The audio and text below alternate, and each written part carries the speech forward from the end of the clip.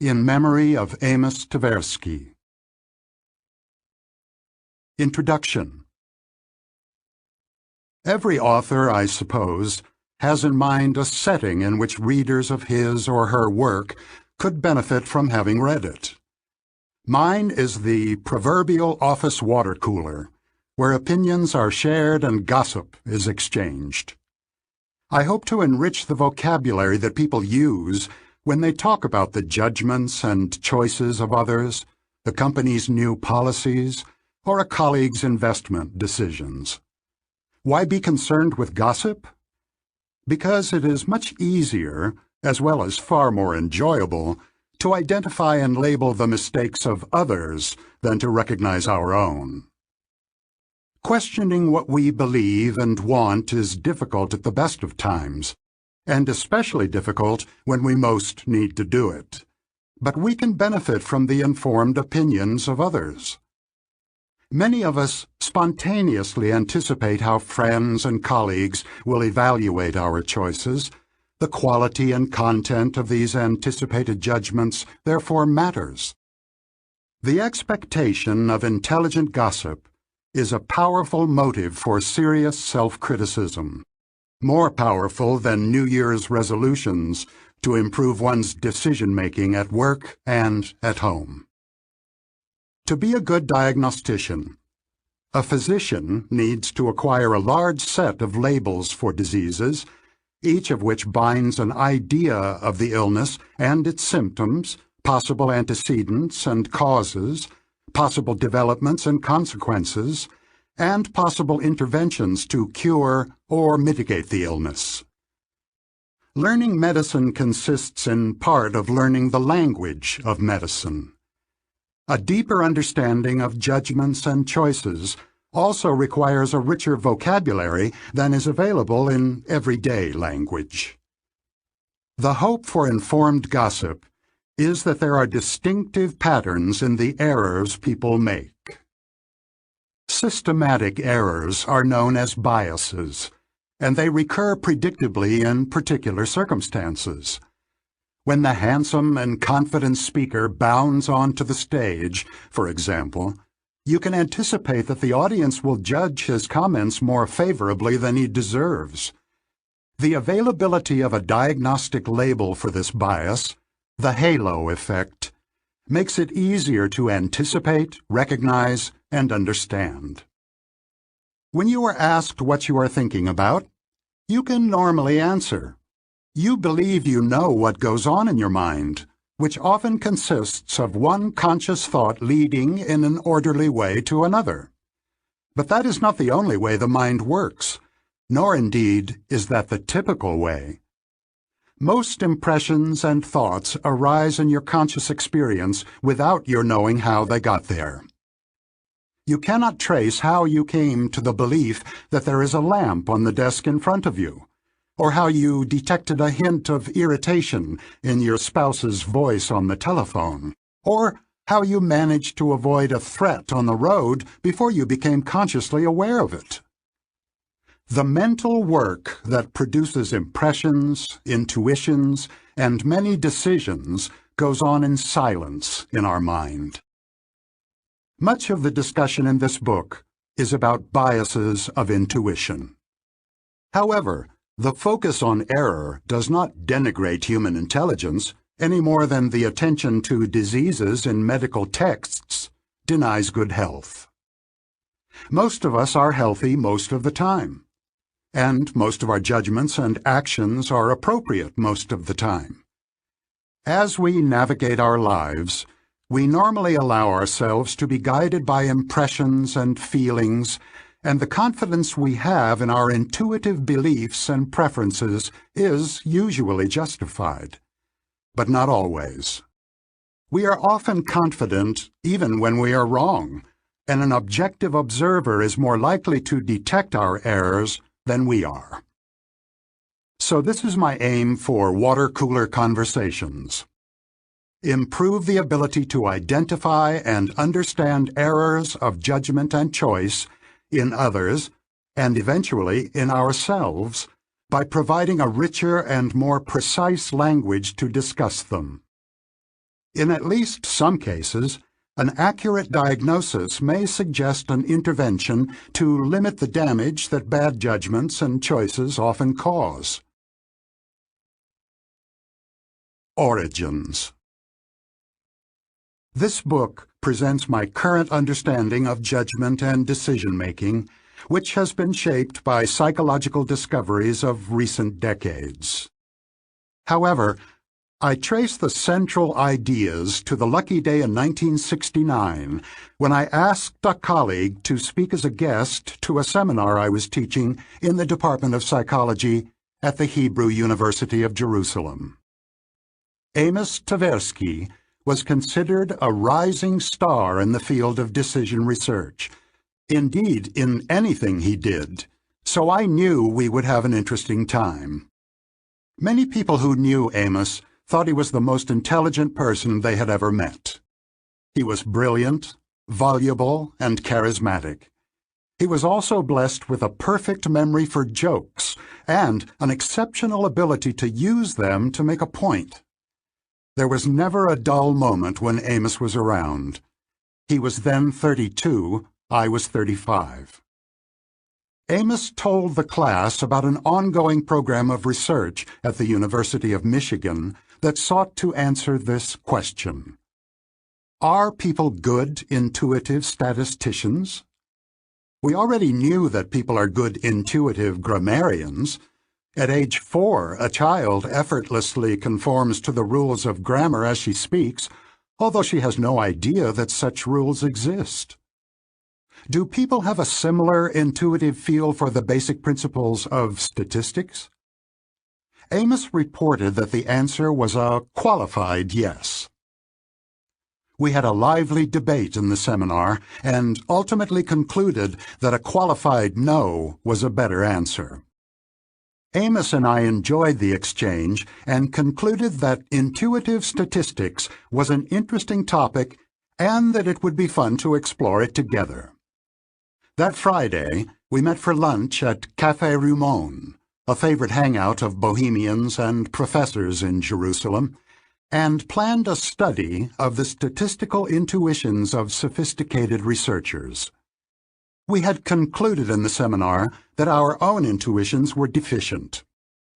In spite of years of teaching and using statistics, we had not developed an intuitive sense of the reliability of statistical results observed in small samples. Our subjective judgments were biased. We were far too willing to believe research findings based on inadequate evidence and prone to collect too few observations in our own research. The goal of our study was to examine whether other researchers suffered from the same affliction. We prepared a survey that included realistic scenarios of statistical issues that arise in research. Amos collected the responses of a group of expert participants in a meeting of the Society of Mathematical Psychology, including the authors of 2 statistical textbooks. As expected, we found that our expert colleagues, like us, greatly exaggerated the likelihood that the original result of an experiment would be successfully replicated even with a small sample. They also gave very poor advice to a fictitious graduate student about the number of observations she needed to collect. Even statisticians were not good intuitive statisticians. While writing the article that reported these findings, Amos and I discovered that we enjoyed working together. Amos was always very funny, and in his presence I became funny as well, so we spent hours of solid work in continuous amusement. The pleasure we found in working together made us exceptionally patient. It is much easier to strive for perfection when you are never bored. Perhaps most important, we checked our critical weapons at the door. Both Amos and I were critical and argumentative, he even more than I, but during the years of our collaboration, neither of us ever rejected out of hand anything the other said. Indeed, One of the great joys I found in the collaboration was that Amos frequently saw the point of my vague ideas much more clearly than I did. Amos was the more logical thinker, with an orientation to theory and an unfailing sense of direction. I was more intuitive and rooted in the psychology of perception, from which we borrowed many ideas. We were sufficiently similar to understand each other easily and sufficiently different to surprise each other. We developed a routine in which we spent much of our working days together, often on long walks. For the next 14 years, our collaboration was the focus of our lives, and the work we did together during those years was the best either of us ever did. We quickly adopted a practice that we maintained for many years. Our research was a conversation, in which we invented questions and jointly examined our intuitive answers. Each question was a small experiment, and we carried out many experiments in a single day. We were not seriously looking for the correct answer to the statistical questions we posed. Our aim was to identify and analyze the intuitive answer, the first one that came to mind, the one we were tempted to make even when we knew it to be wrong. We believed, correctly as it happened, that any intuition that the two of us shared would be shared by many other people as well, and that it would be easy to demonstrate its effects on judgments. We once discovered with great delight that we had identical silly ideas about the future professions of several toddlers we both knew. We could identify the argumentative 3-year-old lawyer, the nerdy professor, the empathetic and mildly intrusive psychotherapist. Of course, these predictions were absurd, but we still found them appealing. It was also clear that our intuitions were governed by the resemblance of each child to the cultural stereotype of a profession. The amusing exercise helped us develop a theory that was emerging in our minds at the time about the role of resemblance in predictions. We went on to test and elaborate that theory in dozens of experiments, as in the following example. As you consider the next question, please assume that Steve was selected at random from a representative sample. An individual has been described by a neighbor as follows. Steve is very shy and withdrawn, invariably helpful but with little interest in people or in the world of reality. A meek and tidy soul, he has a need for order and structure and a passion for detail. Is Steve more likely to be a librarian or a farmer? The resemblance of Steve's personality to that of a stereotypical librarian strikes everyone immediately. But equally relevant statistical considerations are almost always ignored.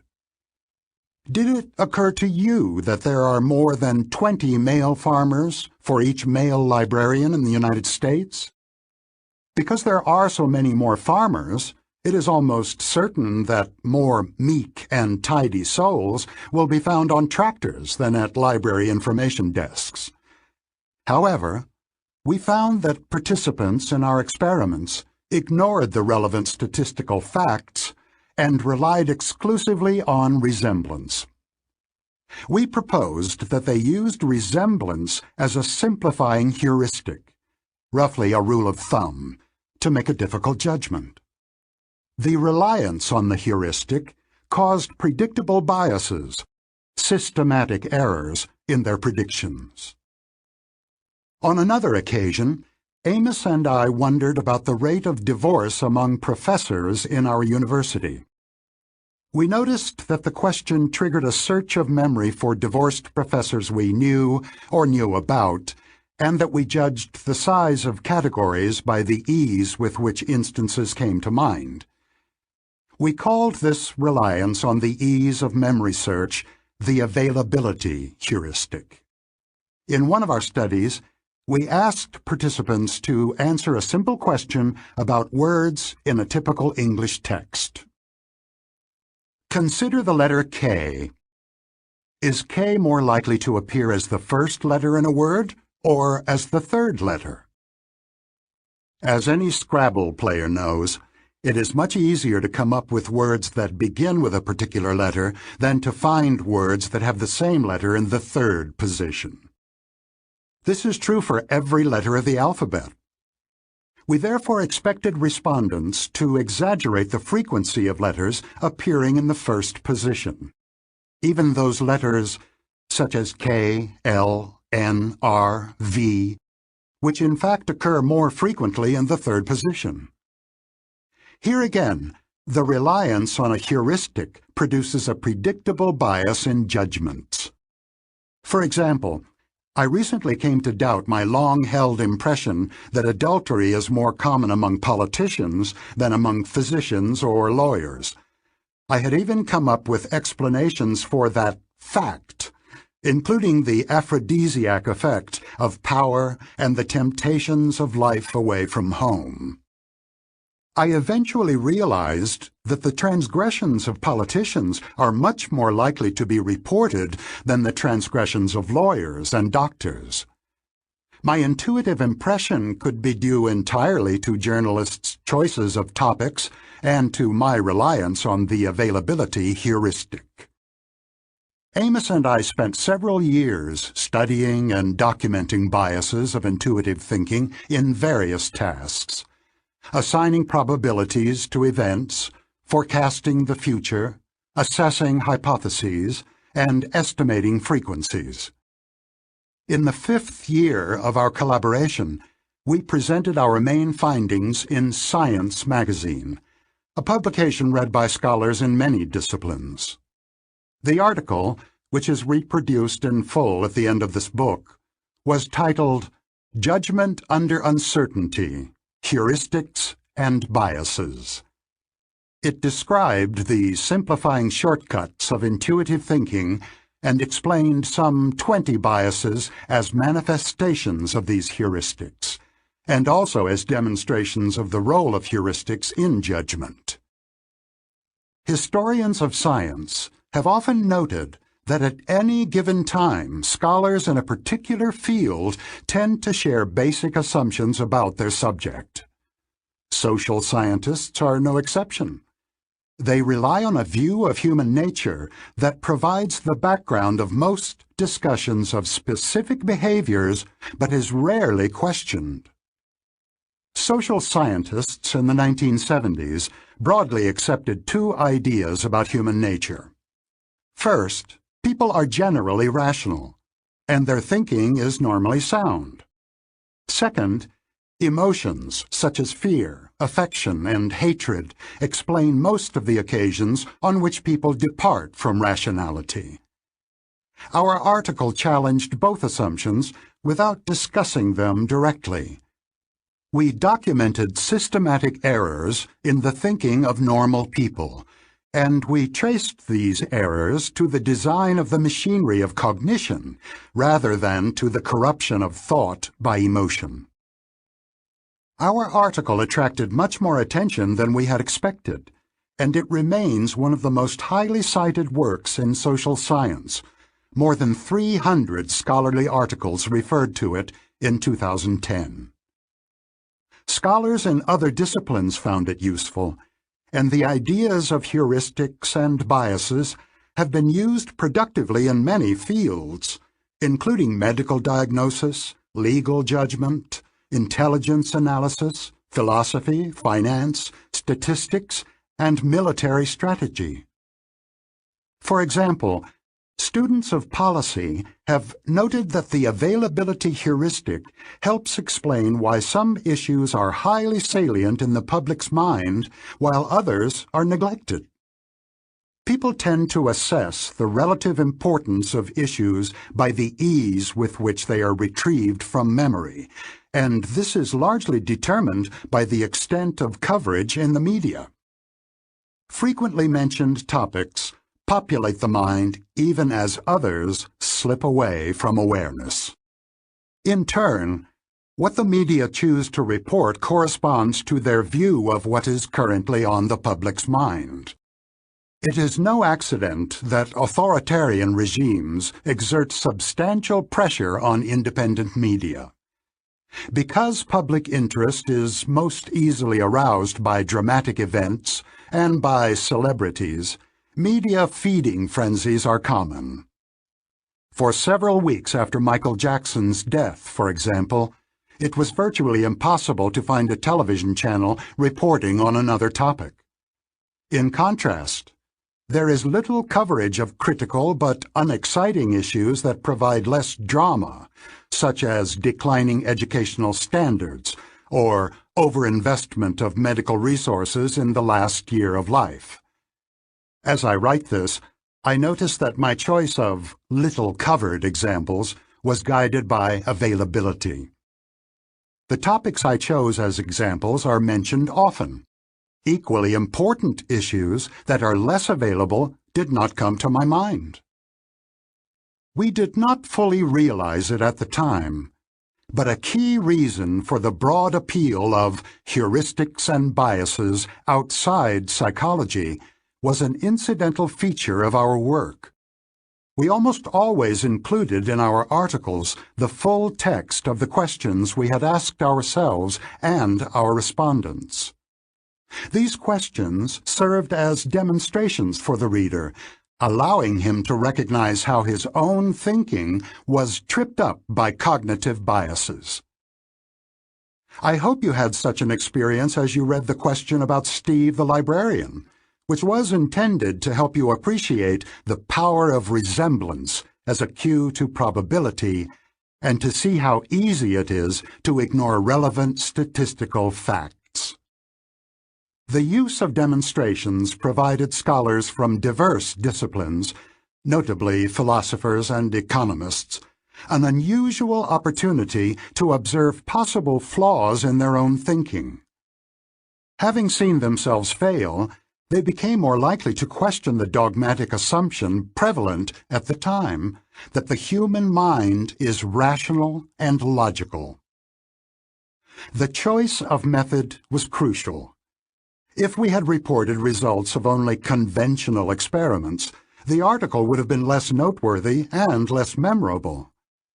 Furthermore, skeptical readers would have distanced themselves from the results by attributing judgment errors to the familiar fecklessness of undergraduates, the typical participants in psychological studies. Of course, we did not choose demonstrations over standard experiments because we wanted to influence philosophers and economists.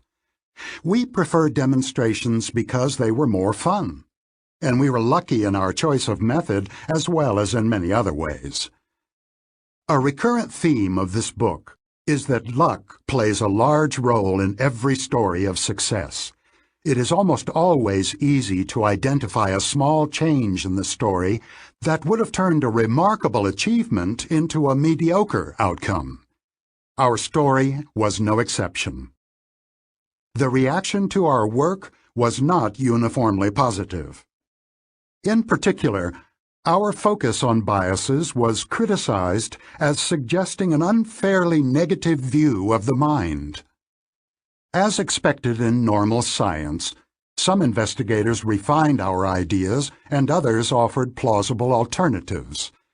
By and large, though, the idea that our minds are susceptible to systematic errors is now generally accepted. Our research on judgment had far more effect on social science than we thought possible when we were working on it.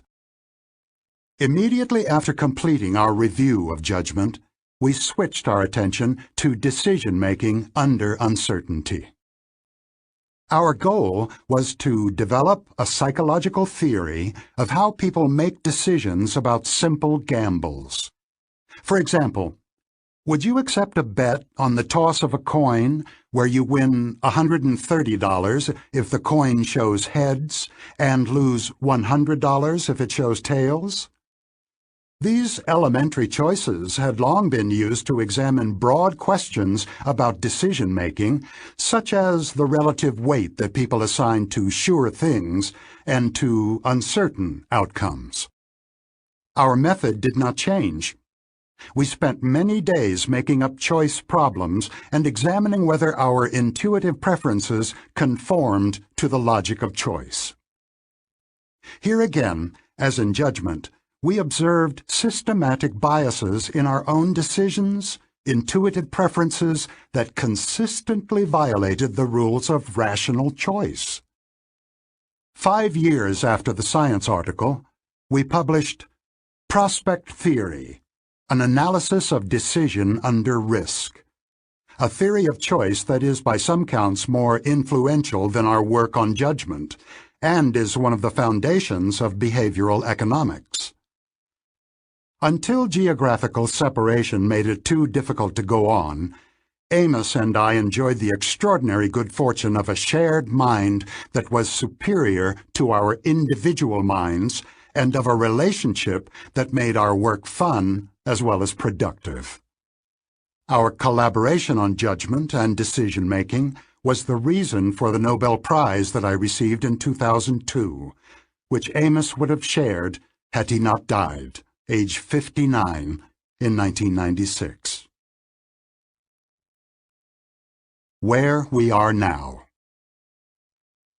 This book is not intended as an exposition of the early research that Amos and I conducted together, a task that has been ably carried out by many authors over the years. My main aim here is to present a view of how the mind works that draws on recent developments in cognitive and social psychology. One of the more important developments is that we now understand the marvels as well as the flaws of intuitive thought. Amos and I did not address accurate intuitions beyond the casual statement that judgment heuristics are quite useful but sometimes lead to severe and systematic errors. We focused on biases, both because we found them interesting in their own right, and because they provided evidence for the heuristics of judgment. We did not ask ourselves whether all intuitive judgments under uncertainty are produced by the heuristics we studied. It is now clear that they are not. In particular, the accurate intuitions of experts are better explained by the effects of prolonged practice than by heuristics. We can now draw a richer and more balanced picture in which skill and heuristics are alternative sources of intuitive judgments and choices. The psychologist Gary Klein tells the story of a team of firefighters that entered a house in which the kitchen was on fire.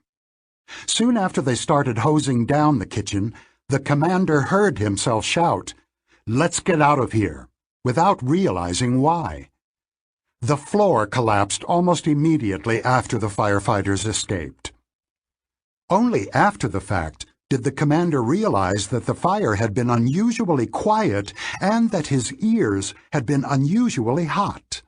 Together, these impressions prompted what he called a sixth sense of danger. He had no idea what was wrong, but he knew something was wrong.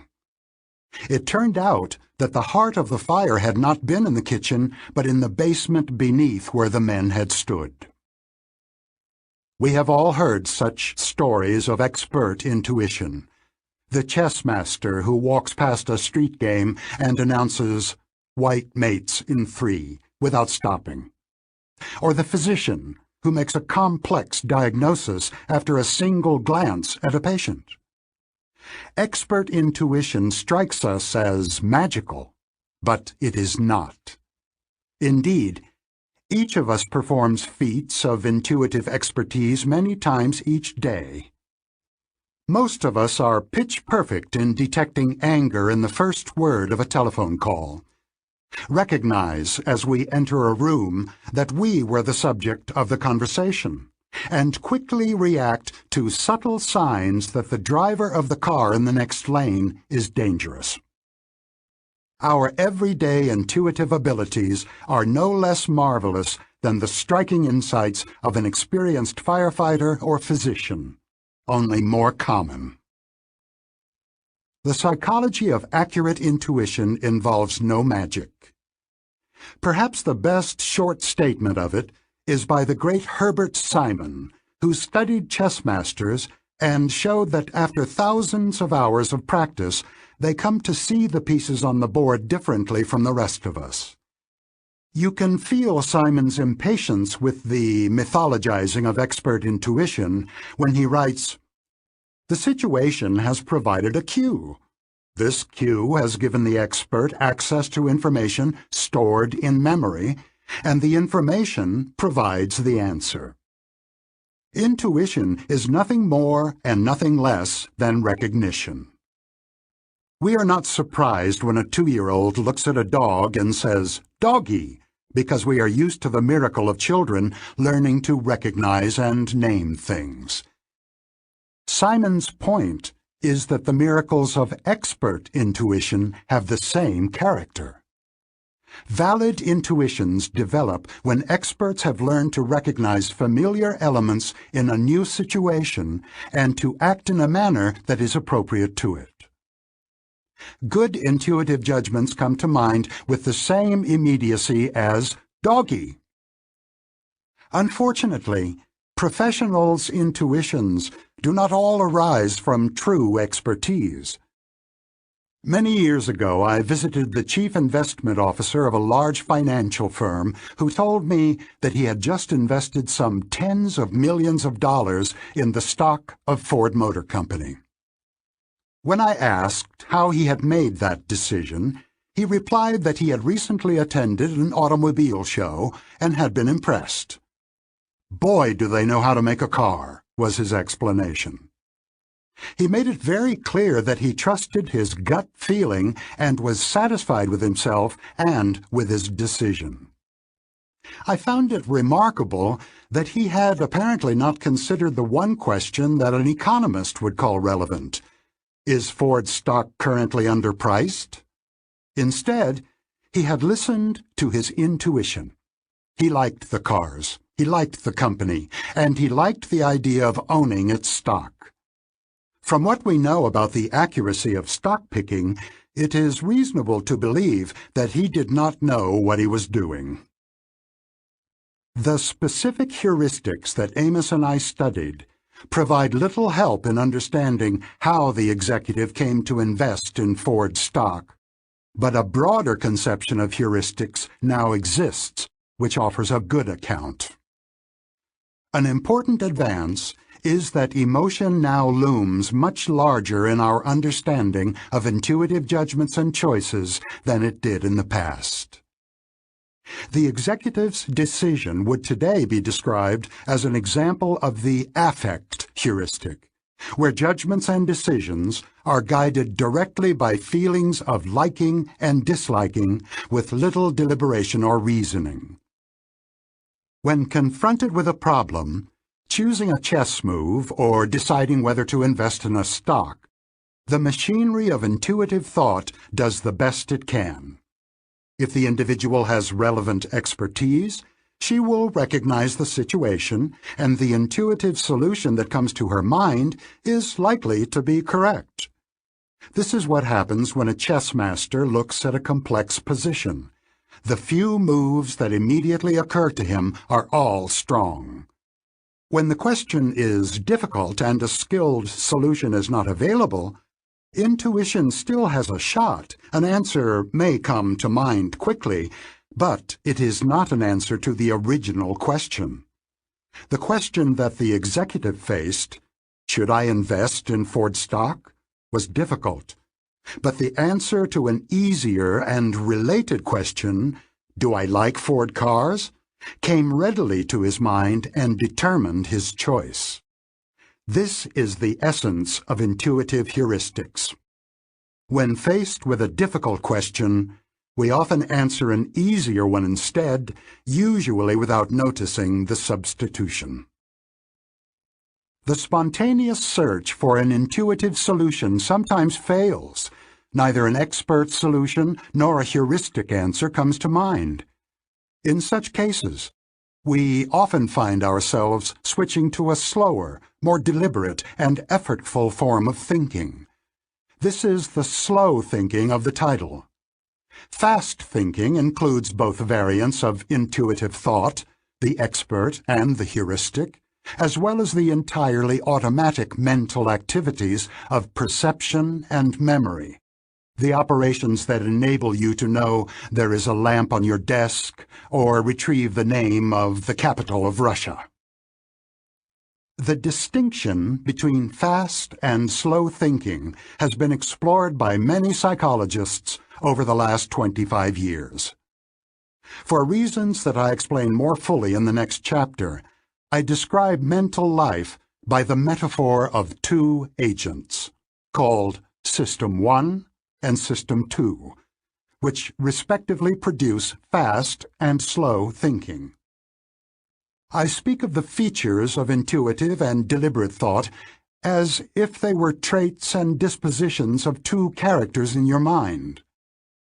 In the picture that emerges from recent research, the intuitive System 1 is more influential than your experience tells you, and it is the secret author of many of the choices and judgments you make. Most of this book is about the workings of System 1 and the mutual influences between it and System 2. What comes next? The book is divided into 5 parts. Part 1 presents the basic elements of a two-systems approach to judgment and choice. It elaborates the distinction between the automatic operations of System 1 and the controlled operations of System 2, and shows how associative memory, the core of System 1, continually constructs a coherent interpretation of what is going on in our world at any instant. I attempt to give a sense of the complexity and richness of the automatic and often unconscious processes that underlie intuitive thinking, and of how these automatic processes explain the heuristics of judgment. A goal is to introduce a language for thinking and talking about the mind. Part 2 updates the study of judgment heuristics and explores a major puzzle. Why is it so difficult for us to think statistically? We easily think associatively, we think metaphorically, we think causally, but statistics requires thinking about many things at once, which is something that System 1 is not designed to do. The difficulties of statistical thinking contribute to the main theme of Part 3, which describes a puzzling limitation of our mind, our excessive confidence in what we believe we know, and our apparent inability to acknowledge the full extent of our ignorance and the uncertainty of the world we live in. We are prone to overestimate how much we understand about the world and to underestimate the role of chance in events. Overconfidence is fed by the illusory certainty of hindsight. My views on this topic have been influenced by Nassim Taleb, the author of The Black Swan.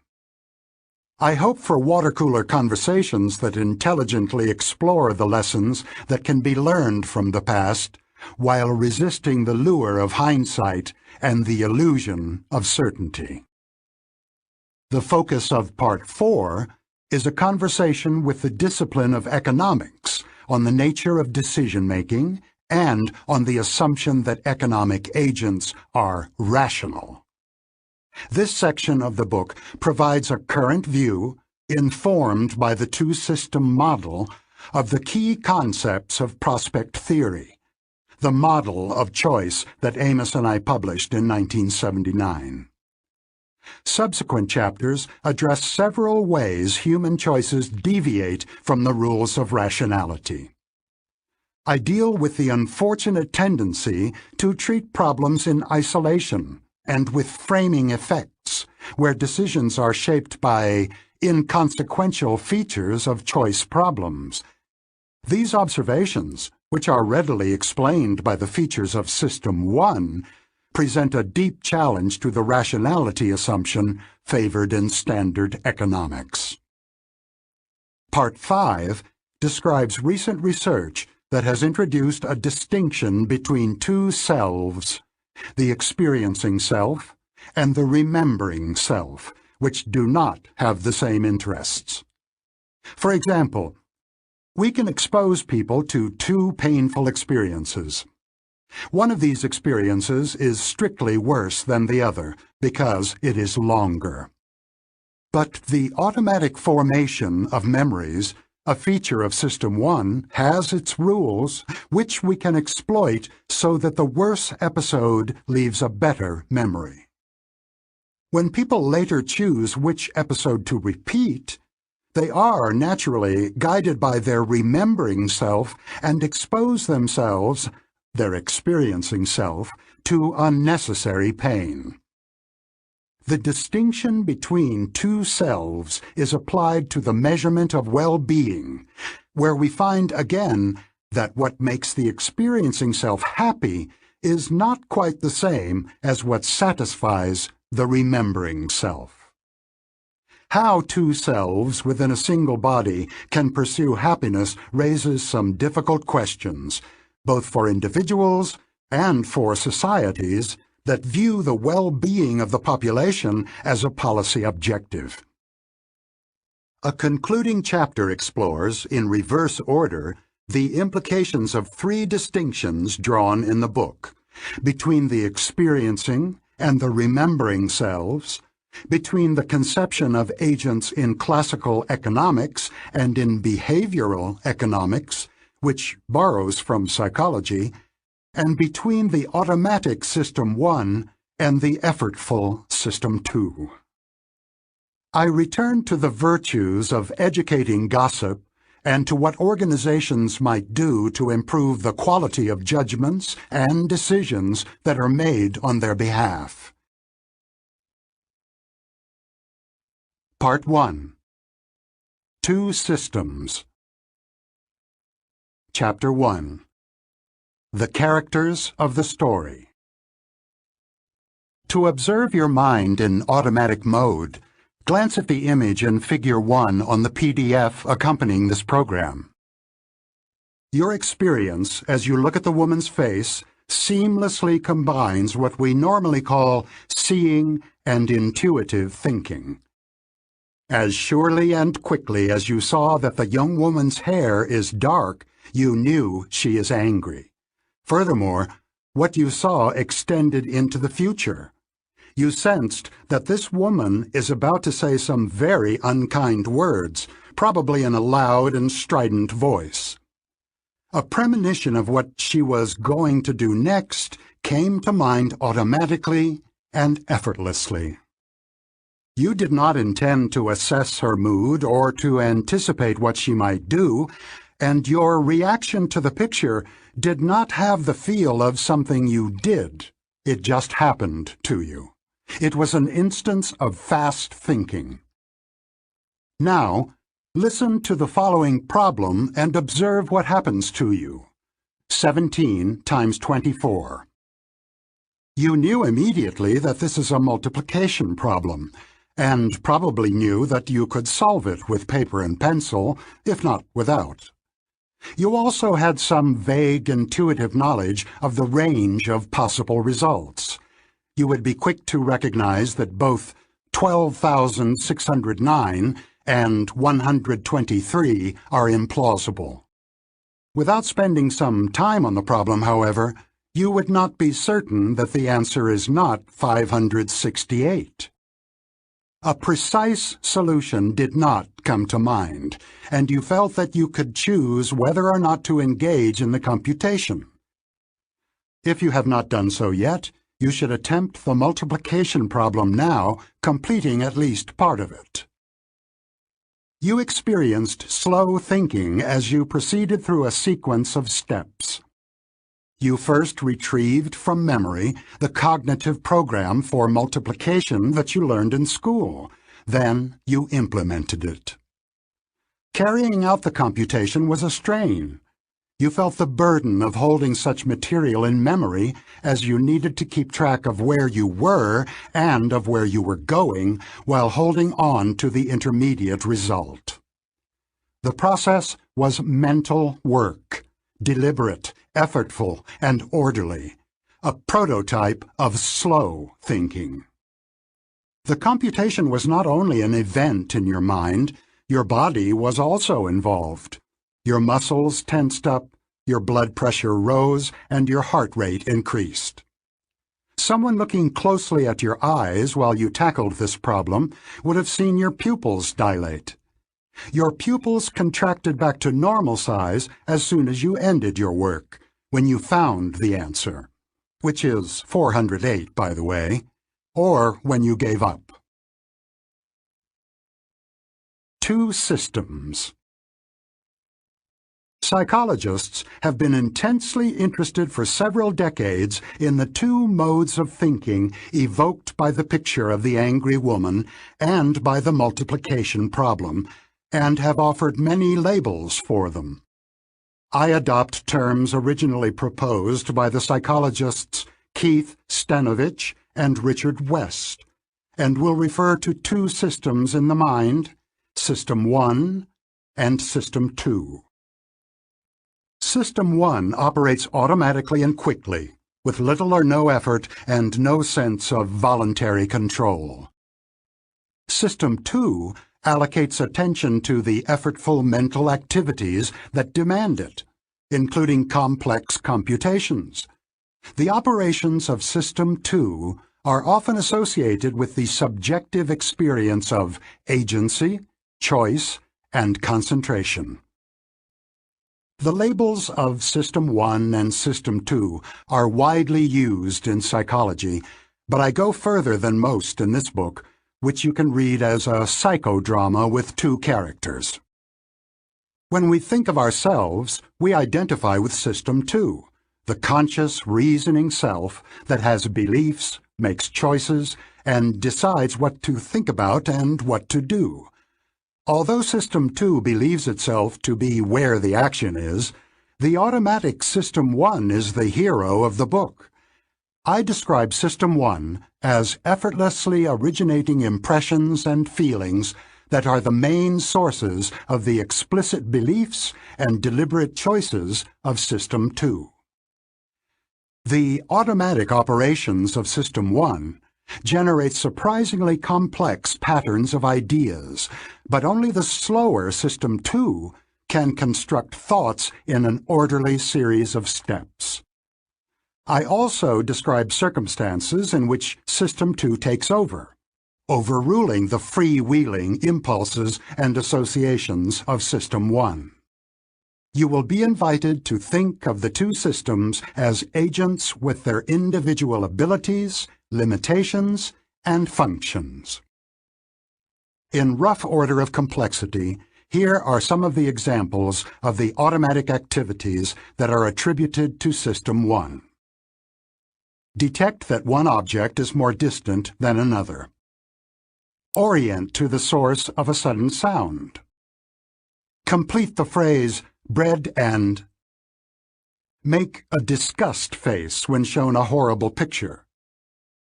Detect hostility in a voice. Answer to 2 + 2 =.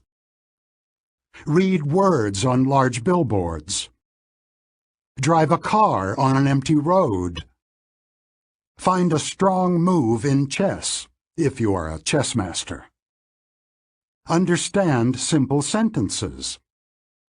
Recognize that a meek and tidy soul with a passion for detail resembles an occupational stereotype. All these mental events belong with the angry woman. They occur automatically and require little or no effort. The capabilities of System 1 include innate skills that we share with other animals. We are born prepared to perceive the world around us, recognize objects, orient attention, avoid losses, and fear spiders. Other mental activities become fast and automatic through prolonged practice. System 1 has learned associations between ideas, the capital of France. It has also learned skills such as reading and understanding nuances of social situations. Some skills, such as finding strong chess moves, are acquired only by specialized experts. Others are widely shared. Detecting the similarity of a personality sketch to an occupational stereotype requires broad knowledge of the language and the culture, which most of us possess. The knowledge is stored in memory and accessed without intention and without effort. Several of the mental actions in the list are completely involuntary. You cannot refrain from understanding simple sentences in your own language, or from orienting to a loud, unexpected sound, nor can you prevent yourself from knowing that 2 plus 2 equals 4, or from thinking of Paris when the capital of France is mentioned. Other activities, such as chewing, are susceptible to voluntary control, but normally run on automatic pilot. The control of attention is shared by the two systems. Orienting to a loud sound is normally an involuntary operation of System 1, which immediately mobilizes the voluntary attention of System 2. You may be able to resist turning toward the source of a loud and defensive comment at a crowded party, but even if your head does not move, your attention is initially directed to it, at least for a while. However, attention can be moved away from an unwanted focus, primarily by focusing intently on another target. The highly diverse operations of System 2 have one feature in common.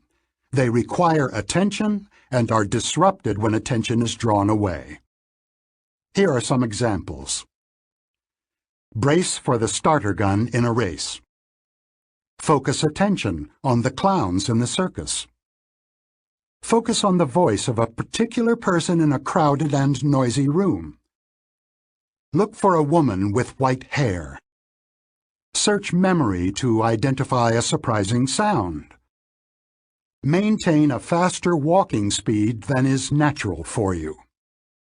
Monitor the appropriateness of your behavior in a social situation. Count the occurrences of the letter A in a page of text. Tell someone your phone number. Park in a narrow space, for most people except garage attendants. Compare 2 washing machines for overall value. Fill out a tax form. Check the validity of a complex logical argument.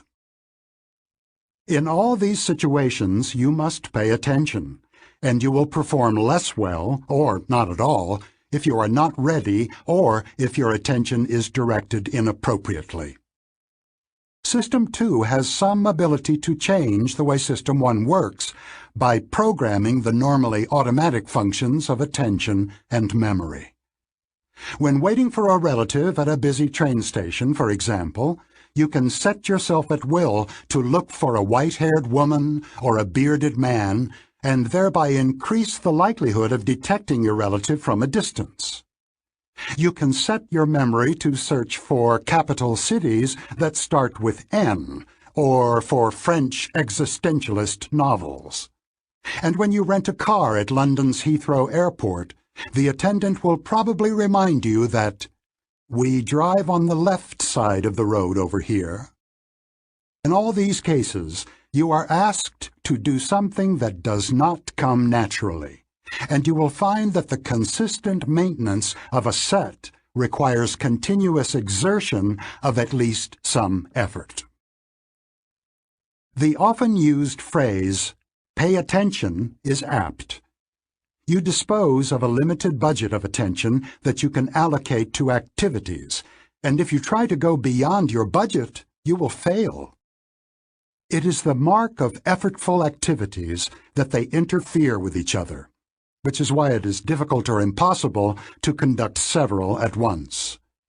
You could not compute the product of 17 times 24 while making a left turn into dense traffic, and you certainly should not try. You can do several things at once, but only if they are easy and undemanding.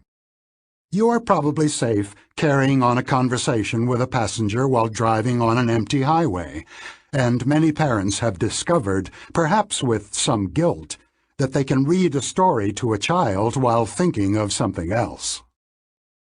Everyone has some awareness of the limited capacity of attention, and our social behavior makes allowances for these limitations. When the driver of a car is overtaking a truck on a narrow road, for example, adult passengers quite sensibly stop talking. They know that distracting the driver is not a good idea, and they also suspect that he is temporarily deaf and will not hear what they say. Intense focusing on a task can make people effectively blind, even to stimuli that normally attract attention. The most dramatic demonstration was offered by Christopher Chabris and Daniel Simons in their book, The Invisible Gorilla. They constructed a short film of two teams passing basketballs, one team wearing white shirts, the other wearing black.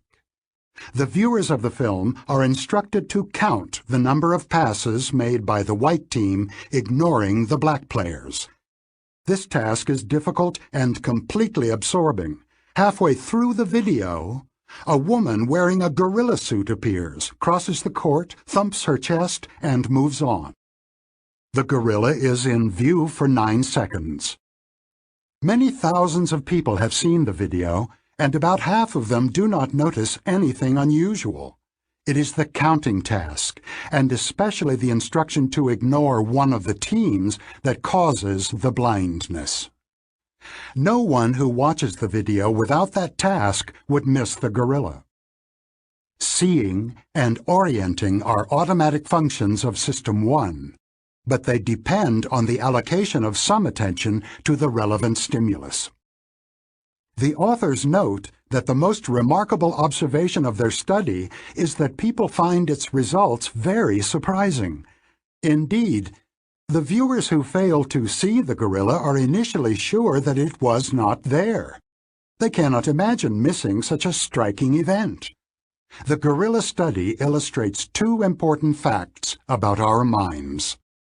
We can be blind to the obvious, and we are also blind to our blindness. Plot synopsis. The interaction of the two systems is a recurrent theme of the book, and a brief synopsis of the plot is in order. In the story I will tell, Systems 1 and 2 are both active whenever we are awake. System 1 runs automatically, and System 2 is normally in a comfortable low-effort mode, in which only a fraction of its capacity is engaged. System 1 continuously generates suggestions for System 2, impressions, intuitions, intentions, and feelings. If endorsed by System 2, impressions and intuitions turn into beliefs, and impulses turn into voluntary actions. When all goes smoothly, which is most of the time, System 2 adopts the suggestions of System 1 with little or no modification. You generally believe your impressions and act on your desires, and that is fine, usually. When System 1 runs into difficulty, it calls on System 2 to support more detailed and specific processing that may solve the problem of the moment. System 2 is mobilized when a question arises for which System 1 does not offer an answer, as probably happened to you when you encountered the multiplication problem, 17 times 24. You can also feel a surge of conscious attention whenever you are surprised. System 2 is activated when an event is detected that violates the model of the world that System 1 maintains. In that world, lamps do not jump, Cats do not bark, and gorillas do not cross basketball courts. The gorilla experiment demonstrates that some attention is needed for the surprising stimulus to be detected. Surprise, then, activates and orients your attention. You will stare, and you will search your memory for a story that makes sense of the surprising event. System 2 is also credited with the continuous monitoring of your own behavior, the control that keeps you polite when you are angry and alert when you are driving at night. System 2 is mobilized to increased effort when it detects an error about to be made. Remember a time when you almost blurted out an offensive remark, and note how hard you worked to restore control. In summary, most of what you, your System 2, think and do originates in your System 1, but System 2 takes over when things get difficult, and it normally has the last word. The division of labor between System 1 and System 2 is highly efficient. It minimizes effort and optimizes performance. The arrangement works well most of the time because System 1 is generally very good at what it does. Its models of familiar situations are accurate. Its short-term predictions are usually accurate as well. And its initial reactions to challenges are swift and generally appropriate. System 1 has biases, however. Systematic errors that it is prone to make in specified circumstances. As we shall see, it sometimes answers easier questions than the one it was asked, and it has little understanding of logic and statistics. One further limitation of System 1 is that it cannot be turned off. If you are shown a word on a screen in a language you know, you will read it, unless your attention is totally focused elsewhere. Conflict. Figure 2 is a variant of a classic experiment that produces a conflict between the two systems. You should try the exercise before listening on. Please refer to Figure 2 on the PDF. Your first task is to go down both columns, calling out whether each word is printed in lowercase or in uppercase. When you are done with the first task, go down both columns again, saying whether each word is printed to the left or to the right of center by saying, or whispering to yourself, left or right. You were almost certainly successful in saying the correct words in both tasks, and you surely discovered that some parts of each task were much easier than others. When you identified upper and lowercase, the left-hand column was easy, and the right-hand column caused you to slow down and perhaps to stammer or stumble. When you named the position of words, the left-hand column was difficult, and the right-hand column was much easier. These tasks engage System 2 because saying upper/lower or right/left is not what you routinely do when looking down a column of words. One of the things you did to set yourself for the task was to program your memory so that the relevant words, upper and lower for the first task, were on the tip of your tongue. The prioritizing of the chosen words is effective, and the mild temptation to read other words was fairly easy to resist when you went through the first column. But the second column was different, because it contained words for which you were set, and you could not ignore them. You were mostly able to respond correctly, but overcoming the competing response was a strain, and it slowed you down.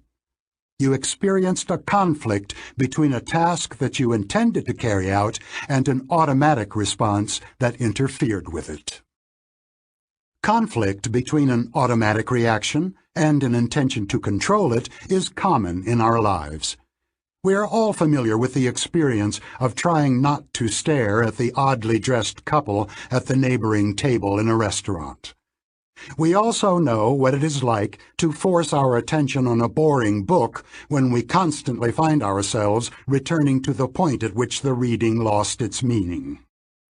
Where winters are hard, many drivers have memories of their car skidding out of control on the ice and of the struggle to follow well-rehearsed instructions that negate what they would naturally do. Steer into the skid, and whatever you do, do not touch the brakes. And every human being has had the experience of not telling someone to go to hell. One of the tasks of System 2 is to overcome the impulses of System 1. In other words, System 2 is in charge of self-control. Illusions. To appreciate the autonomy of System 1, as well as the distinction between impressions and beliefs, take a good look at Figure 3 on the PDF. This picture is unremarkable. Two horizontal lines of different lengths, with fins appended, pointing in different directions. The bottom line is obviously longer than the one above it. That is what we all see, and we naturally believe what we see. If you have already encountered this image, however, you recognize it as the famous Müller-Lyer illusion. As you can easily confirm by measuring them with a ruler, the horizontal lines are in fact identical in length. Now that you have measured the lines, you, your System 2, the conscious being you call I, have a new belief. You know that the lines are equally long. If asked about their length, you will say what you know. But you will still see the bottom line is longer. You have chosen to believe the measurement, but you cannot prevent System 1 from doing its thing. You cannot decide to see the lines as equal, although you know they are. To resist the illusion, there is only one thing you can do. You must learn to mistrust your impressions of the length of lines when fins are attached to them. To implement that rule, you must be able to recognize the illusory pattern and recall what you know about it. If you can do this, you will never again be fooled by the Müller-Lyer illusion. But you will still see one line as longer than the other. Not all illusions are visual. There are illusions of thought, which we call cognitive illusions. As a graduate student, I attended some courses on the art and science of psychotherapy. During one of these lectures, our teacher imparted a morsel of clinical wisdom. This is what he told us. You will, from time to time, meet a patient who shares a disturbing tale of multiple mistakes in his previous treatment. He has been seen by several clinicians, and all failed him. The patient can lucidly describe how his therapists misunderstood him, but he has quickly perceived that you are different. You share the same feeling, are convinced that you understand him, and will be able to help. At this point, my teacher raised his voice as he said, "Do not even think of taking on this patient. Throw him out of the office. He is most likely a psychopath, and you will not be able to help him." Many years later, I learned that the teacher had warned us against psychopathic charm, and the leading authority in the study of psychopathy confirmed that the teacher's advice was sound. The analogy to the Müller-Lyer illusion is close. What we were being taught was not how to feel about that patient. Our teacher took it for granted that the sympathy we would feel for the patient would not be under our control. It would arise from System 1.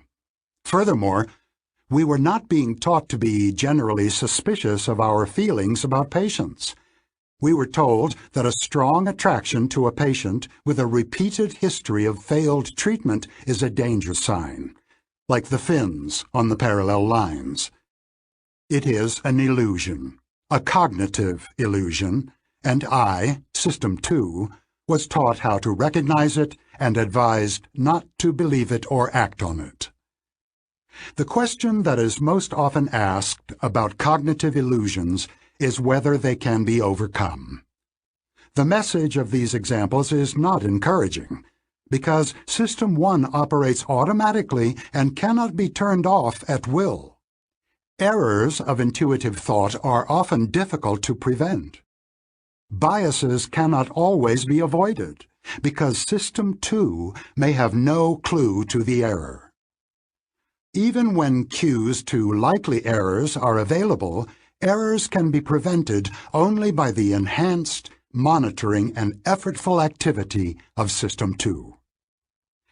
As a way to live your life, however, continuous vigilance is not necessarily good, and it is certainly impractical.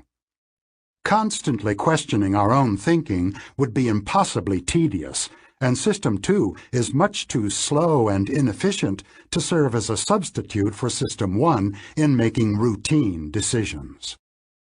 The best we can do is a compromise. Learn to recognize situations in which mistakes are likely and try harder to avoid significant mistakes when the stakes are high. The premise of this book is that it is easier to recognize other people's mistakes than our own. Useful fictions.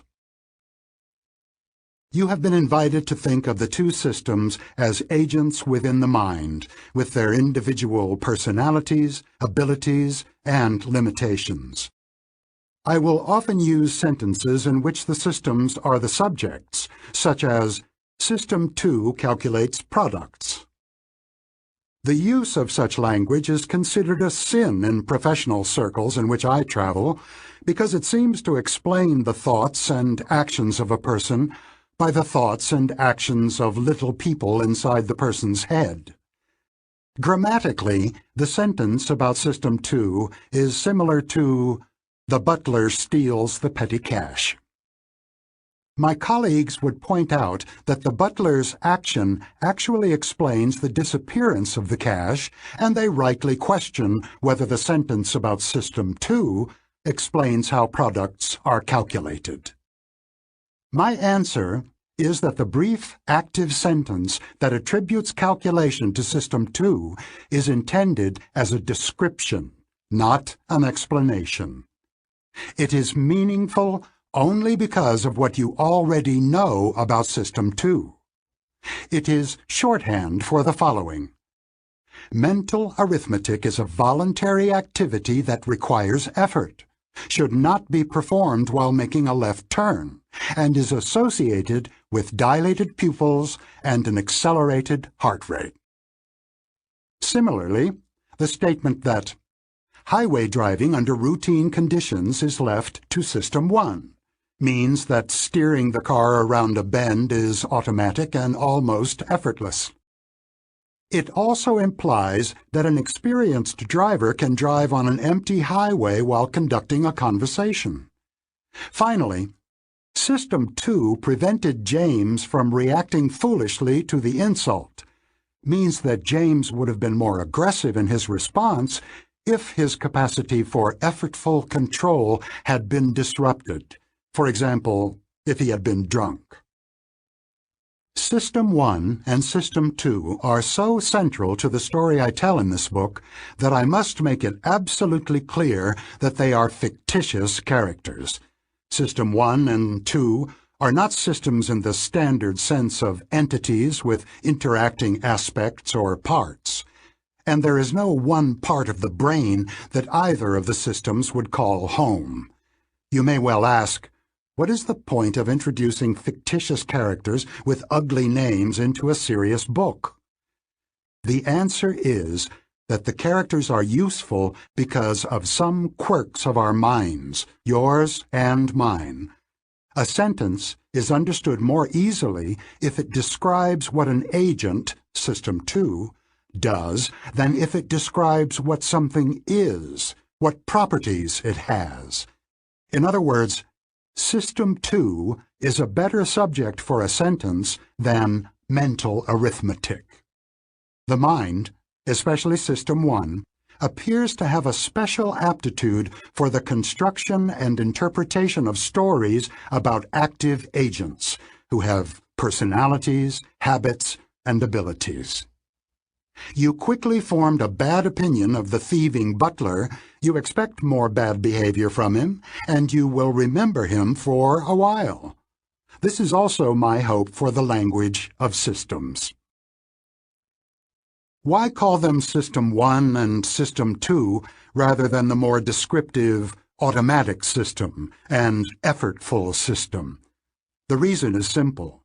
Automatic system takes longer to say than System 1, and therefore takes more space in your working memory. This matters because anything that occupies your working memory reduces your ability to think. You should treat System 1 and System 2 as nicknames, like Bob and Joe, identifying characters that you will get to know over the course of this book. The fictitious systems make it easier for me to think about judgment and choice, and will make it easier for you to understand what I say. Speaking of System 1 and System 2. He had the impression, but some of his impressions are illusions. This was pure System 1 response. She reacted to the threat before she recognized it. This is your System 1 talking. Slow down and let your System 2 take control. Chapter 2. Attention and Effort. In the unlikely event of this book being made into a film, System 2 would be a supporting character who believes herself to be the hero. The defining feature of System 2 in this story is that its operations are effortful, and one of its main characteristics is laziness, a reluctance to invest more effort than is strictly necessary.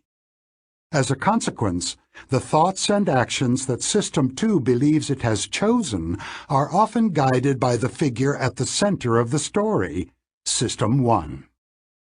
However, there are vital tasks that only System 2 can perform because they require effort and acts of self-control in which the intuitions and impulses of System 1 are overcome.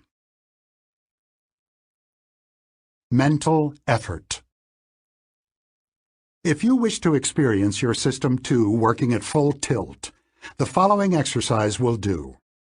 It should bring you to the limits of your cognitive abilities within 5 seconds.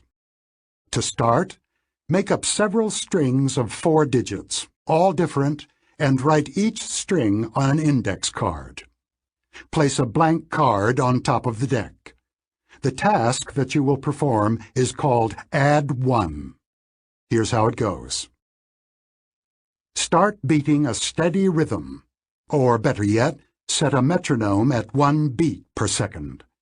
Remove the blank card and read the 4 digits aloud. Wait for 2 beats, then report a string in which each of the original digits is incremented by 1. If the digits on the card are 5, 2, 9, 4, the correct response is 6, 3, 0, 5. Keeping the rhythm is important. Few people can cope with more than 4 digits in the Add 1 task, but if you want a harder challenge, please try Add 3. If you would like to know what your body is doing while your mind is hard at work, set up 2 piles of books on a sturdy table, place a video camera on one and lean your chin on the other, get the video going, and stare at the camera lens while you work on Add 1 or Add 3 exercises. Later, you will find in the changing size of your pupils a faithful record of how hard you worked. I have a long personal history with the Add 1 task. Early in my career, I spent a year at the University of Michigan as a visitor in a laboratory that studied hypnosis. Casting about for a useful topic of research, I found an article in Scientific American in which the psychologist Eckhard Hess described the pupil of the eye as a window to the soul. I reread it recently and again found it inspiring. It begins with Hess reporting that his wife had noticed his pupils widening as he watched beautiful nature pictures, and it ends with two striking pictures of the same good-looking woman who somehow appears much more attractive in one than in the other. There is only one difference. The pupils of the eyes appear dilated in the attractive picture and constricted in the other. Hess also wrote of belladonna, a pupil-dilating substance that was used as a cosmetic, and of bizarre shoppers who wear dark glasses in order to hide their level of interest from merchants. One of Hess's findings especially captured my attention. He had noticed that the pupils are sensitive indicators of mental effort. They dilate substantially when people multiply two-digit numbers, and they dilate more if the problems are hard than if they are easy. His observations indicated that the response to mental effort is distinct from emotional arousal. Hess's work did not have much to do with hypnosis, but I concluded that the idea of a visible indication of mental effort had promise as a research topic. A graduate student in the lab, Jackson Beatty, shared my enthusiasm, and we got to work.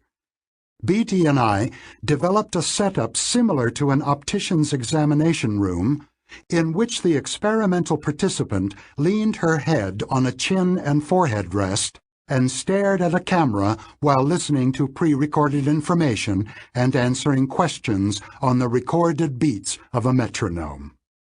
The beats triggered an infrared flash every second, causing a picture to be taken. At the end of each experimental session, we would rush to have the film developed, project the images of the pupil on a screen, and go to work with a ruler. The method was a perfect fit for young and impatient researchers. We knew our results almost immediately, and they always told a clear story. Beatty and I focused on paced tasks, such as Add 1, in which we knew precisely what was on the subject's mind at any time. We recorded strings of digits on beats of the metronome and instructed the subject to repeat or transform the digits one by one, maintaining the same rhythm. We soon discovered that the size of the pupil varied second by second, reflecting the changing demands of the task. The shape of the response was an inverted V. As you experienced it, if you tried Add 1 or Add 3, effort builds up with every added digit that you hear, reaches an almost intolerable peak as you rush to produce a transformed string during and immediately after the pause, and relaxes gradually as you unload your short-term memory. The pupil data corresponded precisely to subjective experience.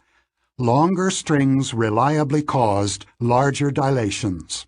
The transformation task compounded the effort, and the peak of pupil size coincided with maximum effort. Add 1 with 4 digits caused a larger dilation than the task of holding 7 digits for immediate recall. Add 3, which is much more difficult, is the most demanding that I ever observed. In the first 5 seconds, the pupil dilates by about 50% of its original area, and heart rate increases by about 7 beats per minute. This is as hard as people can work. They give up if more is asked of them. When we exposed our subjects to more digits than they could remember, their pupils stopped dilating or actually shrank. We worked for some months in a spacious basement suite in which we had set up a closed-circuit system that projected an image of the subject's pupil on a screen in the corridor. We also could hear what was happening in the laboratory. The diameter of the projected pupil was about a foot. Watching it dilate and contract when the participant was at work was a fascinating sight, quite an attraction for visitors in our lab. We amused ourselves and impressed our guests by our ability to divine when the participant gave up on a task. During a mental multiplication, the pupil normally dilated to a large size within a few seconds and stayed large as long as the individual kept working on the problem. It contracted immediately when she found a solution or gave up. As we watched from the corridor, we would sometimes surprise both the owner of the pupil and our guests by asking, "Why did you stop working just now?" The answer from inside the lab was often, "How did you know?" To which we would reply, "We have a window to your soul." The casual observations we made from the corridor were sometimes as informative as the formal experiments. I made a significant discovery as I was idly watching a woman's pupil during a break between two tasks. She had kept her position on the chin rest, so I could see the image of her eye while she engaged in routine conversation with the experimenter. I was surprised to see that the pupil remained small and did not noticeably dilate as she talked and listened. Unlike the tasks that we were studying, the mundane conversation apparently demanded little or no effort, no more than retaining 2 or 3 digits. This was a eureka moment. I realized that the tasks we had chosen for study were exceptionally effortful. An image came to mind. Mental life, today I would speak of the life of System 2, is normally conducted at the pace of a comfortable walk, sometimes interrupted by episodes of jogging and on rare occasions by a frantic sprint. The Add 1 and Add 3 exercises are sprints, and casual chatting is a stroll. We found that people, when engaged in a mental sprint, may become effectively blind. The authors of The Invisible Gorilla had made the gorilla invisible by keeping the observers intensely busy counting passes. We reported a rather less dramatic example of blindness during Add 1. Our subjects were exposed to a series of rapidly flashing letters while they worked. They were told to give the task complete priority, but they were also asked to report at the end of the digit task whether the letter K had appeared at any time during the trial. The main finding was that the ability to detect and report the target letter changed in the course of the 10 seconds of the exercise. The observers almost never missed a K that was shown at the beginning or near the end of the Add 1 task, but they missed the target almost half the time when mental effort was at its peak, although we had pictures of their wide-open eye staring straight at it. Failures of detection followed the same inverted V pattern as the dilating pupil. The similarity was reassuring. The pupil was a good measure of the physical arousal that accompanies mental effort, and we could go ahead and use it to understand how the mind works. Much like the electricity meter outside your house or apartment, the pupils offer an index of the current rate at which mental energy is used. The analogy goes deep. Your use of electricity depends on what you choose to do, whether to light a room or toast a piece of bread. When you turn on a bulb or a toaster, it draws the energy it needs, but no more. Similarly, we decide what to do, but we have limited control over the effort of doing it. Suppose you are shown 4 digits, say 9462, and told that your life depends on holding them in memory for 10 seconds. However much you want to live, you cannot exert as much effort in this task as you would be forced to invest to complete an Add 3 transformation on the same digits. System 2 and the electrical circuits in your home both have limited capacity, but they respond differently to threatened overload. A breaker trips when the demand for current is excessive, causing all devices on that circuit to lose power at once. In contrast, the response to mental overload is selective and sophisticated.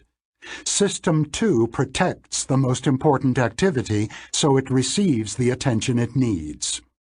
Spare capacity is allocated second by second to other tasks. In our version of the gorilla experiment, we instructed the participants to assign priority to the digit task.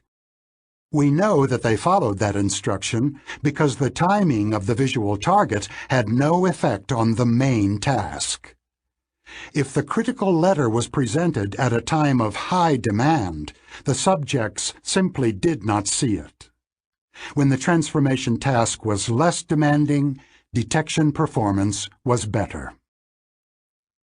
The sophisticated allocation of attention has been honed by a long evolutionary history. Orienting and responding quickly to the gravest threats or most promising opportunities improved the chance of survival, and this capability is certainly not restricted to humans. Even in modern humans, System 1 takes over in emergencies and assigns total priority to self-protective actions. Imagine yourself at the wheel of a car that unexpectedly skids on a large oil slick. You will find that you have responded to the threat before you became fully conscious of it. BT and I worked together for only a year, but our collaboration had a large effect on our subsequent careers. He eventually became the leading authority on cognitive pupillometry, and I wrote a book titled Attention and Effort, which was based in large part on what we learned together and on follow-up research I did at Harvard the following year. We learned a great deal about the working mind, which I now think of as System 2, from measuring pupils in a wide variety of tasks. As you become skilled in a task, its demand for energy diminishes. Studies of the brain have shown that the pattern of activity associated with an action changes as skill increases, with fewer brain regions involved. Talent has similar effects. Highly intelligent individuals need less effort to solve the same problems as indicated by both pupil size and brain activity. A general law of least effort applies to cognitive as well as physical exertion. The law asserts that if there are several ways of achieving the same goal, people will eventually gravitate to the least demanding course of action. In the economy of action, effort is a cost, and the acquisition of skill is driven by the balance of benefits and costs. Laziness is built deep into our nature. The tasks that we studied varied considerably in their effects on the pupil. At baseline, our subjects were awake, aware, and ready to engage in a task, probably at a higher level of arousal and cognitive readiness than usual. Holding 1 or 2 digits in memory, or learning to associate a word with a digit, 3 equals door, produced reliable effects on momentary arousal above that baseline, but the effects were minuscule. Only 5% of the increase in pupil diameter associated with add 3. A task that required discriminating between the pitch of 2 tones yielded significantly larger dilations. Recent research has shown that inhibiting the tendency to read distracting words, as in Figure 2 of the preceding chapter, also induces moderate effort. Tests of short-term memory for 6 or 7 digits were more effortful. As you can experience, the request to retrieve and say aloud your phone number or your spouse's birthday also requires a brief but significant effort, because the entire string must be held in memory as a response is organized. Mental multiplication of two-digit numbers and the add 3 task are near the limit of what most people can do. What makes some cognitive operations more demanding and effortful than others? What outcomes must we purchase in the currency of attention? What can System 2 do that System 1 cannot? We now have tentative answers to these questions. Effort is required to maintain simultaneously in memory several ideas that require separate actions, or that need to be combined according to a rule. Rehearsing your shopping list as you enter the supermarket, choosing between the fish and the veal at a restaurant, or combining a surprising result from a survey with the information that the sample was small, for example. System 2 is the only one that can follow rules, compare objects on several attributes, and make deliberate choices between options. The automatic System 1 does not have these capabilities. System 1 detects simple relations. They are all alike. The son is much taller than the father, and excels at integrating information about one thing, but it does not deal with multiple distinct topics at once, nor is it adept at combining information of different kinds. System 1 will detect that a person described as a meek and tidy soul with a need for order and structure and a passion for detail resembles a caricature librarian. But combining this intuition with knowledge about the small number of librarians is a task that only System 2 can perform, if System 2 knows how to do so, which is true of few people.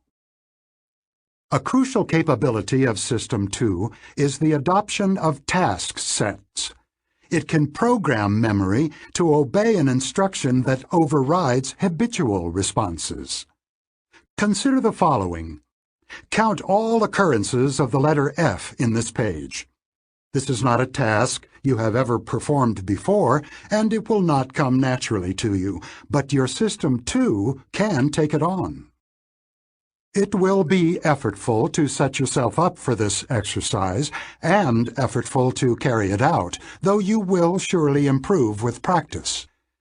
Psychologists speak of executive control to describe the adoption and termination of task sets, and neuroscientists have identified the main regions of the brain that serve the executive function. One of these regions is involved whenever a conflict must be resolved.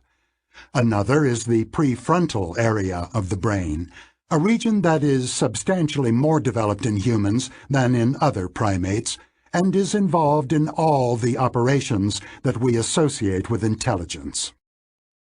Now suppose that at the end of the page you get another instruction. Count all the commas in the next page. This will be harder, because you will have to overcome the newly acquired tendency to focus attention on the letter F. One of the significant discoveries of cognitive psychologists in recent decades is that switching from one task to another is effortful, especially under time pressure. The need for rapid switching is one of the reasons that add 3 and mental multiplication are so difficult. To perform the add 3 task, you must hold several digits in your working memory at the same time, associating each with a particular operation. Some digits are in the queue to be transformed. One is in the process of transformation, and others, already transformed, are retained for reporting. Modern tests of working memory require the individual to switch repeatedly between two demanding tasks, accumulating the results of one operation while performing the other. People who do well on these tests tend to do well on tests of general intelligence. However, the ability to control attention is not simply a measure of intelligence. Measures of efficiency in the control of attention predict performance of air traffic controllers and of Israeli Air Force pilots beyond the effects of intelligence. Time pressure is another driver of effort. As you carried out the AD3 exercise, the rush was imposed in part by the metronome and in part by the load on memory. Like a juggler with several balls in the air, you cannot afford to slow down. The rate at which material decays in memory forces the pace, driving you to refresh and rehearse information before it is lost.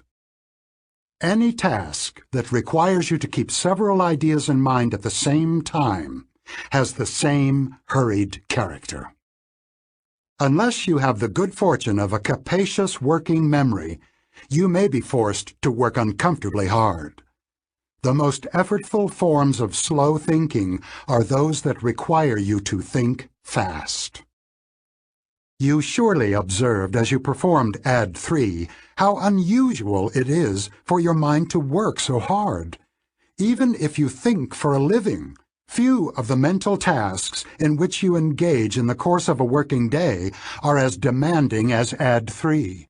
Or even as demanding as storing 6 digits for immediate recall.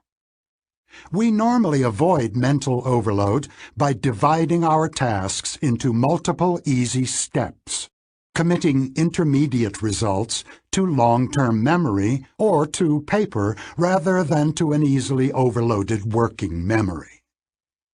We cover long distances by taking our time and conduct our mental lives by the law of least effort. Speaking of attention and effort. I won't try to solve this while driving. This is a pupil-dilating task. It requires mental effort. The law of least effort is operating here. He will think as little as possible. She did not forget about the meeting. She was completely focused on something else when the meeting was set, and she just didn't hear you. What came quickly to my mind was an intuition from System 1. I'll have to start over and search my memory deliberately. Chapter 3. The Lazy Controller. I spend a few months each year in Berkeley, and one of my great pleasures there is a daily 4-mile walk on a marked path in the hills with a fine view of San Francisco Bay. I usually keep track of my time and have learned a fair amount about effort from doing so. I have found a speed, about 17 minutes for a mile, which I experience as a stroll. I certainly exert physical effort and burn more calories at that speed than if I sat in a recliner, but I experience no strain, no conflict, and no need to push myself. I am also able to think and work while walking at that rate.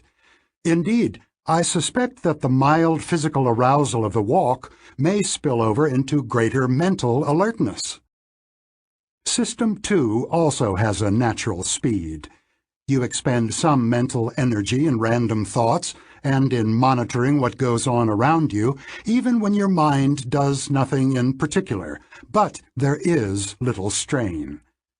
Unless you are in a situation that makes you unusually wary or self-conscious, monitoring what happens in the environment or inside your head demands little effort. You make many small decisions as you drive your car, absorb some information as you read the newspaper, and conduct routine exchanges of pleasantries with a spouse or a colleague, all with little effort and no strain. Just like a stroll. It is normally easy and actually quite pleasant to walk and think at the same time, but at the extremes these activities appear to compete for the limited resources of System 2. You can confirm this claim by a simple experiment. While walking comfortably with a friend, ask him to compute 23 times 78 in his head and to do so immediately. He will almost certainly stop in his tracks. My experience is that I can think while strolling, but cannot engage in mental work that imposes a heavy load on short-term memory. If I must construct an intricate argument under time pressure, I would rather be still, and I would prefer sitting to standing. Of course, not all slow thinking requires that form of intense concentration and effortful computation. I did the best thinking of my life on leisurely walks with Amos. Accelerating beyond my strolling speed completely changes the experience of walking, because the transition to a faster walk brings about a sharp deterioration in my ability to think coherently. As I speed up, my attention is drawn with increasing frequency to the experience of walking and to the deliberate maintenance of the faster pace. My ability to bring a train of thought to a conclusion is impaired accordingly. At the highest speed I can sustain on hills, about 14 minutes for a mile, I do not even try to think of anything else. In addition to the physical effort of moving my body rapidly along the path, a mental effort of self-control is needed to resist the urge to slow down. Self-control and deliberate thought apparently draw on the same limited budget of effort. The maintenance of a coherent train of thought and the occasional engagement in effortful thinking may also require self-control, for most of us, most of the time. Although I have not conducted a systematic survey, I suspect that frequent switching of tasks and speeded-up mental work are not intrinsically pleasurable and that people avoid them when possible. This is how the law of least effort comes to be a law. Even in the absence of time pressure, maintaining a coherent train of thought requires discipline. An observer of the number of times I look at email or investigate the refrigerator during an hour of writing could reasonably infer an urge to escape and conclude that keeping at it requires more self-control than I can readily muster. Fortunately, cognitive work is not always aversive, and people sometimes expend considerable effort for long periods of time without having to exert willpower. The psychologist Mihaly Csikszentmihalyi has done more than anyone else to study this state of effortless attending, and the name he proposed for it, flow, has become part of the language. People who experience flow describe it as a state of effortless concentration so deep that they lose their sense of time, of themselves, of their problems, and their descriptions of the joy of that state are so compelling that Csikszentmihalyi has called it an optimal experience. Many activities can induce a sense of flow, from painting to racing motorcycles, and for some fortunate authors I know, even writing a book is often an optimal experience. Flow neatly separates the two forms of effort, concentration on the task and the deliberate control of attention.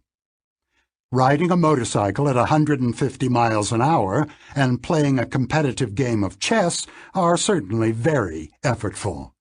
In a state of flow, however, maintaining focused attention on these absorbing activities requires no exertion of self-control, thereby freeing resources to be directed to the task at hand. The busy and depleted System 2. It is now a well-established proposition that both self-control and cognitive effort are forms of mental work. Several psychological studies have shown that people who are simultaneously challenged by a demanding cognitive task and by a temptation are more likely to yield to the temptation. Imagine that you are asked to retain a list of 7 digits for a minute or two. You are told that remembering the digits is your top priority. While your attention is focused on the digits, you are offered a choice between 2 desserts, a sinful chocolate cake and a virtuous fruit salad. The evidence suggests that you would be more likely to select the tempting chocolate cake when your mind is loaded with digits. System 1 has more influence on behavior when System 2 is busy, and it has a sweet tooth. People who are cognitively busy are also more likely to make selfish choices, use sexist language, and make superficial judgments in social situations. Memorizing and repeating digits loosens the hold of System 2 on behavior, but of course, cognitive load is not the only cause of weakened self-control. A few drinks have the same effect, as does a sleepless night. The self-control of morning people is impaired at night. The reverse is true of night people. Too much concern about how well one is doing in a task sometimes disrupts performance by loading short-term memory with pointless, anxious thoughts. The conclusion is straightforward. Self-control requires attention and effort. Another way of saying this is that controlling thoughts and behaviors is one of the tasks that System 2 performs. A series of surprising experiments by the psychologist Roy Baumeister and his colleagues has shown conclusively that all variants of voluntary effort, cognitive, emotional, or physical, draw at least partly on a shared pool of mental energy. Their experiments involve successive rather than simultaneous tasks. Baumeister's group has repeatedly found that an effort of will or self-control is tiring. If you have had to force yourself to do something, you are less willing or less able to exert self-control when the next challenge comes around. The phenomenon has been named ego depletion. In a typical demonstration, participants who are instructed to stifle their emotional reaction to an emotionally charged film will later perform poorly on a test of physical stamina, how long they can maintain a strong grip on a dynamometer in spite of increasing discomfort. The emotional effort in the first phase of the experiment reduces the ability to withstand the pain of sustained muscle contraction, and ego-depleted people therefore succumb more quickly to the urge to quit. In another experiment, people are first depleted by a task in which they eat virtuous foods, such as radishes and celery, while resisting the temptation to indulge in chocolate and rich cookies. Later, these people will give up earlier than normal when faced with a difficult cognitive task. The list of situations and tasks that are now known to deplete self-control is long and varied. All involve conflict and the need to suppress a natural tendency. They include avoiding the thought of white bears, inhibiting the emotional response to a stirring film, making a series of choices that involve conflict, trying to impress others, responding kindly to a partner's bad behavior, interacting with a person of a different race, for prejudiced individuals. The list of indications of depletion is also highly diverse. Deviating from one's diet, overspending on impulsive purchases, reacting aggressively to provocation, persisting less time in a hand grip task, performing poorly in cognitive tasks and logical decision-making. The evidence is persuasive. Activities that impose high demands on System 2 require self-control, and the exertion of self-control is depleting and unpleasant. Unlike cognitive load, ego depletion is at least in part a loss of motivation. After exerting self-control in one task, you do not feel like making an effort in another, although you could do it if you really had to. In several experiments, People were able to resist the effects of ego depletion when given a strong incentive to do so. In contrast, increasing effort is not an option when you must keep 6 digits in short-term memory while performing a task. Ego depletion is not the same mental state as cognitive busyness. The most surprising discovery made by Baumeister's group shows, as he puts it, that the idea of mental energy is more than a mere metaphor. The nervous system consumes more glucose than most other parts of the body, and effortful mental activity appears to be especially expensive in the currency of glucose. When you are actively involved in difficult cognitive reasoning or engaged in a task that requires self-control, your blood glucose level drops. The effect is analogous to a runner who draws down glucose stored in her muscles during a sprint. The bold implication of this idea is that the effects of ego depletion could be undone by ingesting glucose, and Baumeister and his colleagues have confirmed this hypothesis in several experiments. Volunteers in one of their studies watched a short silent film of a woman being interviewed and were asked to interpret her body language. While they were performing the task, a series of words crossed the screen in slow succession.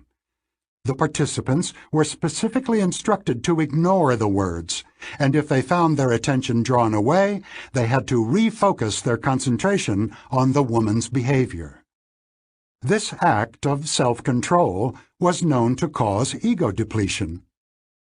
All the volunteers drank some lemonade before participating in a second task. The lemonade was sweetened with glucose for half of them, and with Splenda for the others. Then all participants were given a task in which they needed to overcome an intuitive response to get the correct answer. Intuitive errors are normally much more frequent among ego-depleted people, and the drinkers of Splenda showed the expected depletion effect. On the other hand, the glucose drinkers were not depleted. Restoring the level of available sugar in the brain had prevented the deterioration of performance. It will take some time and much further research to establish whether the tasks that cause glucose depletion also cause the momentary arousal that is reflected in increases of pupil size and heart rate. A disturbing demonstration of depletion effects in judgment was recently reported in the Proceedings of the National Academy of Sciences. The unwitting participants in the study were 8 parole judges in Israel. They spend entire days reviewing applications for parole.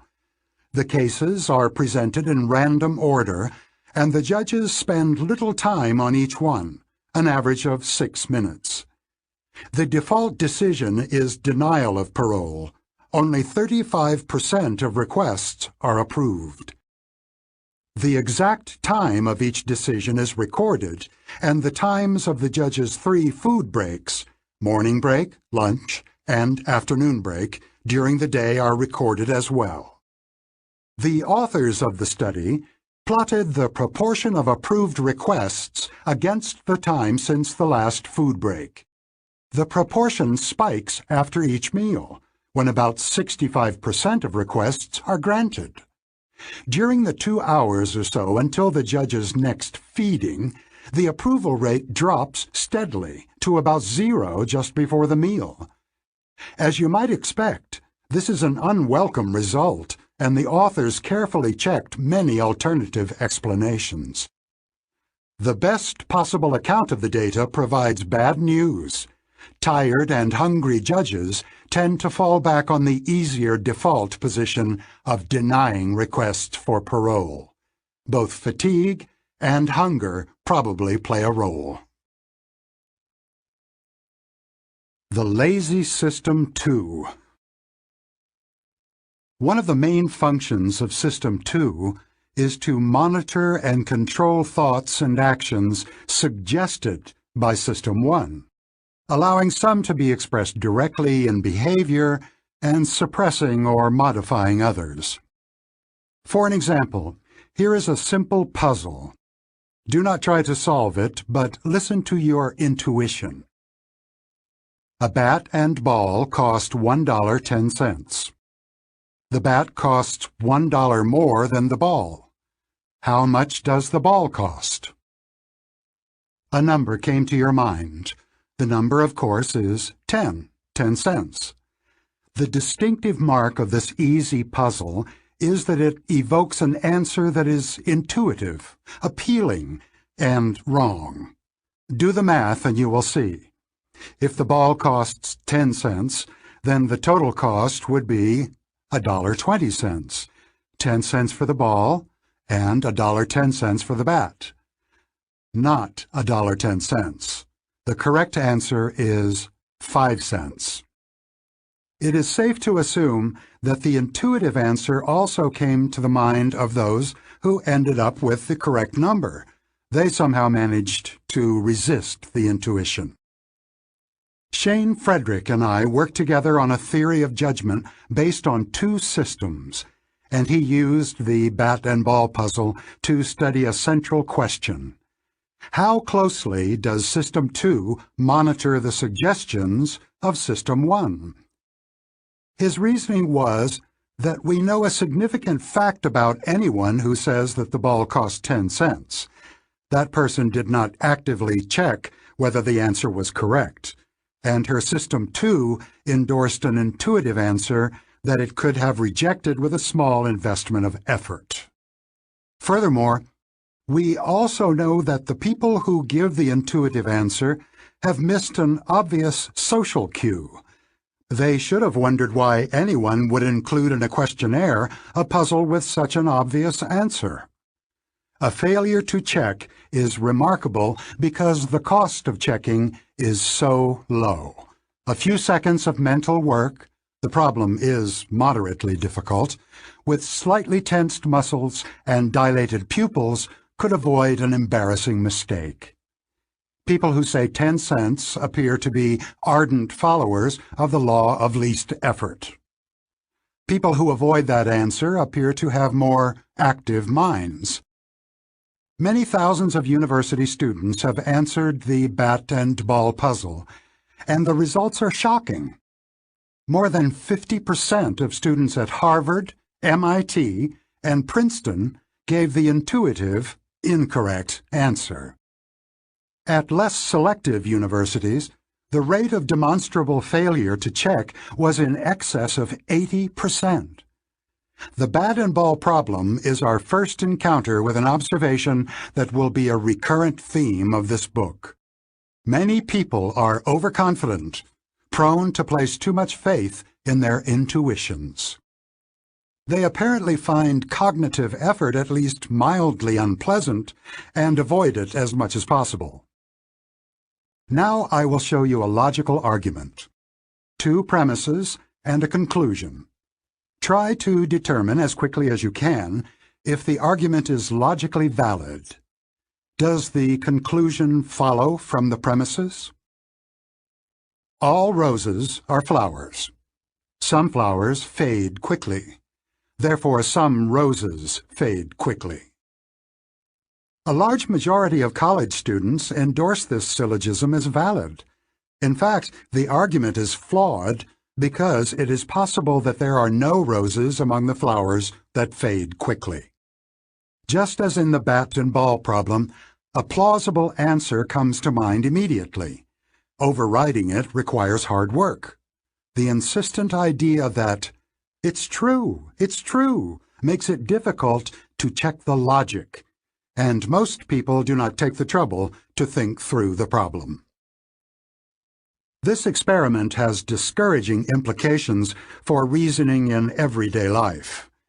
It suggests that when people believe a conclusion is true, they are also very likely to believe arguments that appear to support it, even when these arguments are unsound. If System 1 is involved, the conclusion comes first and the arguments follow. Next, consider the following question. and answer it quickly before reading on. How many murders occur in the state of Michigan in 1 year? The question, which was also devised by Shane Frederick, is again a challenge to System 2. The trick is whether the respondent will remember that Detroit, a high-crime city, is in Michigan. College students in the United States know this fact and will correctly identify Detroit as the largest city in Michigan. But knowledge of a fact is not all or none. Facts that we know do not always come to mind when we need them.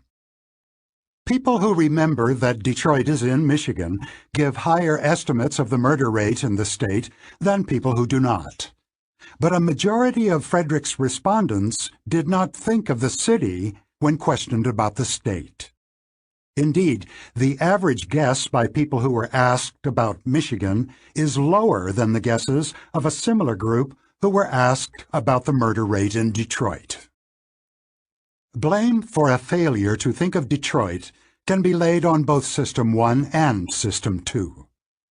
Whether the city comes to mind when the state is mentioned depends in part on the automatic function of memory.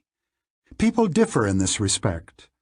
The representation of the state of Michigan is very detailed in some people's minds. Residents of the state are more likely to retrieve many facts about it than people who live elsewhere. Geography buffs will retrieve more than others who specialize in baseball statistics. More intelligent individuals are more likely than others to have rich representations of most things. Intelligence is not only the ability to reason, it is also the ability to find relevant material in memory and to deploy attention when needed. Memory function is an attribute of System 1. However, everyone has the option of slowing down to conduct an active search of memory for all possible relevant facts, just as they could slow down to check the intuitive answer in the bat and ball problem. The extent of deliberate checking and search is a characteristic of System 2, which varies among individuals. The bat and ball problem, the Flowers syllogism, and the Michigan-Detroit problem have something in common. Failing these mini-tests appears to be, at least to some extent, a matter of insufficient motivation, not trying hard enough. Anyone who can be admitted to a good university is certainly able to reason through the first two questions and to reflect about Michigan long enough to remember the major city in that state and its crime problem. These students can solve much more difficult problems when they are not tempted to accept a superficially plausible answer that comes readily to mind. The ease with which they are satisfied enough to stop thinking is rather troubling. Lazy is a harsh judgment about the self-monitoring of these young people and their System 2, but it does not seem to be unfair. Those who avoid the sin of intellectual sloth could be called engaged. They are more alert, more intellectually active, less willing to be satisfied with superficially attractive answers, more skeptical about their intuitions. The psychologist Keith Stanovich would call them more rational. Intelligence, control, rationality. Researchers have applied diverse methods to examine the connection between thinking and self-control. Some have addressed it by asking the correlation question. If people were ranked by their self-control and by their cognitive aptitude, would individuals have similar positions in the two rankings? In one of the most famous experiments in the history of psychology, Walter Mischel and his students exposed 4-year-old children to a cruel dilemma. They were given a choice between a small reward, 1 Oreo, which they could have at any time, or a larger reward, 2 cookies, for which they had to wait 15 minutes under difficult conditions.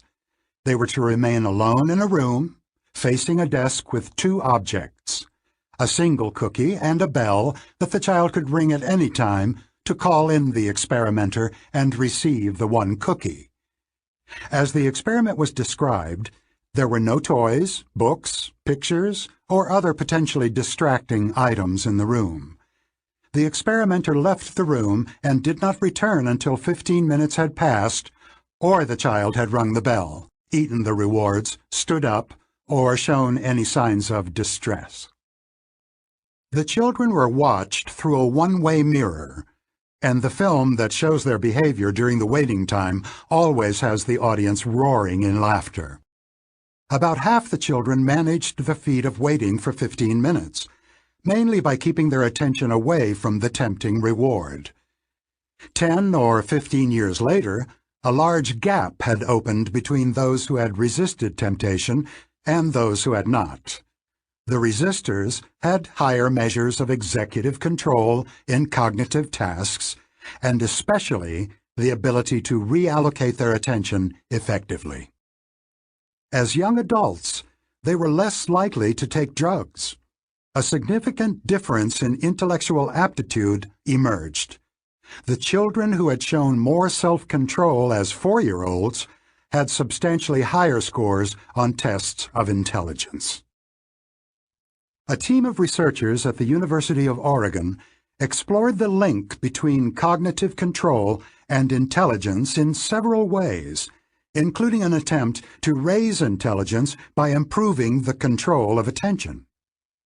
During 5 40-minute sessions, they exposed children aged 4 to 6 to various computer games especially designed to demand attention and control. In one of the exercises, the children used a joystick to track a cartoon cat and move it to a grassy area while avoiding a muddy area. The grassy areas gradually shrank and the muddy area expanded, requiring progressively more precise control. The testers found that training attention not only improved executive control, scores on nonverbal tests of intelligence also improved, and the improvement was maintained for several months. Other research by the same group identified specific genes that are involved in the control of attention, showed that parenting techniques also affected this ability, and demonstrated a close connection between the children's ability to control their attention and their ability to control their emotions. Shane Frederick constructed a cognitive reflection test, which consists of the bat and ball problem and 2 other questions, chosen because they also invite an intuitive answer that is both compelling and wrong. The questions are shown in Chapter 5. He went on to study the characteristics of students who score very low on this test. The supervisory function of System 2 is weak in these people, and found that they are prone to answer questions with the first idea that comes to mind and unwilling to invest the effort needed to check their intuitions. Individuals who uncritically follow their intuitions about puzzles are also prone to accept other suggestions from System 1. In particular, they are impulsive, impatient, and keen to receive immediate gratification. For example, 63% of the intuitive respondents say they would prefer to get $3,400 this month rather than $3,800 next month. Only 37% of those who solve all 3 puzzles correctly have the same short-sighted preference for receiving a smaller amount immediately. When asked how much they will pay to get overnight delivery of a book they have ordered, the low scorers on the cognitive reflection test are willing to pay twice as much as the high scorers. Frederick's findings suggest that the characters in our psychodrama have different personalities. System 1 is impulsive and intuitive. System 2 is capable of reasoning, and it is cautious, but at least for some people it is also lazy. We recognize related differences among individuals. Some people are more like their System 2, others closer to their System 1. This simple test has emerged as one of the better predictors of lazy thinking. Keith Stanovich and his longtime collaborator Richard West originally introduced the terms System 1 and System 2. They now prefer to speak of Type 1 and Type 2 processes. Stanovich and his colleagues have spent decades studying differences among individuals in the kinds of problems with which this book is concerned. They have asked one basic question in many different ways. What makes some people more susceptible than others to biases of judgment? Stanovich published his conclusions in a book titled Rationality and the Reflective Mind, which offers a bold and distinctive approach to the topic of this chapter. He draws a sharp distinction between two parts of System 2. Indeed, the distinction is so sharp that he calls them separate minds. One of these minds, he calls it algorithmic, deals with slow thinking and demanding computation. Some people are better than others in these tasks of brain power. They are individuals who excel in intelligence tests and are able to switch from one task to another quickly and efficiently. However, Stanovich argues that high intelligence does not make people immune to biases. Another ability is involved, which he labels rationality.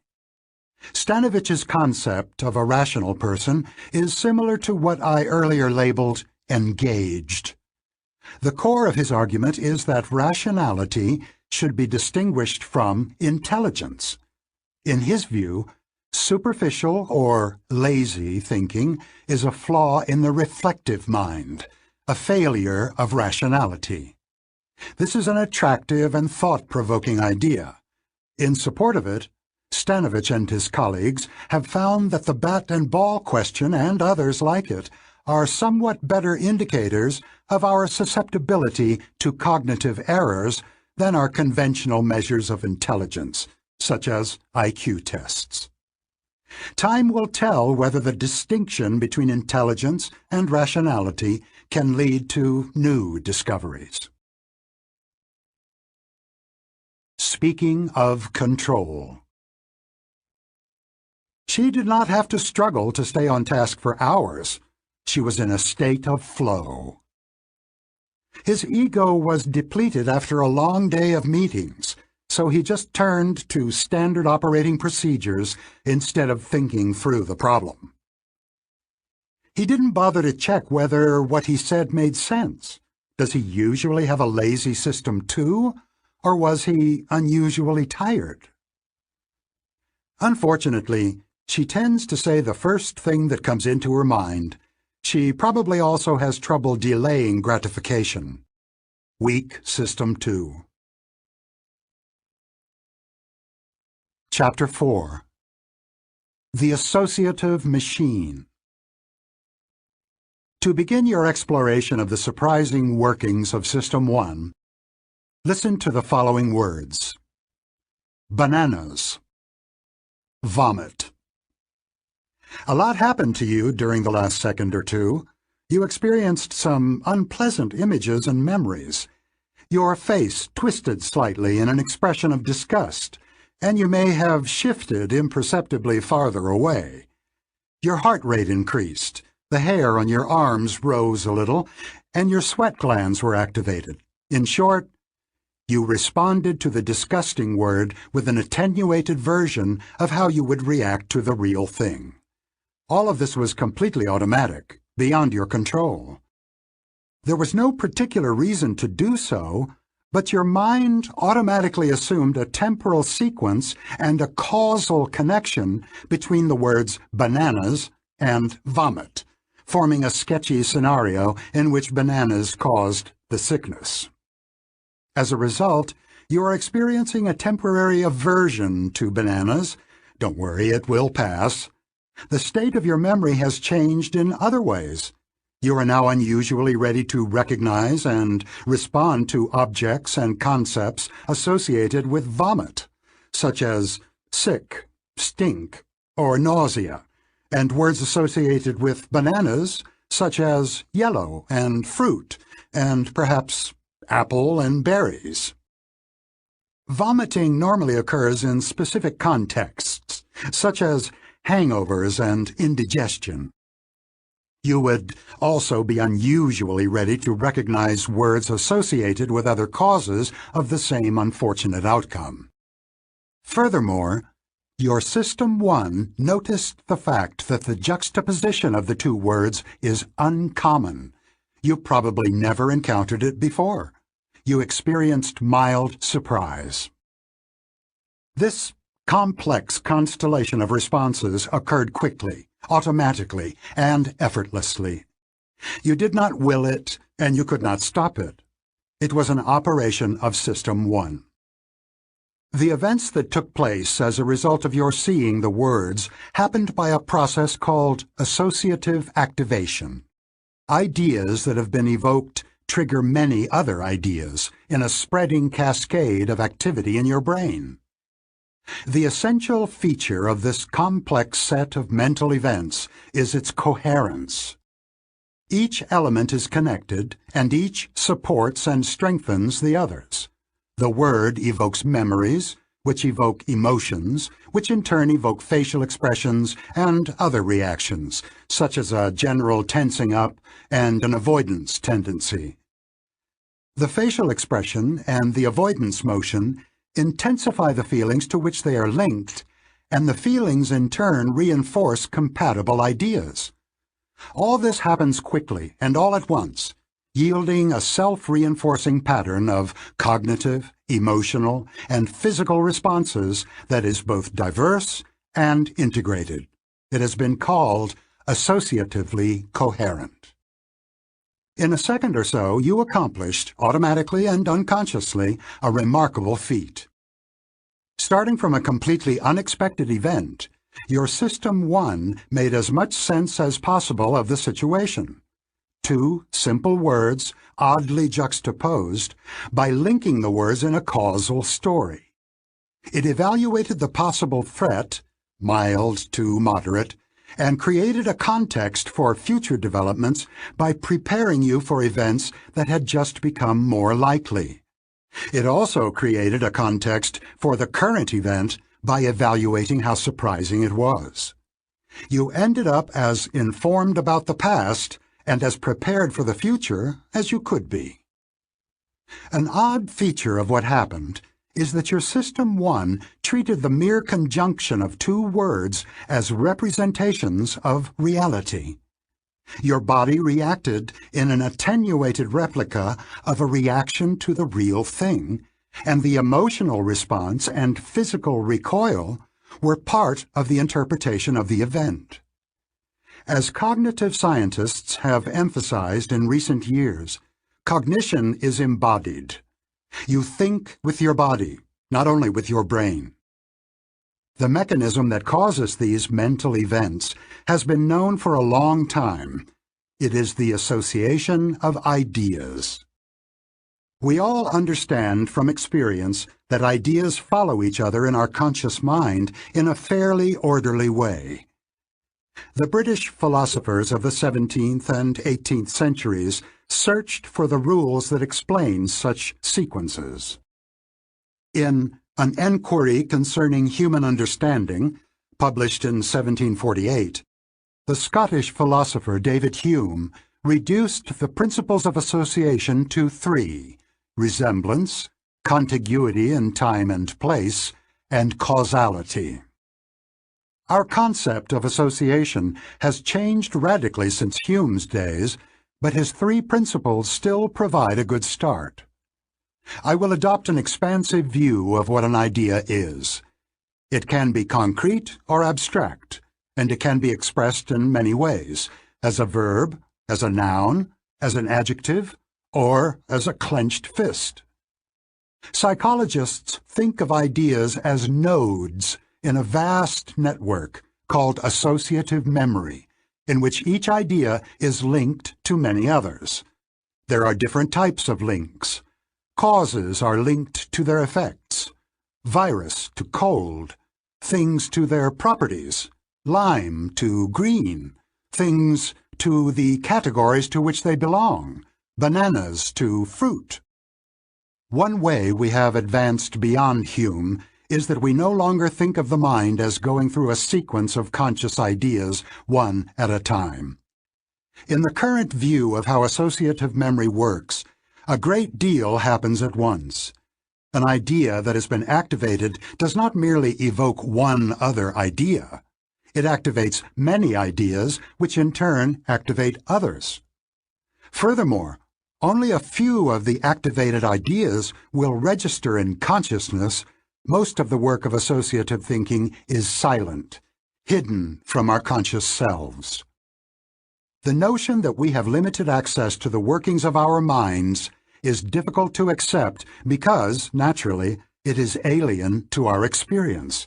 But it is true. You know far less about yourself than you feel you do.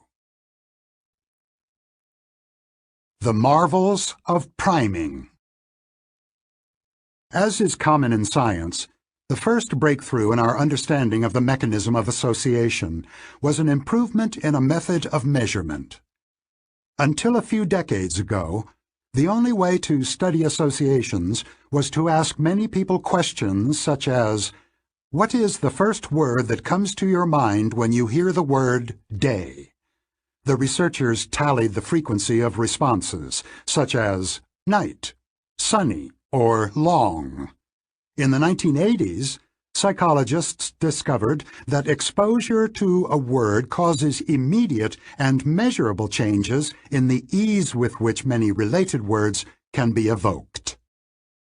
If you have recently seen or heard the word eat, you are temporarily more likely to complete the word fragment S-O-blank-P as soup than as soap. The opposite would happen, of course, if you had just seen wash. We call this a priming effect, and say that the idea of eat primes the idea of soup, and that wash primes soap.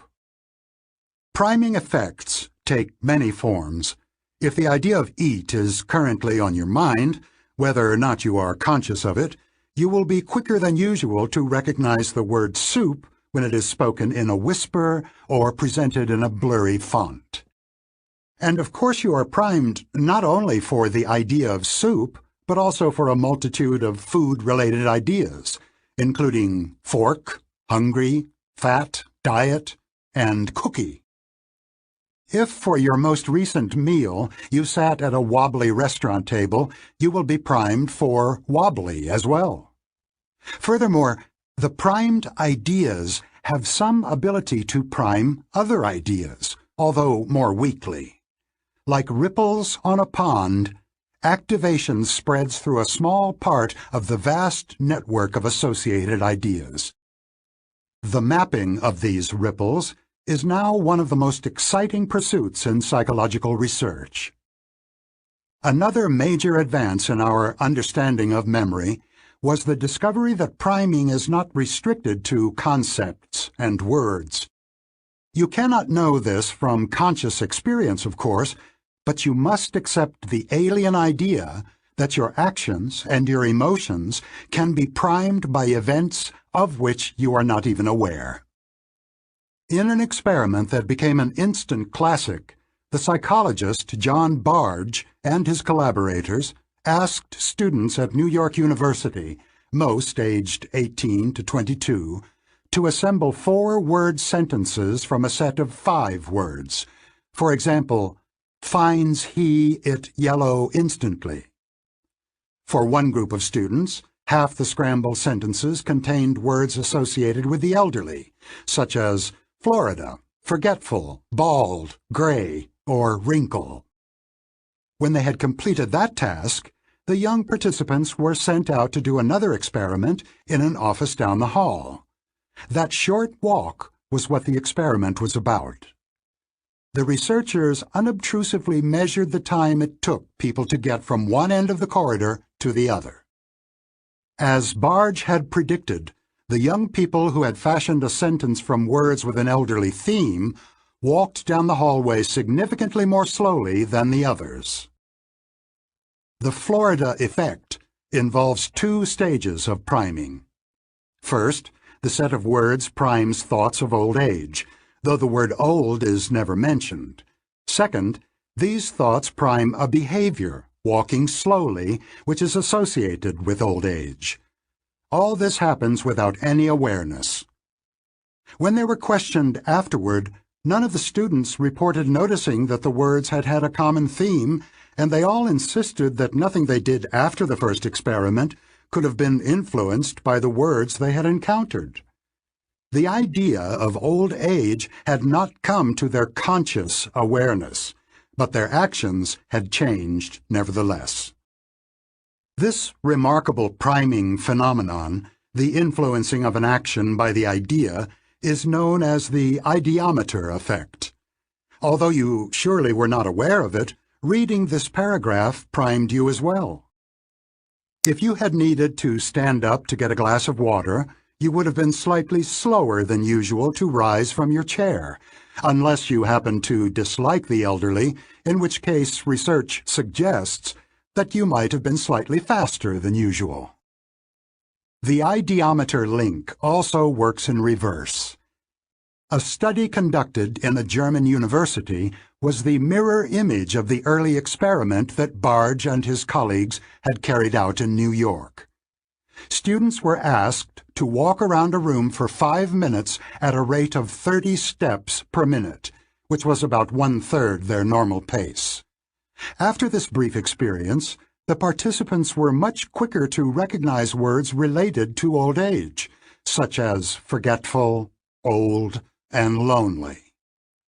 Reciprocal priming effects tend to produce a coherent reaction. If you were primed to think of old age, you would tend to act old, and acting old would reinforce the thought of old age. Reciprocal links are common in the associative network. For example, being amused tends to make you smile, and smiling tends to make you feel amused. Go ahead and take a pencil and hold it between your teeth for a few seconds with the eraser pointing to your right and the point to your left. Now hold the pencil so the point is aimed straight in front of you by pursing your lips around the eraser end. You were probably unaware that one of these actions forced your face into a frown and the other into a smile. College students were asked to rate the humor of cartoons from Gary Larson's The Far Side while holding a pencil in their mouth. Those who were smiling, without any awareness of doing so, found the cartoons funnier than did those who were frowning. In another experiment, people whose face was shaped into a frown by squeezing their eyebrows together reported an enhanced emotional response to upsetting pictures, starving children, people arguing, maimed accident victims. Simple common gestures can also unconsciously influence our thoughts and feelings. In one demonstration, people were asked to listen to messages through new headphones. They were told that the purpose of the experiment was to test the quality of the audio equipment and were instructed to move their heads repeatedly to check for any distortions of sound. Half the participants were told to nod their head up and down, while others were told to shake it side to side. The messages they heard were radio editorials. Those who nodded, a yes gesture, tended to accept the message they heard, but those who shook their head tended to reject it. Again, there was no awareness, just a habitual connection between an attitude of rejection or acceptance and its common physical expression. You can see why the common admonition to act calm and kind regardless of how you feel is very good advice. You are likely to be rewarded by actually feeling calm and kind. Primes that guide us. Studies of priming effects have yielded discoveries that threaten our self-image as conscious and autonomous authors of our judgments and our choices. For instance, Most of us think of voting as a deliberate act that reflects our values and our assessments of policies and is not influenced by irrelevancies. Our vote should not be affected by the location of the polling station, for example, but it is. A study of voting patterns in precincts in Arizona in 2000 showed that the support for propositions to increase the funding of schools was significantly greater when the polling station was in a school than when it was in a nearby location. A separate experiment showed that exposing people to images of classrooms and school lockers also increased the tendency of participants to support a school initiative. The effect of these images was larger than the difference between parents and other voters. The study of priming has come some way from the initial demonstrations that reminding people of old age makes them walk more slowly. We now know that the effects of priming can reach into every corner of our lives. Reminders of money produce some troubling effects. Participants in one experiment were shown a list of 5 words from which they were required to construct a 4-word phrase that had a money theme. High a salary desk paying became a high-paying salary. Other primes were much more subtle, including the presence of an irrelevant money-related object in the background, such as a stack of Monopoly money on a table, or a computer with a screensaver of dollar bills floating in water. Money-primed people become more independent than they would be without the associative trigger. They persevered almost twice as long in trying to solve a very difficult problem before they asked the experimenter for help, a crisp demonstration of increased self-reliance. Money-primed people are also more selfish. They were much less willing to spend time helping another student who pretended to be confused about an experimental task. When an experimenter clumsily dropped a bunch of pencils on the floor, the participants with money unconsciously on their mind picked up fewer pencils. In another experiment in the series, participants were told that they would shortly have a get-acquainted conversation with another person and were asked to set up 2 chairs while the experimenter left to retrieve that person. Participants primed by money chose to stay much farther apart than their non-primed peers, 118 versus 80 centimeters. Money-primed undergraduates also showed a greater preference for being alone. The general theme of these findings is that the idea of money primes individualism, a reluctance to be involved with others, to depend on others, or to accept demands from others. The psychologist who has done this remarkable research, Kathleen Voss, has been laudably restrained in discussing the implications of her findings, leaving the task to her readers. Her experiments are profound.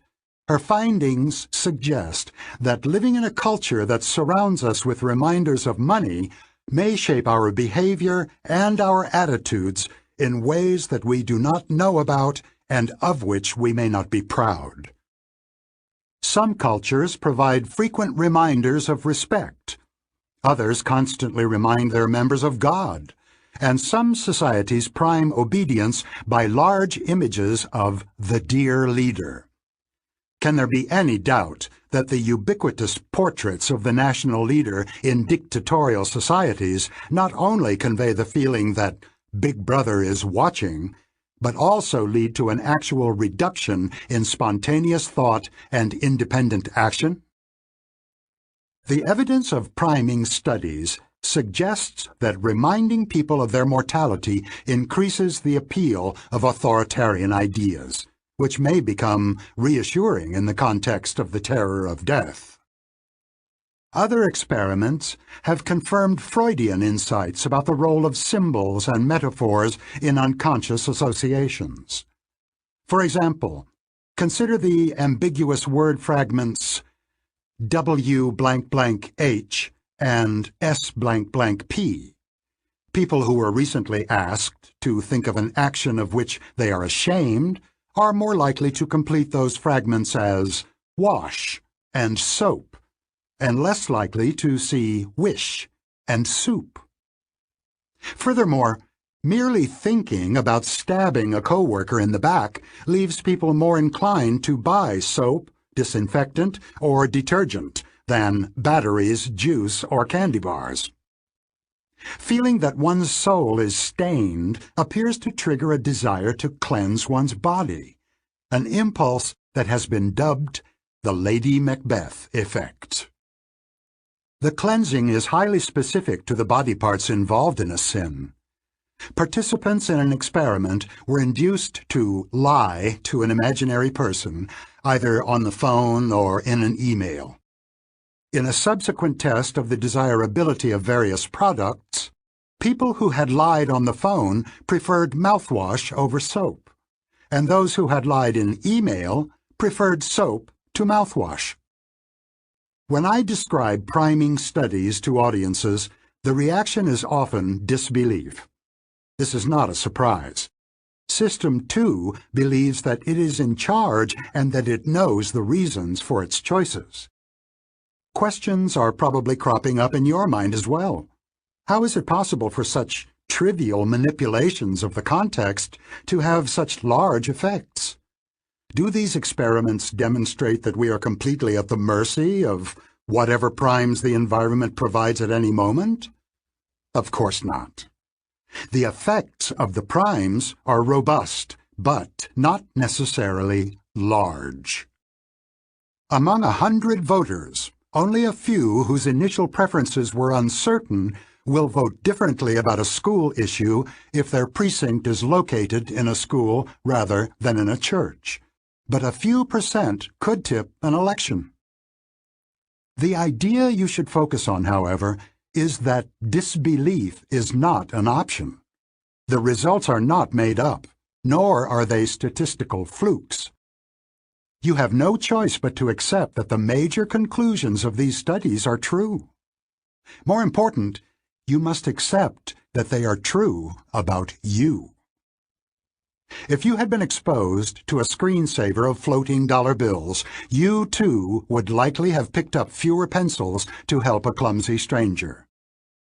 You do not believe that these results apply to you because they correspond to nothing in your subjective experience.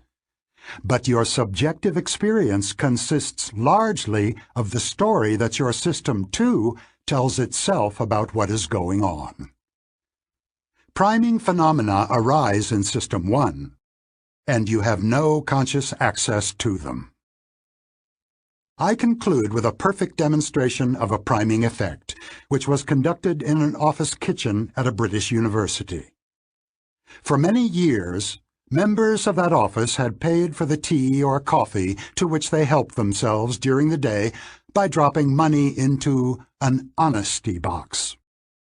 A list of suggested prices was posted. One day, a banner poster was displayed just above the price list with no warning or explanation. For a period of 10 weeks, a new image was presented each week, either flowers or eyes that appeared to be looking directly at the observer. No one commented on the new decorations, but the contributions to the honesty box changed significantly. The posters and the amounts that people put into the cash box, relative to the amount they consumed, are shown in Figure 4 of the PDF. They deserve a close look. On the first week of the experiment, which you can see at the bottom of the figure, 2 wide-open eyes stare at the coffee or tea drinkers, whose average contribution was 70 pence per liter of milk. On week 2, the poster shows flowers, and average contributions drop to about 15 pence. The trend continues. On average, the users of the kitchen contributed almost 3 times as much in eye weeks as they did in flower weeks. Evidently, a purely symbolic reminder of being watched prodded people into improved behavior. As we expect at this point, the effect occurs without any awareness. Do you now believe that you would also fall into the same pattern? Some years ago, the psychologist Timothy Wilson wrote a book with the evocative title, Strangers to Ourselves. You have now been introduced to that stranger in you, which may be in control of much of what you do, although you rarely have a glimpse of it. System 1 provides the impressions that often turn into your beliefs, and is the source of the impulses that often become your choices and your actions. It offers a tacit interpretation of what happens to you and around you, linking the present with the recent past and with expectations about the near future. It contains the model of the world that instantly evaluates events as normal or surprising. It is the source of your rapid and often precise intuitive judgments, and it does most of this without your conscious awareness of its activities. System 1 is also, as we will see in the following chapters, the origin of many of the systematic errors in your intuitions. Speaking of priming. The sight of all these people in uniforms does not prime creativity. The world makes much less sense than you think. The coherence mostly comes from the way your mind works. They were primed to find flaws, and this is exactly what they found. His System 1 constructed a story, and his System 2 believed it. It happens to all of us. I made myself smile, and I'm actually feeling better. Chapter 5. Cognitive Ease. Whenever you are conscious, and perhaps even when you are not, multiple computations are going on in your brain, which maintain and update current answers to some key questions. Is anything new going on? Is there a threat? Are things going well? Should my attention be redirected? Is more effort needed for this task?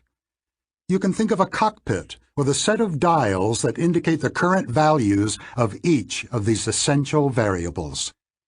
The assessments are carried out automatically by System 1, and their main function is to determine whether extra effort is required from System 2.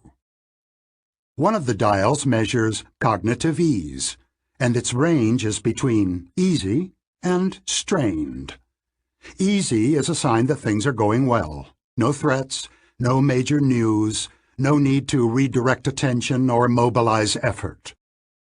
Strained indicates that a problem exists, which will require increased mobilization of System 2. Conversely, you experience cognitive strain. Cognitive strain is affected by both the current level of effort and the presence of unmet demands. The surprise is that a single dial of cognitive ease is connected to a large network of diverse inputs and outputs. Figure 5 on the PDF tells the story. The figure suggests that a sentence that is printed in a clear font, or has been repeated, or has been primed, will be fluently processed with cognitive ease. Hearing a speaker when you are in a good mood, or even when you have a pencil stuck crosswise in your mouth to make you smile, also induces cognitive ease. Conversely, you experience cognitive strain when you read instructions in a poor font, or in faint colors, or worded in complicated language, or when you are in a bad mood, and even when you frown. The various causes of ease or strain have interchangeable effects. When you are in a state of cognitive ease, you are probably in a good mood, like what you see, believe what you hear, trust your intuitions, and feel that the current situation is comfortably familiar. You are also likely to be relatively casual and superficial in your thinking. When you feel strained, you are more likely to be vigilant and suspicious, invest more effort in what you are doing, feel less comfortable, and make fewer errors, but you also are less intuitive and less creative than usual. Illusions of remembering. The word illusion brings visual illusions to mind, because we are all familiar with pictures that mislead. But vision is not the only domain of illusions. Memory is also susceptible to them, as is thinking more generally. David Stenbill, Monica Bigowski, Shanna Tirana. I just made up these names. If you encounter any of them within the next few minutes, you are likely to remember where you saw them.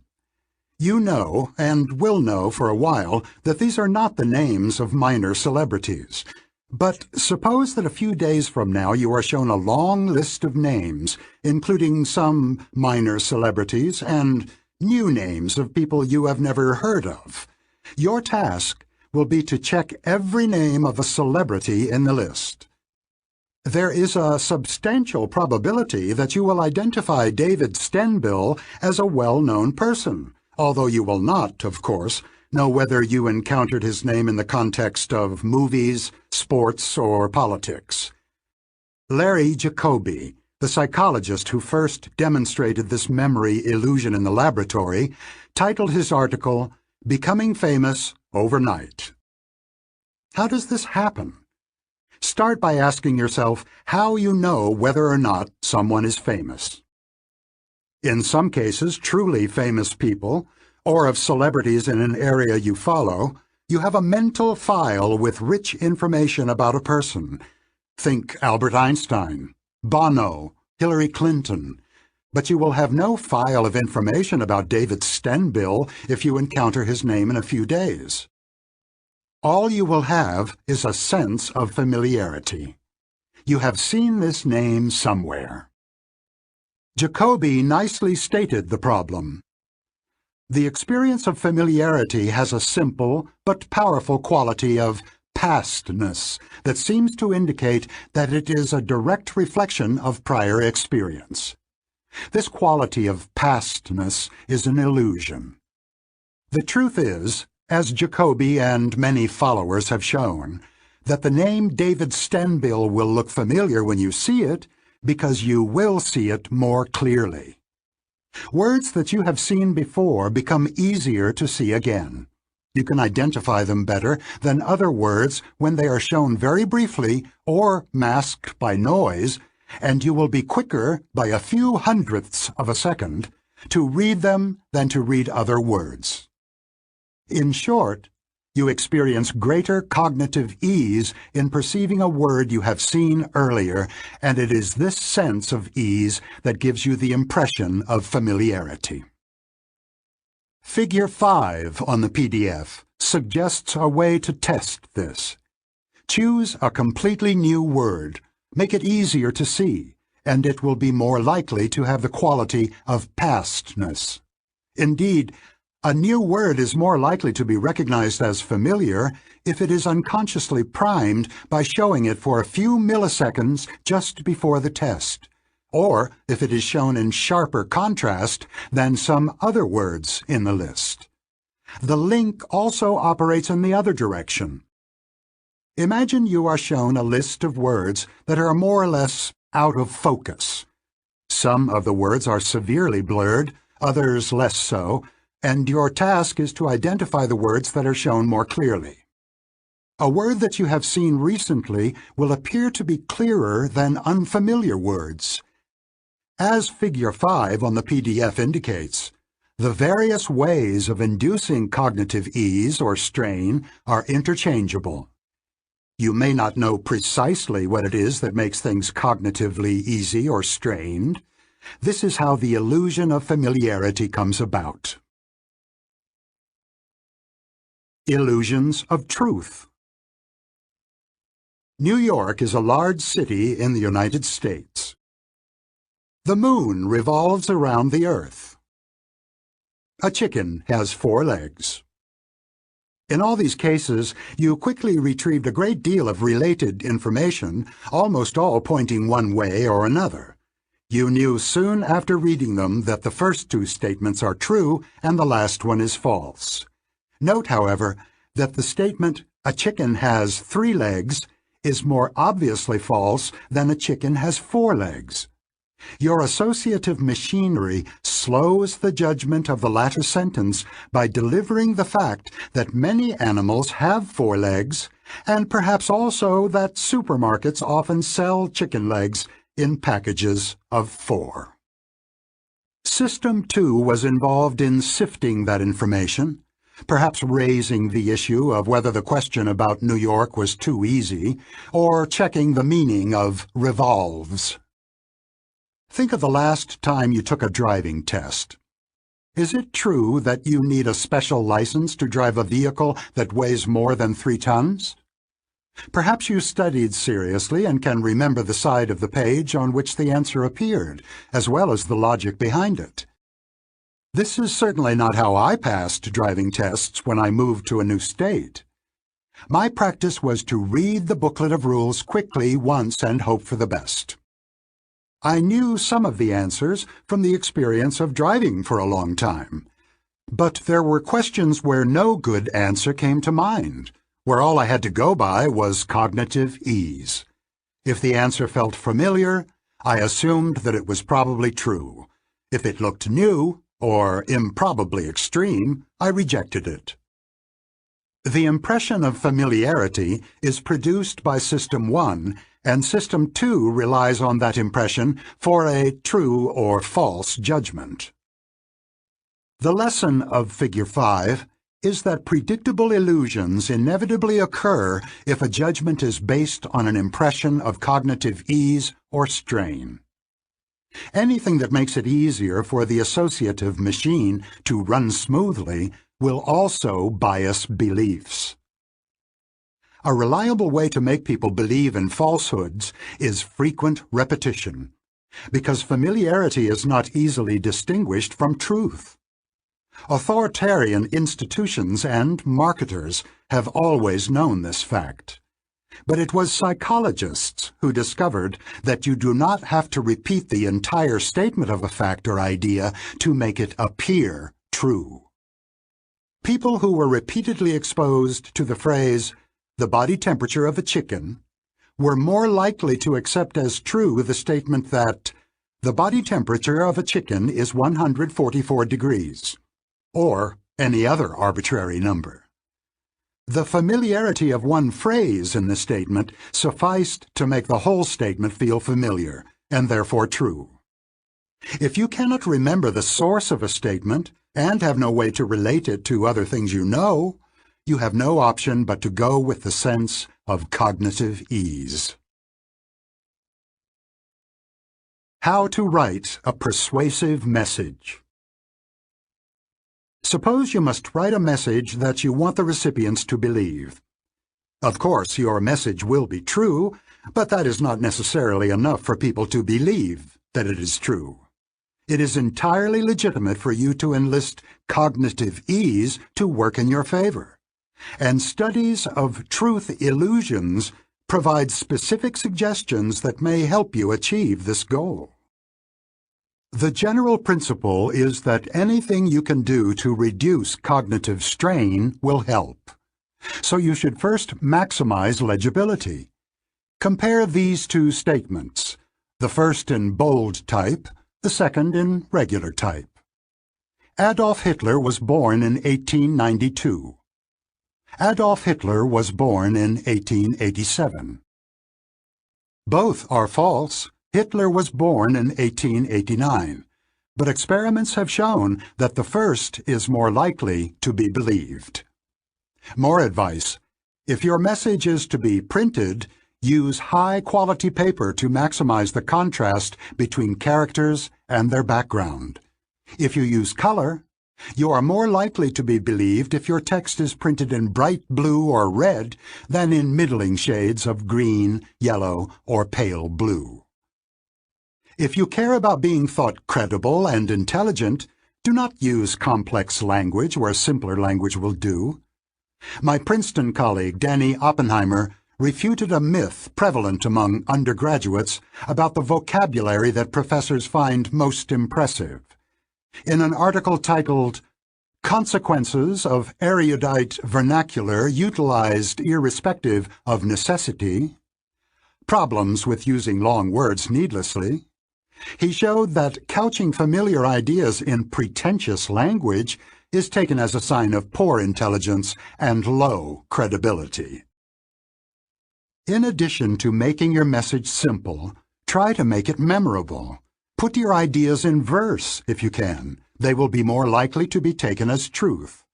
Participants in a much-cited experiment read dozens of unfamiliar aphorisms such as, "Woes unite foes," "Little strokes will tumble great oaks," "A fault confessed is half redressed."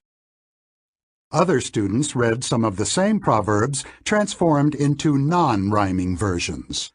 "Woes unite enemies," "Little strokes will tumble great trees," "A fault admitted is half redressed." The aphorisms were judged more insightful when they rhymed than when they did not. Finally, if you quote a source, choose one with a name that is easy to pronounce. Participants in an experiment were asked to evaluate the prospects of fictitious Turkish companies on the basis of reports from 2 brokerage firms. For each stock, one of the reports came from an easily pronounced name. For example, Artan, and the other report came from a firm with an unfortunate name. For example, Tehut. The reports sometimes disagreed. The best procedure for the observers would have been to average the 2 reports, but this is not what they did. They gave much more weight to the report from Artan than to the report from Tehut. Remember that System 2 is lazy, and that mental effort is aversive.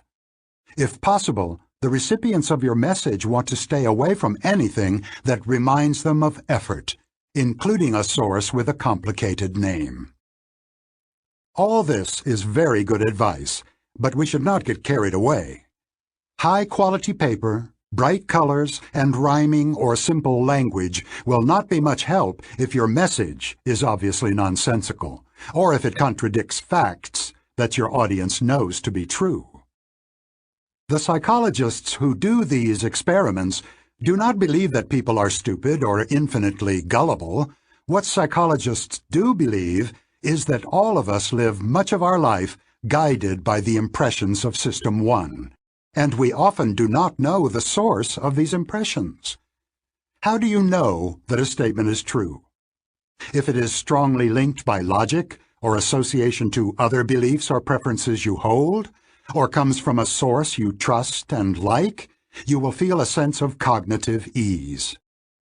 The trouble is that there may be other causes for your feeling of ease, including the quality of the font and the appealing rhythm of the prose, and you have no simple way of tracing your feelings to their source.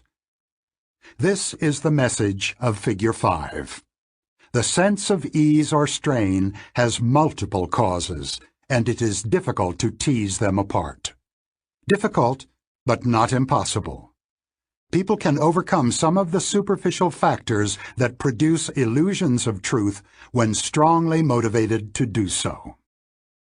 On most occasions, however, the lazy System 2 will adopt the suggestions of System 1 and march on. Strain and effort.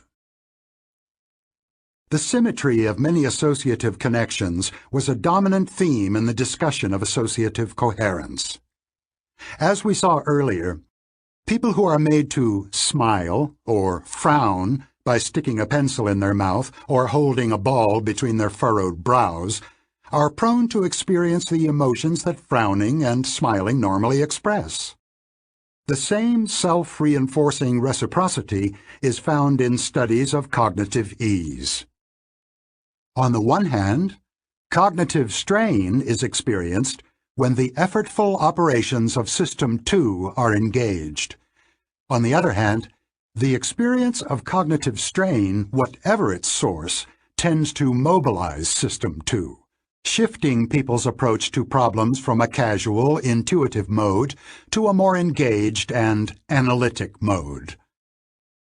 The bat and ball problem was mentioned earlier as a test of people's tendency to answer questions with the first idea that comes to their mind, without checking it. Shane Frederick's cognitive reflection test consists of the bat and ball problem and 2 others, all chosen because they evoke an immediate intuitive answer that is incorrect. The other 2 items in the CRT are: if it takes 5 machines 5 minutes to make 5 widgets, how long would it take 100 machines to make 100 widgets? 100 minutes or 5 minutes? In a lake, there is a patch of lily pads. Every day the patch doubles in size. If it takes 48 days for the patch to cover the entire lake, how long would it take for the patch to cover half of the lake? 24 days or 47 days? The correct answers to both problems are 5 and 47. The experimenters recruited 40 Princeton students to take the CRT. Half of them saw the puzzles in a small font in washed-out gray print. The puzzles were legible, but the font induced cognitive strain. The results tell a clear story. 90% of the students who saw the CRT in normal font made at least one mistake in the test, but the proportion dropped to 35% when the font was barely legible. You heard this correctly. Performance was better with the bad font. Cognitive strain, whatever its source, mobilizes System 2, which is more likely to reject the intuitive answer suggested by System 1. The pleasure of cognitive ease. An article titled "Mind at Ease Puts a Smile on the Face" describes an experiment in which participants were briefly shown pictures of objects. Some of these pictures were made easier to recognize by showing the outline of the object just before the complete image was shown, so briefly that the contours were never noticed. Emotional reactions were measured by recording electrical impulses from facial muscles, registering changes of expression that are too slight and too brief to be detectable by observers. As expected, people showed a faint smile and relaxed brows when the pictures were easier to see. It appears to be a feature of System 1 that cognitive ease is associated with good feelings. As expected, easily pronounced words evoke a favorable attitude. Companies with pronounceable names do better than others for the first week after the stock is issued, though the effect disappears over time. Stocks with pronounceable trading symbols, like KAR, car, or LUNMOO, Lunmoo, outperform those with tongue-twisting tickers like PXG or RDO, and they appear to retain a small advantage over some time. A study conducted in Switzerland found that investors believe that stocks with fluent names like Emmy, Swiss First, and Comet will earn higher returns than those with clunky labels like Geberit and Ipsomed. As we saw in Figure 5, repetition induces cognitive ease and a comforting feeling of familiarity. The famed psychologist Robert Zajonc dedicated much of his career to the study of the link between the repetition of an arbitrary stimulus and the mild affection that people eventually have for it. Zajonc called it the mere exposure effect. A demonstration conducted in the student newspapers of the University of Michigan and of Michigan State University is one of my favorite experiments. For a period of some weeks, an ad-like box appeared on the front page of the paper, which contained one of the following Turkish or Turkish-sounding words Kadırga, Sarıçık, Biwanyi, Nansoma, and Iktitaf. The frequency with which the words were repeated varied. One of the words was shown only once, the others appeared on 2, 5, 10, or 25 separate occasions. The words that were presented most often in one of the university papers were the least frequent in the other. No explanation was offered, and the reader's queries were answered by the statement that the purchaser of the display wished for anonymity. When the mysterious series of ads ended, the investigators sent questionnaires to the university communities asking for impressions of whether each of the words means something good or something bad. The results were spectacular. The words that were presented more frequently were rated much more favorably than the words that had been shown only once or twice. The finding has been confirmed in many experiments, using Chinese ideographs, faces, and randomly shaped polygons. The mere exposure effect does not depend on the conscious experience of familiarity. In fact, the effect does not depend on consciousness at all. It occurs even when the repeated words or pictures are shown so quickly that the observers never become aware of having seen them. They still end up liking the words or pictures that were presented more frequently. As should be clear by now, System 1 can respond to impressions of events of which System 2 is unaware. Indeed, the mere exposure effect is actually stronger for stimuli that the individual never consciously sees. Zajonc argued that the effect of repetition on liking is a profoundly important biological fact, and that it extends to all animals. To survive in a frequently dangerous world, an organism should react cautiously to a novel stimulus, with withdrawal and fear. Survival prospects are poor for an animal that is not suspicious of novelty. However, it is also adaptive for the initial caution to fade if the stimulus is actually safe. The mere exposure effect occurs, Zajonc claimed, because the repeated exposure of a stimulus is followed by nothing bad. Such a stimulus will eventually become a safety signal, and safety is good. Obviously, this argument is not restricted to humans. To make that point, one of Zajonc's associates exposed 2 sets of fertile chicken eggs to different tones. After they hatched, the chicks consistently emitted fewer distress calls when exposed to the tone they had heard while inhabiting the shell. Zajonc offered an eloquent summary of his program of research. The consequences of repeated exposures benefit the organism in its relations to the immediate animate and inanimate environment. They allow the organism to distinguish objects and habitats that are safe from those that are not, and they are the most primitive basis of social attachments. Therefore, they form the basis for social organization and cohesion, the basic sources of psychological and social stability. The link between positive emotion and cognitive ease in System 1 has a long evolutionary history. Ease, mood, and intuition. Around 1960, a young psychologist named Sarnoff Mednick thought he had identified the essence of creativity. His idea was as simple as it was powerful. Creativity is associative memory that works exceptionally well. He made up a test called the Remote Association Test, RAT, which is still often used in studies of creativity. For an easy example, consider the following 3 words: cottage, Swiss, cake. Can you think of a word that is associated with all 3? You probably worked out that the answer is cheese. Now try this. Dive, light, rocket.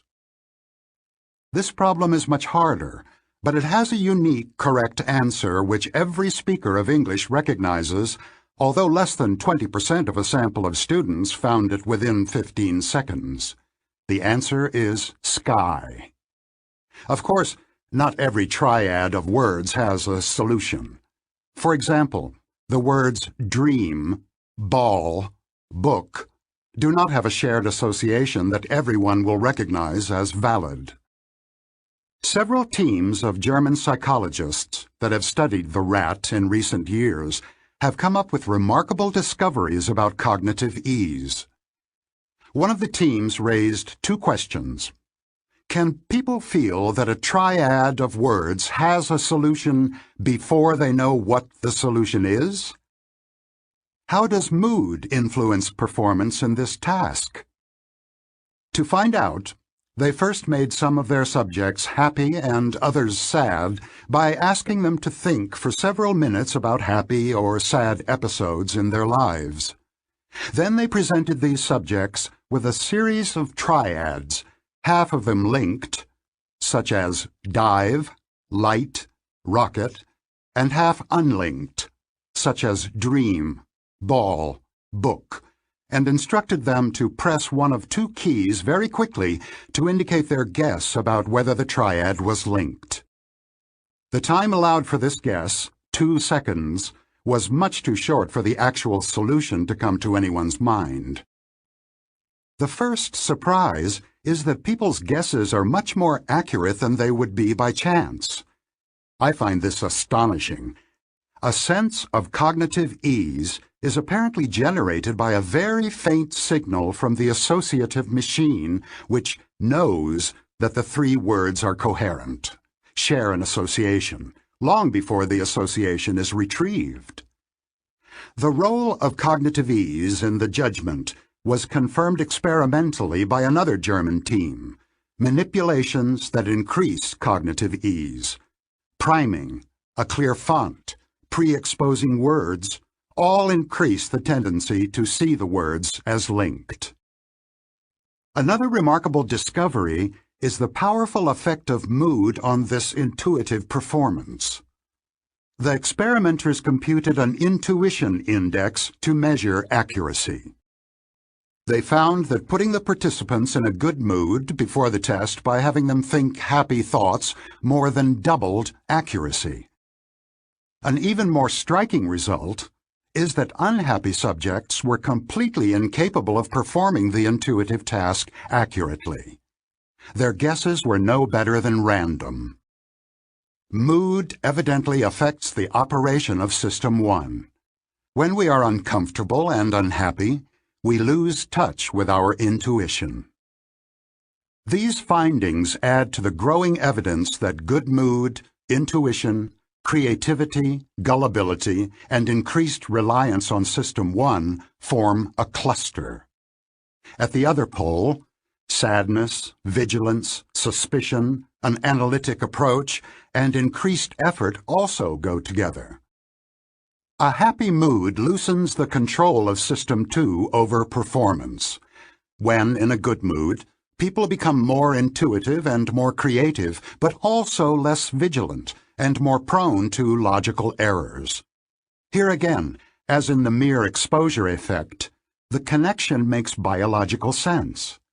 A good mood is a signal that things are generally going well, the environment is safe, and it is all right to let one's guard down.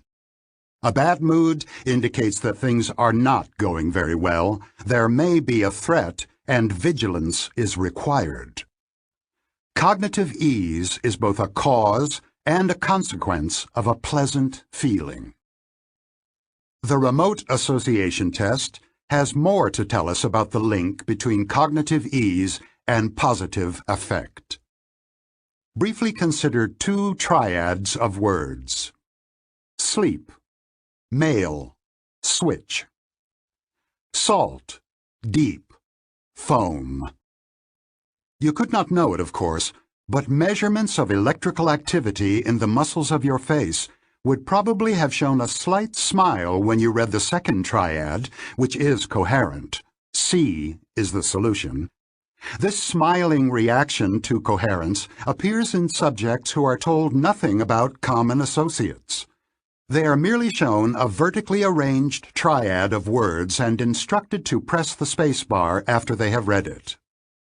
The impression of cognitive ease that comes with the presentation of a coherent triad appears to be mildly pleasurable in itself. The evidence that we have about good feelings, cognitive ease, and the intuition of coherence is, as scientists say, correlational, but not necessarily causal. Cognitive ease and smiling occur together, but do the good feelings actually lead to intuitions of coherence? Yes, they do. The proof comes from a clever experimental approach that has become increasingly popular. Some participants were given a cover story that provided an alternative interpretation for their good feeling. They were told about music played in their earphones that previous research showed that this music influences the emotional reactions of individuals. This story completely eliminates the intuition of coherence. The finding shows that the brief emotional response that follows the presentation of a triad of words, pleasant if the triad is coherent, unpleasant otherwise, is actually the basis of judgments of coherence. There is nothing here that System 1 cannot do. Emotional changes are now expected, and because they are unsurprising, they are not linked causally to the words. This is as good as psychological research ever gets, in its combination of experimental techniques and in its results, which are both robust and extremely surprising. We have learned a great deal about the automatic workings of System 1 in the last decades. Much of what we now know would have sounded like science fiction 30 or 40 years ago. It was beyond imagining that bad font influences judgments of truth and improves cognitive performance, or that an emotional response to the cognitive ease of a triad of words mediates impressions of coherence. Psychology has come a long way. Speaking of cognitive ease. Let's not dismiss their business plan just because the font makes it hard to read. We must be inclined to believe it because it has been repeated so often. But let's think it through again. Familiarity breeds liking. This is a mere exposure effect. I'm in a very good mood today, and my System 2 is weaker than usual. I should be extra careful. Chapter 6. Norms, Surprises, and Causes. The central characteristics and functions of System 1 and System 2 have now been introduced, with a more detailed treatment of System 1. Freely mixing metaphors, we have in our head a remarkably powerful computer, not fast by conventional hardware standards, but able to represent the structure of our world by various types of associative links in a vast network of various types of ideas. The spreading of activation in the associative machine is automatic, but we, System 2, have some ability to control the search of memory and also to program it so that the detection of an event in the environment can attract attention. We next go into more detail of the wonders and limitation of what System 1 can do. Assessing normality. The main function of System 1 is to maintain and update a model of your personal world, which represents what is normal in it. The model is constructed by associations that link ideas of circumstances, events, actions, and outcomes that co-occur with some regularity, either at the same time or within a relatively short interval. As these links are formed and strengthened, The pattern of associated ideas comes to represent the structure of events in your life, and it determines your interpretation of the present as well as your expectations of the future. A capacity for surprise is an essential aspect of our mental life, and surprise itself is the most sensitive indication of how we understand our world and what we expect from it. There are two main varieties of surprise. Some expectations are active and conscious. You know you are waiting for a particular event to happen. When the hour is near, you may be expecting the sound of the door as your child returns from school. When the door opens, you expect the sound of a familiar voice. You will be surprised if an actively expected event does not occur. But there is a much larger category of events that you expect passively. You don't wait for them, but you are not surprised when they happen. These are events that are normal in a situation, though not sufficiently probable to be actively expected. A single incident may make a recurrence less surprising. Some years ago, my wife and I were vacationing in a small island resort on the Great Barrier Reef. There are only 40 guest rooms on the island. When we came to dinner, we were surprised to meet an acquaintance, a psychologist named John. We greeted each other warmly and commented on the coincidence. John left the resort the next day. About 2 weeks later, we were in a theater in London. A latecomer sat next to me after the lights went down. When the lights came up for the intermission, I saw that my neighbor was John. My wife and I commented later that we were simultaneously conscious of two facts. First, this was a more remarkable coincidence than the first meeting. Second, we were distinctly less surprised to meet John on the second occasion than we had been on the first. Evidently, the first meeting had somehow changed the idea of John in our minds. He was now the psychologist who shows up when we travel abroad. We, System 2, knew this was a ludicrous idea, but our System 1 had made it seem almost normal to meet John in strange places. We would have experienced much more surprise if we had met any acquaintance other than John in the next seat of a London theater. By any measure of probability, meeting John in the theater was much less likely than meeting any one of our hundreds of acquaintances, yet meeting John seemed more normal. Under some conditions, passive expectations quickly turn active, as we found in another coincidence. On a Sunday evening some years ago, we were driving from New York City to Princeton, as we had been doing every week for a long time. We saw an unusual sight, a car on fire by the side of the road.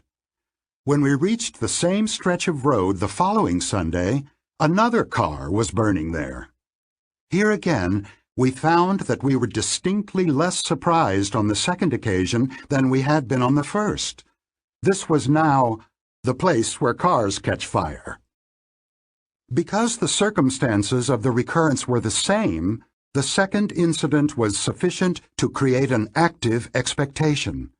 For months, perhaps for years, after the event, we were reminded of burning cars whenever we reached that spot of the road and were quite prepared to see another one. But of course, we never did. The psychologist Dale Miller and I wrote an essay in which we attempted to explain how events come to be perceived as normal or abnormal. I will use an example from our description of norm theory, although my interpretation of it has changed slightly. An observer, casually watching the patrons at a neighboring table in a fashionable restaurant, notices that the first guest to taste the soup winces as if in pain. The normality of a multitude of events will be altered by this incident. It is now unsurprising for the guest who first tasted the soup to startle violently when touched by a waiter. It is also unsurprising for another guest to stifle a cry when tasting soup from the same tureen. These events, and many others, appear more normal than they would have otherwise, but not necessarily because they confirm advance expectations. Rather, they appear normal because they recruit the original episode, retrieve it from memory, and are interpreted in conjunction with it. Imagine yourself the observer at the restaurant. You are surprised by the first guest's unusual reaction to the soup, and surprised again by the startled response to the waiter's touch. However, the second abnormal event will retrieve the first from memory, and both make sense together. The two events fit into a pattern in which the guest is an exceptionally tense person. On the other hand, if the next thing that happens after the first guest's grimace is that another customer rejects the soup, these two surprises will be linked, and the soup will surely be blamed. How many animals of each kind did Moses take into the ark? The number of people who detect what is wrong with this question is so small that it has been dubbed the Moses illusion. Moses took no animals into the ark. Noah did. Like the incident of the wincing soup eater, the Moses illusion is readily explained by norm theory. The idea of animals going into the ark sets up a biblical context, and Moses is not abnormal in that context. You did not positively expect him, but the mention of his name is not surprising. It also helps that Moses and Noah have the same vowel sound and the same number of syllables. As with the triads that produce cognitive ease, you unconsciously detect associative coherence between Moses and ark, and so quickly accept the question. Replace Moses with George W. Bush in this sentence, and you will have a poor political joke, but no illusion. When something cement does not fit into the current context of activated ideas, the system detects an abnormality, as you just experienced. You had no particular idea of what was coming after something, but you knew when the word cement came that it was abnormal in that sentence.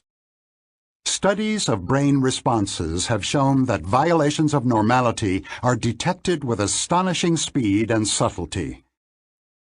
In a recent experiment, people heard the sentence, "Earth revolves around the trouble every year." A distinctive pattern was detected in brain activity, starting within 0.2 of a second of the onset of the odd word.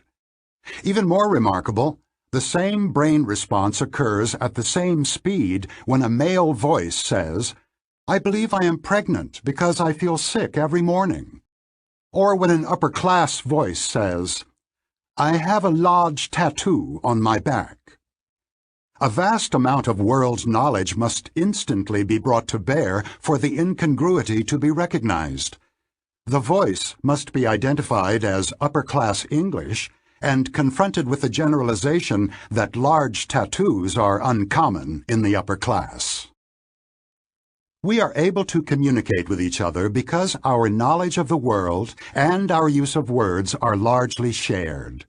When I mention a table, without specifying further, you understand that I mean a normal table. You know with certainty that its surface is approximately level and that it has far fewer than 25 legs. We have norms for a vast number of categories, and these norms provide the background for the immediate detection of anomalies such as pregnant men and tattooed aristocrats. To appreciate the role of norms in communication, consider the sentence, "The large mouse climbed over the trunk of the very small elephant." I can count on your having norms for the size of mice and elephants that are not too far from mine. The norms specify a typical or average size for these animals, and they also contain information about the range or variability within the category. It is highly unlikely that either of us got the image in our mind's eye of a mouse larger than an elephant striding over an elephant smaller than a mouse. Instead, We each separately but jointly visualized a mouse smaller than a shoe, clambering over an elephant larger than a sofa. System 1, which understands language, has access to norms of categories which specify the range of plausible values as well as the most typical cases. Seeing causes and intentions. Fred's parents arrived late. The caterers were expected soon. Fred was angry. You know why Fred was angry, and it is not because the caterers were expected soon. In your network of associations, anger and lack of punctuality are linked as an effect and its possible cause, but there is no such link between anger and the idea of expecting caterers. A coherent story was instantly constructed as you read. You immediately knew the cause of Fred's anger. Finding such causal connections is part of understanding a story and is an automatic operation of System 1. System 2, your conscious self, was offered the causal interpretation and accepted it. A story in Nassim Taleb's The Black Swan illustrates this automatic search for causality. He reports that bond prices initially rose on the day of Saddam Hussein's capture in his hiding place in Iraq. Investors were apparently seeking safer assets that morning, and the Bloomberg News Service flashed this headline: U.S. Treasuries rise. Hussein capture may not curb terrorism. Half an hour later, bond prices fell back, and the revised headline read, U.S. Treasuries fall. Hussein capture boosts allure of risky assets. Obviously, Hussein's capture was the major event of the day, and because of the way the automatic search for causes shapes our thinking, that event was destined to be the explanation of whatever happened in the market on that day. The two headlines looked superficially like explanations of what happened in the market, but a statement that can explain two contradictory outcomes explains nothing at all. In fact, all the headlines do is satisfy our need for coherence. A large event is supposed to have consequences, and consequences need causes to explain them. We have limited information about what happened on a day, and System 1 is adept at finding a coherent causal story that links the fragments of knowledge at its disposal. Listen to this sentence. After spending a day exploring beautiful sights in the crowded streets of New York, Jane discovered that her wallet was missing. When people who had read this brief story, along with many others, were given a surprise recall test, the word pickpocket was more strongly associated with the story than the word sights, even though the latter was actually in the sentence, while the former was not. The rules of associative coherence tell us what happened. The event of a lost wallet could evoke many different causes. The wallet slipped out of a pocket, was left in a restaurant, etc.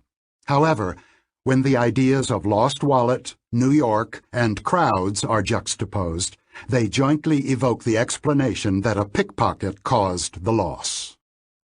In the story of the startling soup, the outcome, whether another customer wincing at the taste of the soup or the first person's extreme reaction to the waiter's touch, brings about an associatively coherent interpretation of the initial surprise, completing a plausible story.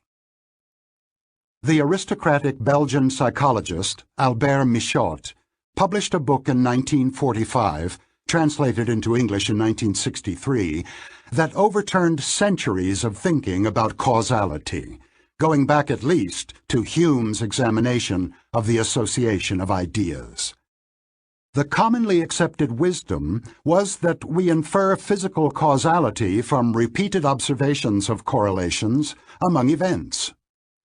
We have had myriad experiences in which we saw one object in motion touching another object, which immediately starts to move, often, but not always, in the same direction. This is what happens when a billiard ball hits another. And it is also what happens when you knock over a vase by brushing against it. Michotte had a different idea. He argued that we see causality, just as directly as we see color. To make his point, he created episodes in which a black square drawn on paper is seen in motion. It comes into contact with another square, which immediately begins to move. The observers know that there is no real physical contact, but they nevertheless have a powerful illusion of causality. If the second object starts moving instantly, they describe it as having been launched by the first. Experiments have shown that 6-month-old infants see the sequence of events as a cause-effect scenario, and they indicate surprise when the sequence is altered. We are evidently ready from birth to have impressions of causality, which do not depend on reasoning about patterns of causation. They are products of System 1. In 1944, at about the same time as Michotte published his demonstrations of physical causality, the psychologists Fritz Heider and Mary Ann Simmel used a method similar to Michotte's to demonstrate the perception of intentional causality. They made a film which lasts all of 1 minute and 40 seconds, in which you see a large triangle, a small triangle, and a circle moving around a shape that looks like a schematic view of a house with an open door. Viewers see an aggressive, large triangle bullying a smaller triangle, a terrified circle, the circle and the small triangle joining forces to defeat the bully. They also observe much interaction around a door and then an explosive finale. The perception of intention and emotion is irresistible. Only people afflicted by autism do not experience it. All this is entirely in your mind, of course.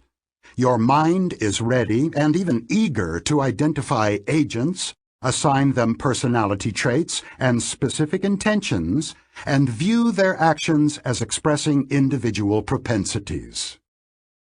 Here again, the evidence is that we are born prepared to make intentional attributions. Infants under 1 year old identify bullies and victims and expect a pursuer to follow the most direct path in attempting to catch whatever it is chasing. The experience of freely willed action is quite separate from physical causality. Although it is your hand that picks up the salt, you do not think of the event in terms of a chain of physical causation. You experience it as caused by a decision that a disembodied you made, because you wanted to add salt to your food.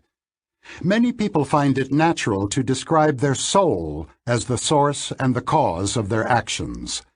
The psychologist Paul Bloom, writing in The Atlantic in 2005, presented the provocative claim that our inborn readiness to separate physical and intentional causality explains the near universality of religious beliefs. He observes that we perceive the world of objects as essentially separate from the world of minds, making it possible for us to envision soulless bodies and bodiless souls. The two modes of causation that we are set to perceive make it natural for us to accept the two central beliefs of many religions. An immaterial divinity is the ultimate cause of the physical world, and immortal souls temporarily control our bodies while we live and leave them behind as we die. In Bloom's view, the two concepts of causality were shaped separately by evolutionary forces, building the origins of religion into the structure of System 1. The prominence of causal intuitions is a recurrent theme in this book because people are prone to apply causal thinking inappropriately to situations that require statistical reasoning. Statistical thinking derives conclusions about individual cases from properties of categories and ensembles. Unfortunately, System 1 does not have the capability for this mode of reasoning. System 2 can learn to think statistically, but few people receive the necessary training. The psychology of causality was the basis of my decision to describe psychological processes by the metaphors of agency, with little concern for consistency. I sometimes refer to System 1 as an agent with certain traits and preferences, and sometimes as an associative machine that represents reality by a complex pattern of links. The system and the machine are fictions. My reason for using them is that they fit the way we think about causes. Hyder's triangles and circles are not really agents. It is just very easy and natural to think of them that way. It is a matter of mental economy. I assume that you, like me, find it easier to think about the mind if we describe what happens in terms of traits and intentions, the two systems, and sometimes in terms of mechanical regularities, the associative machine. I do not intend to convince you that the systems are real, any more than Hyder intended you to believe that the large triangle is really a bully.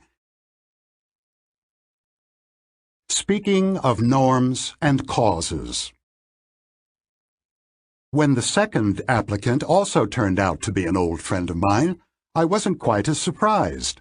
Very little repetition is needed for a new experience to feel normal. When we survey the reaction to these products, let's make sure we don't focus exclusively on the average. We should consider the entire range of normal reactions. She can't accept that she was just unlucky. She needs a causal story. She will end up thinking that someone intentionally sabotaged her work. Chapter 7. A Machine for Jumping to Conclusions.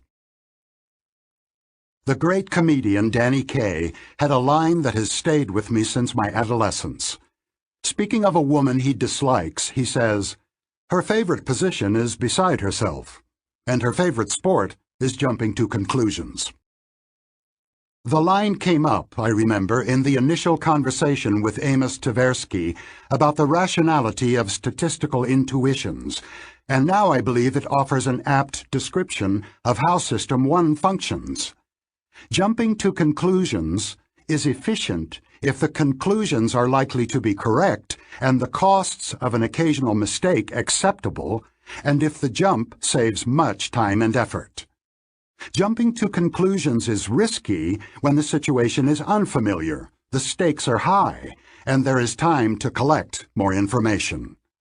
These are the circumstances in which intuitive errors are probable, which may be prevented by a deliberate intervention of System 2.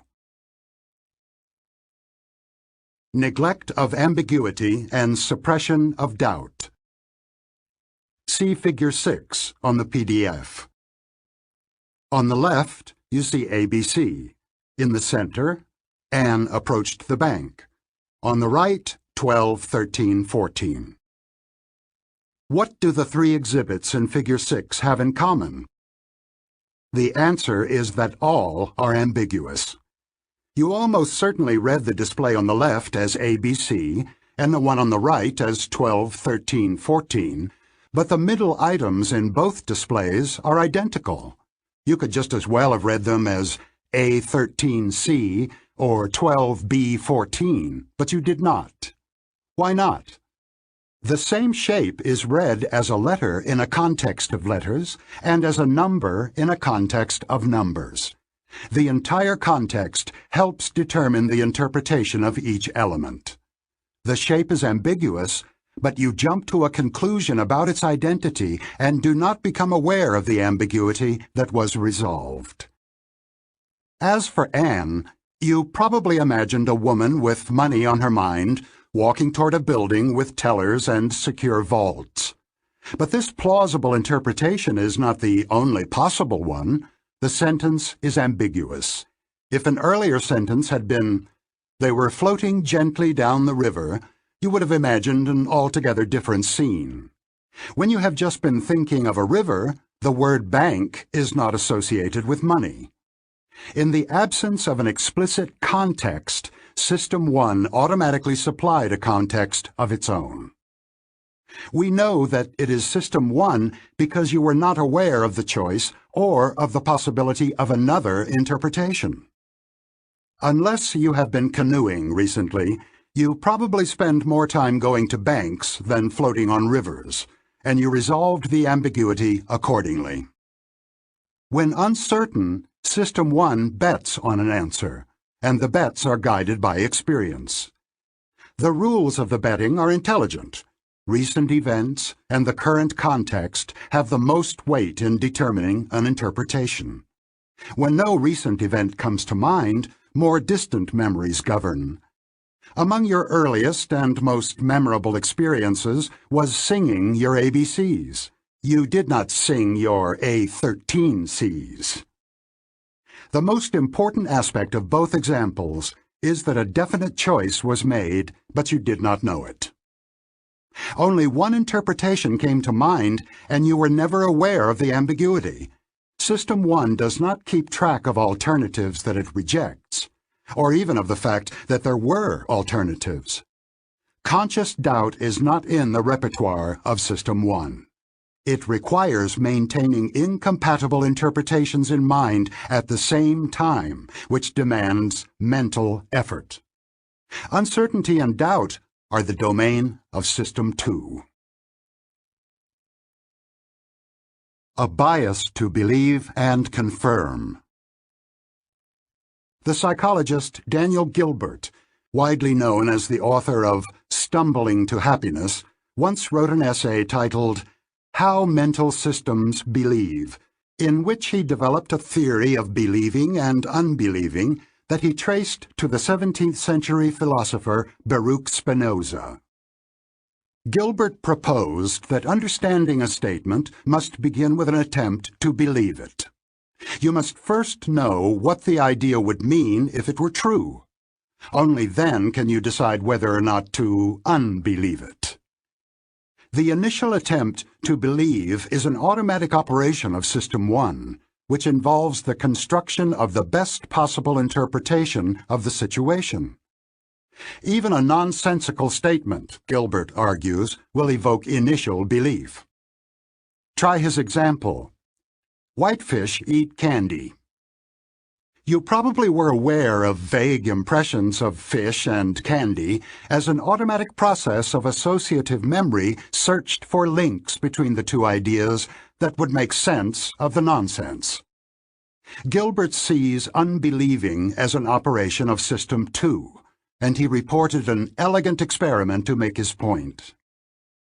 The participants saw nonsensical assertions such as, "A dinka is a flame," followed after a few seconds by a single word, true or false. They were later tested for their memory of which sentences had been labeled true. In one condition of the experiment, subjects were required to hold digits in memory during the task.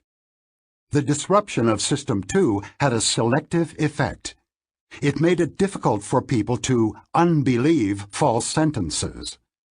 In a later test of memory, the depleted participants ended up thinking that many of the false sentences were true. The moral is significant. When System 2 is otherwise engaged, we will believe almost anything. System 1 is gullible and biased to believe. System 2 is in charge of doubting and unbelieving, but System 2 is sometimes busy and often lazy. Indeed, there is evidence that people are more likely to be influenced by empty, persuasive messages, such as commercials, when they are tired and depleted. The operations of associative memory contribute to a general confirmation bias. When asked, "Is Sam friendly?" different instances of Sam's behavior will come to mind than would if you had been asked, "Is Sam unfriendly?" A deliberate search for confirming evidence, known as positive test strategy, is also how System 2 tests a hypothesis. Contrary to the rules of philosophers of science, who advise testing hypotheses by trying to refute them, people, and scientists quite often, seek data that are likely to be compatible with the beliefs they currently hold. The confirmatory bias of System 1 favors uncritical acceptance of suggestions and exaggeration of the likelihood of extreme and improbable events.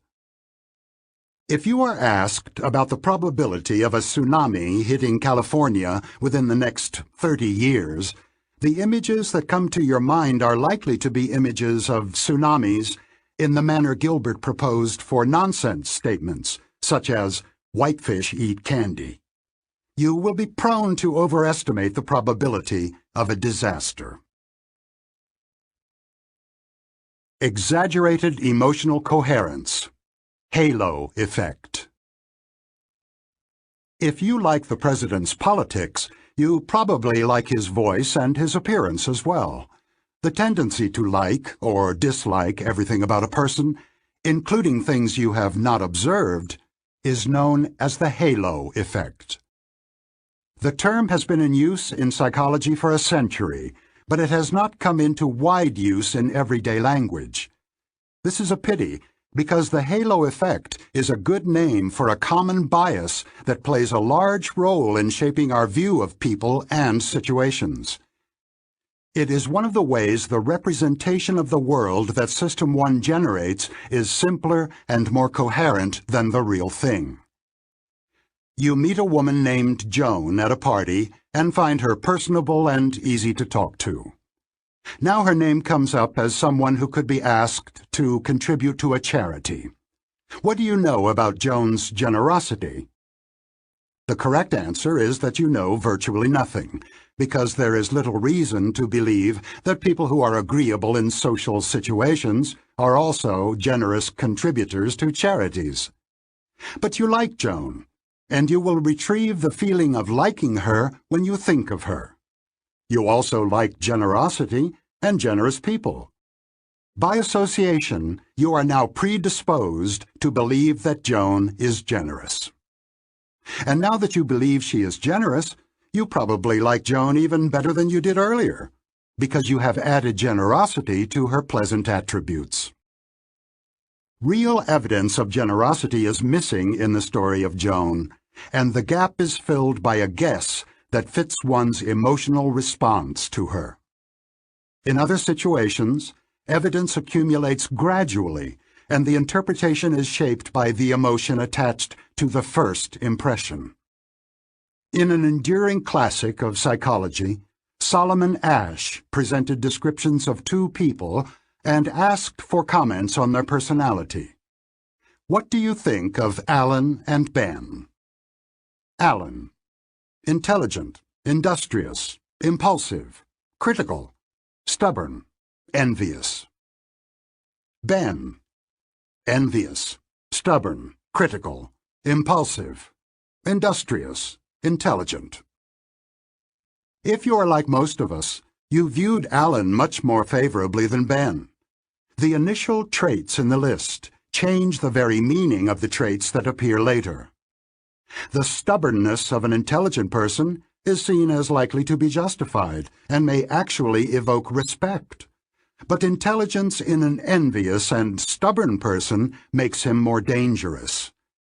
The halo effect is also an example of suppressed ambiguity. Like the word bank, the adjective stubborn is ambiguous and will be interpreted in a way that makes it coherent with the context. There have been many variations on this research theme. Participants in one study first considered the first three adjectives that describe Alan. Then they considered the last three, which belonged, they were told, to another person. When they had imagined the two individuals, the participants were asked if it was plausible for all 6 adjectives to describe the same person, and most of them thought it was impossible. The sequence in which we observe characteristics of a person is often determined by chance. Sequence matters, however, because the halo effect increases the weight of first impressions, sometimes to the point that subsequent information is mostly wasted. Early in my career as a professor, I graded students' essay exams in the conventional way. I would pick up one test booklet at a time and read all that student's essays in immediate succession, grading them as I went. I would then compute the total and go on to the next student. I eventually noticed that my evaluations of the essays in each booklet were strikingly homogeneous. I began to suspect that my grading exhibited a halo effect, and that the first question I scored had a disproportionate effect on the overall grade. The mechanism was simple. If I had given a high score to the first essay, I gave the student the benefit of the doubt whenever I encountered a vague or ambiguous statement later on. This seemed reasonable. Surely a student who had done so well in the first essay would not make a foolish mistake in the second one. But there was a serious problem with my way of doing things. If a student had written 2 essays, one strong and one weak, I would end up with different final grades depending on which essay I read first. I had told the students that the 2 essays had equal weight, but that was not true. The first one had a much greater impact on the final grade than the second. This was unacceptable. I adopted a new procedure. Instead of reading the booklets in sequence, I read and scored all the students' answers to the first question, then went on to the next one. I made sure to write all the scores on the inside back page of the booklet so that I would not be biased, even unconsciously, when I read the second essay. Soon after switching to the new method, I made a disconcerting observation. My confidence in my grading now was much lower than it had been. The reason was that I frequently experienced a discomfort that was new to me. When I was disappointed with a student's second essay and went to the back page of the booklet to enter a poor grade, I occasionally discovered that I had given a top grade to the same student's first essay. I also noticed that I was tempted to reduce the discrepancy by changing the grade that I had not yet written down, and found it hard to follow the simple rule of never yielding to that temptation. My grades for the essays of a single student often varied over a considerable range. The lack of coherence left me uncertain and frustrated.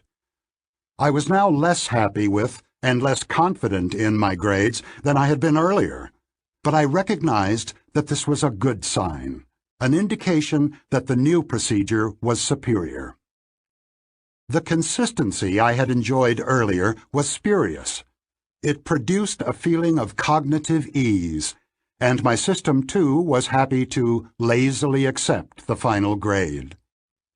By allowing myself to be strongly influenced by the first question in evaluating subsequent ones, I spared myself the dissonance of finding the same student doing very well on some questions and badly on others. The uncomfortable inconsistency that was revealed when I switched to the new procedure was real. It reflected both the inadequacy of any single question as a measure of what the student knew, and the unreliability of my own grading. The procedure I adopted to tame the halo effect conforms to a general principle: decorrelate error. To understand how this principle works, imagine that a large number of observers are shown glass jars containing pennies and are challenged to estimate the number of pennies in each jar. As James Surowiecki explained in his best-selling The Wisdom of Crowds, this is the kind of task in which individuals do very poorly, but pools of individual judgments do remarkably well. Some individuals greatly overestimate the true number, others underestimate it, but when many judgments are averaged, the average tends to be quite accurate. The mechanism is straightforward. All individuals look at the same jar, and all their judgments have a common basis. On the other hand, The errors that individuals make are independent of the errors made by others, and, in the absence of a systematic bias, they tend to average to zero. However, the magic of error reduction works well only when the observations are independent and their errors uncorrelated. If the observers share a bias, the aggregation of judgments will not reduce it. Allowing the observers to influence each other effectively reduces the size of the sample, and with it, the precision of the group estimate. To derive the most useful information from multiple sources of evidence, you should always try to make these sources independent of each other. This rule is part of good police procedure. When there are multiple witnesses to an event, they are not allowed to discuss it before giving their testimony. The goal is not only to prevent collusion by hostile witnesses, it is also to prevent unbiased witnesses from influencing each other. Witnesses who exchange their experiences will tend to make similar errors in their testimony, reducing the total value of the information they provide. Eliminating redundancy from your sources of information is always a good idea. The principle of independent judgments and decorrelated errors has immediate applications for the conduct of meetings, an activity in which executives in organizations spend a great deal of their working days. A simple rule can help. Before an issue is discussed, all members of the committee should be asked to write a very brief summary of their position. This procedure makes good use of the value of the diversity of knowledge and opinion in the group. The standard practice of open discussion gives too much weight to the opinions of those who speak early and assertively, causing others to line up behind them. What you see is all there is. One of my favorite memories of the early years of working with Amos is a comedy routine he enjoyed performing. In a perfect impersonation of one of the professors with whom he had studied psychology as an undergraduate, Amos would growl in Hebrew marked by a thick German accent, "You must never forget the primate of the is." What exactly his teacher had meant by that phrase never became clear to me, or to Amos, I believe, but Amos's jokes always made a point. He was reminded of the old phrase, and eventually I was too, whenever we encountered the remarkable asymmetry between the ways our mind treats information that is currently available and information we do not have. An essential design feature of the associative machine is that it represents only activated ideas. Information that is not retrieved, even unconsciously, from memory might as well not exist. System 1 excels at constructing the best possible story that incorporates ideas currently activated, but it does not, cannot allow for information it does not have. The measure of success for System 1 is the coherence of the story it manages to create. The amount and quality of the data on which the story is based are largely irrelevant. When information is scarce, which is a common occurrence, System 1 operates as a machine for jumping to conclusions. Consider the following. Will Mindik be a good leader? She is intelligent and strong.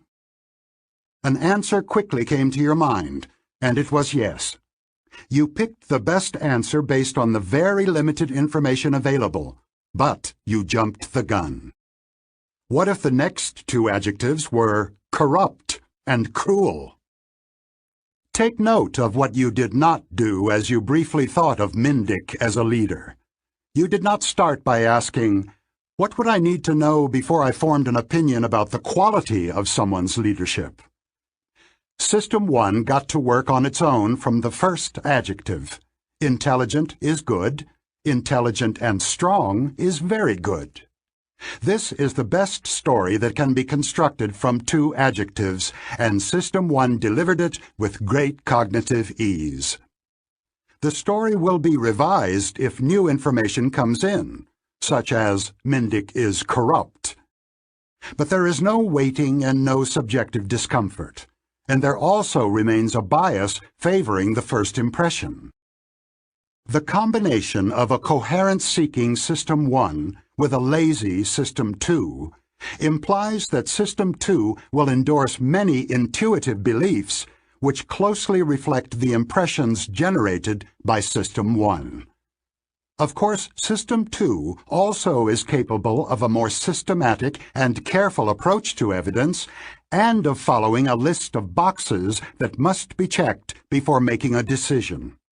Think of buying a home when you deliberately seek information that you don't have. However, System 1 is expected to influence even the more careful decisions. Its input never ceases. Jumping to conclusions on the basis of limited evidence is so important to an understanding of intuitive thinking that it comes up so often in this book that I will use a cumbersome abbreviation for it, WYSIATI,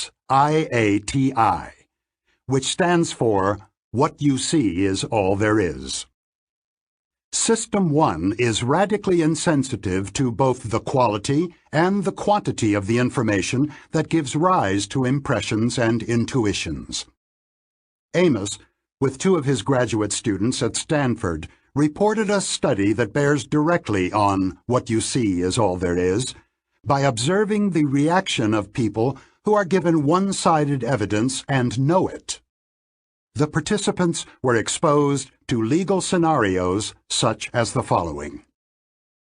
On September 3rd, plaintiff David Thornton, a 43-year-old Union Field representative, was present in Thrifty Drugstore number 168, performing a routine union visit. Within 10 minutes of his arrival, a store manager confronted him and told him he could no longer speak with the union employees on the floor of the store. Instead, he would have to see them in a back room while they were on break. Such a request is allowed by the union contract with Thrifty Drug, but had never before been enforced. When Mr. Thornton objected, he was told that he had the choice of conforming to these requirements, leaving the store, or being arrested. At this point, Mr. Thornton indicated to the manager that he had always been allowed to speak to employees on the floor for as much as 10 minutes, as long as no business was disrupted, and that he would rather be arrested than change the procedure of his routine visit. The manager then called the police and had Mr. Thornton handcuffed in the store for trespassing. After he was booked and put into a holding cell for a brief time, all charges were dropped. Mr. Thornton is suing Thrifty Drug for false arrest. In addition to this background material, which all participants read, different groups were exposed to presentations by the lawyers for the 2 parties. Naturally, the lawyer for the union organizer described the arrest as an intimidation attempt, while the lawyer for the store argued that having the talk in the store was disruptive and that the manager was acting properly. Some participants, like a jury, heard both sides. The lawyers added no useful information that you could not infer from the background story. The participants were fully aware of the setup, and those who heard only one side could easily have generated the argument for the other side. Nevertheless, the presentation of one-sided evidence had a very pronounced effect on judgments. Furthermore, participants who saw one-sided evidence were more confident of their judgments than those who saw both sides. This is just what you would expect if the confidence that people experience is determined by the coherence of the story they manage to construct from available information. It is the consistency of the information that matters for a good story, not its completeness. Indeed, you will often find that knowing little makes it easier to fit everything you know into a coherent pattern. What you see is all there is essential to creating associative coherence and the cognitive ease that causes us to accept a statement as true. It explains why we can think fast and how we are able to make sense of partial information in a complex world. Much of the time, the coherent story we put together is close enough to reality to support reasonable action. However, I will also invoke what you see is all there is to help explain a long and diverse list of biases of judgment and choice, including the following, among many others. Overconfidence. As the "what you see is all there is" rule implies, neither the quantity nor the quality of the evidence counts for much in subjective confidence. The confidence that individuals have in their beliefs depends mostly on the quality of the story they can tell about what they see, even if they see little. We often fail to allow for the possibility that evidence that should be critical to our judgment is missing. What we see is all there is. Furthermore, our associative system tends to settle on a coherent pattern of activation and suppresses doubt and ambiguity. Framing effects. Different ways of presenting the same information often evoke different emotions. The statement that the odds of survival 1 month after surgery are 90% is more reassuring than the equivalent statement that mortality within 1 month of surgery is 10%. Similarly, cold cuts described as 90% fat-free are more attractive than when they are described as 10% fat. The equivalence of the alternative formulations is transparent, but an individual normally sees only one formulation, and what she sees is all there is. Base rate neglect. Recall Steve, the meek and tidy soul who is often believed to be a librarian. The personality description is salient and vivid, and although you surely know that there are more male farmers than male librarians, that statistical fact almost certainly did not come to your mind when you first considered the question. What you saw was all there was. More generally, statistical information is often ignored in making forecasts about individual cases because it tends to be less vivid, salient, and interesting than specific information about the case at hand. Speaking of jumping to conclusions. She knows nothing about this person's management skills. All she is going by is the halo effect from a good presentation. Let's decorrelate errors by obtaining separate judgments on the issue before any discussion. We will get more information from independent assessments. They made that big decision on the basis of a good report from one consultant. What you see is all there is. They did not seem to realize how little information they had. They didn't want more information that might spoil their story. What you see is all there is. Chapter 8.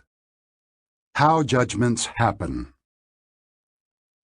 There is no limit to the number of questions you can answer, whether they are questions someone else asks or questions you ask yourself. Nor is there a limit to the number of attributes you can evaluate. You are capable of counting the number of capital letters on a page, comparing the height of the windows of your house to the one across the street, and assessing the political prospects of your senator on a scale from excellent to disastrous. The questions are addressed to System 2, which will direct attention and search memory to find the answers. System 2 receives questions or generates them. In either case, it directs attention and searches memory to find the answers. System 1 operates differently. It continuously monitors what is going on outside and inside the mind and continuously generates assessments of various aspects of the situation without specific intention and with little or no effort. These basic assessments play an important role in intuitive judgment because they are easily substituted for more difficult questions. This is the essential idea of the heuristics and biases approach.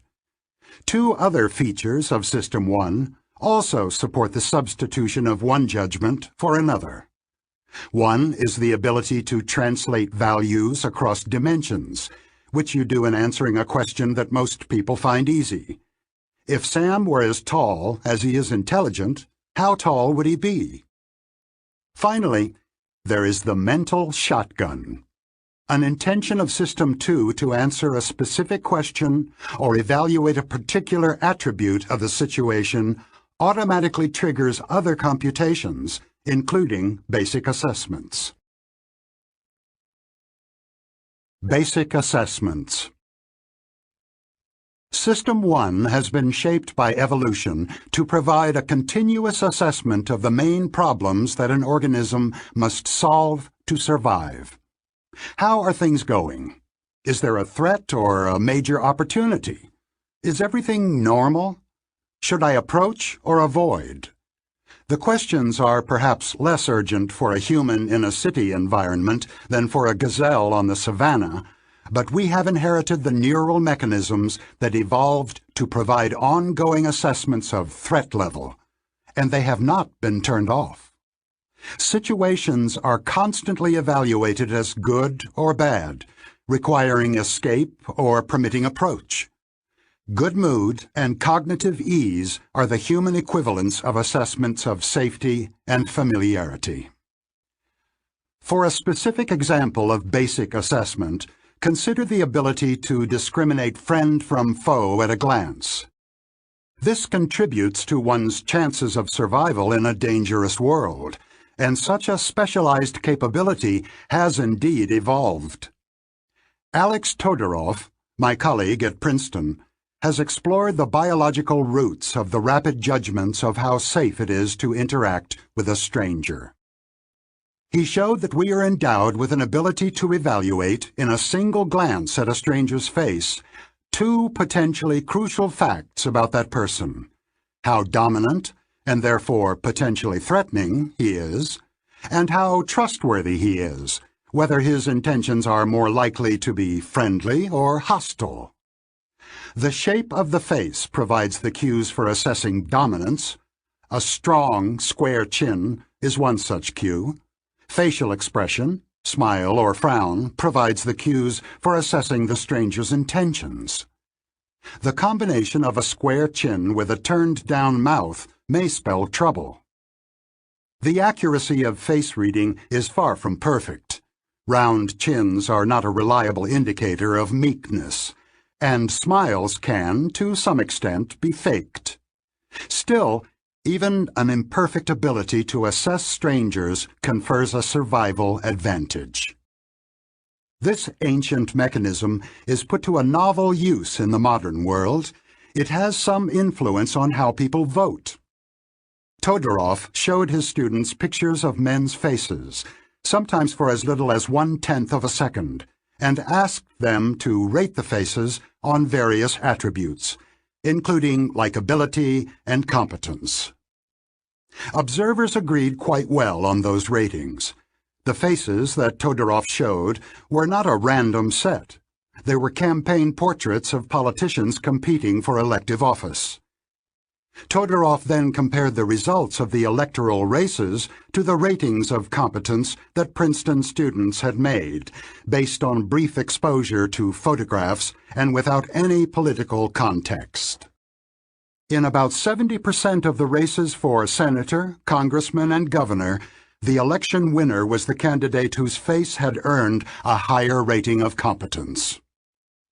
This striking result was quickly confirmed in national elections in Finland, in zoning board elections in England, and in various electoral contests in Australia, Germany, and Mexico. Surprisingly, at least to me, ratings of competence were far more predictive of voting outcomes in Todorov's study than ratings of likability. Todorov has found that people judge competence by combining the two dimensions of strength and trustworthiness. The faces that exude competence combine a strong chin with a slight, confident-appearing smile. There is no evidence that these facial features actually predict how well politicians will perform in office. But studies of the brain's response to winning and losing candidates show that we are biologically predisposed to reject candidates who lack the attributes we value. In this research, losers evoked stronger indications of negative emotional response. This is an example of what I will call a judgment heuristic in the following chapters. Voters are attempting to form an impression of how good a candidate will be in office, and they fall back on a simpler assessment that is made quickly and automatically and is available when System 2 must make its decision. Political scientists followed up on Todorov's initial research by identifying a category of voters for whom the automatic preferences of System 1 are particularly likely to play a large role. They found what they were looking for among politically uninformed voters who watch a great deal of television. As expected, the effect of facial competence on voting is about 3 times larger for information-poor and TV-prone voters than for others who are better informed and watch less television. Evidently, the relative importance of System 1 in determining voting choices is not the same for all people. We will encounter other examples of such individual differences. System 1 understands language, of course, and understanding depends on the basic assessments that are routinely carried out as part of the perception of events and the comprehension of messages. These assessments include computations of similarity and representativeness, attributions of causality, and evaluations of the availability of associations and exemplars. They are performed even in the absence of a specific task set, although the results are used to meet task demands as they arise. The list of basic assessments is long, but not every possible attribute is assessed. For an example, look briefly at Figure 7 on the PDF. A glance provides an immediate impression of many features of the display. You know that the 2 towers are equally tall and that they are more similar to each other than the tower on the left is to the array of blocks in the middle. However, you do not immediately know that the number of blocks in the left-hand tower is the same as the number of blocks arrayed on the floor, and you have no impression of the height of the tower that you could build from them. To confirm that the numbers are the same, you would need to count the 2 sets of blocks and compare the results, an activity that only System 2 can carry out. Sets and prototypes. For another example, consider the question, what is the average length of the lines in Figure 8 on the PDF? This question is easy, and System 1 answers it without prompting. Experiments have shown that a fraction of a second is sufficient for people to register the average length of an array of lines with considerable precision.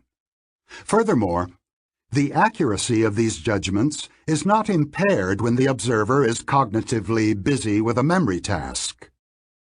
They do not necessarily know how to describe the average in inches or centimeters, but they will be very accurate in adjusting the length of another line to match the average. System 2 is not needed to form an impression of the norm of length for an array. System 1 does it, automatically and effortlessly, just as it registers the color of the lines and the fact that they are all vertical. We also can form an immediate impression of the number of objects in an array, precisely if there are 4 or fewer objects, crudely if there are more. Now to another question. What is the total length of the lines in Figure 8? This is a different experience because System 1 has no suggestions to offer. The only way you can answer this question is by activating System 2, which will laboriously estimate the average, estimate or count the lines, and multiply average length by the number of lines.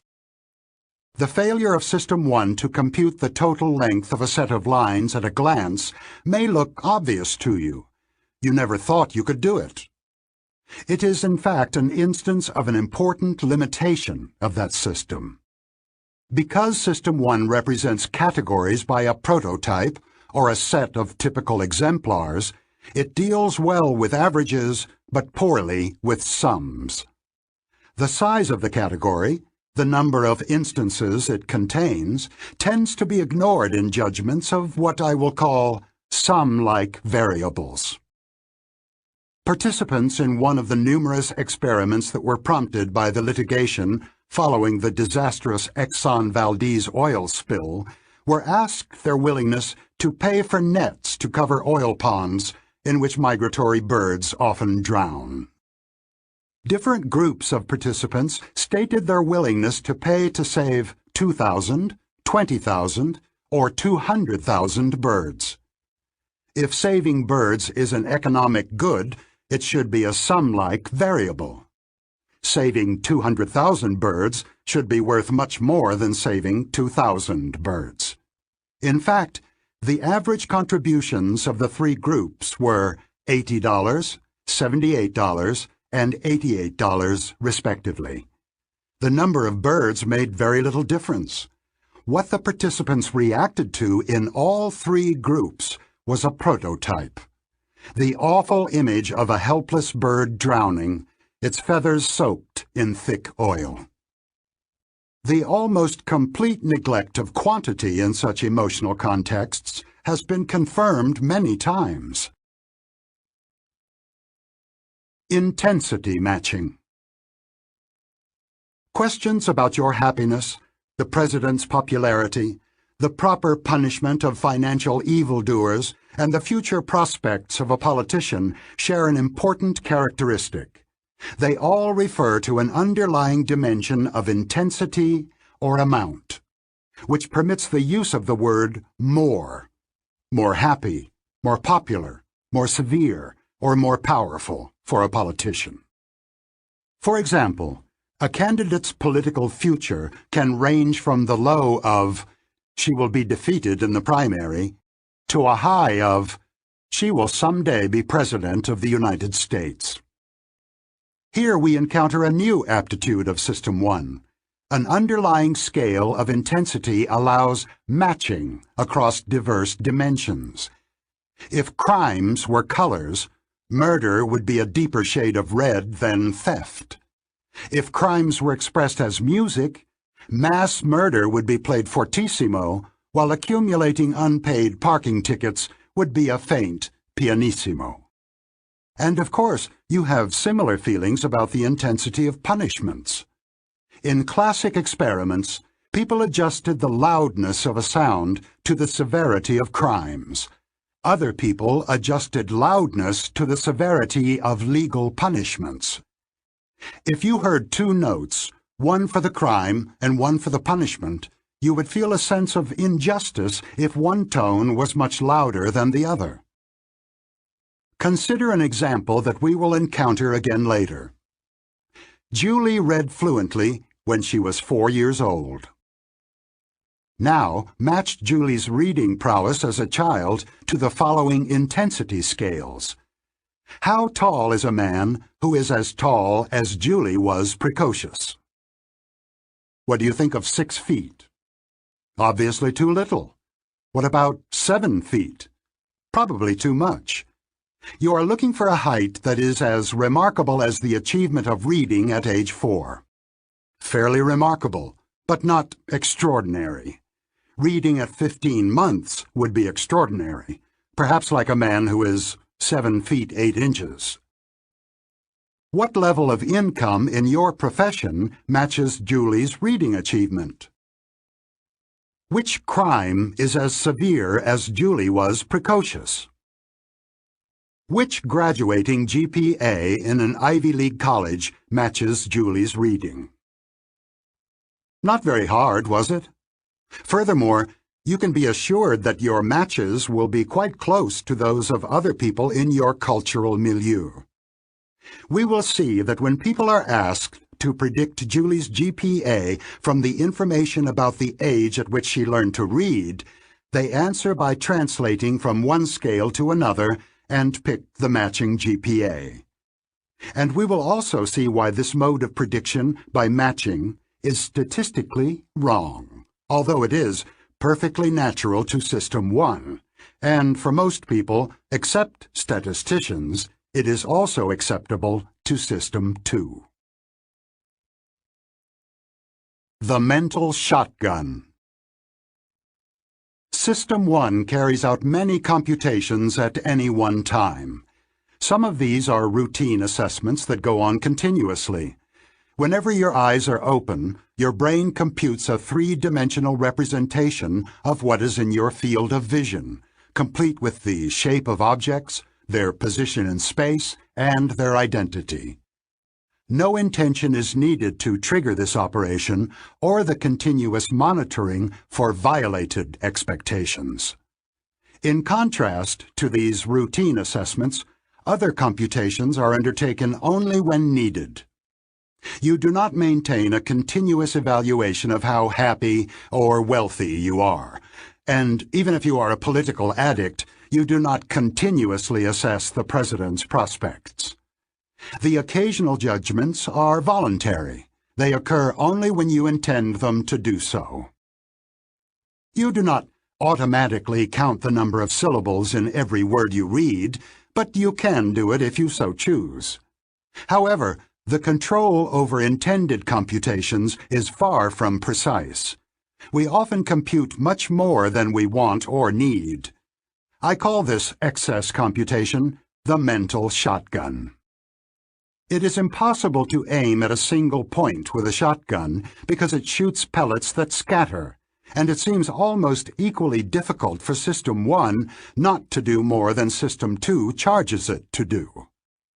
Two experiments that I read long ago suggested this image.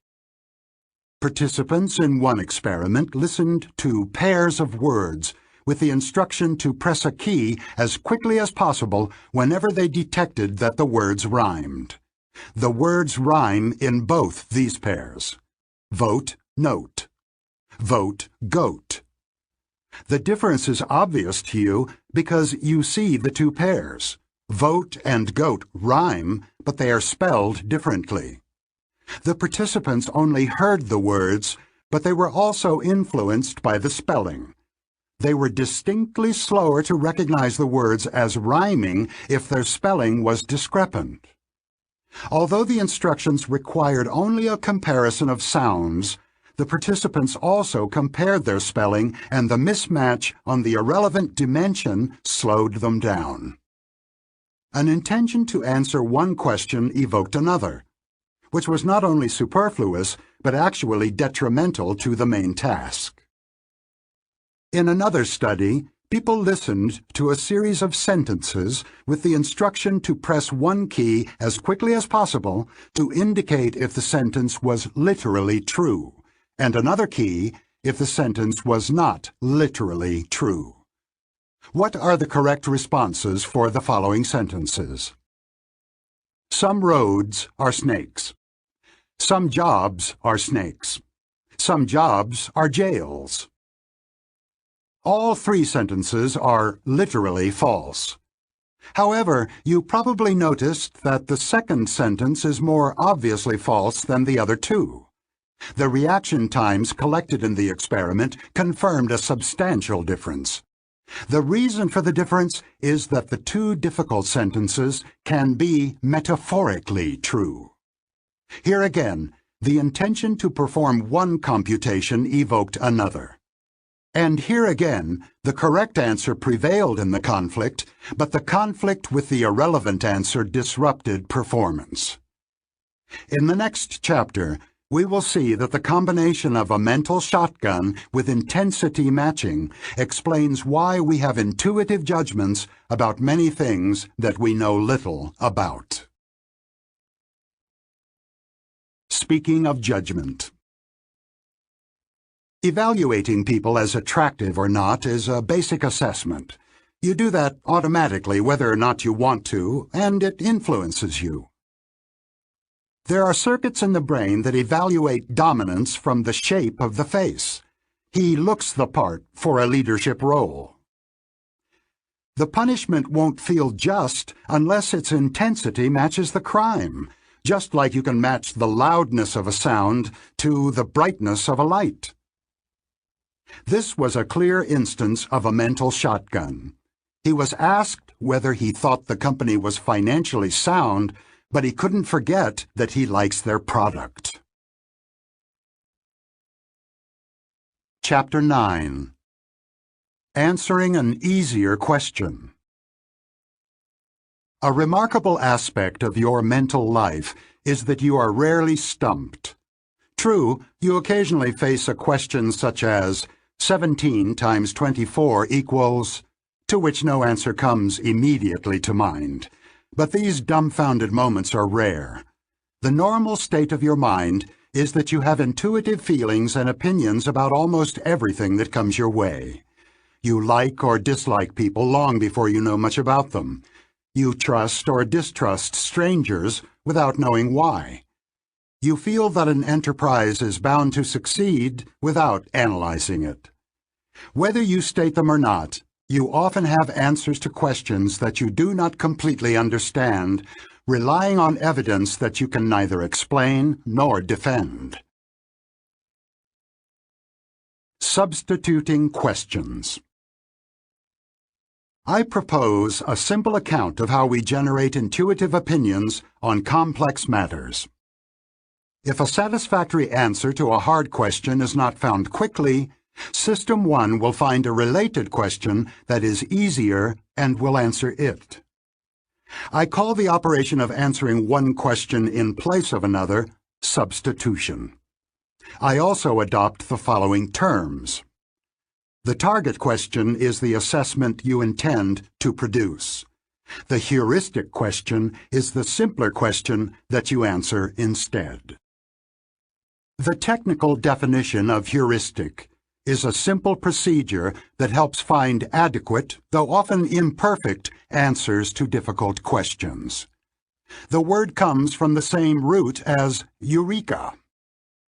The idea of substitution came up early in my work with Amos, and it was the core of what became the heuristics and biases approach.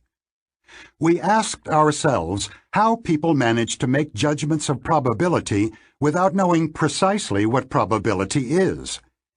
We concluded that people must somehow simplify that impossible task, and we set out to find how they do it. Our answer was that when called upon to judge probability, people actually judge something else, and believe they have judged probability. System 1 often makes this move when faced with difficult target questions, if the answer to a related and easier heuristic question comes readily to mind. Substituting one question for another can be a good strategy for solving difficult problems, and George Polya included substitution in his classic How to Solve It.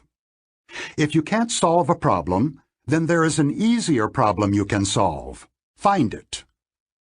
Polya's heuristics are strategic procedures that are deliberately implemented by System 2. But the heuristics that I discuss in this chapter are not chosen. They are a consequence of the mental shotgun, the imprecise control we have over targeting our responses to questions. Consider the target questions you are about to hear. These are difficult questions, and before you can produce a reasoned answer to any of them, you must deal with other difficult issues. What is the meaning of happiness? What are the likely political developments in the next 6 months? What are the standard sentences for other financial crimes? How strong is the competition that the candidate faces? What other environmental or other causes should be considered? Dealing with these questions seriously is completely impractical. But you are not limited to perfectly reasoned answers to questions. There is a heuristic alternative to careful reasoning, which sometimes works fairly well and sometimes leads to serious errors. Target question. How much would you contribute to save an endangered species? Heuristic question. How much emotion do I feel when I think of dying dolphins? Target question. How happy are you with your life these days? Heuristic question.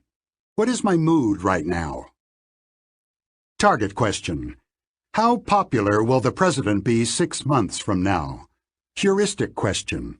How popular is the president right now? Target question. How should financial advisors who prey on the elderly be punished? Heuristic question. How much anger do I feel when I think of financial predators? Target question. This woman is running for the primary. How far will she go in politics? Heuristic question. Does this woman look like a political winner? The mental shotgun makes it easy to generate quick answers to difficult questions without imposing much hard work on your lazy system too. The heuristic counterpart of each of the target questions is very likely to be evoked and very easily answered.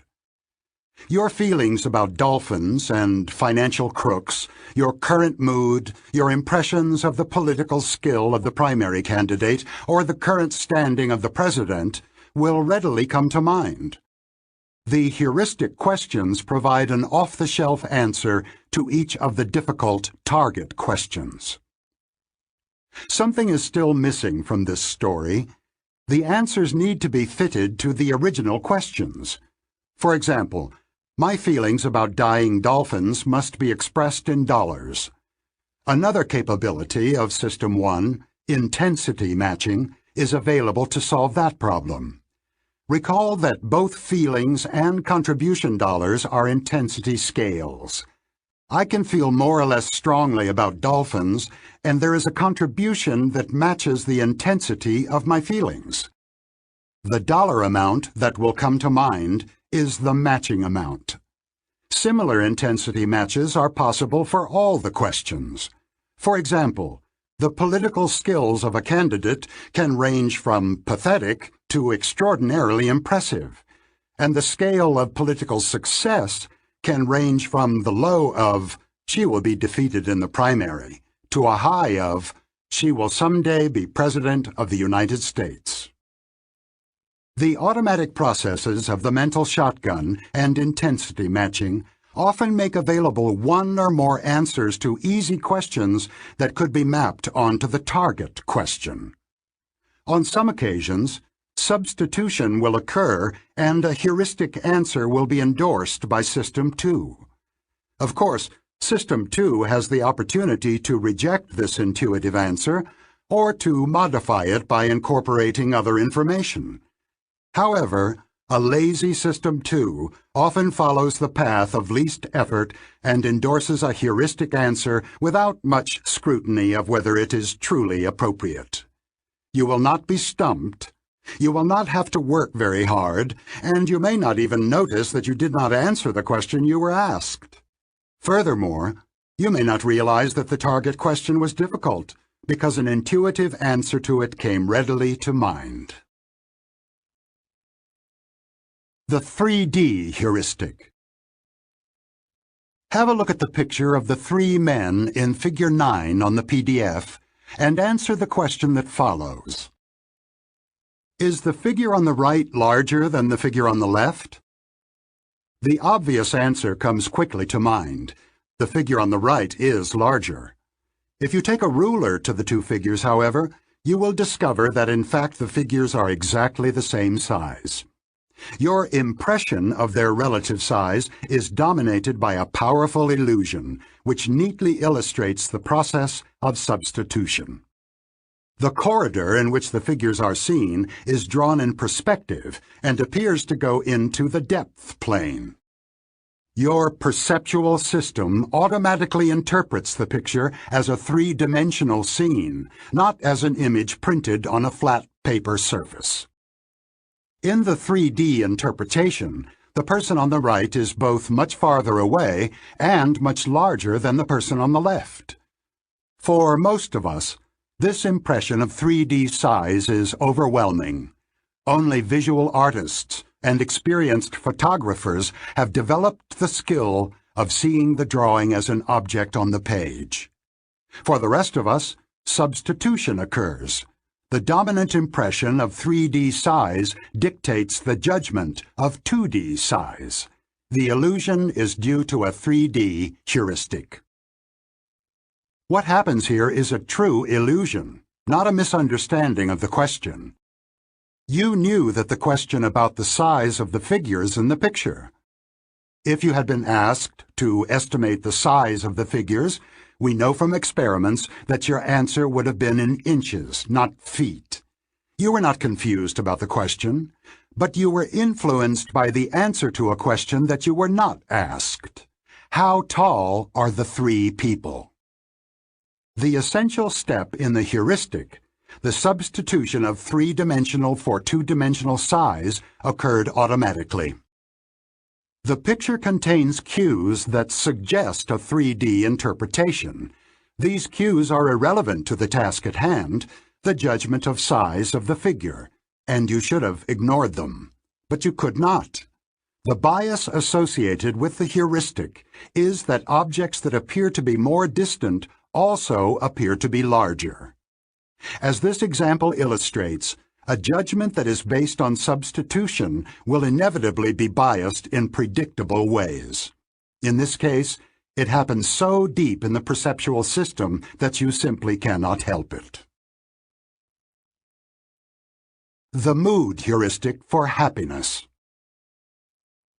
A survey of German students is one of the best examples of substitution.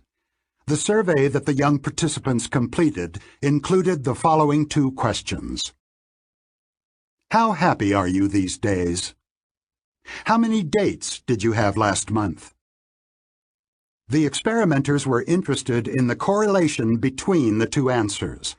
Would the students who reported many dates say that they were happier than those with fewer dates? Surprisingly, no. The correlation between the answers was about 0. Evidently, dating was not what came first to the students' minds when they were asked to assess their happiness. Another group of students saw the same two questions, but in reverse order. How many dates did you have last month? How happy are you these days? The results this time were completely different.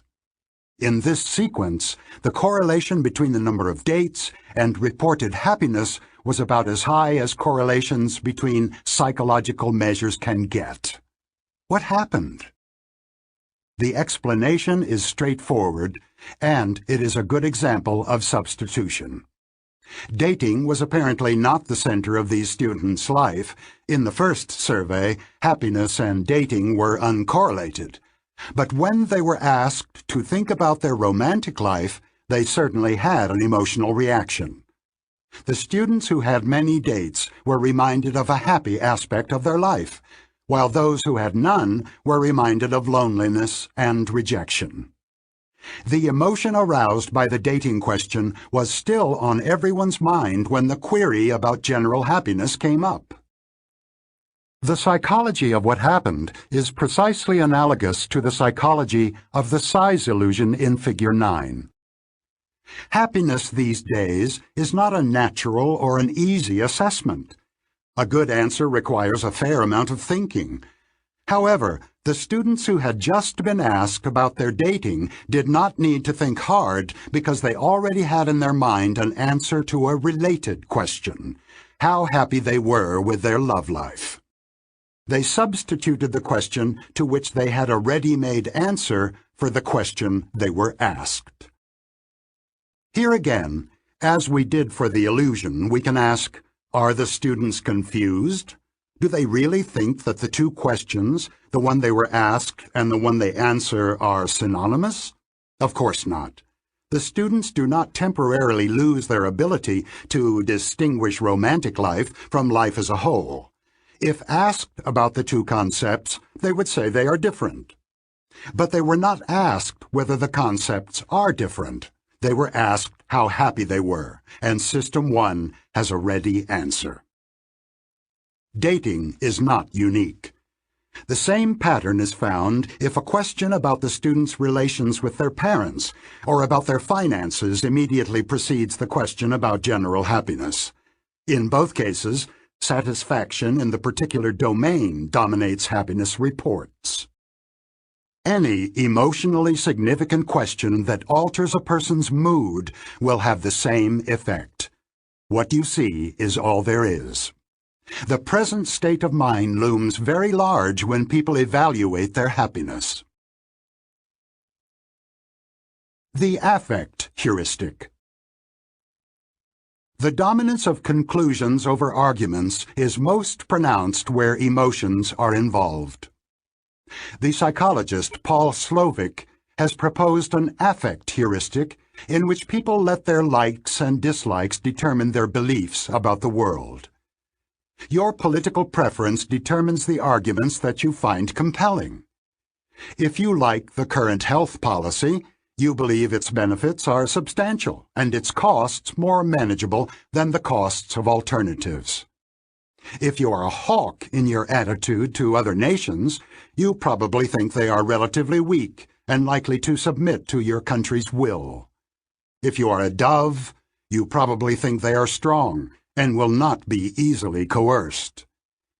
Your emotional attitude to such things as irradiated food, red meat, nuclear power, tattoos, or motorcycles drives your beliefs about their benefits and their risks. If you dislike any of these things, you probably believe that its risks are high and its benefits negligible. The primacy of conclusions does not mean that your mind is completely closed and that your opinions are wholly immune to information and sensible reasoning.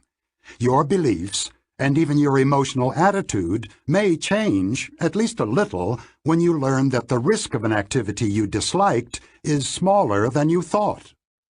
However, the information about lower risks will also change your view of the benefits, for the better, even if nothing was said about benefits in the information you received.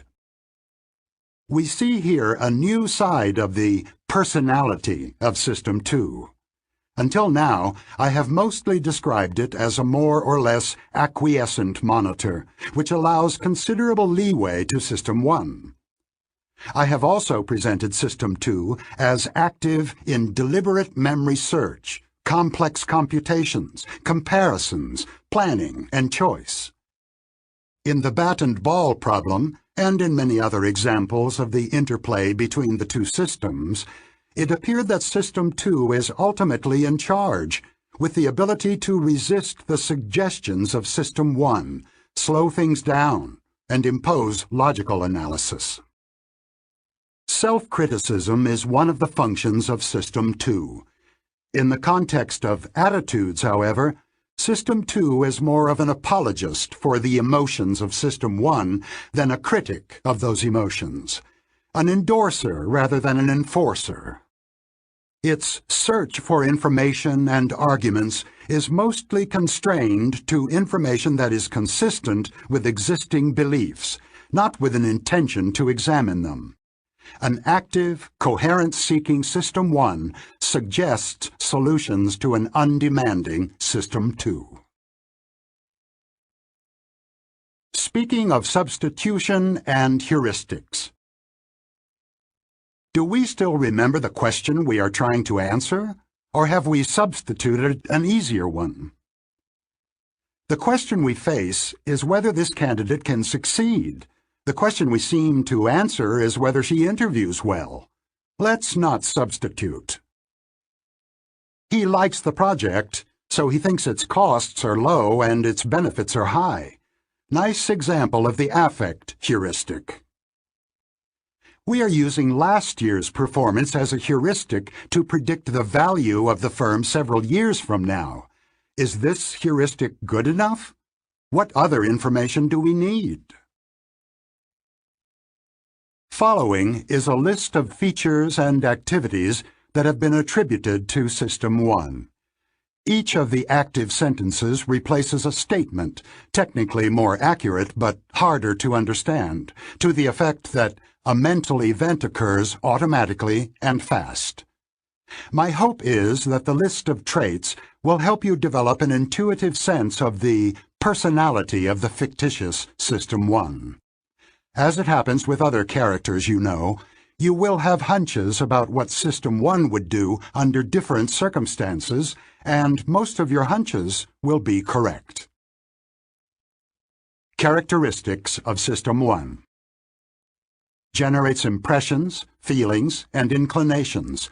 When endorsed by System 2, these become beliefs, attitudes, and intentions. Operates automatically and quickly, with little or no effort, and no sense of voluntary control. Can be programmed by System 2 to mobilize attention when a particular pattern is detected. Search. Executes skilled responses and generates skilled intuitions after adequate training. Creates a coherent pattern of activated ideas in associative memory. Links a sense of cognitive ease to illusions of truth, pleasant feelings, and reduced vigilance. Distinguishes the surprising from the normal. Infers and invents causes and intentions. Neglects ambiguity and suppresses doubt. Is biased to believe and confirm.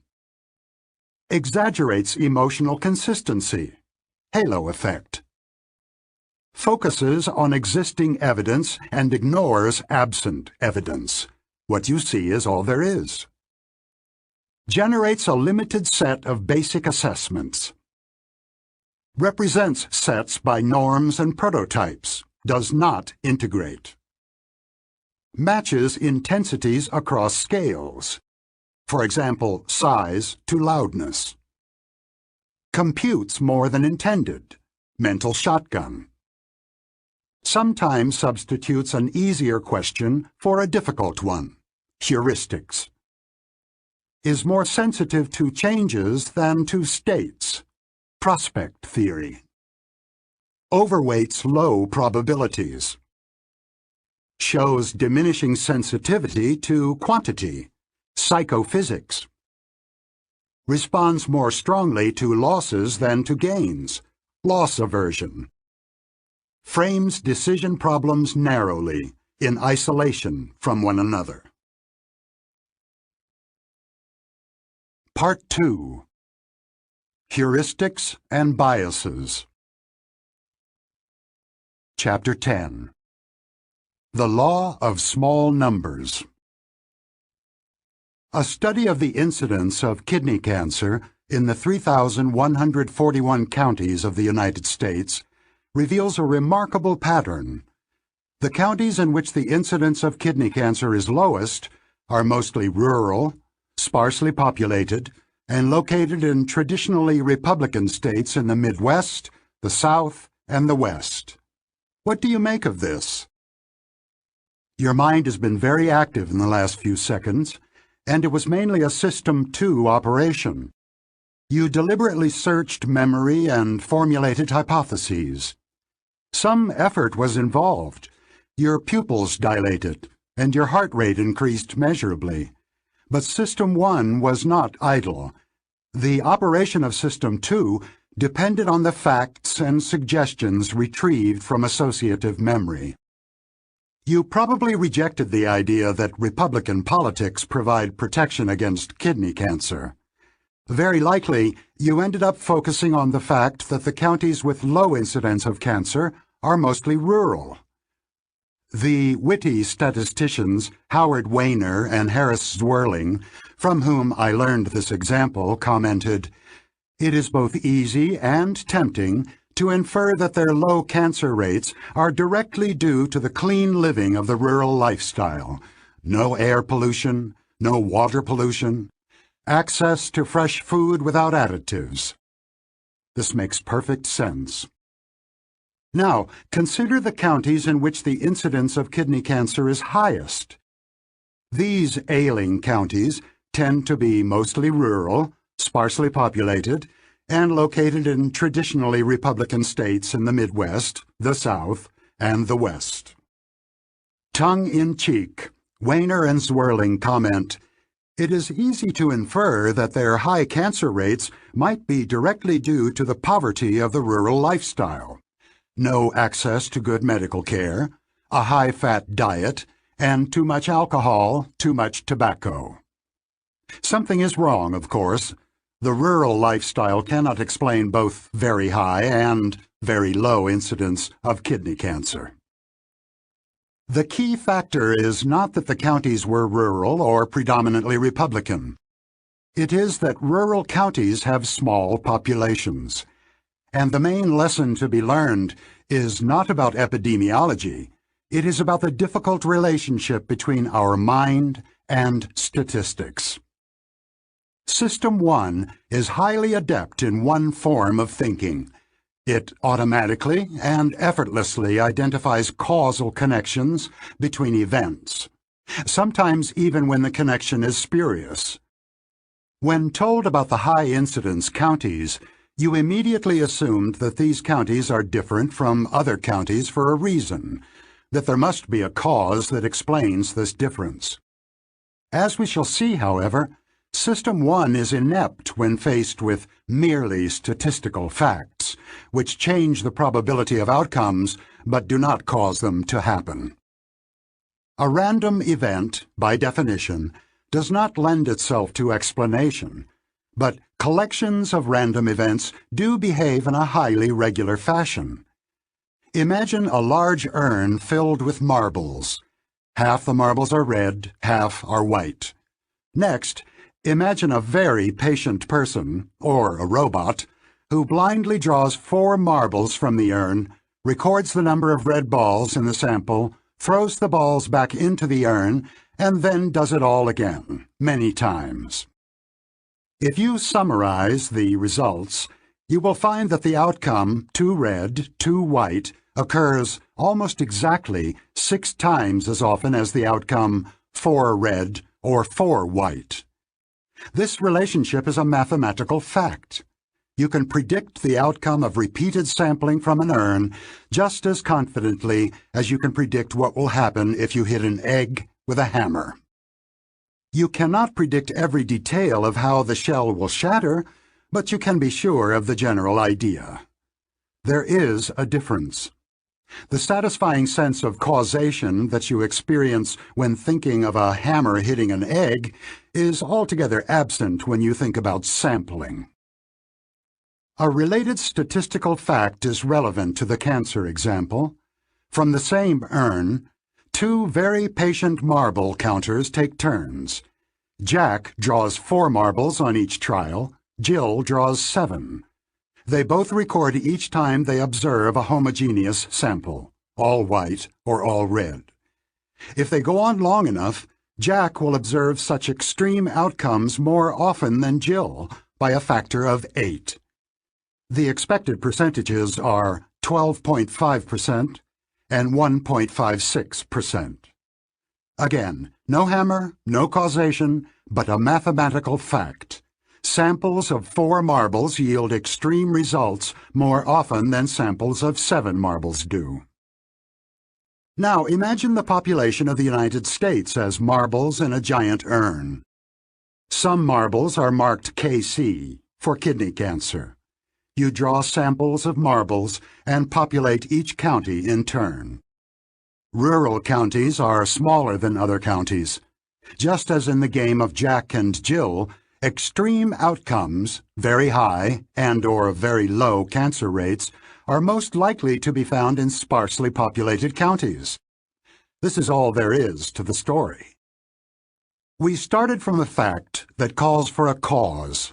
The incidence of kidney cancer varies widely across counties, and the differences are systematic.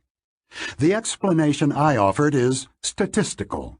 Extreme outcomes, both high and low, are more likely to be found in small than in large counties. This explanation is not causal. The small population of a county neither causes nor prevents cancer. It merely allows the incidence of cancer to be much higher or much lower than it is in the larger population. The deeper truth is that there is nothing to explain. The incidence of cancer is not truly lower or higher than normal in a county with a small population. It just appears to be so in a particular year because of an accident of sampling.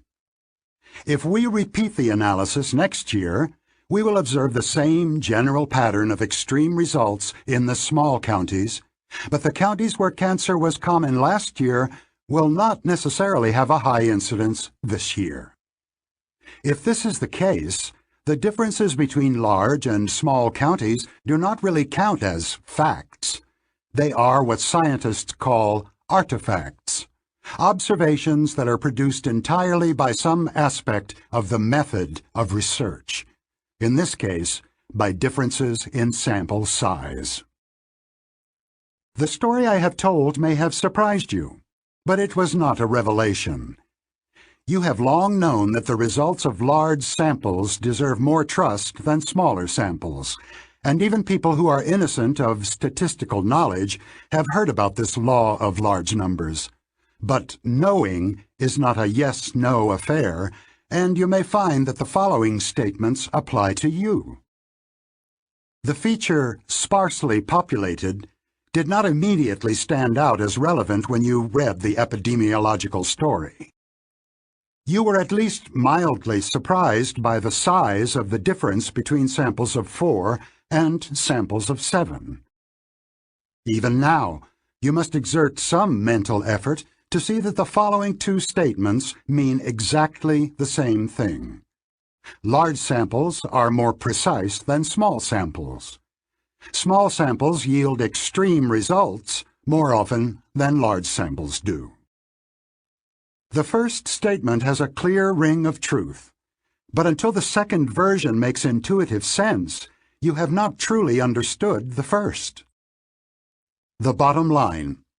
Yes, you did know that the results of large samples are more precise, but you may now realize that you did not know it very well. You are not alone. The first study that Amos and I did together showed that even sophisticated researchers have poor intuitions and a wobbly understanding of sampling effects. The Law of Small Numbers.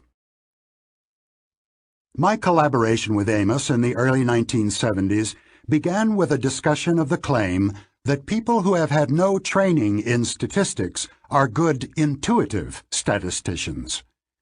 He told my seminar and me of researchers at the University of Michigan who were generally optimistic about intuitive statistics. I had strong feelings about that claim, which I took personally. I had recently discovered that I was not a good intuitive statistician, and I did not believe that I was worse than others. For a research psychologist, sampling variation is not a curiosity. It is a nuisance and a costly obstacle, which turns the undertaking of every research project into a gamble. Suppose that you wish to confirm the hypothesis that the vocabulary of the average 6-year-old girl is larger than the vocabulary of an average boy of the same age. The hypothesis is true in the population. The average vocabulary of girls is indeed larger. Girls and boys vary a great deal, however, and by the luck of the draw, you could select a sample in which the difference is inconclusive, or even one in which boys actually score higher. If you are the researcher, this outcome is costly to you because you have wasted time and effort and failed to confirm a hypothesis that was in fact true. Using a sufficiently large sample is the only way to reduce the risk. Researchers who pick too small a sample leave themselves at the mercy of sampling luck. The risk of error can be estimated for any given sample size by a fairly simple procedure. Traditionally, however, psychologists do not use calculations to decide on a sample size. They use their judgment, which is commonly flawed. An article I had read shortly before the debate with Amos demonstrated the mistake that researchers made, they still do, by a dramatic observation. The author pointed out that psychologists commonly chose samples so small that they exposed themselves to a 50% risk of failing to confirm their true hypotheses. No researcher in his right mind would accept such a risk. A plausible explanation was that psychologists' decisions about sample size reflected prevalent intuitive misconceptions of the extent of sampling variation. The article shocked me, because it explained some troubles I had had in my own research. Like most research psychologists, I had routinely chosen samples that were too small and had often obtained results that made no sense. Now I knew why. The odd results were actually artifacts of my research method. My mistake was particularly embarrassing because I taught statistics and knew how to compute the sample size that would reduce the risk of failure to an acceptable level. But I had never chosen a sample size by computation. Like my colleagues, I had trusted tradition and my intuition in planning my experiments, and had never thought seriously about the issue. When Amos visited the seminar, I had already reached the conclusion that my intuitions were deficient, and in the course of the seminar we quickly agreed that the Michigan optimists were wrong. Amos and I set out to examine whether I was the only fool or a member of a majority of fools by testing whether researchers selected for mathematical expertise would make similar mistakes. We developed a questionnaire that described realistic research situations, including replications of successful experiments. It asked the researchers to choose sample sizes, to assess the risks of failure to which their decisions exposed them, and to provide advice to hypothetical graduate students planning their research. Amos collected the responses of a group of sophisticated participants, including authors of 2 statistical textbooks, at a meeting of the Society of Mathematical Psychology. The results were straightforward. I was not the only fool. Every one of the mistakes I had made was shared by a large majority of our respondents. It was evident that even the experts paid insufficient attention to sample size. Amos and I called our first joint article, "Belief in the Law of Small Numbers." We explained, tongue-in-cheek, that intuitions about random sampling appear to satisfy the law of small numbers, which asserts that the law of large numbers applies to small numbers as well. We also included a strongly worded recommendation that researchers regard their statistical intuitions with proper suspicion and replace impression formation by computation whenever possible. A bias of confidence over doubt. In a telephone poll of 300 seniors, 60% support the president. If you had to summarize the message of this sentence in exactly 3 words, what would they be? Almost certainly you would choose, elderly support president. These words provide the gist of the story. The omitted details of the poll, that it was done on the phone with a sample of 300, are of no interest in themselves. They provide background information that attracts little attention. Your summary would be the same if the sample size had been different. Of course, a completely absurd number would draw your attention. A telephone poll of 6 or 60 million elderly voters. Unless you are a professional, however, you may not react very differently to a sample of 150 and to a sample of 3,000. That is the meaning of the statement that people are not adequately sensitive to sample size.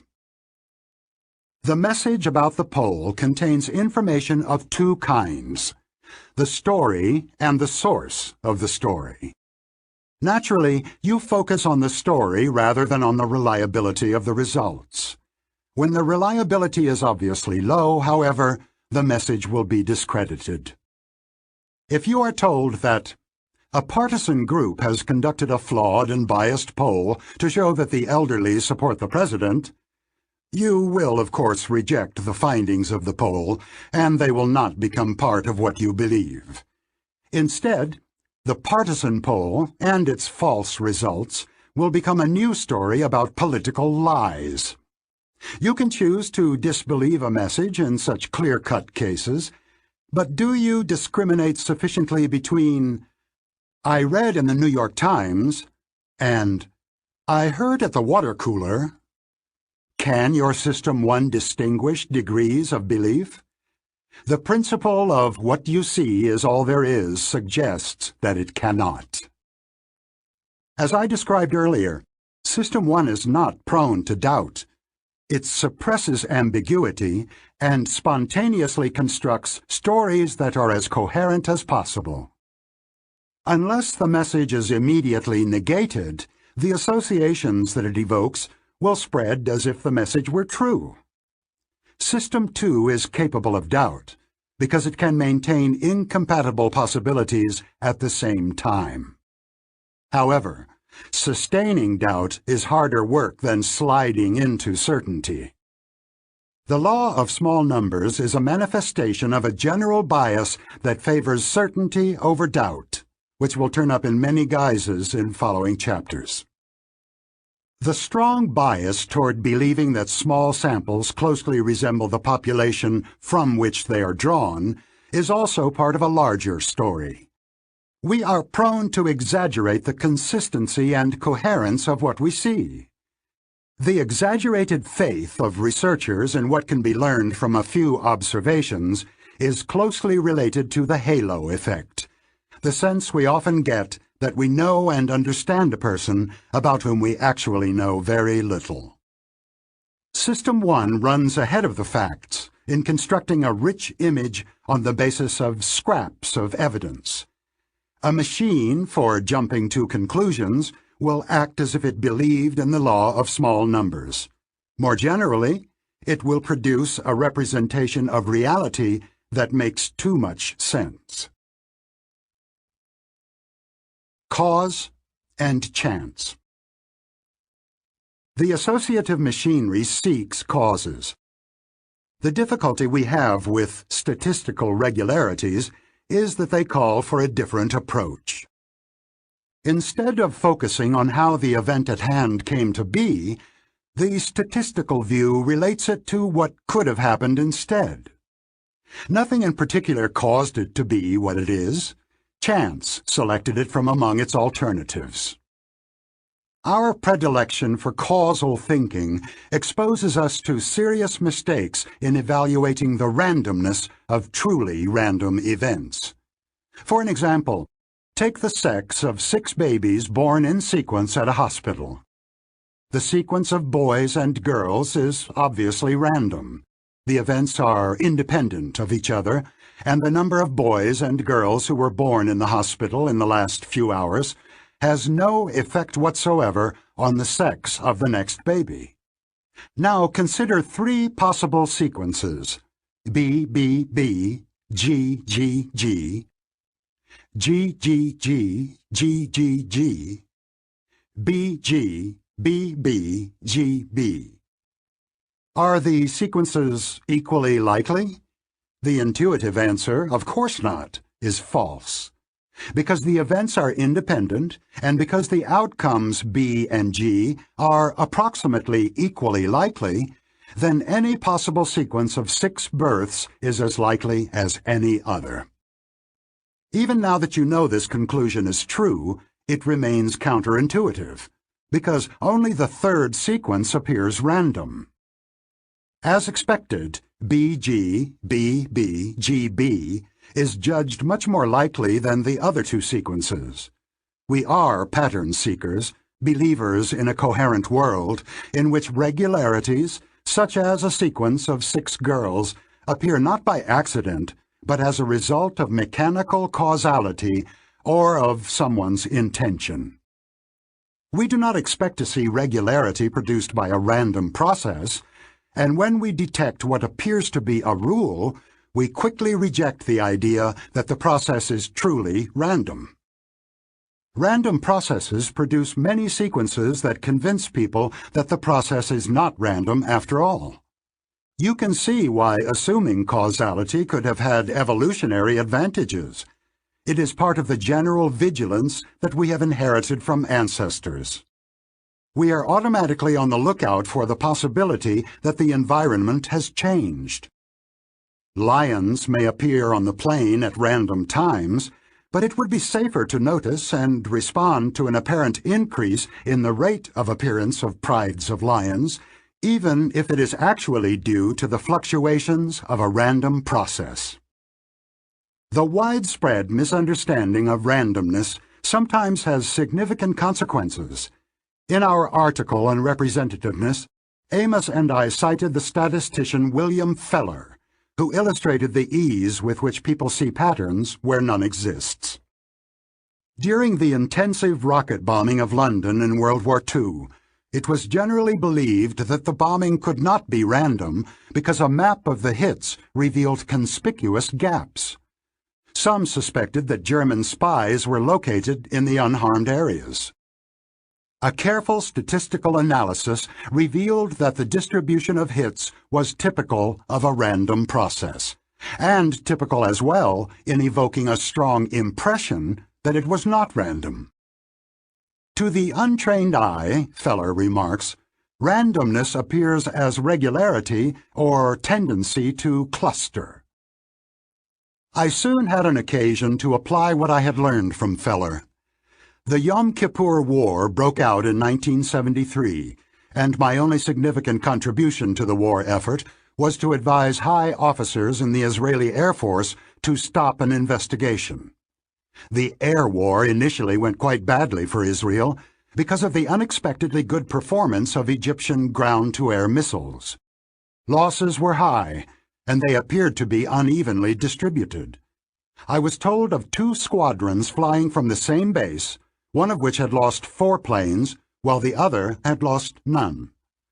An inquiry was initiated in the hope of learning what it was that the unfortunate squadron was doing wrong. There was no prior reason to believe that one of the squadrons was more effective than the other, and no operational differences were found, but of course the lives of the pilots differed in many random ways, including, as I recall, how often they went home between missions and something about the conduct of debriefings.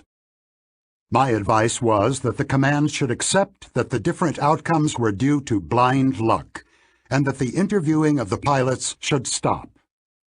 I reasoned that luck was the most likely answer, that a random search for a non-obvious cause was hopeless, and that in the meantime, the pilots in the squadron that had sustained losses did not need the extra burden of being made to feel that they and their dead friends were at fault. Some years later, Amos and his students Tom Gilovich and Robert Vallone caused a stir with their study of misperceptions of randomness in basketball. The fact that players occasionally acquire a hot hand is generally accepted by players, coaches, and fans. The inference is irresistible. A player sinks 3 or 4 baskets in a row, and you cannot help forming the causal judgment that this player is now hot, with a temporarily increased propensity to score. Players on both teams adapt to this judgment. Teammates are more likely to pass to the hot scorer, and the defense is more likely to double-team.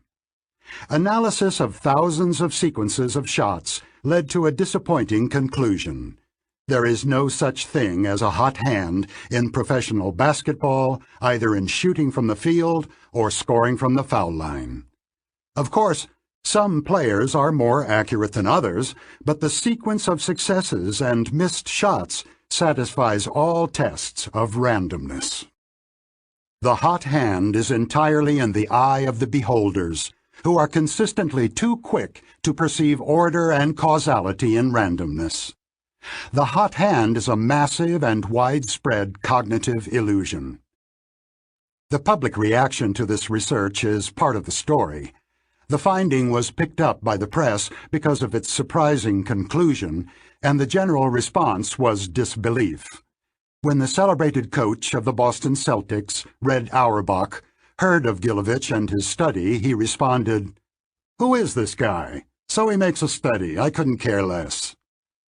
The tendency to see patterns in randomness is overwhelming, certainly more impressive than a guy making a study. The illusion of pattern affects our lives in many ways off the basketball court. How many good years should you wait before concluding that an investment advisor is unusually skilled? How many successful acquisitions should be needed for a board of directors to believe that the CEO has extraordinary flair for such deals? The simple answer to these questions is that if you follow your intuition, you will more often than not err by misclassifying a random event as systematic. We are far too willing to reject the belief that much of what we see in life is random. I began this chapter with the example of cancer incidents across the United States. The example appears in a book intended for statistics teachers, but I learned about it from an amusing article by the two statisticians I quoted earlier, Howard Weiner and Harris Zwirling. Their essay focused on a large investment, some $1.7 billion, which the Gates Foundation made to follow up intriguing findings on the characteristics of the most successful schools. Many researchers have sought the secret of successful education by identifying the most successful schools in the hope of discovering what distinguishes them from others. One of the conclusions of this research is that the most successful schools, on average, are small. In a survey of 1,662 schools in Pennsylvania, for instance, 6 of the top 50 were small, which is an overrepresentation by a factor of 4. These data encouraged the Gates Foundation to make a substantial investment in the creation of small schools, sometimes by splitting large schools into smaller units. At least half a dozen other prominent institutions, such as the Annenberg Foundation and the Pew Charitable Trust, joined the effort, as did the U.S. Department of Education's Smaller Learning Communities program. This probably makes intuitive sense to you. It is easy to construct a causal story that explains how small schools are able to provide superior education and thus produce high-achieving scholars by giving them more personal attention and encouragement than they could get in larger schools. Unfortunately, the causal analysis is pointless because the facts are wrong. If the statisticians who reported to the Gates Foundation had asked about the characteristics of the worst schools, they would have found that bad schools also tend to be smaller than average. The truth is that small schools are not better on average. They are simply more variable. If anything, say Weiner and Zwirling, large schools tend to produce better results, especially in higher grades where a variety of curricular options is valuable. Thanks to recent advances in cognitive psychology, we can now see clearly what Amos and I could only glimpse. The law of small numbers is part of two larger stories about the workings of the mind. The exaggerated faith in small samples is only one example of a more general illusion. We pay more attention to the content of messages than to information about their reliability, and as a result, end up with a view of the world around us that is simpler and more coherent than the data justify. Jumping to conclusions is a safer sport in the world of our imagination than it is in reality. Statistics produce many observations that appear to beg for causal explanations, but do not lend themselves to such explanations. Many facts of the world are due to chance, including accidents of sampling. Causal explanations of chance events are inevitably wrong. Speaking of the law of small numbers. Yes, the studio has had 3 successful films since the new CEO took over. but it is too early to declare that he has a hot hand. I won't believe that the new trader is a genius before consulting a statistician who could estimate the likelihood of his streak being a chance event. The sample of observations is too small to make any inferences. Let's not follow the law of small numbers. I plan to keep the results of the experiment secret until we have a sufficiently large sample. Otherwise, we will face pressure to reach a conclusion prematurely. Chapter 11. Anchors. Amos and I once rigged a wheel of fortune. It was marked from 0 to 100, but we had it built so that it would stop only at 10 or 65. We recruited students of the University of Oregon as participants in our experiment. One of us would stand in front of a small group, spin the wheel, and ask them to write down the number on which the wheel stopped, which of course was either 10 or 65. We then asked them 2 questions. Is the percentage of African nations among UN members larger or smaller than the number you just wrote? What is your best guess of the percentage of African nations in the UN? The spin of a wheel of fortune, even one that is not rigged, cannot possibly yield useful information about anything, and the participants in our experiment should simply have ignored it. But they did not ignore it. The average estimates of those who saw 10 and 65 were 25% and 45% respectively. The phenomenon we were studying is so common and so important in the everyday world that you should know its name. It is an anchoring effect. It occurs when people consider a particular value for an unknown quantity before estimating that quantity. What happens is one of the most reliable and robust results of experimental psychology. The estimates stay close to the number that people considered, hence the image of an anchor. If you are asked whether Gandhi was more than 114 years old when he died, you will end up with a much higher estimate at his age of death than if you would if the anchoring question referred to death at 35. If you consider how much you should pay for a house, you will be influenced by the asking price. The same house will appear more valuable if its listing price is high than if it is low, even if you are determined to resist the influence of this number, and so on. The list of anchoring effects is endless. Any number that you are asked to consider as a possible solution to an estimation problem will induce an anchoring effect. We were not the first to observe the effects of anchors, but our experiment was the first demonstration of its absurdity. People's judgments were influenced by an obviously uninformative number. There was no way to describe the anchoring effect of a wheel of fortune as reasonable. Amos and I published the experiment in our science paper, and it is one of the best known of the findings we reported there. There was only one trouble. Amos and I did not fully agree on the psychology of the anchoring effect. He supported one interpretation, I liked another, and we never found a way to settle the argument. The problem was finally solved decades later by the efforts of numerous investigators. It is now clear that Amos and I were both right. 2 different mechanisms produce anchoring effects, one for each system. There is a form of anchoring that occurs in a deliberate process of adjustment, an operation of System 2. And there is anchoring that occurs by a priming effect, an automatic manifestation of System 1. Anchoring as adjustment. Amos liked the idea of an adjust and anchor heuristic as a strategy for estimating uncertain quantities. Start from an anchoring number, assess whether it is too high or too low, and gradually adjust your estimate by mentally moving from the anchor. The adjustment typically ends prematurely because people stop when they are no longer certain that they should move farther.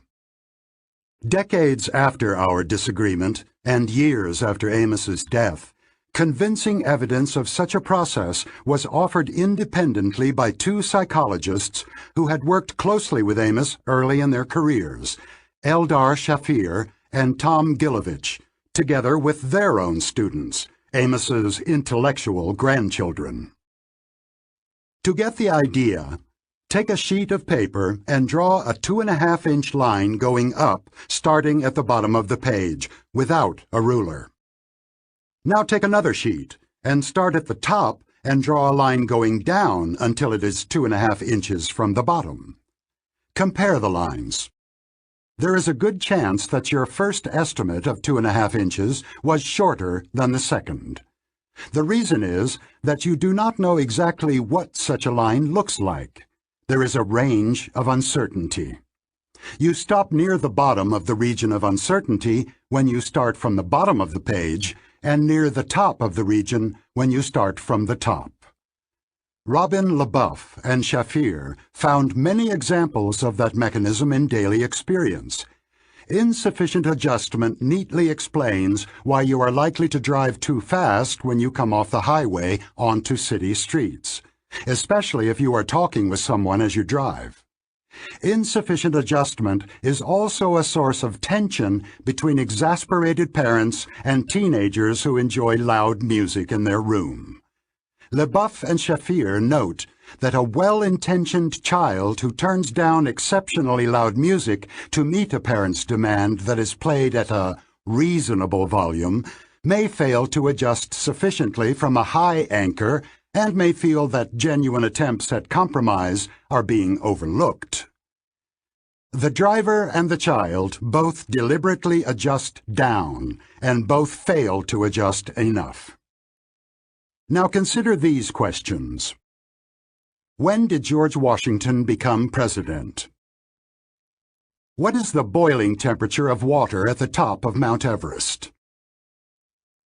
The first thing that happens when you consider each of these questions is that an anchor comes to mind, and you know both that it is wrong and the direction of the correct answer.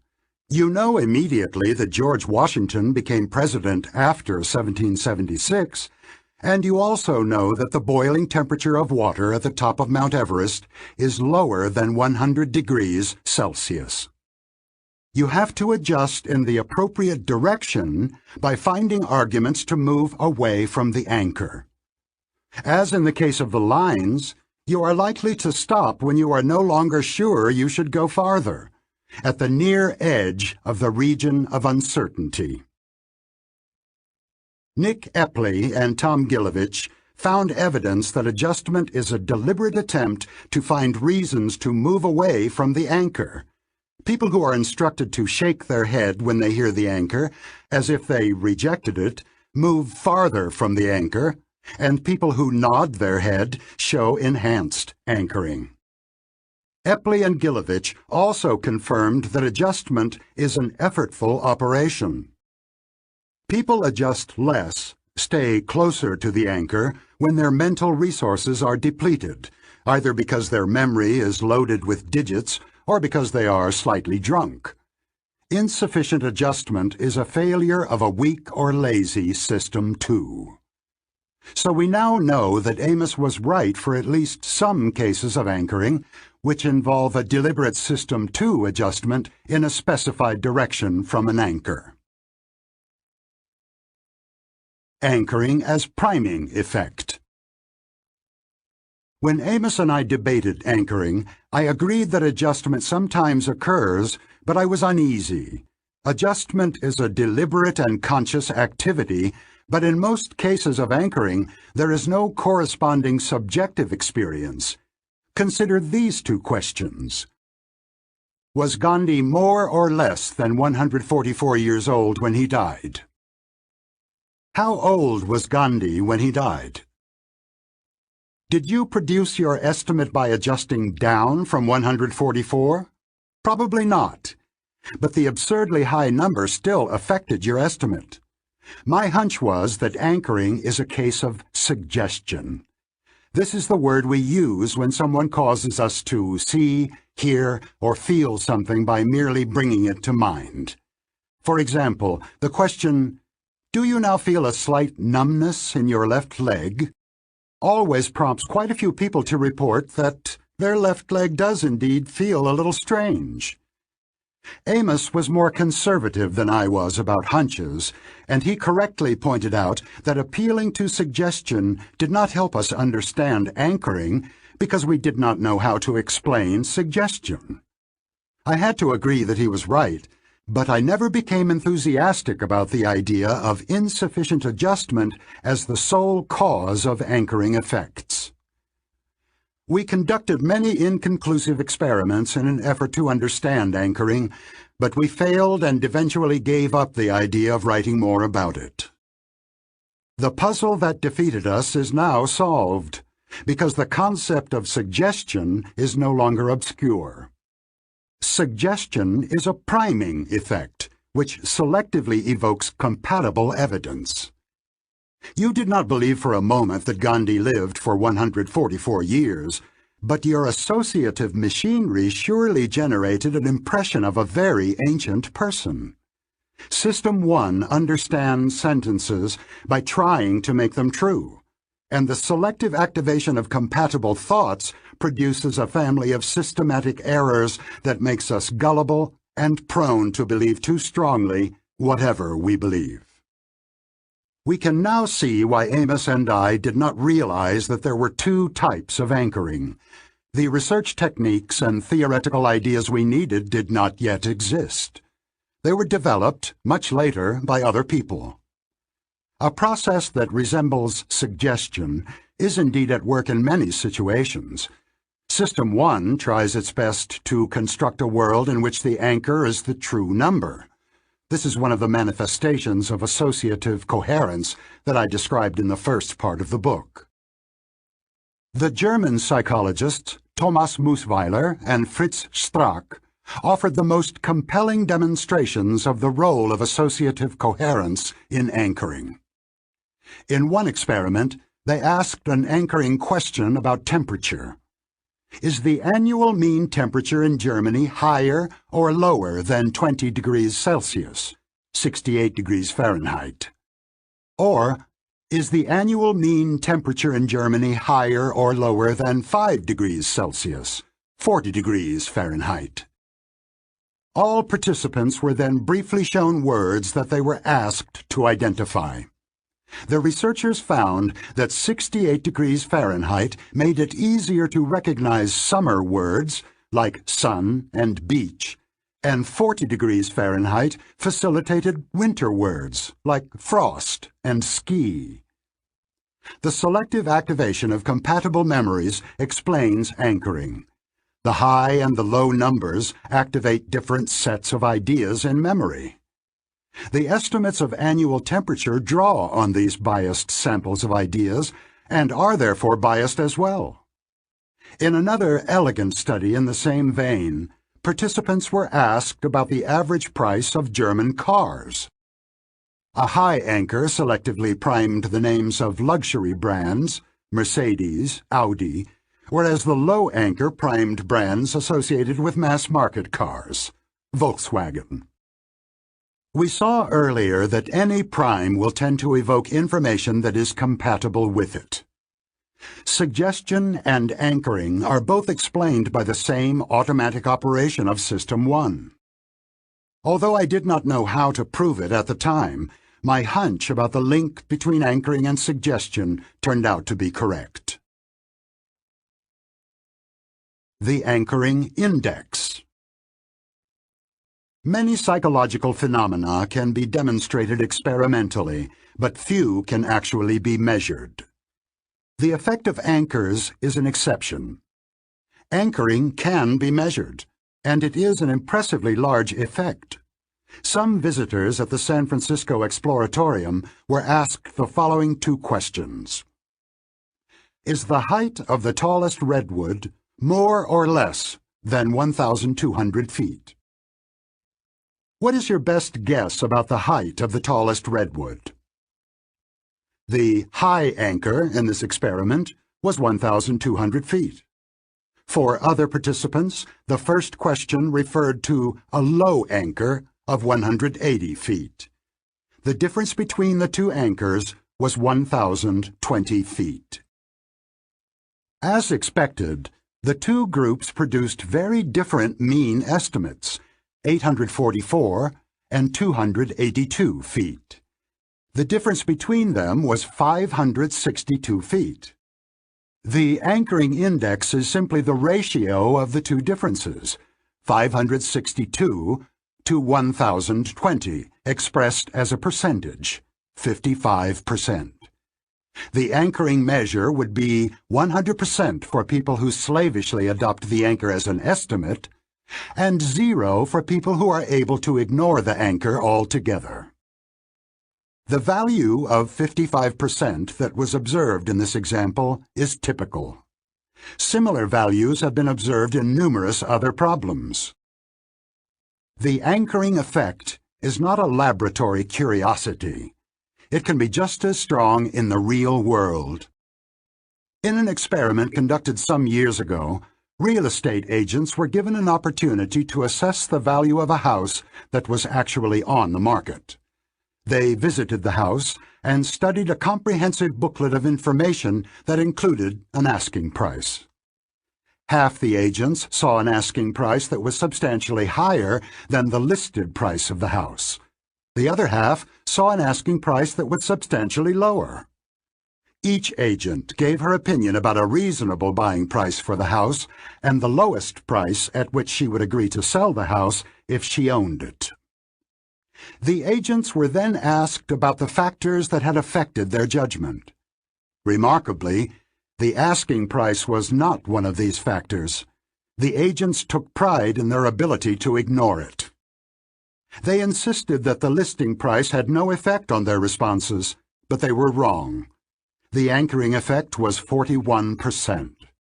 Indeed, the professionals were almost as susceptible to anchoring effects as business school students with no real estate experience, whose anchoring index was 48%. The only difference between the two groups was that the students conceded that they were influenced by the anchor, while the professionals denied that influence. Powerful anchoring effects are found in decisions that people make about money, such as when they choose how much to contribute to a cause. To demonstrate this effect, we told participants in the Exploratorium study about the environmental damage caused by oil tankers in the Pacific Ocean and asked about their willingness to make an annual contribution to save 50,000 offshore Pacific Coast seabirds from small offshore oil spills until ways are found to prevent spills or require tanker owners to pay for the operation. This question requires intensity matching. The respondents are asked, in effect, to find the dollar amount of a contribution that matches the intensity of their feelings about the plight of the seabirds. Some of the visitors were first asked an anchoring question such as, "Would you be willing to pay $5?" before the point-blank question of how much they would contribute. When no anchor was mentioned, the visitors at the Exploratorium, generally an environmentally sensitive crowd, said they were willing to pay $64 on average. When the anchoring amount was only $5, contributions averaged $20. When the anchor was a rather extravagant $400, the willingness to pay rose to an average of $143. The difference between the high anchor and low anchor groups was $123. The anchoring effect was above 30%, indicating that increasing the initial request by $100 brought a return of $30 in average willingness to pay. Similar, or even larger anchoring effects have been obtained in numerous studies of estimates and of willingness to pay. For example, French residents of the heavily polluted Marseille region were asked what increase in living costs they would accept if they could live in a less polluted region. The anchoring effect was over 50% in that study. Anchoring effects are easily observed in online trading, where the same item is often offered at different buy now prices. The estimate in fine art auctions is also an anchor that influences the first bid. There are situations in which anchoring appears reasonable. After all, it is not surprising that people who are asked difficult questions clutch at straws, and the anchor is a plausible straw.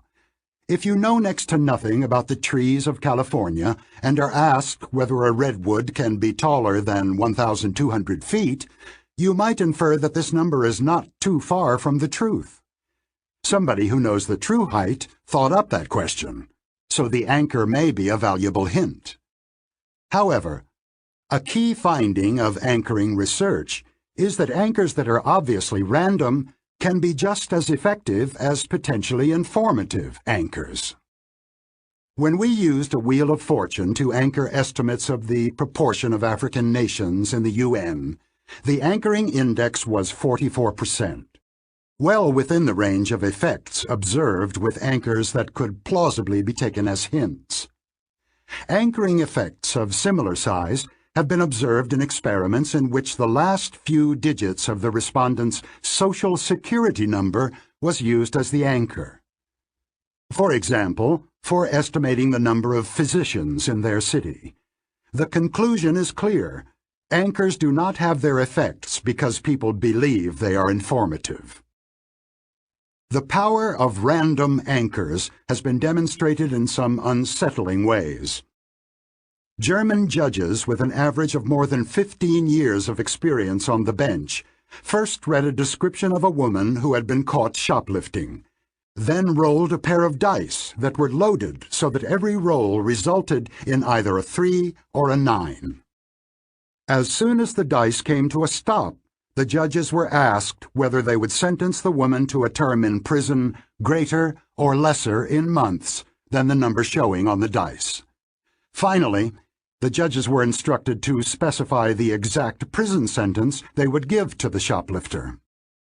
On average, those who had rolled a 9 said they would sentence her to 8 months. Those who rolled a 3 said they would sentence her to 5 months. The anchoring effect was 50%. Uses and abuses of anchors. By now you should be convinced that anchoring effects, sometimes due to priming, sometimes to insufficient adjustment, are everywhere. The psychological mechanisms that produce anchoring make us far more suggestible than most of us would want to be. And of course, there are quite a few people who are willing and able to exploit our gullibility. Anchoring effects explain why, for example, arbitrary rationing is an effective marketing ploy. A few years ago, supermarket shoppers in Sioux City, Iowa, encountered a sales promotion for Campbell's soup at about 10% off the regular price. On some days, a sign on the shelf said, "Limit of 12 per person." On other days, the sign said, "No limit per person." Shoppers purchased an average of 7 cans when the limit was in force, twice as many as they bought when the limit was removed. Anchoring is not the sole explanation. Rationing also implies that the goods are flying off the shelves, and shoppers should feel some urgency about stocking up. But we also know that the mention of 12 cans as a possible purchase would produce anchoring even if the number were produced by a roulette wheel. We see the same strategy at work in the negotiation over the price of a home when the seller makes the first move by setting the list price. As in many other games, moving first is an advantage in single-issue negotiations. For example, when price is the only issue to be settled between a buyer and a seller. As you may have experienced when negotiating for the first time in a bazaar, the initial anchor has a powerful effect. My advice to students when I taught negotiations was that if you think the other side has made an outrageous proposal, you should not come back with an equally outrageous counteroffer, creating a gap that will be difficult to bridge in further negotiations. Instead, you should make a scene, storm out or threaten to do so, and make it clear, to yourself as well as to the other side, that you will not continue the negotiation with that number on the table. The psychologists Adam Galinsky and Thomas Musweiler proposed more subtle ways to resist the anchoring effect in negotiations. They instructed negotiators to focus their attention and search their memory for arguments against the anchor. The instruction to activate System 2 was successful. For example, the anchoring effect is reduced or eliminated when the second mover focuses his attention on the minimal offer that the opponent would accept, or on the costs to the opponent of failing to reach an agreement. In general, a strategy of deliberately thinking the opposite may be a good defense against anchoring effects, because it negates the biased recruitment of thoughts that produces these effects. Finally, try your hand at working out the effect of anchoring on a problem of public policy, the size of damages in personal injury cases. These awards are sometimes very large. Businesses that are frequent targets of such lawsuits, such as hospitals and chemical companies, have lobbied to set a cap on the awards. Before you read this chapter, you might have thought that capping awards is certainly good for potential defendants, but now you should not be so sure. Consider the effect of capping awards at $1 million. This rule would eliminate all larger awards, but the anchor would also pull up the size of many awards that would otherwise be much smaller. It would almost certainly benefit serious offenders and large firms much more than small ones. Anchoring and the two systems. The effects of random anchors have much to tell us about the relationship between System 1 and System 2. Anchoring effects have always been studied in tasks of judgment and choice that are ultimately completed by System 2.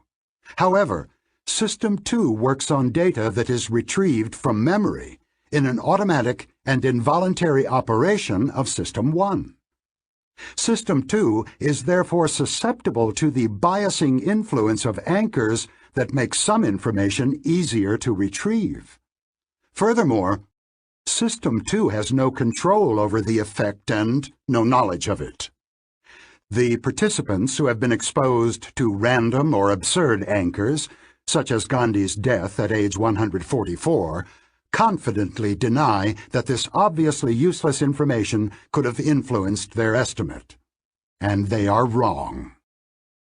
We saw in the discussion of the law of small numbers that a message, unless it is immediately rejected as a lie, will have the same effect on the associative system regardless of its reliability. The gist of the message is the story, which is based on whatever information is available, even if the quantity of the information is slight and its quality is poor. What you see is all there is. When you read a story about the heroic rescue of a wounded mountain climber, its effect on your associative memory is much the same if it is a news report or the synopsis of a film. Anchoring results from this associative activation. Whether the story is true or believable matters little, if at all. The powerful effect of random anchors is an extreme case of this phenomenon because a random anchor obviously provides no information at all. Earlier, I discussed the bewildering variety of priming effects, in which your thoughts and behavior may be influenced by stimuli to which you pay no attention at all, and even by stimuli of which you are completely unaware. The main moral of priming research is that our thoughts and our behavior are influenced much more than we know or want by the environment of the moment. Many people find the priming results unbelievable because they do not correspond to subjective experience. Many others find the results upsetting because they threaten the subjective sense of agency and autonomy.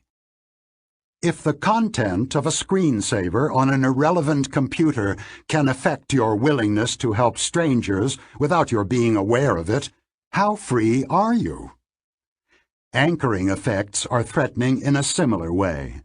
You are always aware of the anchor and even pay attention to it, but you do not know how it guides and constrains your thinking because you cannot imagine how you would have thought if the anchor had been different or absent. However, you should assume that any number that is on the table has had an anchoring effect on you, and if the stakes are high, you should mobilize yourself, your system too, to combat the effect. Speaking of anchors,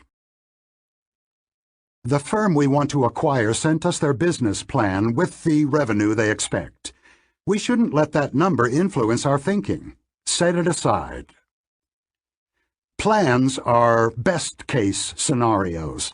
Let's avoid anchoring on plans when we forecast actual outcomes. Thinking about ways the plan could go wrong is one way to do it. Our aim in the negotiation is to get them anchored on this number. Let's make it clear that if that is their proposal, the negotiations are over. We do not want to start there.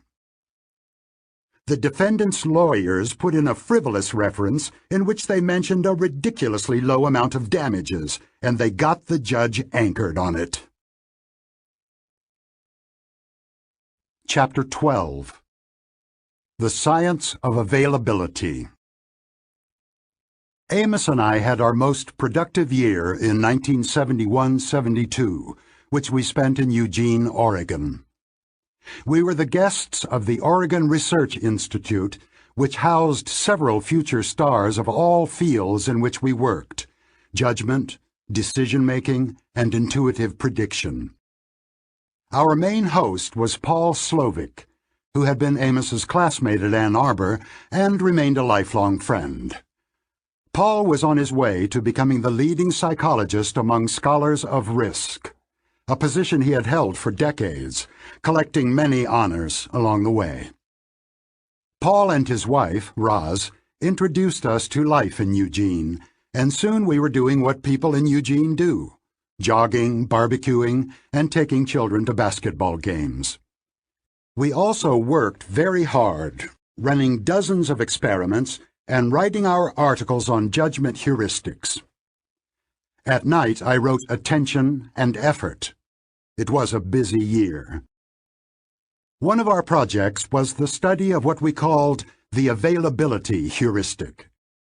We thought of that heuristic when we asked ourselves what people actually do when they wish to estimate the frequency of a category, such as people who divorce after the age of 60, or dangerous plants. The answer was straightforward. Instances of the class will be retrieved from memory, and if retrieval is easy and fluent, the category will be judged to be large. We defined the availability heuristic as the process of judging frequency by the ease with which instances come to mind. The statement seemed clear when we formulated it, but the concept of availability has been refined since then. The two-system approach had not yet been developed when we studied availability, and we did not attempt to determine whether this heuristic is a deliberate problem-solving strategy or an automatic operation. We now know that both systems are involved. A question we considered early was how many instances must be retrieved to get an impression of the ease with which they come to mind. We now know the answer: none. For example, think of the number of words that can be constructed from the two sets of letters here: XUZONLCJM, TAPCERHOB.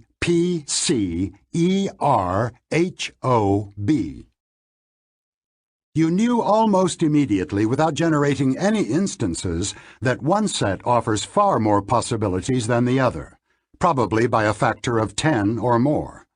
Similarly, you do not need to retrieve specific news stories to have a good idea of the relative frequency with which different countries have appeared in the news during the past year.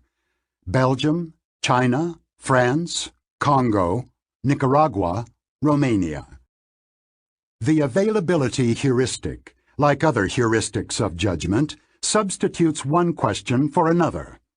You wish to estimate the size of a category or the frequency of an event, but you report an impression of the ease with which instances come to mind. Substitution of questions inevitably produces systematic errors. You can discover how the heuristic leads to biases by following a simple procedure. List factors other than frequency that make it easy to come up with instances. Each factor in your list will be a potential source of bias. Here are some examples. A salient event that attracts your attention will be easily retrieved from memory. Divorces among Hollywood celebrities and sex scandals among politicians attract much attention, and instances will come easily to mind. You are therefore likely to exaggerate the frequency of both Hollywood divorces and political sex scandals. A dramatic event temporarily increases the availability of its category. A plane crash that attracts media coverage will temporarily alter your feelings about the safety of flying. Accidents are on your mind for a while after you see a car burning at the side of the road, and the world is for a while a more dangerous place. Personal experiences, pictures, and vivid examples are more available than incidents that happened to others, or mere words, or statistics. A judicial error that affects you will undermine your faith in the justice system more than a similar incident you read about in a newspaper. Resisting this large collection of potential availability biases is possible, but tiresome. You must make the effort to reconsider your impressions and intuitions by asking such questions as, is our belief that thefts by teenagers are a major problem due to a few recent instances in our neighborhood? Or, could it be that I feel no need to get a flu shot because none of my acquaintances got the flu last year? Maintaining one's vigilance against biases is a chore, but the chance to avoid a costly mistake is sometimes worth the effort. One of the best-known studies of availability suggests that awareness of your own biases can contribute to peace in marriages and probably in other joint projects. In a famous study, spouses were asked, how large was your personal contribution to keeping the place tidy, in percentages? They also answered similar questions about taking out the garbage, initiating social engagements, etc. Would the self-estimated contributions add up to 100%, or more or less? As expected, the self-assessed contributions added up to more than 100%. The explanation is a simple availability bias. Both spouses remember their own individual efforts and contributions much more clearly than those of the other, and the difference in availability leads to a difference in judged frequency. The bias is not necessarily self-serving. Spouses also overestimated their contribution to causing quarrels, although to a smaller extent than their contributions to more desirable outcomes. The same bias contributes to the common observation that many members of a collaborative team feel they have done more than their share and also feel that the others are not adequately grateful for their individual contributions. I am generally not optimistic about the potential for personal control of biases, but this is an exception. The opportunity for successful debiasing exists because the circumstances in which issues of credit allocation come up are easy to identify, the more so because tensions often arise when several people at once feel that their efforts are not adequately recognized. The mere observation that there is usually more than 100% credit to go around is sometimes sufficient to defuse the situation. In any event, it is a good thing for every individual to remember. You will occasionally do more than your share, but it is useful to know that you are likely to have that feeling even when each member of the team feels the same way. The psychology of availability. A major advance in the understanding of the availability heuristic occurred in the early 1990s when a group of German psychologists, led by Norbert Schwarz, raised an intriguing question. How will people's impressions of the frequency of a category be affected by a requirement to list a specified number of instances? Imagine yourself a subject in that experiment. First, list 6 instances in which you behaved assertively. Next, evaluate how assertive you are. Imagine that you had been asked for 12 instances of assertive behavior, a number most people find difficult. Would your view of your own assertiveness be different? Schwarz and his colleagues observed that the task of listing instances may enhance the judgments of the trait by 2 different routes: the number of instances retrieved, the ease with which they come to mind. The request to list 12 instances pits the 2 determinants against each other. On the one hand, you have just retrieved an impressive number of cases in which you were assertive. On the other hand, while the first 3 or 4 instances of your own assertiveness probably came easily to you, you almost certainly struggled to come up with the last few to complete a set of 12. Fluency was low. Which will count more, the amount retrieved or the ease and fluency of the retrieval? The contest yielded a clear-cut winner. People who had just listed 12 instances rated themselves as less assertive than people who had listed only 6. Furthermore, participants who had been asked to list 12 cases in which they had not behaved assertively ended up thinking of themselves as quite assertive. If you cannot easily come up with instances of meek behavior, you are likely to conclude that you are not meek at all. Self-ratings were dominated by the ease with which examples had come to mind. The experience of fluent retrieval of instances trumped the number retrieved. An even more direct demonstration of the role of fluency was offered by other psychologists in the same group. All the participants in their experiment listed 6 instances of assertive or non-assertive behavior, while maintaining a specified facial expression. Smilers were instructed to contract the zygomaticus muscle, which produces a light smile. Frowners were required to furrow their brow. As you already know, frowning normally accompanies cognitive strain, and the effect is symmetric. When people are instructed to frown while doing a task, they actually try harder and experience greater cognitive strain. The researchers anticipated that the frowners would have more difficulty retrieving examples of assertive behavior and would therefore rate themselves as relatively lacking in assertiveness. And so it was. Psychologists enjoyed experiments that yield paradoxical results, and they have applied Schwarz's discovery with gusto. For example, people believe that they use their bicycles less often after recalling many rather than few instances, are less confident in a choice when they are asked to produce more arguments to support it, are less confident that an event was avoidable after listing more ways it could have been avoided, are less impressed by a car after listing many of its advantages.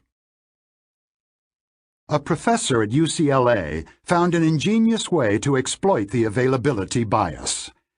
He asked different groups of students to list ways to improve the course, and he varied the required number of improvements. As expected, the students who listed more ways to improve the class rated it higher. Perhaps the most interesting finding of this paradoxical research is that the paradox is not always found. People sometimes go by content rather than by ease of retrieval. The proof that you truly understand a pattern of behavior is that you know how to reverse it. Schwartz and his colleagues took on this challenge of discovering the conditions under which this reversal would take place.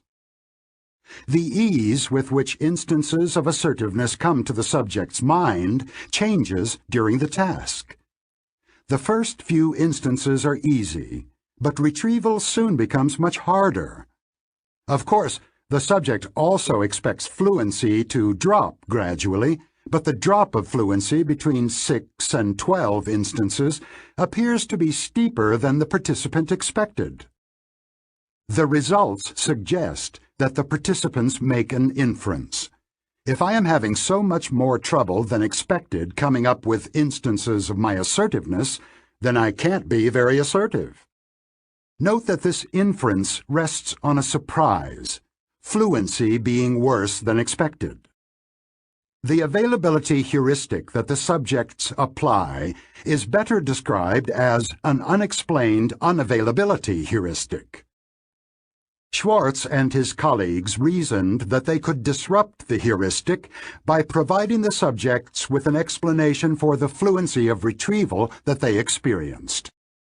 They told the participants they would hear background music while recalling instances and that the music would affect performance in the memory task. Some subjects were told that the music would help. Others were told to expect diminished fluency. As predicted, participants whose experience of fluency was explained did not use it as a heuristic. The subjects who were told that music would make retrieval more difficult rated themselves as equally assertive when they retrieved 12 instances as when they retrieved 6. Other cover stories have been used with the same result. Judgments are no longer influenced by ease of retrieval when the experience of fluency is given a spurious explanation by the presence of curves or straight text boxes, by the background color of the screen, or by other irrelevant factors that the experimenters dreamed up. As I have described it, the process that leads to judgment by availability appears to involve a complex chain of reasoning. The subjects have an experience of diminishing fluency as they produce instances. They evidently have expectations about the rate at which fluency decreases, and those expectations are wrong. The difficulty of coming up with new instances increases more rapidly than they expect. It is the unexpectedly low fluency that causes people who were asked for 12 instances to describe themselves as unassertive. When the surprise is eliminated, low fluency no longer influences the judgment. The process appears to consist of a sophisticated set of inferences. Is the automatic System 1 capable of it? The answer is that, in fact, no complex reasoning is needed. Among the basic features of System 1 is its ability to set expectations and to be surprised when these expectations are violated. The system also retrieves possible causes of a surprise, usually by finding a possible cause among recent surprises. Furthermore, System 2 can reset the expectations of System 1 on the fly, so that an event that would normally be surprising is now almost normal. Suppose you are told that the 3-year-old boy who lives next door frequently wears a top hat in his stroller. You will be far less surprised when you actually see him with his top hat than you would have been without the warning. In Schwartz's experiment, the background music has been mentioned as a possible cause of retrieval problems. The difficulty of retrieving 12 instances is no longer a surprise, and therefore is less likely to be evoked by the task of judging assertiveness. Schwartz and his colleagues discovered that people who are personally involved in the judgment are more likely to consider the number of instances they retrieve from memory and less likely to go by fluency. They recruited 2 groups of students for a study of risks to cardiac health. Half the students had a family history of cardiac disease and were expected to take the task more seriously than the others, who had no such history. All were asked to recall either 3 or 8 behaviors in their routine that could affect their cardiac health. Some were asked for risky behaviors, others for protective behaviors. Students with no family history of heart disease were casual about the task and followed the availability heuristic. Students who found it difficult to find 8 instances of risky behavior felt themselves relatively safe, and those who struggled to retrieve examples of safe behaviors felt themselves at risk. The students with a family history of heart disease showed the opposite pattern. They felt safer when they retrieved many instances of safe behavior and felt greater danger when they retrieved many instances of risky behavior. They were also more likely to feel that their future behavior would be affected by the experience of evaluating their risk. The conclusion is that the ease with which instances come to mind is a System 1 heuristic, which is replaced by a focus on content when System 2 is more engaged. Multiple lines of evidence converge on the conclusion that people who let themselves be guided by System 1 are more strongly susceptible to availability biases than others who are in a state of higher vigilance. The following are some conditions in which people go with the flow and are affected more strongly by ease of retrieval than by the content they retrieved. When they are engaged in another effortful task at the same time. When they are in a good mood because they just thought of a happy episode in their life. If they score low on a depression scale.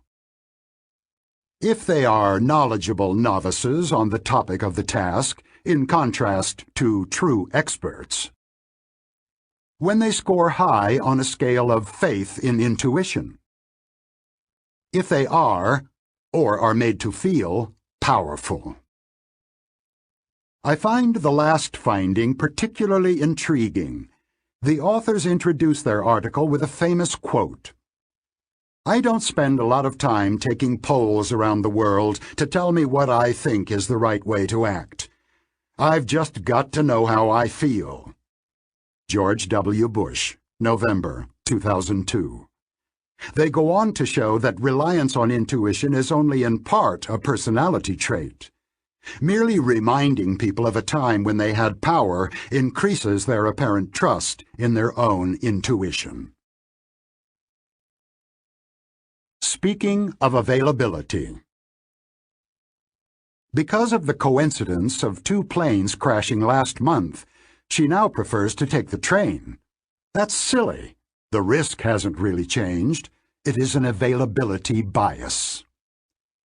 He underestimates the risks of indoor pollution because there are few media stories on them. That's an availability effect. He should look at the statistics. She has been watching too many spy movies recently, so she's seeing conspiracies everywhere. The CEO has had several successes in a row, so failure doesn't come easily to her mind. The availability bias is making her overconfident. Chapter 13. Availability, Emotion, and Risk. Students of risk were quick to see that the idea of availability was relevant to their concerns.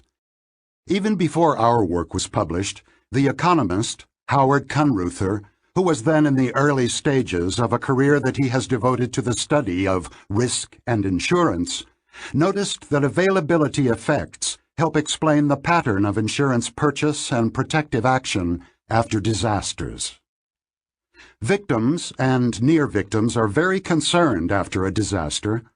After each significant earthquake, Californians are for a while diligent in purchasing insurance and adopting measures of protection and mitigation. They tie down their boiler to reduce quake damage, seal their basement doors against floods, and maintain emergency supplies in good order. However, the memories of the disaster dim over time, and so do worry and diligence. The dynamics of memory help explain the recurrent cycles of disaster, concern, and growing complacency that are familiar to students of large-scale emergencies. Kunruther also observed that protective actions, whether by individuals or governments, are usually designed to be adequate to the worst disaster actually experienced. As long ago as Pharaonic Egypt, societies have tracked the high water mark of rivers that periodically flood and have always prepared accordingly, apparently assuming that floods will not rise higher than the existing high water mark.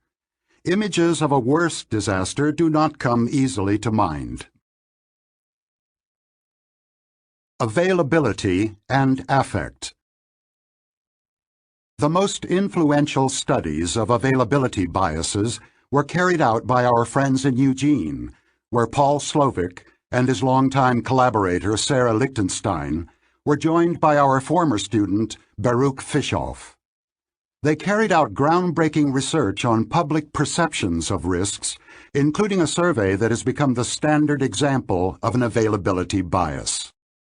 They asked participants in their survey to consider pairs of causes of death: diabetes and asthma, or stroke and accidents. For each pair, the subjects indicated the more frequent cause and estimated the ratio of the two frequencies. The judgments were compared to health statistics of the time. Here's a sample of their findings. Strokes cause almost twice as many deaths as all accidents combined, but 80% of respondents judged accidental death to be more likely. Tornadoes were seen as more frequent killers than asthma, although the latter caused 20 times more deaths.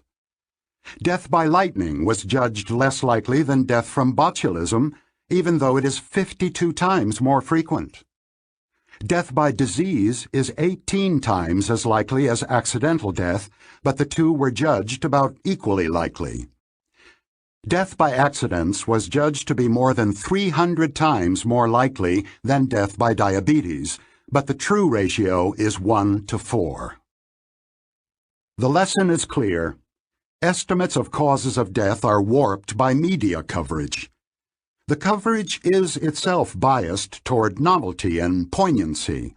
The media do not just shape what the public is interested in, but also are shaped by it.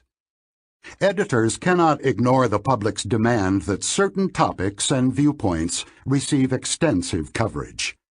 Unusual events, such as botulism, attract disproportionate attention and are consequently perceived as less unusual than they really are. The world in our heads is not a precise replica of reality. Our expectations about the frequency of events are distorted by the prevalence and emotional intensity of the messages to which we are exposed. The estimates of causes of death are an almost direct representation of the activation of ideas in associative memory, and are a good example of substitution. But Slovic and his colleagues were led to a deeper insight. They saw that the ease with which ideas of various risks come to mind and the emotional reactions to these risks are inextricably linked. Frightening thoughts and images occur to us with particular ease, and thoughts of danger that are fluent and vivid exacerbate fear.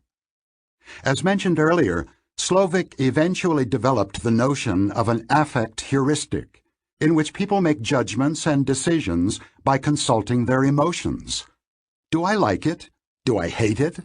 How strongly do I feel about it?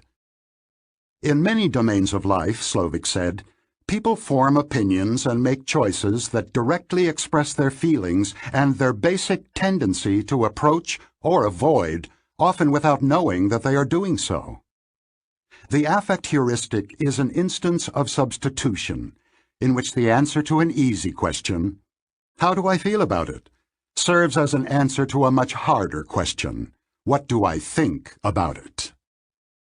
Slovic and his colleagues related their views to the work of the neuroscientist Antonio Damasio, who had proposed that people's emotional evaluations of outcomes and the bodily states and the approach and avoidance tendencies associated with them all play a central role in guiding decision-making. Damasio and his colleagues have observed that people who do not display the appropriate emotions before they decide, sometimes because of brain damage, also have an impaired ability to make good decisions. An inability to be guided by a healthy fear of bad consequences is a disastrous flaw. In a compelling demonstration of the workings of the affect heuristic, Slovic's research team surveyed opinions about various technologies, including water fluoridation, chemical plants, food preservatives, and cars, and asked their respondents to list both the benefits and the risks of each technology. They observed an implausibly high negative correlation between two estimates that their respondents made: the level of benefit and the level of risk that they attributed to the technologies. When people were favorably disposed toward a technology, they rated it as offering large benefits and imposing little risk. When they disliked a technology, they could think only of its disadvantages, and few advantages came to mind. Because the technologies lined up neatly from good to bad, no painful trade-offs needed to be faced. Estimates of risk and benefit corresponded even more closely when people rated risks and benefits under time pressure. Remarkably, members of the British Toxicology Society responded similarly. They found little benefit in substances or technologies that they thought risky, and vice versa. Consistent affect is a central element of what I have called associative coherence. The best part of the experiment came next. After completing the initial survey, the respondents read brief passages with arguments in favor of various technologies. Some were given arguments that focused on the numerous benefits of a technology, others arguments that stressed the low risks. These messages were effective in changing the emotional appeal of the technologies. The striking finding was that people who had received a message extolling the benefits of a technology also changed their beliefs about its risks. Although they had received no relevant evidence, the technology they now liked more than before was also perceived as less risky. Similarly, respondents who were told only that the risks of a technology were mild developed a more favorable view of its benefits. The implication is clear. As the psychologist Jonathan Haidt said in another context, the emotional tail wags the rational dog. The affect heuristic simplifies our lives by creating a world that is much tidier than reality. Good technologies have few costs in the imaginary world we inhabit, bad technologies have no benefits, and all decisions are easy. In the real world, of course, we often face painful trade-offs between benefits and costs. The public and the experts. Paul Slovic probably knows more about the peculiarities of human judgment of risk than any other individual. His work offers a picture of Mr. and Ms. Citizen that is far from flattering, guided by emotion rather than by reason, easily swayed by trivial details, and inadequately sensitive to differences between low and negligibly low probabilities. Slovic has also studied experts, who are clearly superior in dealing with numbers and amounts. Experts show many of the same biases as the rest of us in attenuated form, but often their judgments and preferences about risks diverge from those of other people. Differences between experts and the public are explained in part by biases in lay judgments, but Slovic draws attention to situations in which the differences reflect a genuine conflict of values. He points out that experts often measure risks by the number of lives, or life years, lost, while the public draws finer distinctions, for example between good deaths and bad deaths, or between random accidental fatalities and deaths that occur in the course of voluntary activities, such as skiing. These legitimate distinctions are often ignored in statistics that merely count cases. Slovic argues from such observations that the public has a richer conception of risks than the experts do. Consequently, he strongly resists the view that the experts should rule, and that their opinions should be accepted without question when they conflict with the opinions and wishes of other citizens. When experts and the public disagree on their priorities, he says, each side must respect the insights and intelligence of the other. In his desire to wrest sole control of risk policy from experts, Slovic has challenged the foundation of their expertise, the idea that risk is objective. Risk does not exist out there, independent of our minds and culture, waiting to be measured. Human beings have invented the concept of risk to help them understand and cope with the dangers and uncertainties of life.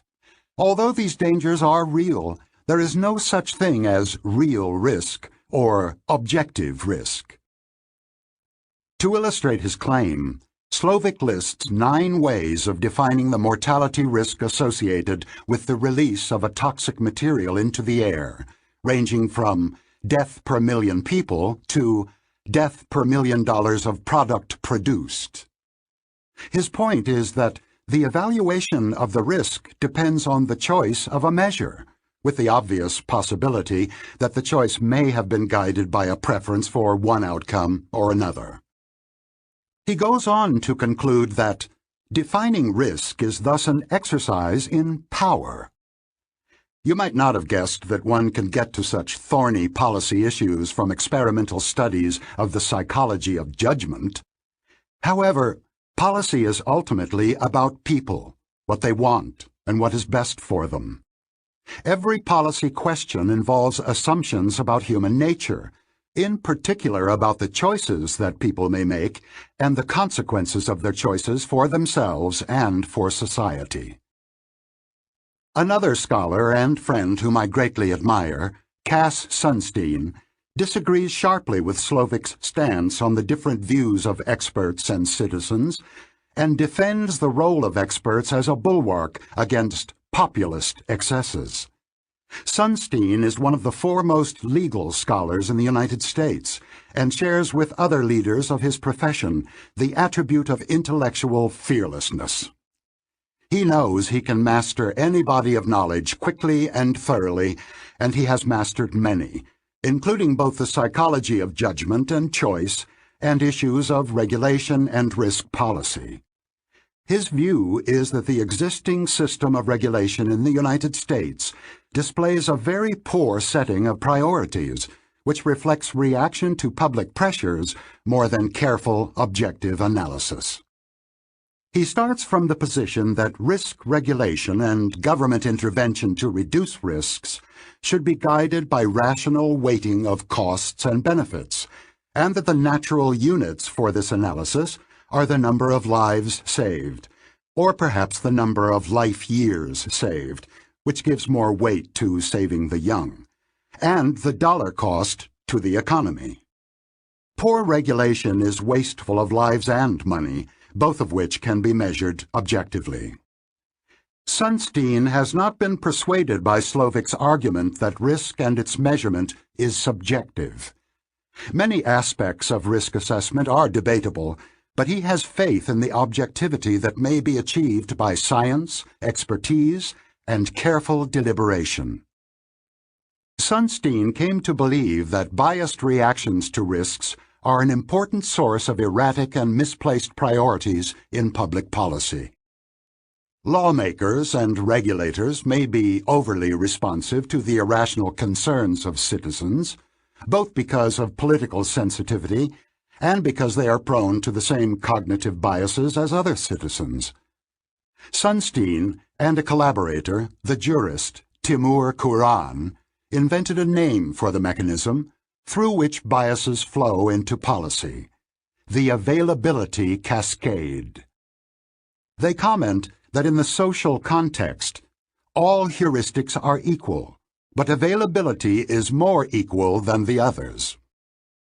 They have in mind an expanded notion of the heuristic in which availability provides a heuristic for judgments other than frequency.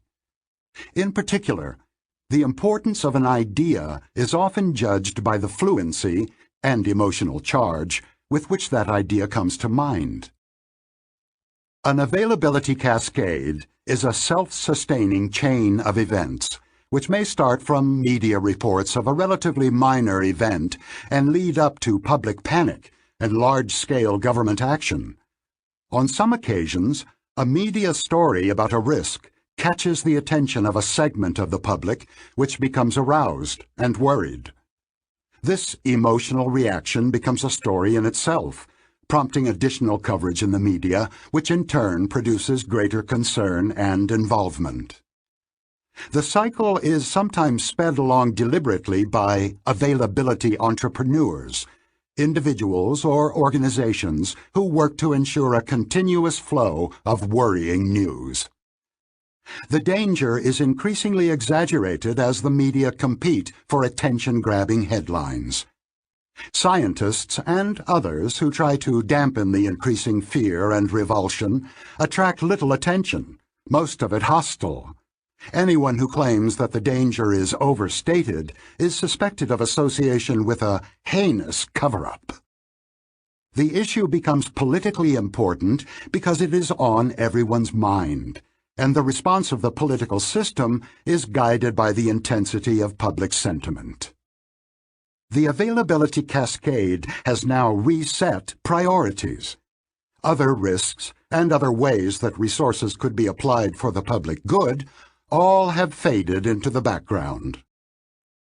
Kuran and Sunstein focused on two examples that are still controversial: the Love Canal affair and the so-called Alar scare. In Love Canal, buried toxic waste was exposed during a rainy season in 1979, causing contamination of the water well beyond standard limits, as well as a foul smell. The residents of the community were angry and frightened, and one of them, Lois Gibbs, was particularly active in an attempt to sustain interest in the problem. The availability cascade unfolded according to the standard script. At its peak, there were daily stories about Love Canal. Scientists attempting to claim that the dangers were overstated were ignored or shouted down. ABC News aired a program titled The Killing Ground, and empty baby-sized coffins were paraded in front of the legislature. A large number of residents were relocated at government expense, and the control of toxic waste became the major environmental issue of the 1980s. The legislation that mandated the cleanup of toxic sites, called CERCLA, CERCLA, established a superfund and is considered a significant achievement of environmental legislation. It was also expensive, and some have claimed that the same amount of money could have saved many more lives if it had been directed to other priorities. Opinions about what actually happened at Love Canal are still sharply divided, and claims of actual damage to health appear not to have been substantiated. Kuran and Sunstein wrote up the Love Canal story almost as a pseudo-event, while on the other side of the debate, environmentalists still speak of the Love Canal disaster. Opinions are also divided on the second example Kuran and Sunstein used to illustrate their concept of an availability cascade, the Alar incident, known to detractors of environmental concerns as the Alar scare of 1989. Alar is a chemical that was sprayed on apples to regulate their growth and improve their appearance. The scare began with press stories that the chemical, when consumed in gigantic doses, caused cancerous tumors in rats and mice. The stories understandably frightened the public, and those fears encouraged more media coverage, the basic mechanism of an availability cascade.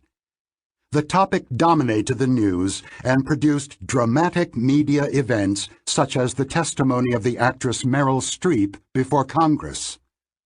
The Apple industry sustained large losses as apples and Apple products became objects of fear. Curran and Sunstein quote a citizen who called in to ask whether it was safer to pour apple juice down the drain or to take it to a toxic waste dump. The manufacturer withdrew the product and the FDA banned it. Subsequent research confirmed that the substance might pose a very small risk as a possible carcinogen, but the Alar incident was certainly an enormous overreaction to a minor problem. The net effect of the incident on public health was probably detrimental because fewer good apples were consumed. The Alar tale illustrates a basic limitation in the ability of our mind to deal with small risks. We either ignore them altogether or give them far too much weight. Nothing in between. Every parent who has stayed up waiting for a teenage daughter who is late from a party will recognize the feeling. You may know that there is really almost nothing to worry about, but you cannot help images of disaster from coming to mind. As Slovic has argued, the amount of concern is not adequately sensitive to the probability of harm. You are imagining the numerator, the tragic story you saw on the news, and not thinking about the denominator. Sunstein has coined the phrase probability neglect to describe the pattern. The combination of probability neglect with the social mechanisms of availability cascades inevitably leads to gross exaggerations of minor threats, sometimes with important consequences. In today's world, terrorists are the most significant practitioners of the art of inducing availability cascades. With a few horrible exceptions, such as 9/11, the number of casualties from terror attacks is very small relative to other causes of death. Even in countries that have been targets of intensive terror campaigns, such as Israel, the weekly number of casualties almost never came close to the number of traffic deaths. The difference is in the availability of the two risks, the ease and the frequency with which they come to mind. Gruesome images, endlessly repeated in the media, cause everyone to be on edge. As I know from experience, it is difficult to reason oneself into a state of complete calm. Terrorism speaks directly to System 1. Where do I come down in the debate between my friends? Availability cascades are real, and they undoubtedly distort priorities in the allocation of public resources. Cass Sunstein would seek mechanisms that insulate decision-makers from public pressures, letting the allocation of resources be determined by impartial experts who have a broad view of all risks and of the resources available to reduce them. Paul Slovic trusts the experts much less, and the public somewhat more than Sunstein does, and he points out that insulating the experts from the emotions of the public produces policies that the public will reject, an impossible situation in a democracy. Both are eminently sensible, and I agree with both. I share Sunstein's discomfort with the influence of irrational fears and availability cascades on public policy in the domain of risk. However, I also share Slovic's belief that widespread fears, even if they are unreasonable, should not be ignored by policymakers. Rational or not, fear is painful and debilitating, and policymakers must endeavor to protect the public from fear, not only from real dangers. Slovic rightly stresses the resistance of the public to the idea of decisions being made by unelected and unaccountable experts. Furthermore, availability cascades may have a long-term benefit by calling attention to classes of risks and by increasing the overall size of the risk reduction budget. The Love Canal incident may have caused excessive resources to be allocated to the management of toxic waste, but it also had a more general effect in raising the priority level of environmental concerns. Democracy is inevitably messy, in part because the availability and affect heuristics that guide citizens' beliefs and attitudes are inevitably biased, even if they generally point in the right direction. Psychology should inform the design of risk policies that combine the experts' knowledge with the public's emotions and intuitions. Speaking of availability cascades. She's raving about an innovation that has large benefits and no costs. I suspect the affect heuristic. This is an availability cascade, a non-event that is inflated by the media and the public until it fills our TV screens and becomes all anyone is talking about. Chapter 14. Tom W.'s Specialty. Have a look at a simple puzzle. Tom W. is a graduate student at the main university in your state. Please rank the following 9 fields of graduate specialization in order of the likelihood that Tom W. is now a student in each of these fields. Use 1 for the most likely, 9 for the least likely. Business administration, computer science, engineering, humanities and education, law, medicine, library science, physical and life sciences, social science and social work. This question is easy, and you knew immediately that the relative size of enrollment in the different fields is the key to a solution. So far as you know, Tom W. was picked at random from the graduate students at the university, like a single marble drawn from an urn. To decide whether a marble is more likely to be red or green, you need to know how many marbles of each color there are in the urn. The proportion of marbles of a particular kind is called a base rate. Similarly, the base rate of humanities and education in this problem is the proportion of students of that field among all the graduate students. In the absence of specific information about Tom W., you will go by the base rates and guess that he is more likely to be enrolled in humanities and education than in computer science or library science, because there are more students overall in humanities and education than in the other 2 fields. Using base rate information is the obvious move when no other information is provided. Next comes a task that has nothing to do with base rates. The following is a personality sketch of Tom W., written during Tom's senior year in high school by a psychologist on the basis of psychological tests of uncertain validity. Tom W. is of high intelligence, although lacking in true creativity.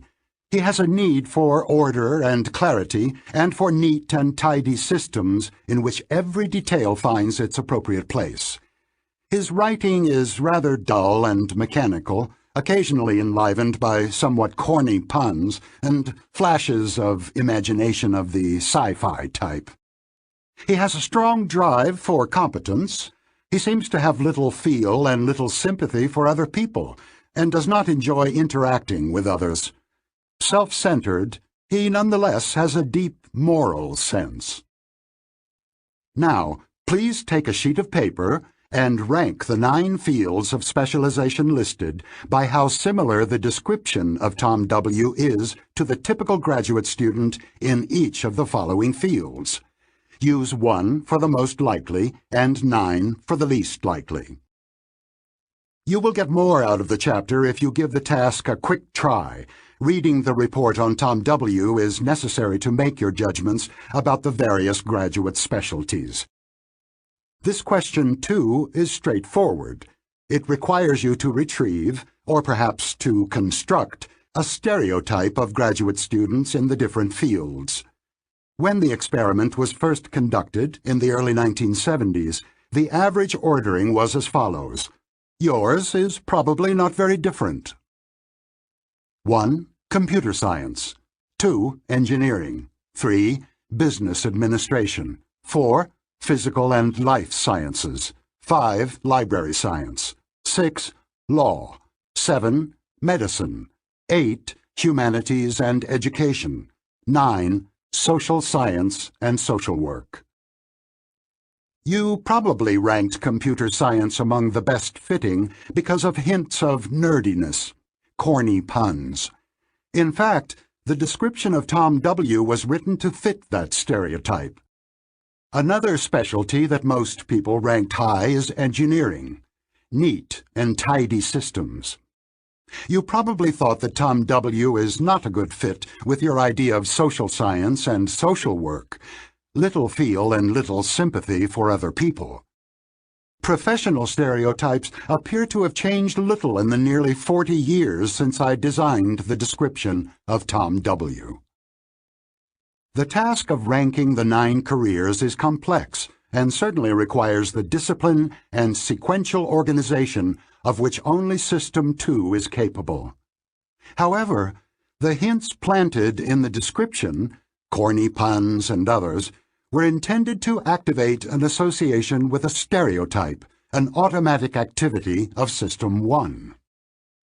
The instructions for this similarity task required a comparison of the description of Tom W. to the stereotypes of the various fields of specialization. For the purposes of that task, the accuracy of the description, whether or not it is a true portrait of Tom W., is irrelevant. So is your knowledge of the base rates of the various fields. The similarity of an individual to the stereotype of a group is unaffected by the size of the group. Indeed, you could compare the description of Tom to an image of graduate students in library science, even if there is no such department at the university. If you examine Tom W. again, you will see that he is a good fit to stereotypes of some small groups of students, computer scientists, librarians, engineers, and a much poorer fit to the largest groups, humanities and education, social science and social work. Indeed, the participants almost always ranked the 2 largest fields very low. Tom W. was intentionally designed as an anti-base rate character, a good fit to small fields and a poor fit to the most populated specialties. Predicting by representativeness. The third task in the sequence was administered to graduate students in psychology, and it is the critical one. Rank the fields of specialization in order of the likelihood that Tom W. is now a graduate student in each of these fields. This third group had all the data at hand, including the base rates of the different fields and the description of Tom W., as well as the statement about the dubious provenance of the description. We anticipated that people would focus entirely on the degree of similarity to the stereotype. We call it representativeness, and completely ignore both the base rates and the doubts about the veracity of the description. They would then rank the small specialty, computer science, as highly probable, because that outcome gets the highest representativeness score. Amos and I worked hard during the year we spent in Eugene, and I sometimes stayed in the office through the night. One of my tasks for such a night was to make up a description that would pit representativeness and base rates against each other. Tom W. was the result of my efforts, and I completed the description in the early morning hours. The first person who showed up to work that morning was our colleague and friend, Robin Dawes, who was both a sophisticated statistician and a skeptic about the validity of intuitive judgment. If anyone would see the relevance of the base rate, it would have to be Robin. I called Robin over, gave him the question I had just typed, and asked him to guess Tom W.'s profession. I still remember his sly smile as he said tentatively, "Computer scientist?" That was a happy moment. Even the mighty had fallen. Of course, Robin immediately recognized his mistake as soon as I mentioned base rate, but he had not spontaneously thought of it. Although he knew as much as anyone about the role of base rates in prediction, he neglected them when presented with the description of an individual's personality. As expected, he substituted a judgment of representativeness for the probability he was asked to assess. Amos and I then collected answers to the same question from 114 graduate students in psychology at 3 major universities, all of whom had taken several courses in statistics. They did not disappoint us. Their rankings of the 9 fields by probability did not differ from ratings by similarity to the stereotype. Substitution was perfect in this case. There was no indication that the participants did anything else but judge representativeness. The question about probability, likelihood, was difficult, but the question about similarity was easier, and it was answered instead. This is a serious mistake, because judgments of similarity and probability are not constrained by the same logical rules. It is entirely acceptable for judgments of similarity to be unaffected by base rates, and also by the possibility that the description was inaccurate, but anyone who ignores base rates and the quality of evidence in probability assessments will certainly make mistakes. The concept, the probability that Tom W. studies computer science, is not a simple one. Logicians and statisticians disagree about its meaning, and some would say it has no meaning at all.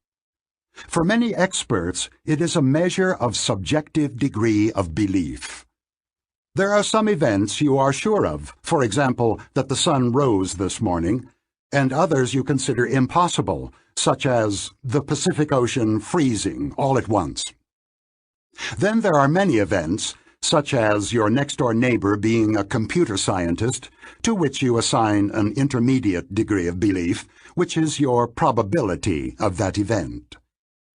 Logicians and statisticians have developed competing definitions of probability, all very precise. For lay people, however, probability, a synonym of likelihood in everyday language, is a vague notion, related to uncertainty, propensity, plausibility, and surprise. The vagueness is not particular to this concept, nor is it especially disruptive. We know, more or less, what we mean when we use a word such as democracy or beauty, and the people we are talking to understand, more or less, what we intended to say. In all the years I spent asking questions about the probability of events, no one ever raised a hand to ask me, "Sir, what do you mean by probability?" as they would have done if I had asked them to assess a strange concept such as globability. Everyone acted as if they knew how to answer my questions, although we all understood that it would be unfair to ask them for an explanation of what the word means. People who are asked to assess probability are not stumped, because they do not try to judge probability as statisticians and philosophers use the word. A question about probability or likelihood activates a mental shotgun, evoking answers to easier questions. Representativeness is a basic assessment, which is part of the routine operations of understanding language. The false statement that Elvis Presley's parents wanted him to be a dentist is mildly funny because the discrepancy between the images of Presley and a dentist is detected automatically. System 1 generates an impression of similarity without intending to do so. The representativeness heuristic is involved when someone says, "She will win the election. You can see she is a winner." Or, "He won't go far as an academic. Too many tattoos." We rely on representativeness when we judge the potential leadership of a candidate for office by the shape of his chin or the forcefulness of his speeches. Although it is common, prediction by representativeness is not statistically optimal. Michael Lewis's best-selling Moneyball is a story about the inefficiency of this mode of prediction. Professional baseball scouts traditionally forecast the success of possible players in part by their build and look. The hero of Lewis's book is Billy Beane, the manager of the Oakland A's, who made the unpopular decision to overrule his scouts and to select players by the statistics of past performance. The players the A's picked were inexpensive because other teams had rejected them for not looking the part. The team soon achieved excellent results at low cost. The sins of representativeness. Judging probability by representativeness has important virtues. The intuitive impressions that it produces are often, indeed usually, more accurate than chance guesses would be. On most occasions, people who act friendly are, in fact, friendly. A professional athlete who is very tall and thin is much more likely to play basketball than football. People with a PhD are more likely to subscribe to the New York Times than people who ended their education after high school. Young men are more likely than elderly women to drive aggressively. In all these cases, and in many others, there is some truth to the stereotypes that govern judgments of representativeness, and predictions that follow this heuristic may be accurate. In other situations, the stereotypes are false, and the representativeness heuristic will mislead, especially if it causes people to neglect base-rate information that points in another direction. Even when the heuristic has some validity, exclusive reliance on it is associated with grave sins against statistical logic. One sin of representativeness is an excessive willingness to predict the occurrence of unlikely, low base rate events. Here is an example. You see a person reading the New York Times on the New York subway. Which of the following is a better bet about the reading stranger? She has a PhD. She does not have a college degree. Representativeness would tell you to bet on the PhD, but this is not necessarily wise. You should seriously consider the second alternative because many more non-graduates than PhDs ride in New York subways. And if you must guess whether a woman who is described as a shy poetry lover studies Chinese literature or business administration, you should opt for the latter option. Even if every female student of Chinese literature is shy and loves poetry, it is almost certain that there are more bashful poetry lovers in the much larger population of business students. People without training in statistics are quite capable of using base rates in predictions under some conditions. In the first version of the Tom W. problem, which has no information about him, it is obvious to everyone that the probability of Tom W.'s being in a particular field is simply the base rate frequency of enrollment in that field. However, concern for base rates evidently disappears as soon as Tom W.'s personality is described. Amos and I originally believed, on the basis of our early evidence, that base rate information will always be neglected when information about the specific instance is available. But that conclusion was too strong. Psychologists have conducted many experiments in which base rate information is explicitly provided as part of the problem, and many of the participants are influenced by those base rates, although the information about the individual case is almost always weighted more than mere statistics. Norbert Schwartz and his colleagues showed that instructing people to think like statisticians enhanced the use of base rate information, while the instruction to think like a clinician had the opposite effect. An experiment that was conducted a few years ago with Harvard undergraduates yielded a finding that surprised me. Enhanced activation of System 2 caused a significant improvement of performance in the Tom W. problem. The experiment combined the old problem with a modern variation of cognitive fluency. Half the students were told to puff out their cheeks during the task, while the others were told to frown. Frowning, as we have seen, generally increases the vigilance of System 2 and reduces both overconfidence and the reliance on intuition.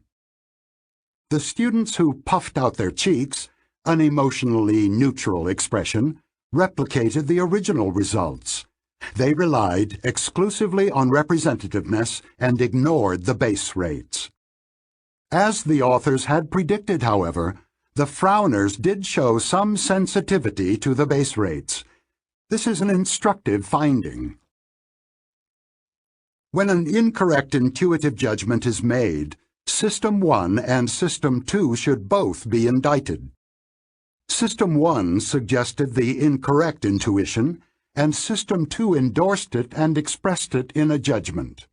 However, there are two possible reasons for the failure of System 2: ignorance or laziness. Some people follow their intuition because they do not know that base rate information should be combined with individual information. Others do so because they do not try sufficiently hard.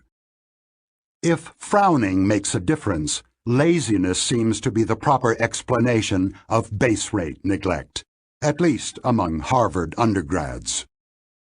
Their System 2 knows that base rates are relevant, even when they are not explicitly mentioned, but applies that knowledge only when it invests special effort in the task. The second sin of representativeness is insensitivity to the quality of evidence. Recall the rule of System 1. What you see is all there is. In the Tom W. example, what activates your associative machinery is a description of Tom, which may or may not be an accurate portrait. The statement that Tom W. has little feel and little sympathy for people was enough to convince you, and most other readers, that he is very unlikely to be a student of social science or social work. But you were explicitly told that the description should not be trusted. You surely understand in principle that worthless information should not be treated differently from a complete lack of information, but what you see as all there is makes it very difficult to apply that principle. Unless you decide immediately to reject evidence, for example by determining that you received it from a liar, your System 1 will automatically process the information available as if it were true. There is one thing you can do when you have doubts about the quality of the evidence. Let your judgments of probability stay close to the base rate. Don't expect this exercise of discipline to be easy. It requires a significant effort of self-monitoring and self-control. The correct answer to the Tom W. puzzle is that you should stay very close to your prior beliefs, slightly reducing the initially high probabilities of well-populated fields, humanities and education, social science and social work, and slightly raising the low probabilities of rare specialties, library science, computer science. You are not exactly where you would be if you had known nothing at all about Tom W., but the little evidence you have is not trustworthy, so the base rates should dominate your estimates. How to discipline intuition. Your probability that it will rain tomorrow is your subjective degree of belief, but you should not let yourself automatically believe anything you like. To be useful, your beliefs should be constrained by the logic of probability.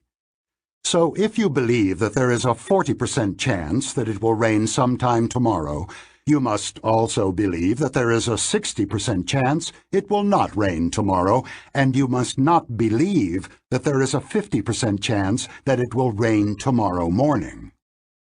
And if you believe that there is a 30% chance that candidate X will be elected president, and an 80% chance that he will be re-elected if he wins the first time, then you must believe that the chances that he will be elected twice in a row are 24%. The relative rules for cases such as the Tom W. problem are provided by Bayesian statistics. This influential modern approach to statistics is named after an English minister of the 18th century, the Reverend Thomas Bayes, who is credited with the first major contribution to a large problem, the logic of how people should change their mind in the light of evidence. Bayes's rule specifies how prior beliefs, in the examples of this chapter base rates, should be combined with the diagnosticity of the evidence, the degree to which it favors the hypothesis over the alternative. For example, if you believe that 3% of graduate students are enrolled in computer science, the base rate, and you also believe that the description of Tom W. is 4 times more likely for a graduate student in that field than in other fields, then Bayes's rule says you must believe that the probability that Tom W. is a computer scientist is now 11%. If the base rate had been 80%, the new degree of belief would be 94.1%, and so on. The mathematical details are not relevant in this book. There are 2 ideas to keep in mind about Bayesian reasoning and how we tend to mess it up. The first is that base rates matter, even in the presence of evidence about the case at hand. This is often not intuitively obvious. The second is that intuitive impressions of the diagnosticity of evidence are often exaggerated. The combination of what you see is all there is and associative coherence tends to make us believe in the stories we spin for ourselves. The essential keys to disciplined Bayesian reasoning can be simply summarized. Anchor your judgment of the probability of an outcome on a plausible base rate. Question the diagnosticity of your evidence. Both ideas are straightforward. It came as a shock to me when I realized that I was never taught how to implement them, and that even now I find it unnatural to do so. Speaking of representativeness. The lawn is well trimmed, the receptionist looks competent, and the furniture is attractive, but this doesn't mean it is a well-managed company. I hope the board does not go by representativeness. This startup looks as if it could not fail, but the base rate of success in the industry is extremely low. How much solid evidence is there? They keep making the same mistake, predicting rare events from weak evidence. When the evidence is weak, one should stick with the base rates. I know this report is absolutely damning, and it may be based on solid evidence. But how sure are we? We must allow for that uncertainty in our thinking. Chapter 15. Linda. Less is more. The best known and most controversial of our experiments involved a fictitious lady called Linda. Amos and I made up the Linda problem to provide conclusive evidence of the role of heuristics in judgment and of their incompatibility with logic. This is how we described Linda. Linda is 31 years old, single, outspoken, and very bright. She majored in philosophy. As a student, she was deeply concerned with issues of discrimination and social justice, and also participated in anti-nuclear demonstrations. The audiences who heard this description in the 1980s always laughed because they immediately knew that Linda had attended the University of California at Berkeley, which was famous at the time for its radical, politically engaged students. In one of our experiments, we presented participants with a list of 8 possible scenarios for Linda. Some of the students ranked them by representativeness, others by probability. Have a good look. The problem is similar to that of Tom W., but with a twist. Linda is a teacher in elementary school. Linda works in a bookstore and takes yoga classes. Linda is active in the feminist movement. Linda is a psychiatric social worker. Linda is a member of the League of Women Voters. Linda is a bank teller. Linda is an insurance salesperson. Linda is a bank teller and is active in the feminist movement. The problem shows its age in several ways. The League of Women Voters is no longer as prominent as it was, and the idea of a feminist movement sounds quaint, a testimonial to the change in the status of women over the last 30 years. Even in the Facebook era, however, it is still easy to guess the almost perfect consensus of judgments. Linda is a very good fit for an active feminist, a fairly good fit for someone who works in a bookstore and takes yoga classes, and a very poor fit for a bank teller or an insurance salesperson. Now focus on the critical items in the list. Does Linda sound more like a bank teller or more like a bank teller who is active in the feminist movement? Everyone agrees that Linda fits the idea of a feminist bank teller better than she fits the stereotype of bank tellers. The stereotypical bank teller is not a feminist activist, and adding that detail to the description improves the fit to Linda's personality. The twist comes in the judgments of likelihood, because there is a logical relation between the two scenarios. Think in terms of Venn diagrams. The set of feminist bank tellers is wholly included in the set of bank teller, as every feminist bank teller is a bank teller. Therefore, the probability that Linda is a feminist bank teller must be lower than the probability of her being a bank teller. When you specify a possible event in greater detail, you can only lower its probability. The problem therefore sets up a conflict between the intuition of representativeness and the logic of probability. Our initial experiment was between subjects. Each participant saw a set of 7 outcomes that included only one of the critical outcomes, bank teller or feminist bank teller. Some ranked the outcomes by resemblance, others by likelihood. As in the case of Tom W., the average rankings by resemblance and by likelihood were identical. In both judgments, feminist bank teller ranked higher than bank teller. Then we took the experiment further, using a within-subject design.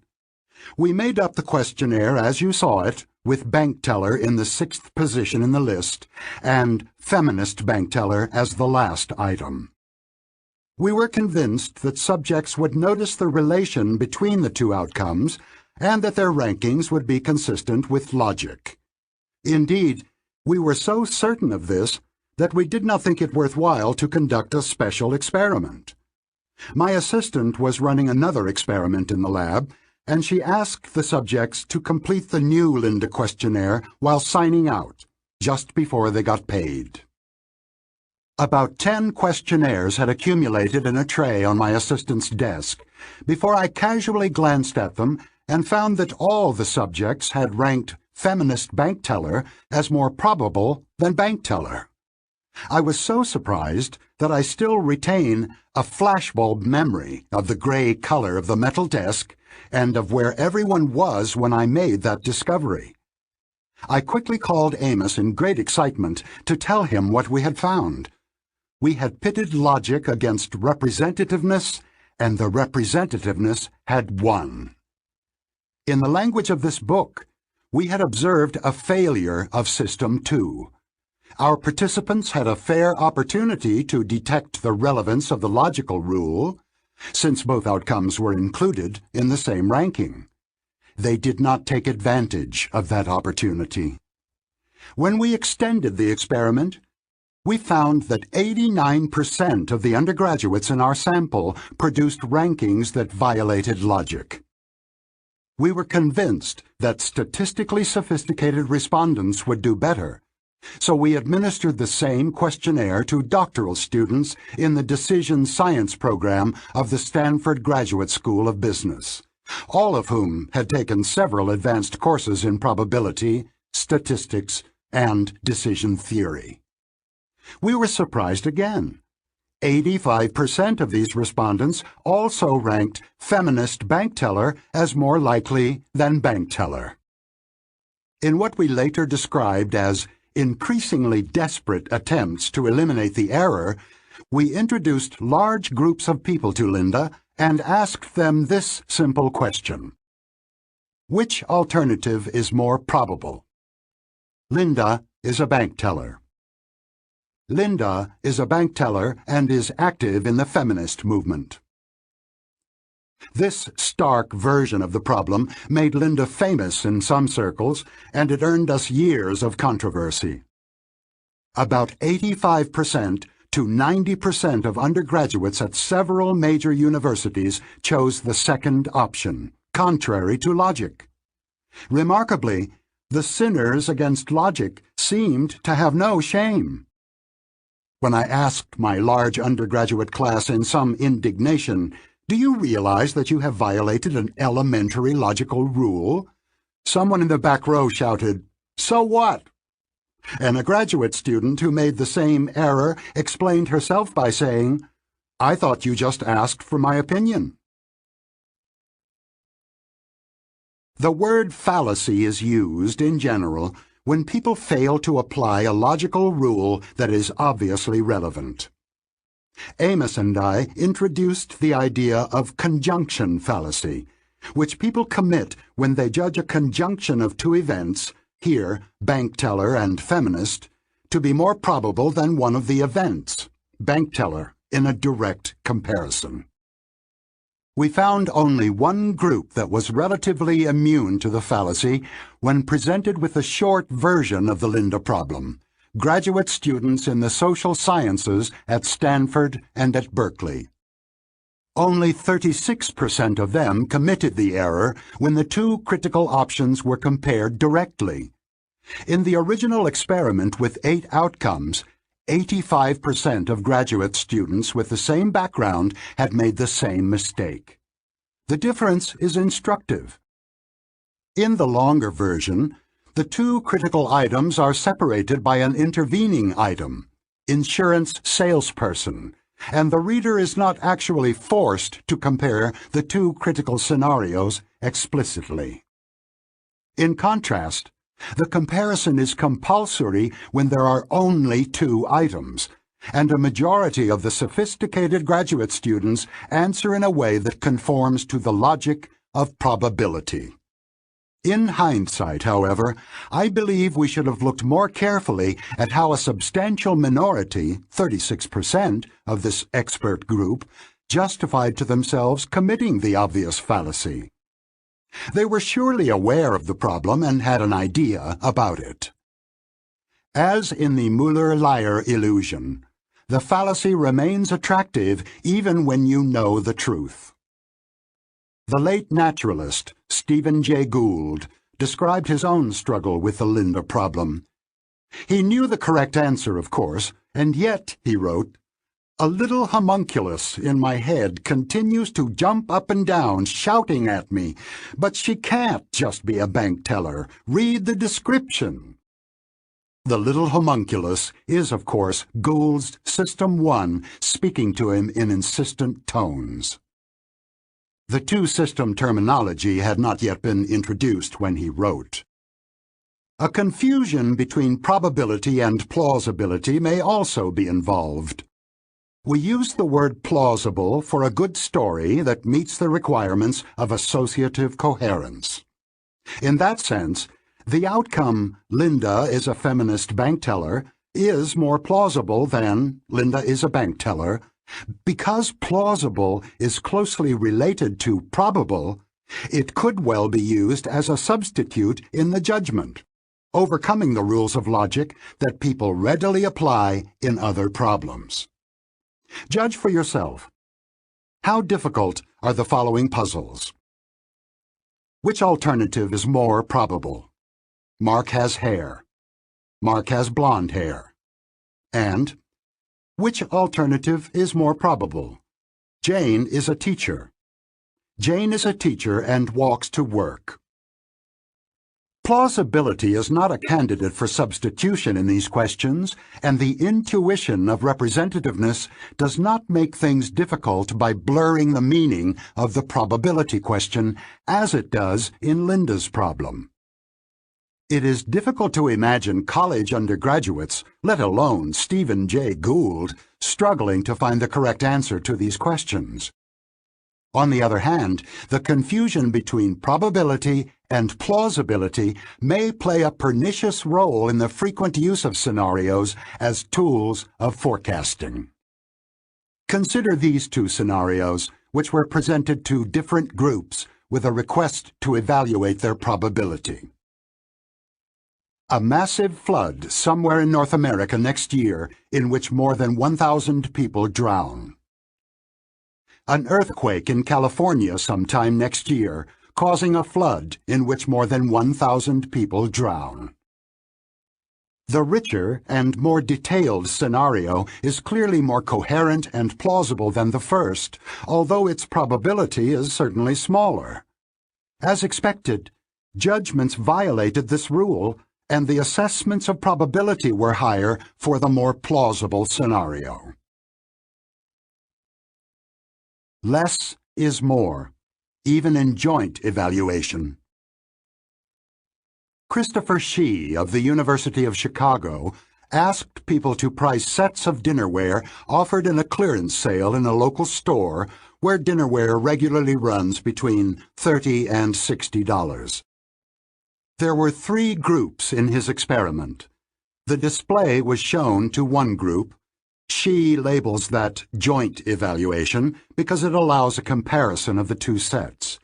The other 2 groups were shown and priced only one of the 2 sets. This is single evaluation. Joint evaluation is a within-subject experiment, and single evaluation is between subjects.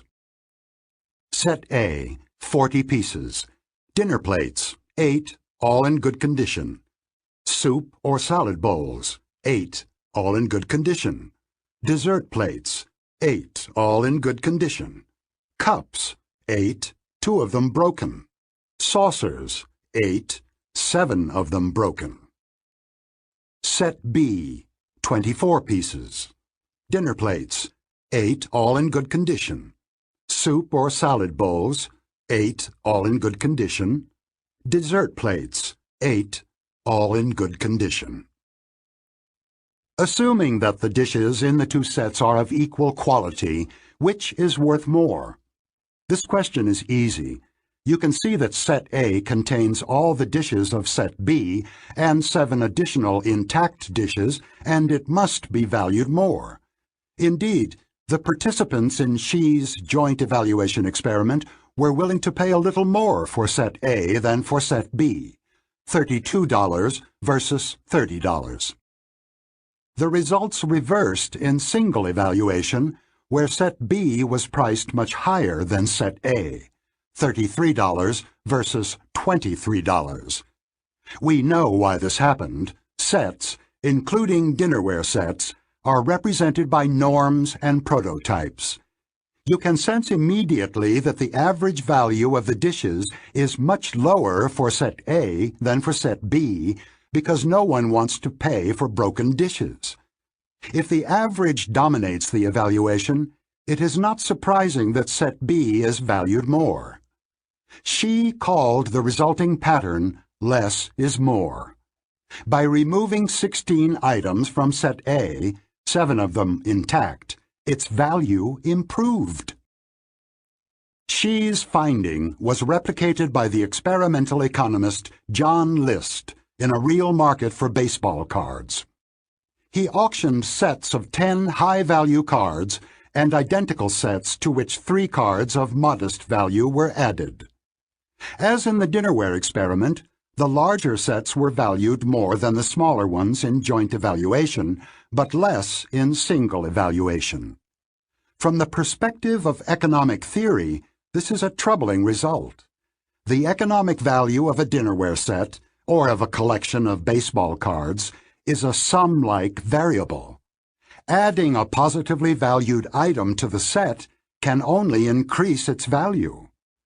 The Linda problem and the dinnerware problem have exactly the same structure.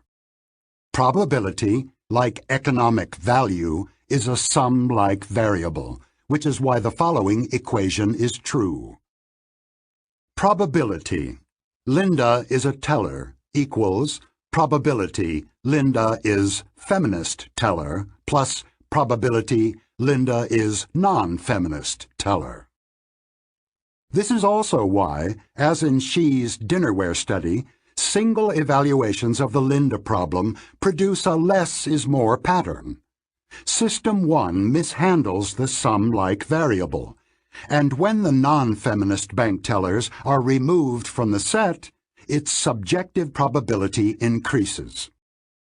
The critical difference between the studies is that the opportunity to compare the two options in joint evaluation eliminated the error in She's experiment, but did not do so in the Linda experiment. Linda was not alone. We spent many months designing experiments and found similar violations of logic in many other judgments. Participants in one of these studies were asked to rank 4 possible outcomes of the next Wimbledon tournament from most to least probable. Bjorn Borg was the dominant tennis player of the day when the study was conducted. These were the outcomes. A. Borg will win the match. B. Borg will lose the first set. C. Borg will lose the first set but win the match. D. Borg will win the first set but lose the match. The critical items are B and C. B is the more inclusive event, and its probability must be higher than that of an event it includes. Contrary to logic, but not to representativeness, 72% assigned B a lower probability than C, another instance of less is more in a direct comparison. Here again, the scenario that was judged more probable was unquestionably more plausible, a better fit with all that was known about the best tennis player in the world. To head off the possible objection that the conjunction fallacy is due to a misinterpretation of the question, we constructed a problem that required probability judgments, but in which the events were not described in words, and the term probability did not appear at all.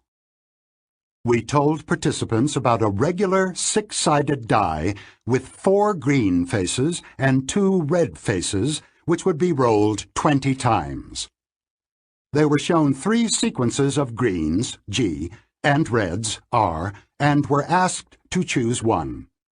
They would hypothetically win $25 if their chosen sequence showed up. The sequences were 1. RG, RRR. 2. GR, GRRR. 3. GRRRRR.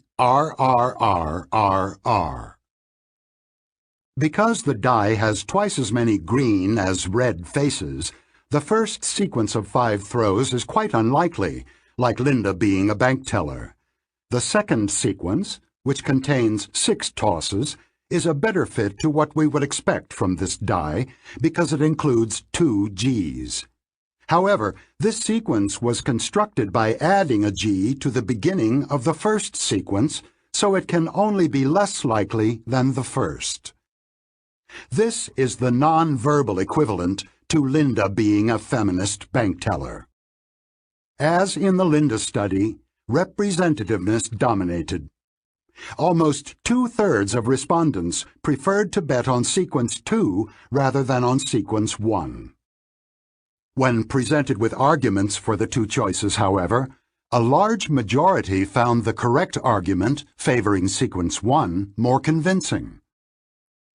The next problem was a breakthrough, because we finally found a condition in which the incidence of the conjunction fallacy was much reduced. 2 groups of subjects saw slightly different variants of the same problem. Problem 1. A health survey was conducted in a sample of adult males in British Columbia, of all ages and occupations. Please give your best estimate of the following values. What percentage of the men surveyed have had 1 or more heart attacks? What percentage of the men surveyed are both over 55 years old and have had 1 or more heart attacks? Problem 2. A health survey was conducted in a sample of 100 adult males in British Columbia of all ages and occupations. Please give your best estimate of the following values. How many of the 100 participants have had 1 or more heart attacks? How many of the 100 participants both are over 55 years old and have had 1 or more heart attacks? The incidence of errors was 65% in the group that saw the first problem and only 25% in the group that saw the second problem. Why is the question, how many of the 100 participants, so much easier than what percentage? A likely explanation is that the reference to 100 individuals brings a spatial representation to mind. Imagine that a large number of people are instructed to sort themselves into groups in a room. Those whose names begin with the letters A to L are told to gather in the front left corner. They are then instructed to sort themselves further. The relation of inclusion is now obvious, and you can see that individuals whose names begin with C will be a subset of the crowd in the front left corner. In the medical survey question, heart attack victims end up in a corner of the room, and some of them are less than 55 years old. Not everyone will share this particular vivid imagery, but many subsequent experiments have shown that the frequency representation, as it is known, makes it easy to appreciate that one group is wholly included in the other. The solution to the puzzle appears to be that a question phrased as, how many, makes you think of individuals, but the same question phrased as, what percentage, does not. What have we learned from these studies about the workings of System 2? One conclusion, which is not new, is that System 2 is not impressively alert. The undergraduates and graduate students who participated in our studies of the conjunction fallacy certainly knew the logic of Venn diagrams, but they did not apply it reliably even when all the relevant information was laid out in front of them. System 2 must detect a clue to the relevance of the logical rule before it can apply it. The absurdity of the less is more pattern was obvious in Xi's dinnerware study and was easily recognized in the how many representation, but it was not apparent to the thousands of people who have committed the conjunction fallacy in the original Linda problem and in others like it. The laziness of System 2 is probably involved. If their next vacation had depended on it, And if they had been given indefinite time and told to follow logic and not to answer until they were sure of their answer, I believe that most of our subjects would have avoided the conjunction fallacy. However, their vacation did not depend on a correct answer. They spent very little time on it and were content to answer as if they had only been asked for their opinion. The laziness of System 2 is an important fact of life, and the observation that representativeness can block the application of an obvious logical rule is also of some interest. Amos and I believed that the less is more pattern that almost always showed up in joint, within subjects, evaluations was interesting and worth reporting to our colleagues. We also believed that the results strengthened our argument about the power of judgment heuristics and that they would persuade doubters, and in this we were quite wrong. Since Linda first appeared in print, almost 300 articles in which conjunction fallacy is prominently mentioned have appeared in the scholarly literature. The within-subject condition was the sole focus of attention. Much of the subsequent research built on what we had done, but the conjunction fallacy was also a magnet for criticisms of our approach to judgment, and a number of experimenters have used various combinations of instructions and hints to weaken or eliminate the effect. Some of these studies replicated or extended our own attempts to eliminate the conjunction fallacy. No one has challenged the validity of the results in the single evaluation condition, which we considered the critical evidence for heuristics, but the salience of this evidence has been diminished by the intense focus on the conjunction fallacy. The net effect of the Linda problem has been to increase the visibility of our work to the general public, and to put a slight dent in the credibility of our approach as seen by scholars in the field. We had not anticipated that Linda would be the focus of controversy, but in hindsight, it is unsurprising. It was, of course, entirely legitimate for critics to question the robustness of the conjunction fallacy we had reported.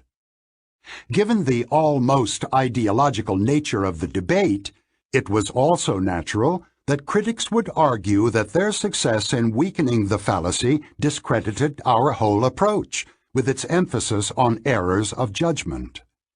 It was equally natural that we would find the argument utterly unconvincing, and that we would point out that the strongest evidence for our position had not been addressed. This is how intractable debates are born and develop, even in the sciences. Some years ago, I had a friendly conversation with Ralph Hertwig, a persistent critic of the Linda problem, with whom I had collaborated in a vain attempt to settle our differences. I asked him why he and others had chosen to focus exclusively on the conjunction fallacy without addressing other findings that supported our position. He smiled as he answered, "It was more interesting," adding that the Linda problem had attracted so much attention that we had no reason to complain. Speaking of less is more. They constructed a very complicated scenario and insisted on calling it highly probable. It is not. It is only a plausible story. They added a cheap gift to the expensive product and made the whole deal less attractive. Less is more in this case. He looked at the case in isolation, single evaluation. System 1 dominated his response. If he had considered a comparison, System 2 would have had a chance to get it right. In most situations, a direct comparison makes people more careful and more logical, but not always. Sometimes intuition beats logic, even when the correct answer stares you in the face. Chapter 16. Causes trump statistics. Consider the following scenario and note your intuitive answer to the question. A cab was involved in a hit-and-run accident at night. Two cab companies, the green and the blue, operate in the city. You are given the following data. 85% of the cabs in the city are green and 15% are blue. A witness identified the cab as blue. The court tested the reliability of the witness under the circumstances that existed on the night of the accident and concluded that the witness correctly identified each one of the two colors 80% of the time and failed 20% of the time. What is the probability that the cab involved in the accident was blue rather than green? This is a standard problem of Bayesian inference. There are two items of information, a base rate and the imperfectly reliable testimony of a witness. In the absence of a witness, the probability of the guilty cab being blue is 15%, which is the base rate of that outcome. If the two cab companies had been equally large, the base rate would have been uninformative, and you would have considered only the reliability of the witness, concluding that the probability is 80%. The two sources of information can be combined by Bayes' rule. The correct answer is 41%. However, you can probably guess what people do when faced with this problem. They ignore the base rate and go with the witness. The most common answer is 80%. Causal stereotypes. Now consider a variation of the same story, in which only the presentation of the base rate has been altered. You are given the following data. The two companies operate the same number of cabs, but green cabs are involved in 85% of accidents. The information about the witness is as in the previous version. The two versions of the problem are mathematically indistinguishable, but they are psychologically quite different. People who read the first version do not know how to use the base rate and often ignore it. In contrast, people who see the second version give considerable weight to the base rate, and their average judgment is not too far from the Bayesian solution. Why? In the first version, the base rate of blue cabs is a statistical fact about the cabs in the city.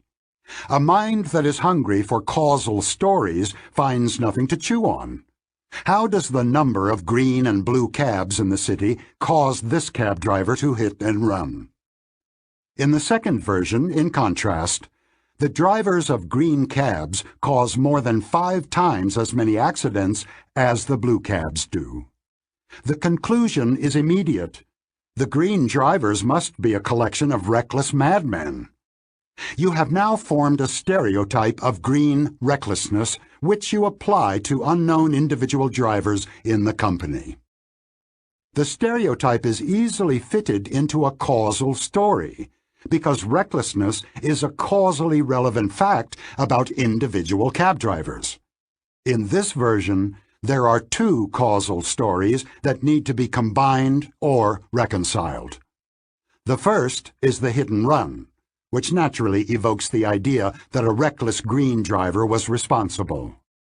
The second is the witness's testimony, which strongly suggests the cab was blue. The inferences from the two stories about the color of the car are contradictory and approximately cancel each other. The chances for the two colors are about equal. The Bayesian estimate is 41%, reflecting the fact that the base rate of green cabs is a little more extreme than the reliability of the witness who reported a blue cab. The cab example illustrates two types of base rates. Statistical base rates are facts about a population to which a case belongs, but they are not relevant to the individual case. Causal base rates change your view of how the individual case came to be. The two types of base rate information are treated differently. Statistical base rates are generally underweighted and sometimes neglected altogether when specific information about the case at hand is available. Causal base rates are treated as information about the individual case and are easily combined with other case-specific information. The causal version of the cab problem had the form of a stereotype. Green drivers are dangerous. Stereotypes are statements about the group that are at least tentatively accepted as facts about every member. Here are two examples. Most of the graduates of this inner-city school go to college. Interest in cycling is widespread in France. These statements are readily interpreted as setting up a propensity in individual members of the group, and they fit in a causal story. Many graduates of this particular inner-city school are eager and able to go to college, presumably because of some beneficial features of life in that school. There are forces in French culture and social life that cause many Frenchmen to take an interest in cycling.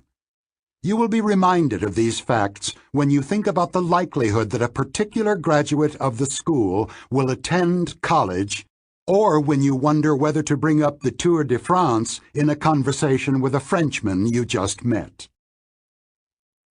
Stereotyping is a bad word in our culture, but in my usage it is neutral. One of the basic characteristics of System 1 is that it represents categories as norms and prototypical exemplars. This is how we think of horses, refrigerators, and New York police officers. We hold in memory a representation of one or more normal members of each of these categories. When the categories are social, these representations are called stereotypes.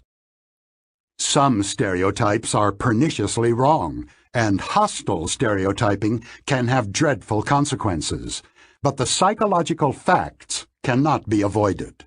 Stereotypes, both correct and false, are how we think of categories. You may note the irony. In the context of the cab problem, the neglect of base rate information is a cognitive flaw, a failure of Bayesian reasoning, and the reliance on causal base rates is desirable. Stereotyping the green drivers improves the accuracy of judgment. In other contexts, however, such as hiring or profiling, there is a strong social norm against stereotyping, which is also embedded in the law. This is as it should be. In sensitive social contexts, we do not want to draw possibly erroneous conclusions about the individual from the statistics of the group. We consider it morally desirable for base rates to be treated as statistical facts about the group rather than as presumptive facts about individuals. In other words, we reject causal base rates. The social norm against stereotyping, including the opposition to profiling, has been highly beneficial in creating a more civilized and more equal society. It is useful to remember, however, that neglecting valid stereotypes inevitably results in suboptimal judgments. Resistance to stereotyping is a laudable moral position, but the simplistic idea that the resistance is costless is wrong. The costs are worth paying to achieve a better society, but denying that the costs exist, while satisfying to the soul and politically correct, is not scientifically defensible. Reliance on the affect heuristic is common in politically charged arguments. The positions we favor have no cost, and those we oppose have no benefits. We should be able to do better. Causal situations. Amos and I constructed the variants of the cab problem, but we did not invent the powerful notion of causal base rates. We borrowed it from the psychologist Ishek Ashin. In his experiment, Ashin showed his participants brief vignettes describing some students who had taken an exam at Yale and asked the participants to judge the probability that each student had passed the test. The manipulation of causal base rates was straightforward. Ashen told one group that the students they saw had been drawn from a class in which 75% passed the exam, and told another group that the same students had been in a class in which only 25% passed. This is a powerful manipulation, because the base rate of passing suggests the immediate inference that the test that only 25% passed must have been brutally difficult. The difficulty of a test, of course, is one of the causal factors that determine every student's outcome. As expected, Ashen's students were highly sensitive to the causal base rates, and every student was judged more likely to pass in the high success condition than in the high failure rate. Ashen used an ingenious method to suggest a non-causal base rate. He told his subjects that the students they saw had been drawn from a sample which itself was constructed by selecting students who had passed or failed the exam. For example, the information for the high failure group read as follows. The investigator was mainly interested in the causes of failure and constructed a sample in which 75% had failed the examination. Note the difference. This base rate is a purely statistical fact about the ensemble from which cases have been drawn. It has no bearing on the question asked, which is whether the individual student passed or failed the test. As expected, the explicitly stated base rates had some effects on judgment, but they had much less impact than the statistically equivalent causal base rates. System 1 can deal with stories in which the elements are causally linked, but it is weak in statistical reasoning. For a Bayesian thinker, of course, the versions are equivalent. It is tempting to conclude that we have reached a satisfactory conclusion. Causal base rates are used. Merely statistical facts are more or less neglected. The next study, one of my all-time favorites, shows that the situation is rather more complex. Can psychology be taught? The reckless cab drivers and the impossibly difficult exam illustrate two inferences that people can draw from causal base rates, a stereotypical trait that is attributed to an individual, and a significant feature of the situation that affects the individual's outcome. The participants in the experiments made the correct inferences and their judgments improved. Unfortunately, things do not always work out so well. The classic experiment I describe next shows that people will not draw from base rate information an inference that conflicts with other beliefs. It also supports the uncomfortable conclusion that teaching psychology is mostly a waste of time. The experiment was conducted a long time ago by the social psychologist Richard Nisbett and his student Eugene Borghida at the University of Michigan. They told students about the renowned helping experiment that had been conducted a few years earlier at New York University.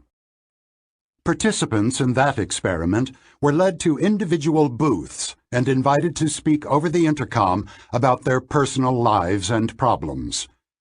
They were to talk in turn for about 2 minutes. Only one microphone was active at any one time. There were 6 participants in each group, one of whom was a stooge. The stooge spoke first, following a script prepared by the experimenters. He described his problems adjusting to New York and admitted with obvious embarrassment that he was prone to seizures, especially when stressed. All the participants then had a turn.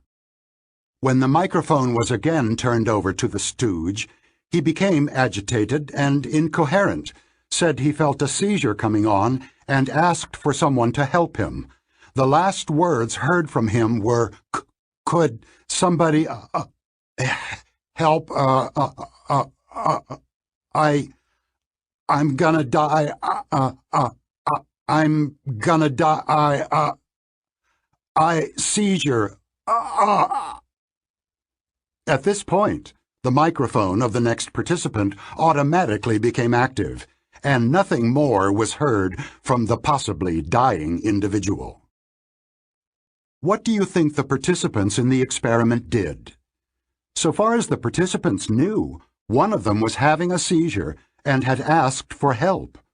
However, there were several other people who could possibly respond, so perhaps one could stay safely in one's booth. These were the results. Only 4 of the 15 participants responded immediately to the appeal for help. 6 never got out of their booth, and 5 others came out only well after the seizure victim apparently choked. The experiment shows that individuals feel relieved of responsibility when they know that others have heard the same request for help. Did the results surprise you? Very probably. Most of us think of ourselves as decent people who would rush to help in such a situation, and we expect other decent people to do the same. The point of the experiment, of course, was to show that this expectation is wrong. Even normal, decent people do not rush to help when they expect others to take on the unpleasantness of dealing with a seizure. And that means you, too. Are you willing to endorse the following statement? When I read the procedure of the helping experiment, I thought I would come to the stranger's help immediately, as I probably would if I found myself alone with a seizure victim. I was probably wrong. If I find myself in a situation in which other people have an opportunity to help, I might not step forward. The presence of others would reduce my sense of personal responsibility more than I initially thought. This is what a teacher of psychology would hope you would learn. Would you have made the same inferences by yourself? The psychology professor who describes the helping experiment wants the students to view the low base rate as causal, just as in the case of the fictitious Yale exam. He wants them to infer, in both cases, that a surprisingly high rate of failure implies a very difficult test. The lesson students are meant to take away is that some potent feature of the situation, such as the diffusion of responsibility, induces normal and decent people, such as them, to behave in a surprisingly unhelpful way. Changing one's mind about human nature is hard work, and changing one's mind for the worse about oneself is even harder.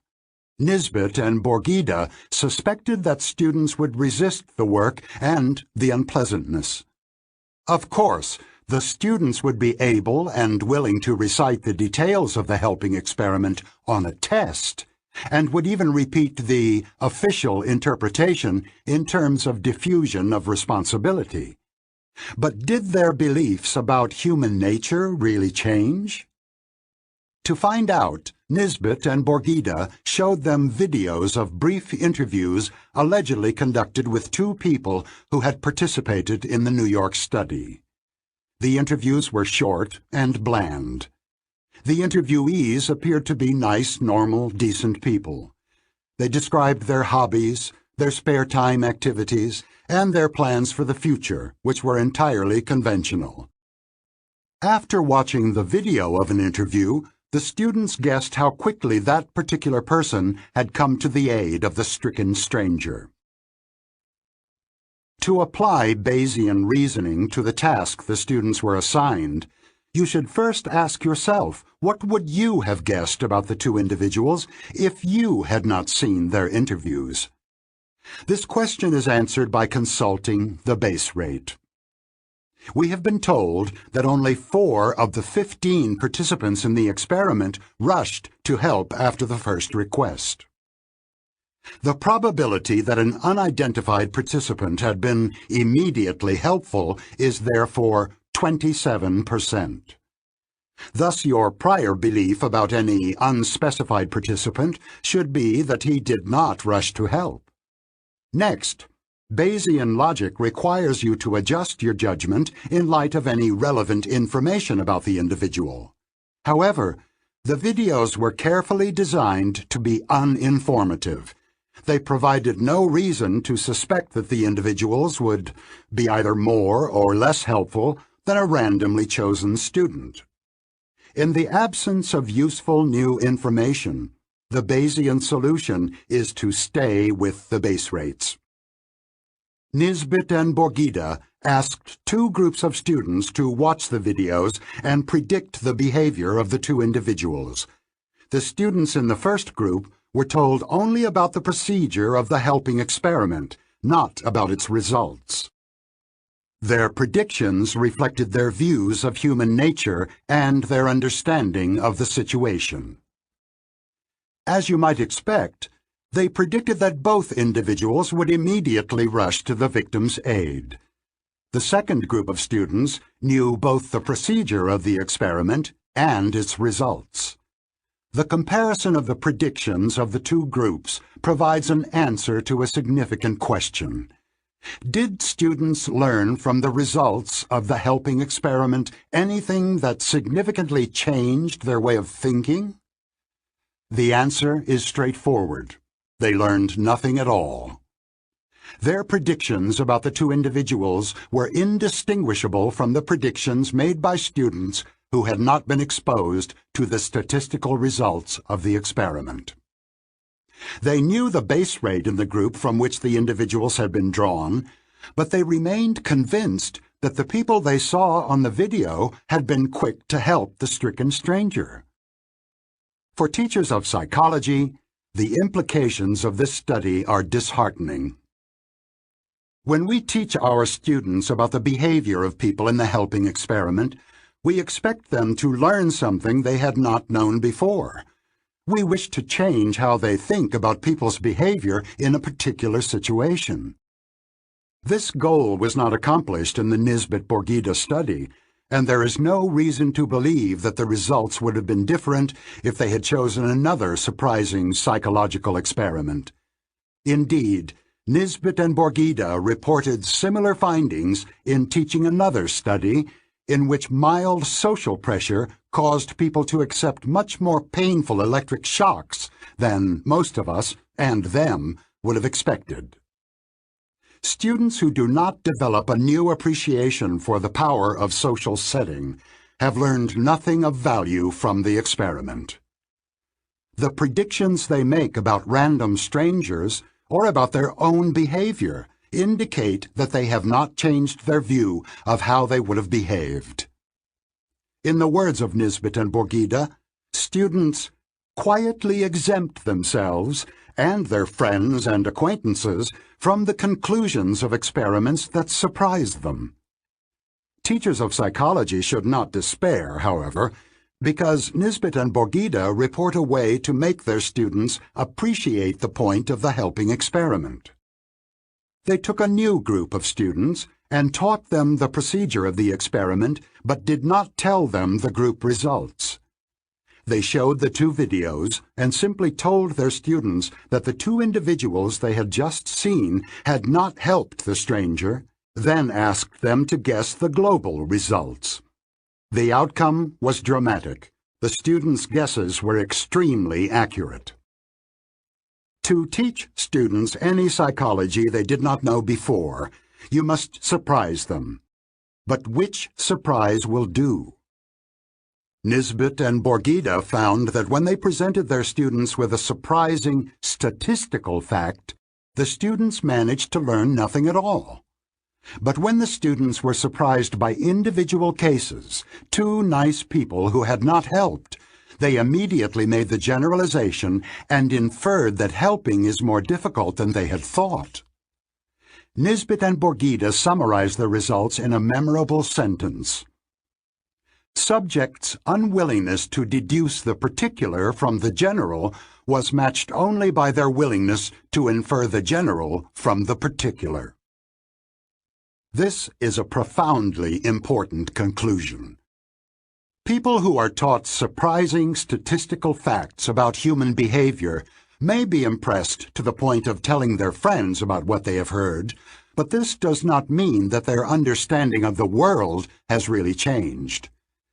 The test of learning psychology is whether your understanding of situations you encounter has changed, not whether you have learned a new fact. There is a deep gap between our thinking about statistics and our thinking about individual cases. Statistical results with a causal interpretation have a stronger effect on our thinking than non-causal information. But even compelling causal statistics will not change long-held beliefs or beliefs rooted in personal experience. On the other hand, surprising individual cases have a powerful impact and are a more effective tool for teaching psychology because the incongruity must be resolved and embedded in a causal story. That is why this book contains questions that are addressed personally to the reader. You are more likely to learn something by finding surprises in your own behavior than by hearing surprising facts about people in general. Speaking of causes and statistics. We can't assume that they will really learn anything from mere statistics. Let's show them one or two representative individual cases to influence their System 1. No need to worry about this statistical information being ignored. On the contrary, it will immediately be used to feed a stereotype. Chapter 17. Regression to the Mean. I had one of the most satisfying eureka experiences of my career while teaching flight instructors in the Israeli Air Force about the psychology of effective training. I was telling them about an important principle of skill training. Rewards for improved performance work better than punishment of mistakes. This proposition is supported by much evidence from research on pigeons, rats, humans, and other animals. When I finished my enthusiastic speech, one of the most seasoned instructors in the group raised his hand and made a short speech of his own. He began by conceding that rewarding improved performance might be good for the birds, but he denied that it was optimal for flight cadets. This is what he said. On many occasions I have praised flight cadets for clean execution of some aerobatic maneuver. The next time they try the same maneuver, they usually do worse. On the other hand, I have often screamed into a cadet's earphone for bad execution, and in general he does better on his next try. So please don't tell us that reward works and punishment does not, because the opposite is the case. This was a joyous moment of insight, when I saw in a new light a principle of statistics that I had been teaching for years. The instructor was right, but he was also completely wrong. His observation was astute and correct. Occasions on which he praised a performance were likely to be followed by a disappointing performance, and punishments were typically followed by an improvement. But the inference he had drawn about the efficacy of reward and punishment was completely off the mark. What he had observed is known as regression to the mean, which in that case was due to random fluctuations in the quality of performance. Naturally, he praised only a cadet whose performance was far better than average, but the cadet was probably just lucky on that particular attempt, and therefore likely to deteriorate regardless of whether or not he was praised. Similarly, the instructor would shout into a cadet's earphones only when the cadet's performance was unusually bad and therefore likely to improve regardless of what the instructor did. The instructor had attached a causal interpretation to the inevitable fluctuations of a random process. The challenge called for a response, but a lesson in the algebra of prediction would not be enthusiastically received. Instead, I used chalk to mark a target on the floor. I asked every officer in the room to turn his back to the target and throw 2 coins at it in immediate succession without looking. We measured the distances from the target and wrote the two results of each contestant on the blackboard. Then we rewrote the results in order, from the best to the worst performance on the first try. It was apparent that most, if not all, of those who had done best the first time deteriorated on their second try, and those who had done poorly on the first attempt generally improved. I pointed out to the instructors that what they saw on the board coincided with what we had heard about the performance of aerobatic maneuvers on successive attempts. Poor performance was typically followed by improvement, and good performance by deterioration, without any help from either praise or punishment. The discovery I made on that day was that the flight instructors were trapped in an unfortunate contingency. Because they punished cadets when performance was poor, they were mostly rewarded by a subsequent improvement, even if punishment was actually ineffective. Furthermore, the instructors were not alone in that predicament. I had stumbled onto a significant fact of the human condition. The feedback to which life exposes us is perverse.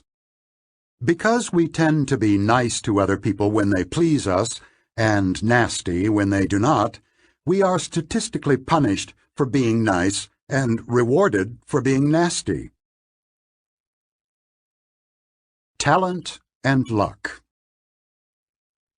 A few years ago, John Brockman, who edits the online magazine Edge, asked a number of scientists to report their favorite equation. These were my offerings. Success equals talent plus luck. Great success equals a little more talent and a lot of luck. The unsurprising idea that luck often contributes to success has surprising consequences when we apply it to the first 2 days of a high-level golf tournament. To keep things simple, assume that on both days the average score of the competitors was at par 72. We focus on a player who did very well on the first day, closing with a score of 66. What can we learn from that excellent score? An immediate inference is that the golfer is more talented than the average participant in the tournament. The formula for success suggests that another inference is equally justified. The golfer who did so well on day 1 probably enjoyed better than average luck on that day.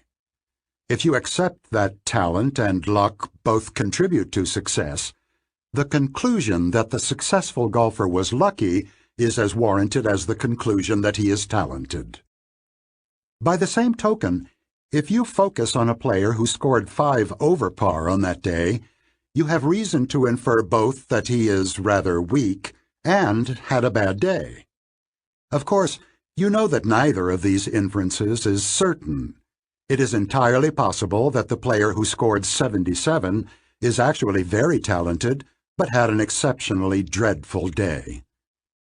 Uncertain though they are, the following inferences from the score on day 1 are plausible and will be correct more often than they are wrong.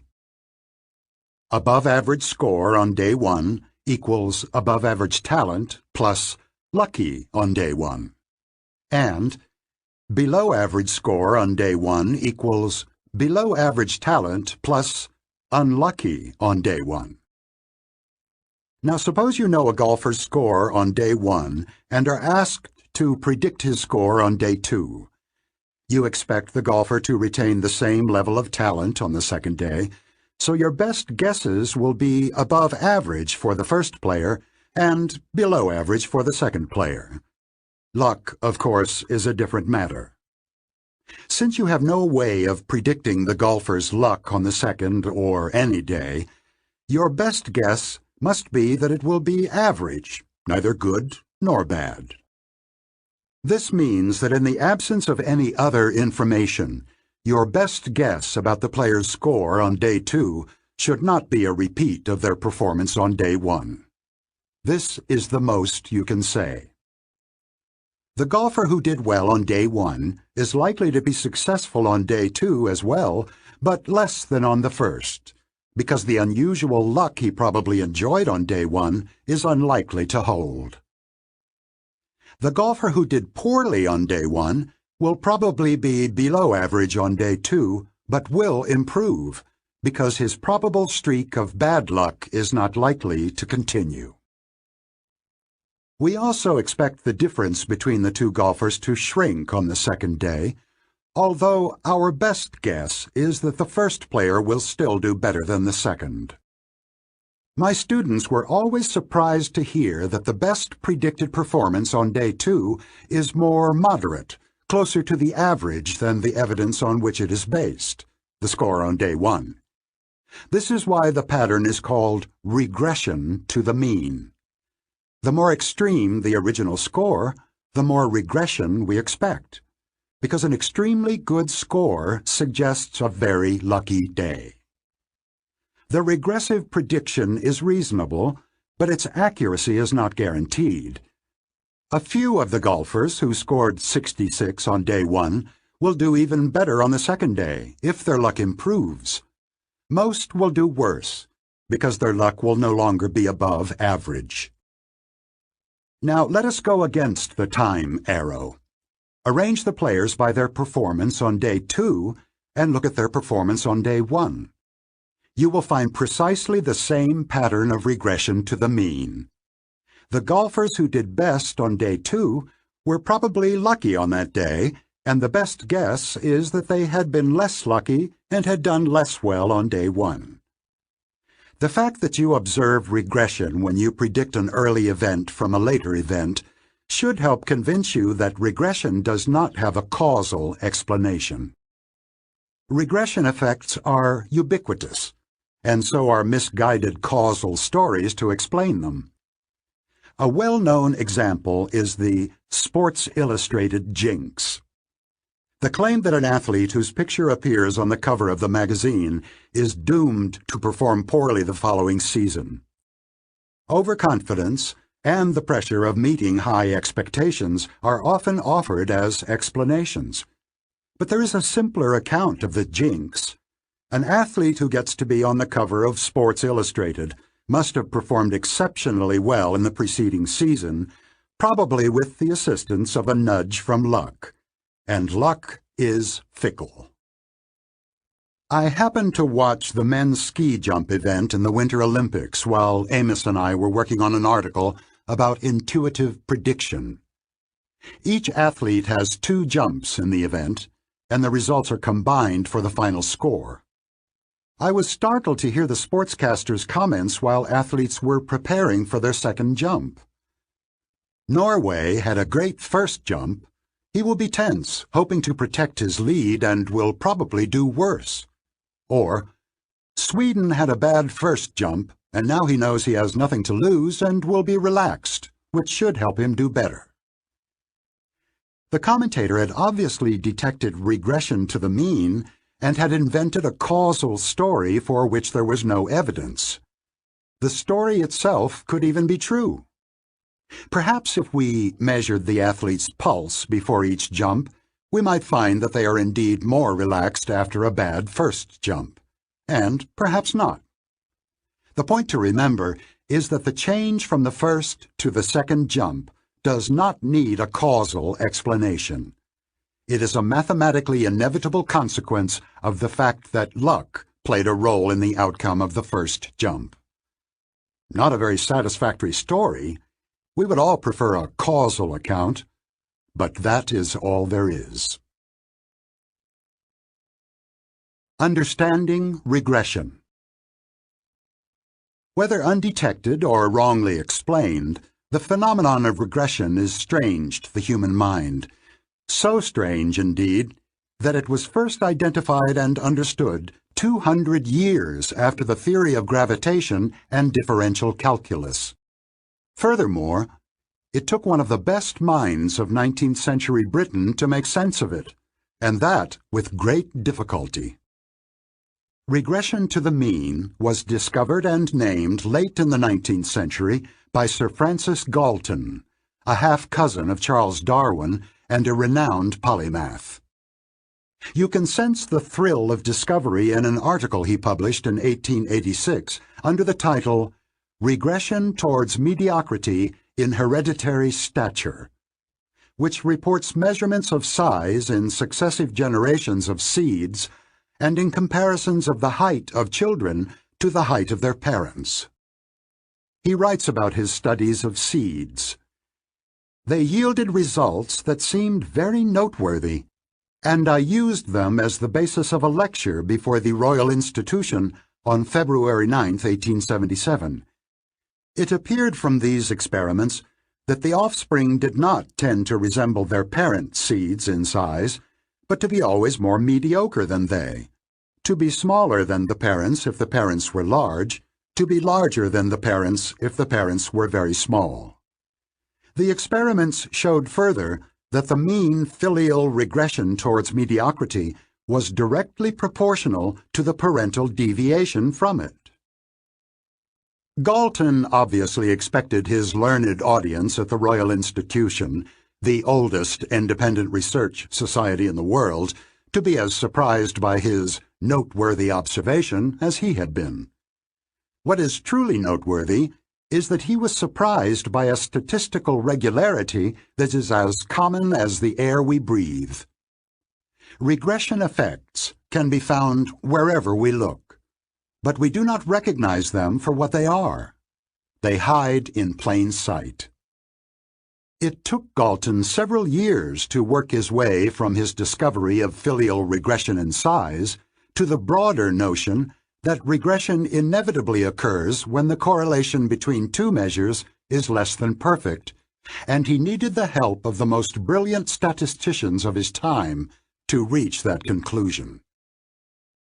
One of the hurdles Galton had to overcome was the problem of measuring regression between variables that are measured on different scales, such as weight and piano playing. This is done by using the population as a standard of reference. Imagine that weight and piano playing have been measured for 100 children in all grades of an elementary school, and that they have been ranked from high to low on each measure. If Jane ranks 3rd in piano playing and 27th in weight, it is appropriate to say that she is a better pianist than she is tall. Let us make some assumptions that will simplify things. At any age, piano playing success depends only on weekly hours of practice. Weight depends only on consumption of ice cream. Ice cream consumption and weekly hours of practice are unrelated. Now, using ranks, or the standard scores that statisticians prefer, we can write some equations. Weight equals age plus ice cream consumption. Piano playing equals age plus weekly hours of practice. You can see that there will be regression to the mean when we predict piano playing from weight, or vice versa.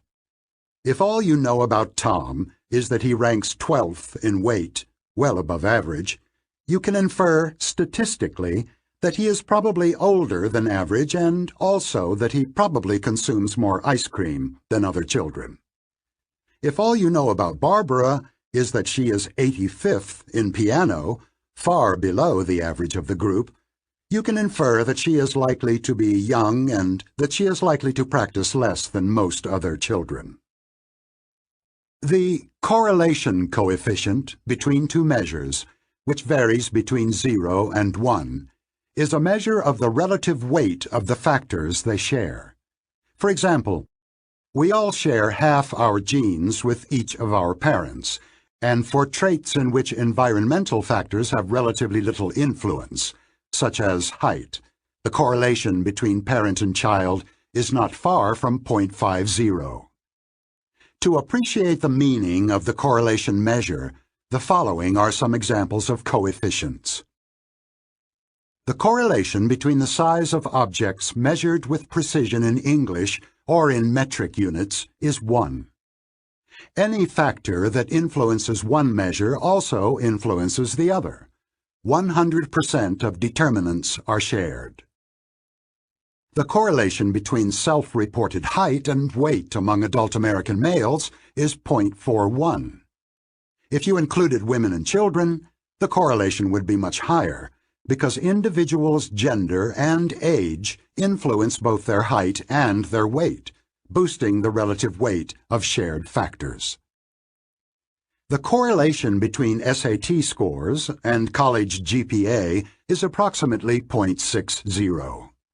However, the correlation between aptitude tests and success in graduate school is much lower, largely because measured aptitude varies little in this selected group. If everyone has similar aptitude, differences in this measure are unlikely to play a large role in measures of success. The correlation between income and education level in the United States is approximately 0.40. The correlation between family income and the last 4 digits of their phone number is 0. It took Francis Galton several years to figure out that correlation and regression are not two concepts. They are different perspectives on the same concept. The general rule is straightforward but has surprising consequences. Whenever the correlation between two scores is imperfect, there will be a regression to the mean. To illustrate Galton's insight, take a proposition that most people find quite interesting. Highly intelligent women tend to marry men who are less intelligent than they are. You can get a good conversation started at a party by asking for an explanation, and your friends will readily oblige. Even people who have had some exposure to statistics will spontaneously interpret the statement in causal terms. Some may think of highly intelligent women wanting to avoid the competition of equally intelligent men, or being forced to compromise in their choice of spouse because intelligent men do not want to compete with intelligent women. More far-fetched explanations will come up at a good party. Now consider this statement. The correlation between the intelligence scores of spouses is less than perfect. This statement is obviously true and not interesting at all. Who would expect the correlation to be perfect? There is nothing to explain.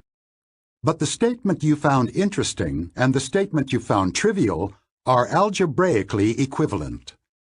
If the correlation between the intelligence of spouses is less than perfect, and if men and women on average do not differ in intelligence, then it is a mathematical inevitability that highly intelligent women will be married to husbands who are, on average, less intelligent than they are, and vice versa, of course. The observed regression to the mean cannot be more interesting or more explainable than the imperfect correlation. You probably sympathize with Galton's struggle with the concept of regression. Indeed, the statistician David Freeman used to say that if the topic of regression comes up in a criminal or civil trial, the side that must explain regression to the jury will lose the case. Why is it so hard? The main reason for the difficulty is a recurrent theme of this book. Our mind is strongly biased toward causal explanations and does not deal well with mere statistics. When our attention is called to an event, associative memory will look for its cause. More precisely, activation will automatically spread to any cause that is already stored in memory.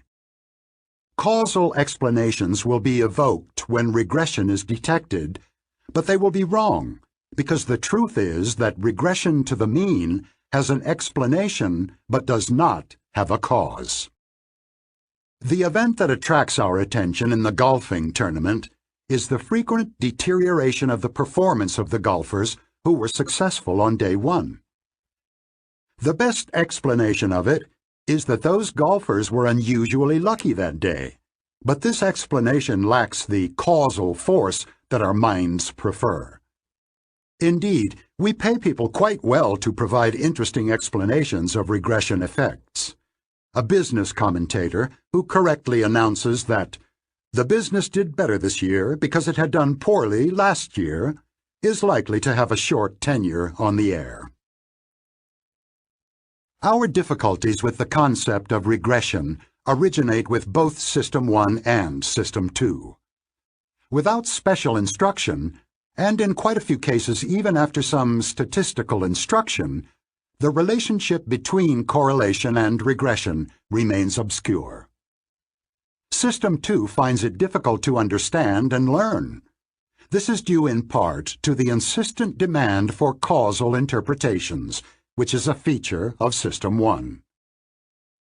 Depressed children treated with an energy drink improve significantly over a 3-month period. I made up this newspaper headline, but the fact it reports is true. If you treated a group of depressed children for some time with an energy drink, they would show a clinically significant improvement. It is also the case that depressed children who spend some time standing on their head or hug a cat for 20 minutes a day will also show improvement.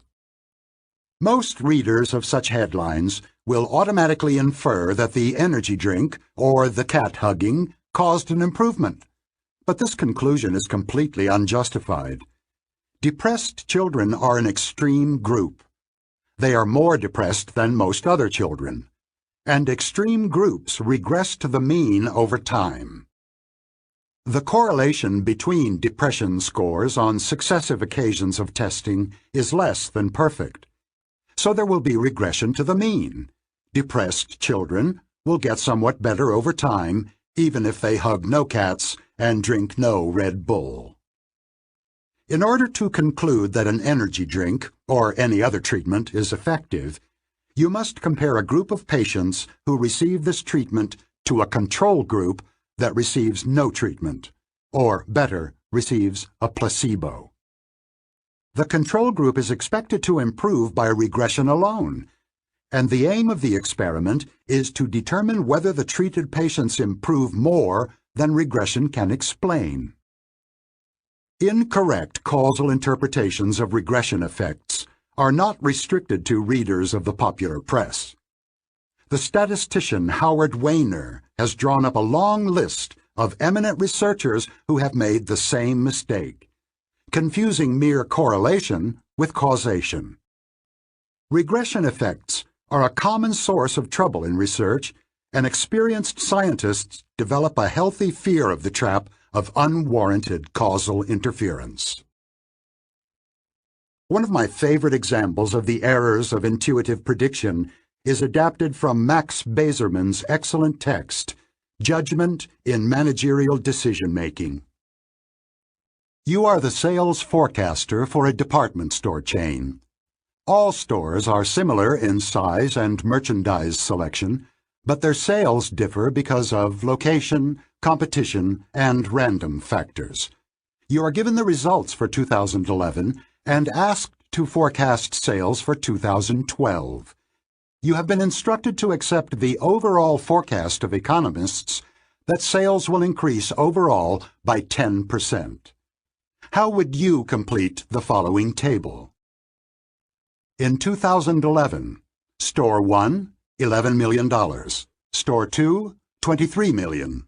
Store 3, $18 million. Store 4, $29 million. Total, $61 million. The total for all stores in 2012 is $67,100,000. What is each store's forecast for 2012? Having read this chapter, you know that the obvious solution of adding 10% to the sales of each store is wrong. You want your forecasts to be regressive, which requires adding more than 10% to the low-performing branches and adding less or even subtracting to others. But if you ask other people, you are likely to encounter puzzlement. Why do you bother them with an obvious question? As Galton painfully discovered, the concept of regression is far from obvious. Speaking of regression to mediocrity. She says experience has taught her that criticism is more effective than praise. What she doesn't understand is that it's all due to regression to the mean. Perhaps his second interview was less impressive than the first because he was afraid of disappointing us, but more likely it was his first that was unusually good. Our screening procedure is good, but not perfect, so we should anticipate regression. We shouldn't be surprised that the very best candidates often fail to meet our expectations. Chapter 18. Taming Intuitive Predictions. Life presents us with many occasions to forecast. Economists forecast inflation and unemployment, financial analysts forecast earnings, military experts predict casualties, venture capitalists assess profitability, publishers and producers predict audiences, contractors estimate the time required to complete projects, chefs anticipate the demand for the dishes on their menu, engineers estimate the amount of concrete needed for a building, fireground commanders assess the number of trucks that will be needed to put out a fire. In our private lives, we forecast our spouse's reaction to a proposed move or our own future adjustment to a new job. Some predictive judgments, such as those made by engineers, rely largely on lookup tables, precise calculations, and explicit analyses of outcomes observed on similar occasions. Others involve intuition and System 1 in two main varieties. Some intuitions draw rapidly on skill and expertise acquired by repeated experience. The rapid and automatic judgments and choices of chess masters, fireground commanders, and physicians that Gary Klein has described in Sources of Power and elsewhere illustrate these skilled intuitions in which a solution to the current problem comes to mind quickly because familiar cues are recognized. Other intuitions, which are sometimes subjectively indistinguishable from the first, arise from the operation of heuristics that often substitute an easy question for the harder one that was asked. Intuitive judgments can be made with high confidence even when they are based on non-regressive assessments of weak evidence. Of course, many judgments, especially in the professional domain, are influenced by a combination of analysis and intuition. Non-regressive intuitions. Let us return to a person we have already met. Julie is currently a senior in a state university. She read fluently when she was 4 years old. What is her grade point average, GPA? People who are familiar with the American educational scene quickly come up with a number, which is often in the vicinity of 3.7 or 3.8. How does this occur? Several operations of System 1 are involved. A causal link between the evidence, Julie's reading, and the target of the prediction, her GPA, is sought. The link can be indirect. In this instance, early reading and a high GDP are both indications of academic talent. Some connection is necessary. Your System 2, would probably reject as irrelevant a report of Julie winning a fly fishing competition or excelling at weightlifting in high school. The process is effectively dichotomous. We are capable of rejecting information as irrelevant or false, but adjusting for smaller weaknesses in the evidence is not something that System 1 can do.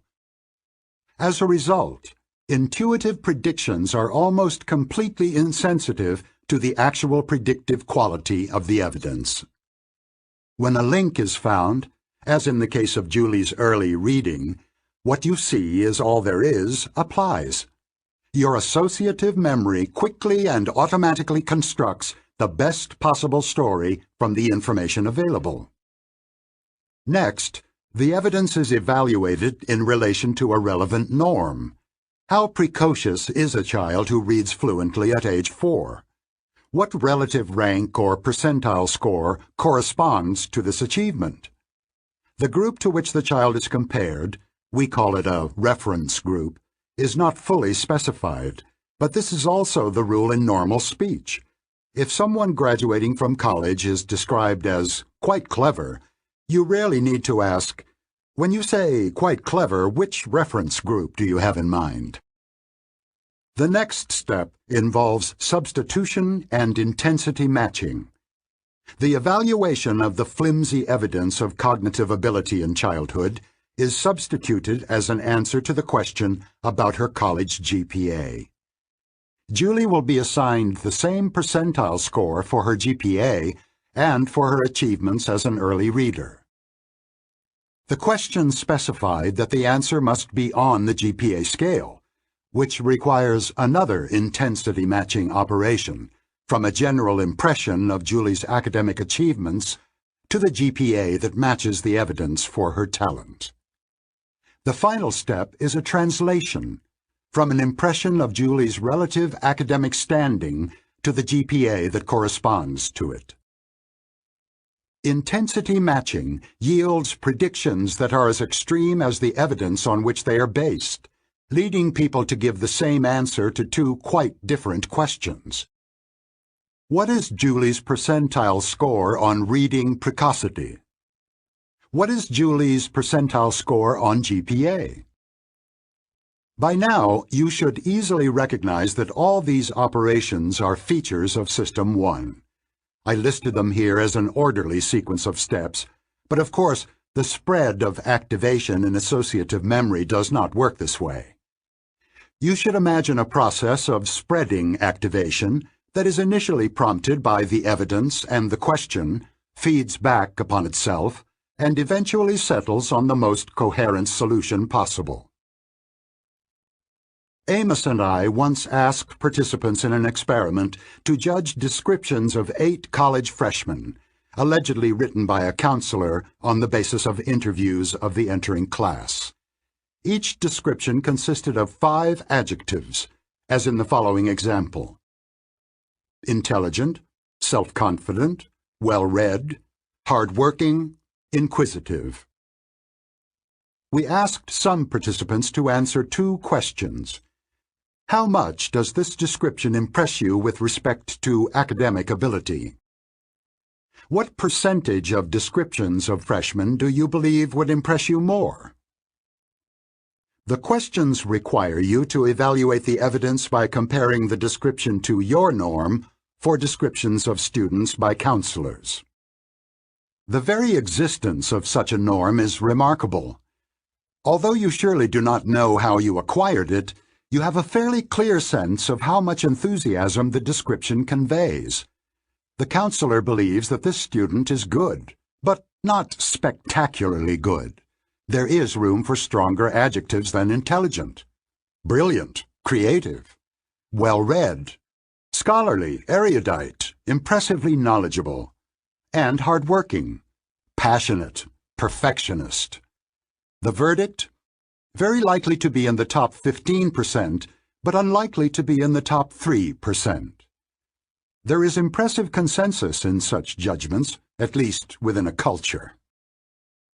The other participants in our experiment were asked different questions.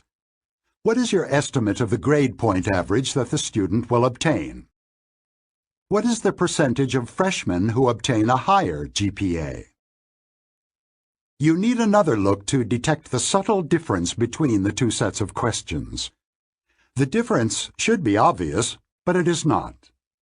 Unlike the first questions, which required you only to evaluate the evidence, the second set involves a great deal of uncertainty. The question refers to actual performance at the end of the freshman year. What happened during the year since the interview was performed? How accurately can you predict the student's actual achievements in the first year at college from 5 adjectives? Would the counselor herself be perfectly accurate if she predicted GPA from an interview? The objective of this study was to compare the percentile judgments that the participants made when evaluating the evidence in one case and when predicting the ultimate outcome in another. The results are easy to summarize. The judgments were identical. Although the two sets of questions differ, one is about the description, the other about the student's future academic performance, the participants treated them as if they were the same. As was the case with Julie, the prediction of the future is not distinguished from an evaluation of current evidence. Prediction matches evaluation. This is perhaps the best evidence we have for the role of substitution. People are asked for a prediction, but they substitute an evaluation of the evidence without noticing that the question they answer is not the one they were asked. This process is guaranteed to generate predictions that are systematically biased. They completely ignore regression to the mean. During my military service in the Israeli Defense Forces, I spent some time attached to a unit that selected candidates for officer training on the basis of a series of interviews and field tests. The designated criterion for successful prediction was a cadet's final grade in officer school. The validity of the ratings was known to be rather poor. I will tell more about it in a later chapter. The unit still existed years later when I was a professor and collaborating with Amos in the study of intuitive judgment. I had good contacts with the people at the unit and asked them for a favor.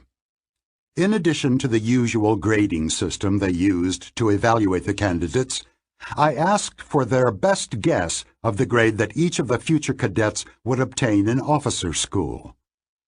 They collected a few hundred such forecasts. The officers who had produced the predictions were all familiar with the letter grading system that the school applied to its cadets and the approximate proportions of A's, B's, etc. among them. The results were striking. The relative frequency of A's and B's in the predictions was almost identical to the frequencies in the final grades of the school. These findings provide a compelling example of both substitution and intensity matching. The officers who provided the predictions completely failed to discriminate between two tasks. Their usual mission, which was to evaluate the performance of candidates during their stay at the unit, the task I had asked them to perform, which was an actual prediction of a future grade. They had simply translated their own grades onto the scale used in officer school, applying intensity matching. Once again, the failure to address the considerable uncertainty of their predictions had led them to predictions that were completely non-regressive. A correction for intuitive predictions. Back to Julie, our precocious reader. The correct way to predict her GPA was introduced in the preceding chapter. As I did there for golf on successive days and for weight and piano playing, I write a schematic formula for the factors that determine reading age and college grades. Reading age equals shared factors plus factors specific to reading age equals 100%. GPA equals shared factors plus factors specific to GPA equals 100%. The shared factors involve genetically determined aptitude, the degree to which the family supports academic interests, and anything else that would cause the same people to be precocious readers as children and academically successful as young adults. Of course, there are many factors that would affect one of these outcomes and not the other. Julie could have been pushed to read early by overly ambitious parents. She may have had an unhappy love affair that depressed her college grades. She could have had a skiing accident during adolescence that left her slightly impaired, and so on. Recall that the correlation between two measures, in the present case, reading age and GPA, is equal to the proportion of shared factors among their determinants. What is your best guess about that proportion? My most optimistic guess is about 30%. Assuming this estimate, we have all we need to produce an unbiased prediction. Here are the directions for how to get there in 4 simple steps. 1. Start with an estimate of average GPA. 2. Determine the GPA that matches your impression of the evidence. 3.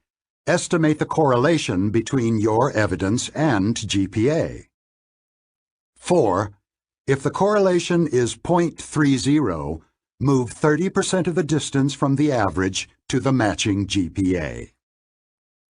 Step 1 gets you to the baseline, the GPA you would have predicted if you were told nothing about Julie beyond the fact that she is a graduating senior. In the absence of information, you would have predicted the average. This is similar to assigning the base rate probability of business administration graduates when you are told nothing about Tom W. Step 2 is your intuitive prediction, which matches your evaluation of the evidence. Step 3 moves you from the baseline toward your intuition, but the distance you are allowed to move depends on your estimate of the correlation. You end up, at Step 4, with a prediction that is influenced by your intuition, but is far more moderate. This approach to prediction is general. You can apply it whenever you need to predict a quantitative variable, such as GPA, profit from an investment, or the growth of a company. The approach builds on your intuition, but it moderates it, regresses it toward the mean. When you have good reasons to trust the accuracy of your intuitive prediction, a strong correlation between the evidence and the prediction, the adjustment will be small. Intuitive predictions need to be corrected because they are not regressive and therefore are biased. Suppose that I predict for each golfer in a tournament that his score on day 2 will be the same as his score on day 1. This prediction does not allow for regression to the mean. The golfers who fared well on day 1 will, on average, do less well on day 2, and those who did poorly will mostly improve. When they are eventually compared to actual outcomes, non-regressive predictions will be found to be biased. They are on average overly optimistic for those who did best on the first day and overly pessimistic for those who had a bad start. The predictions are as extreme as the evidence. Similarly, if you use childhood achievements to predict grades in college without regressing your predictions toward the mean, you will more often than not be disappointed by the academic outcomes of early readers and happily surprised by the grades of those who learn to read relatively late. The corrected intuitive predictions eliminate these biases, so that predictions, both high and low, are about equally likely to overestimate and to underestimate the true value.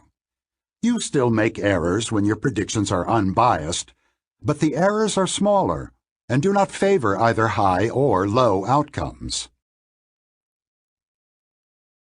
A defense of extreme predictions?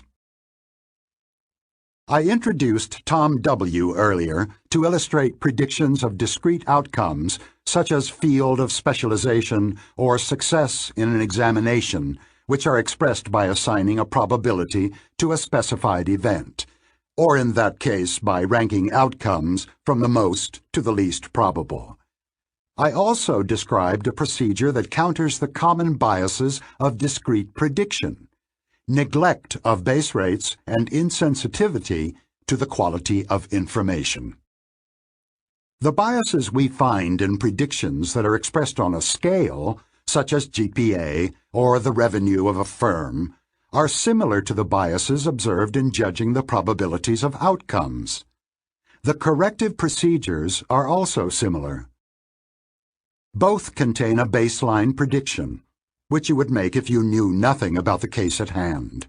In the categorical case, it was the base rate. In the numerical case, it is the average outcome in the relevant category.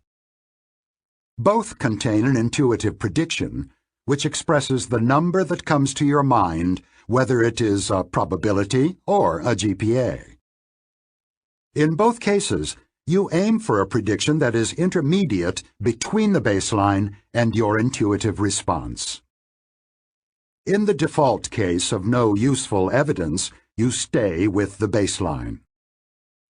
At the other extreme, you also stay with your initial prediction. This will happen, of course, only if you remain completely confident in your initial prediction after a critical review of the evidence that supports it. In most cases, you will find some reason to doubt that the correlation between your intuitive judgment and the truth is perfect, and you will end up somewhere between the two poles. This procedure is an approximation of the likely results of an appropriate statistical analysis. If successful, it will move you toward unbiased predictions, reasonable assessments of probability, and moderate predictions of numerical outcomes. The two procedures are intended to address the same bias. Intuitive predictions tend to be overconfident and overly extreme. Correcting your intuitive predictions is a task for System 2.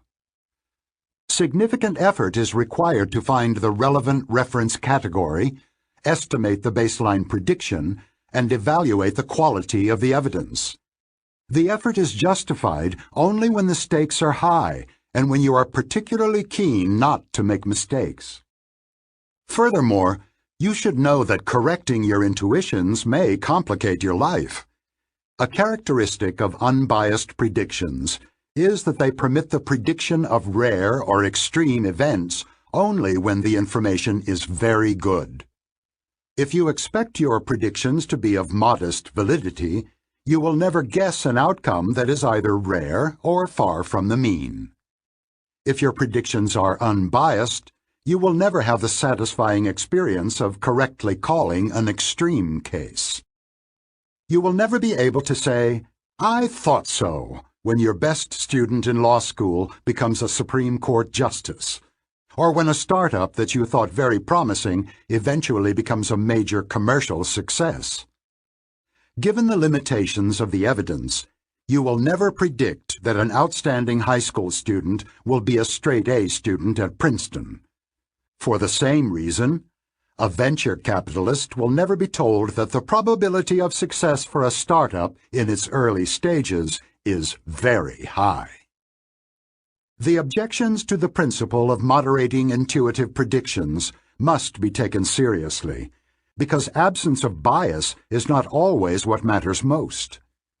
A preference for unbiased predictions is justified if all errors of prediction are treated alike, regardless of their direction.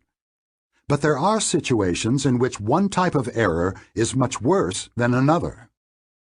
When a venture capitalist looks for the next big thing, the risk of missing the next Google or Facebook is far more important than the risk of making a modest investment in a startup that ultimately fails.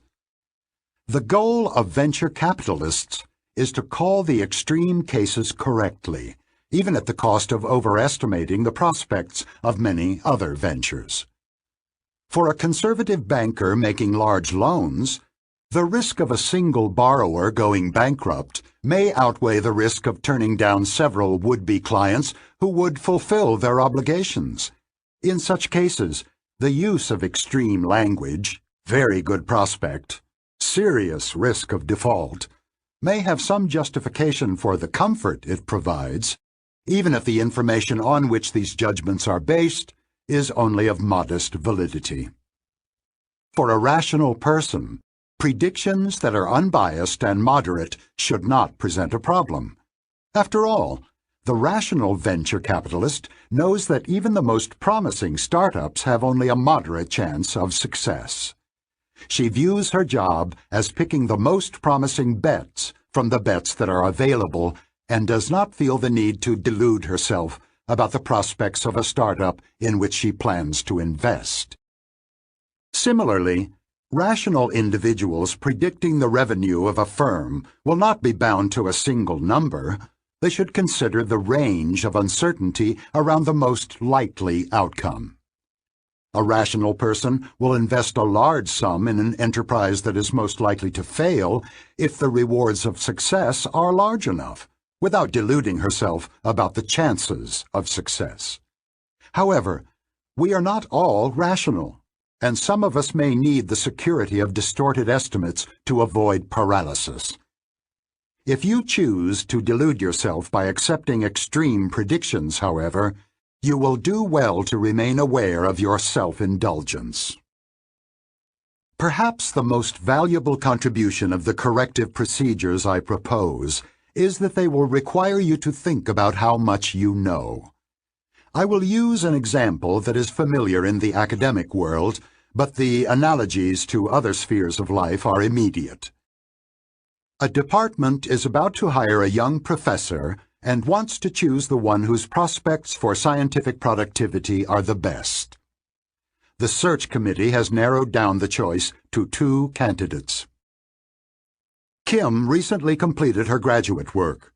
Her recommendations are spectacular, and she gave a brilliant talk and impressed everyone in her interviews. She has no substantial track record of scientific productivity. Jane has held a postdoctoral position for the last 3 years. She has been very productive and her research record is excellent, but her talk and interviews were less sparkling than Kim's. The intuitive choice favors Kim, because she left a stronger impression, and what you see is all there is. But it is also the case that there is much less information about Kim than about Jane.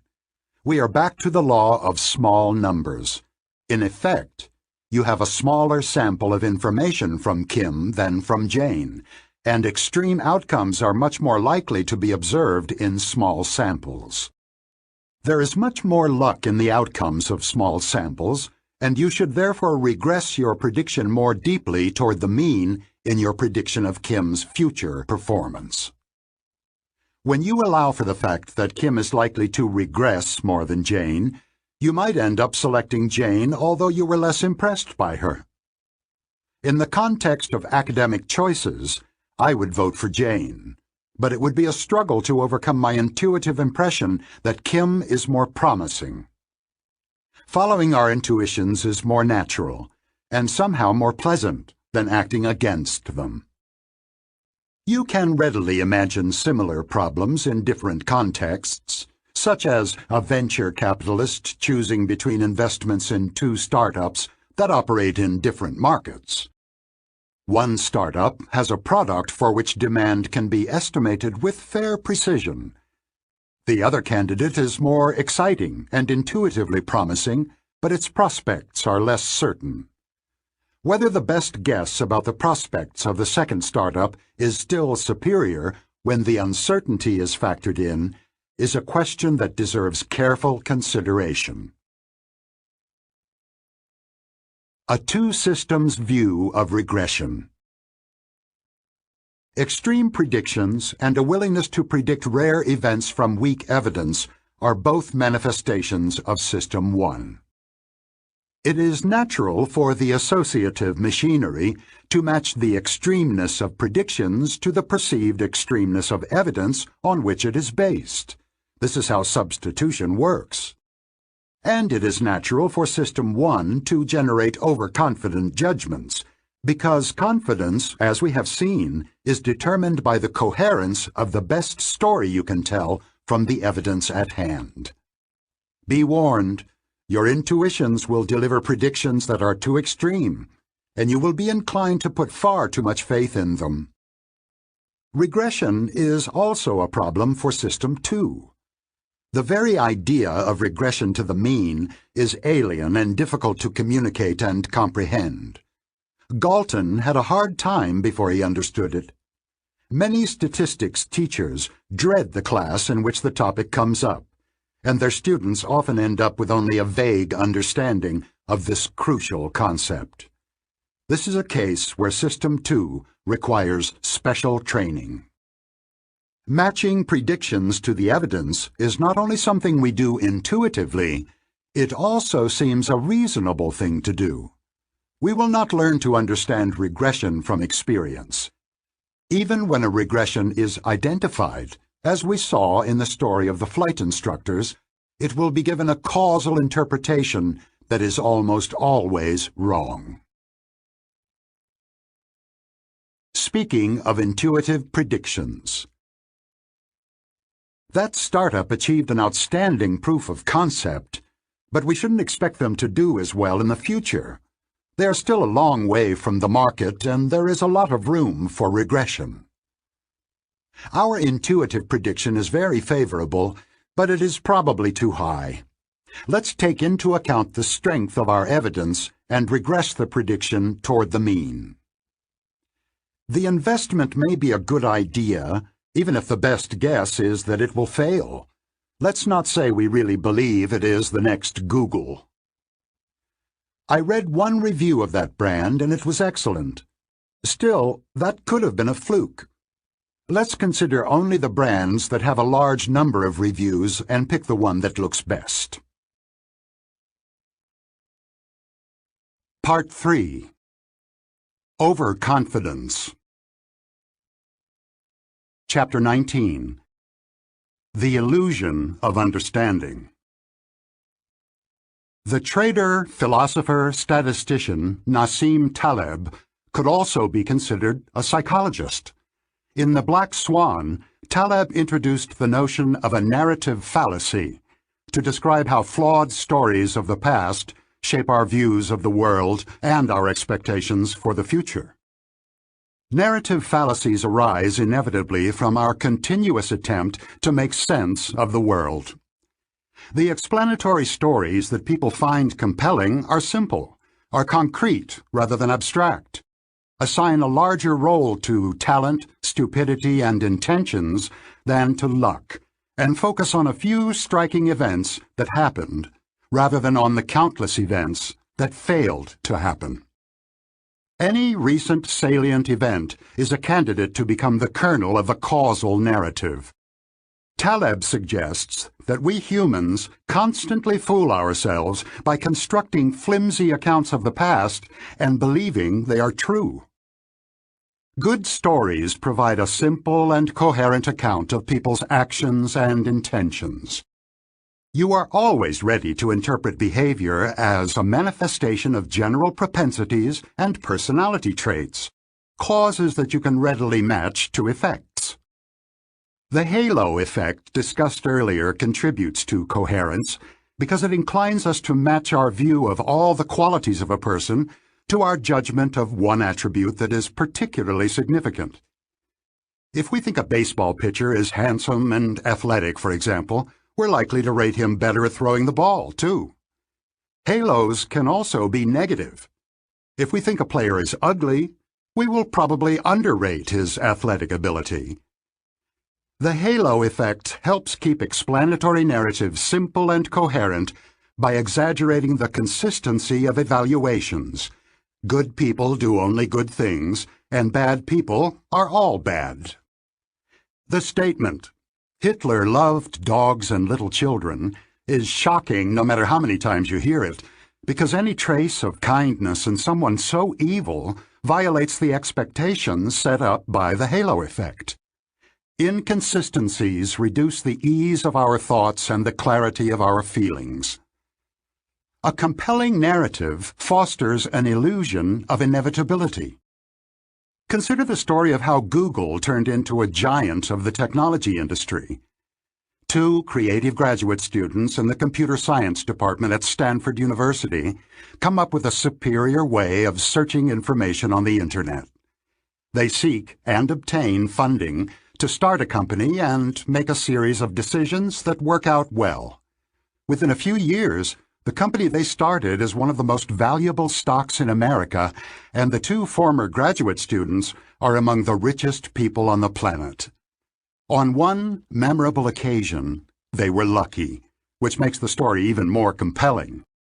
A year after founding Google, they were willing to sell their company for less than $1 million, but the buyer said the price was too high. Mentioning the single lucky incident actually makes it easier to underestimate the multitude of ways in which luck affected the outcome. A detailed history would specify the decisions of Google's founders, But for our purposes, it suffices to say that almost every choice they made had a good outcome. A more complete narrative would describe the actions of the firms that Google defeated. The hapless competitors would appear to be blind, slow, and altogether inadequate in dealing with the threat that eventually overwhelmed them. I intentionally told this tale blandly, but you get the idea. There's a very good story here. Fleshed out in more detail, the story could give you the sense that you understand what made Google succeed. It would also make you feel that you've learned a valuable general lesson about what makes businesses succeed. Unfortunately, there is good reason to believe that your sense of understanding and learning from the Google story is largely illusory. The ultimate test of an explanation is whether it would have made the event predictable in advance. No story of Google's unlikely success will meet that test, because no story can include the myriad of events that would have caused a different outcome. The human mind does not deal well with non-events. The fact that many of the important events that did occur involved choices further tempts you to exaggerate the role of skill and underestimate the part that luck played in the outcome. Because every critical decision turned out well, the record suggests almost flawless prescience, but bad luck could have disrupted any one of the successful steps. The halo effect adds the final touches, lending an aura of invincibility to the heroes of the story.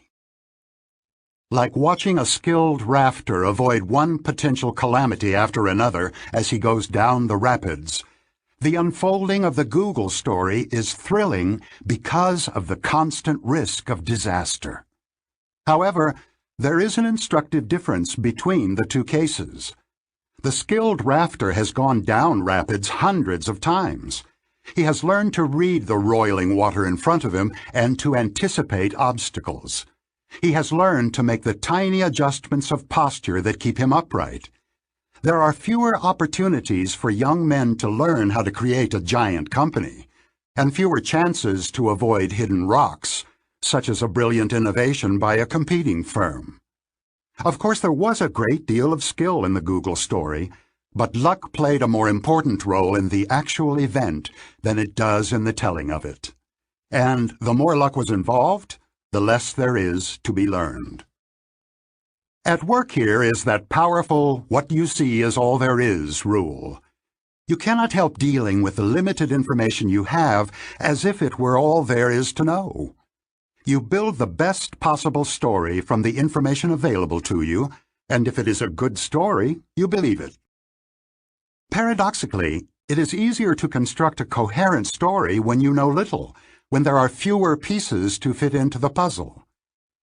Our comforting conviction that the world makes sense rests on a secure foundation, our almost unlimited ability to ignore our ignorance.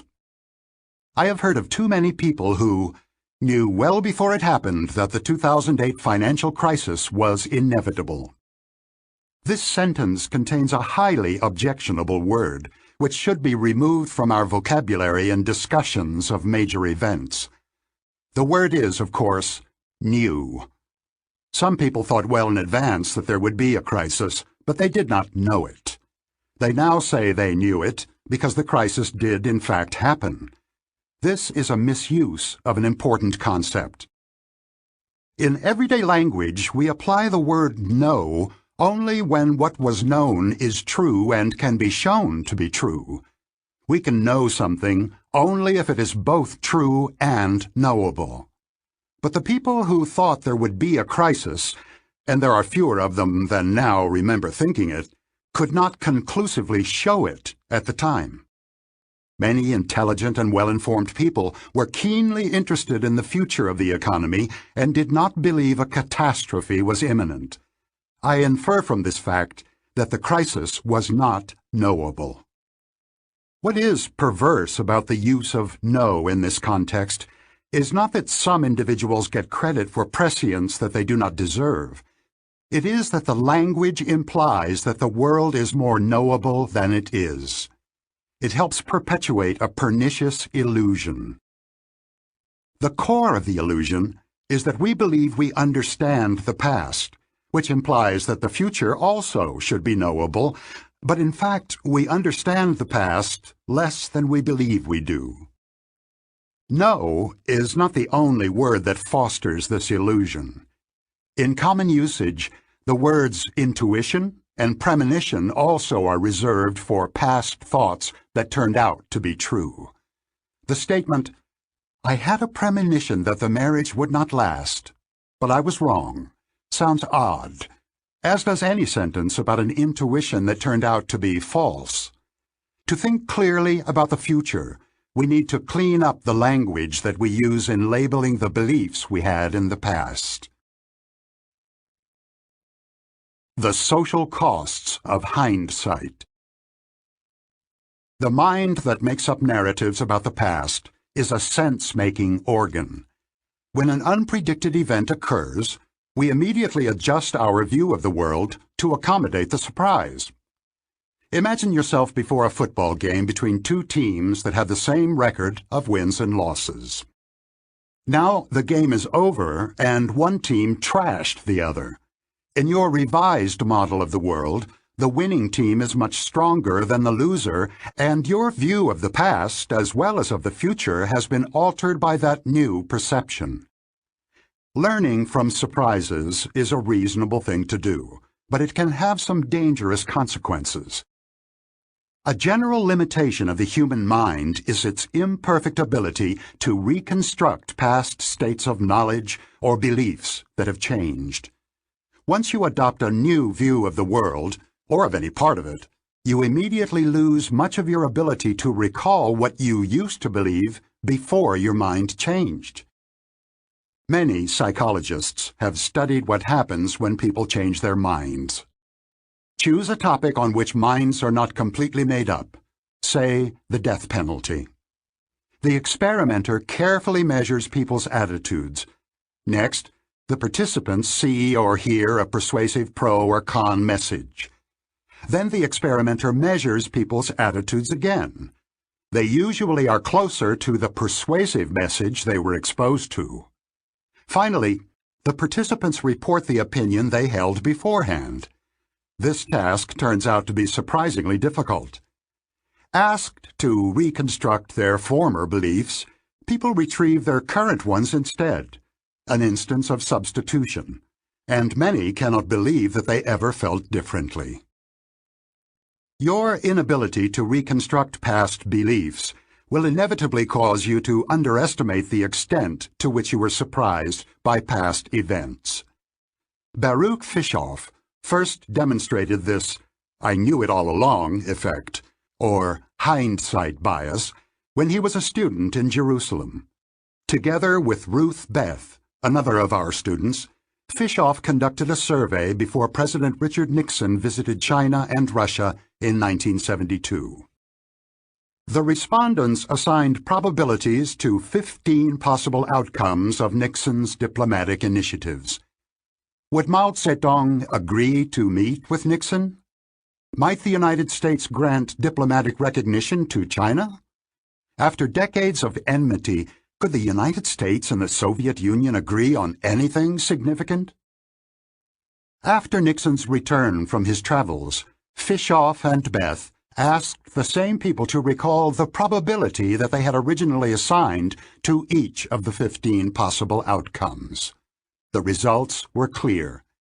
If an event had actually occurred, people exaggerated the probability that they had assigned to it earlier. If the possible event had not come to pass, the participants erroneously recalled that they had always considered it unlikely. Further experiments show that people were driven to overstate the accuracy not only of their original predictions, but also of those made by others. Similar results have been found for other events that gripped public attention, such as the O.J. Simpson murder trial and the impeachment of President Bill Clinton. The tendency to revise the history of one's beliefs in light of what actually happened produces a robust cognitive illusion. Hindsight bias has pernicious effects on the evaluations of decision-makers. It leads observers to assess the quality of a decision not by whether the process was sound, but by whether its outcome was good or bad. Consider a low-risk surgical intervention in which an unpredictable accident occurred that caused the patient's death.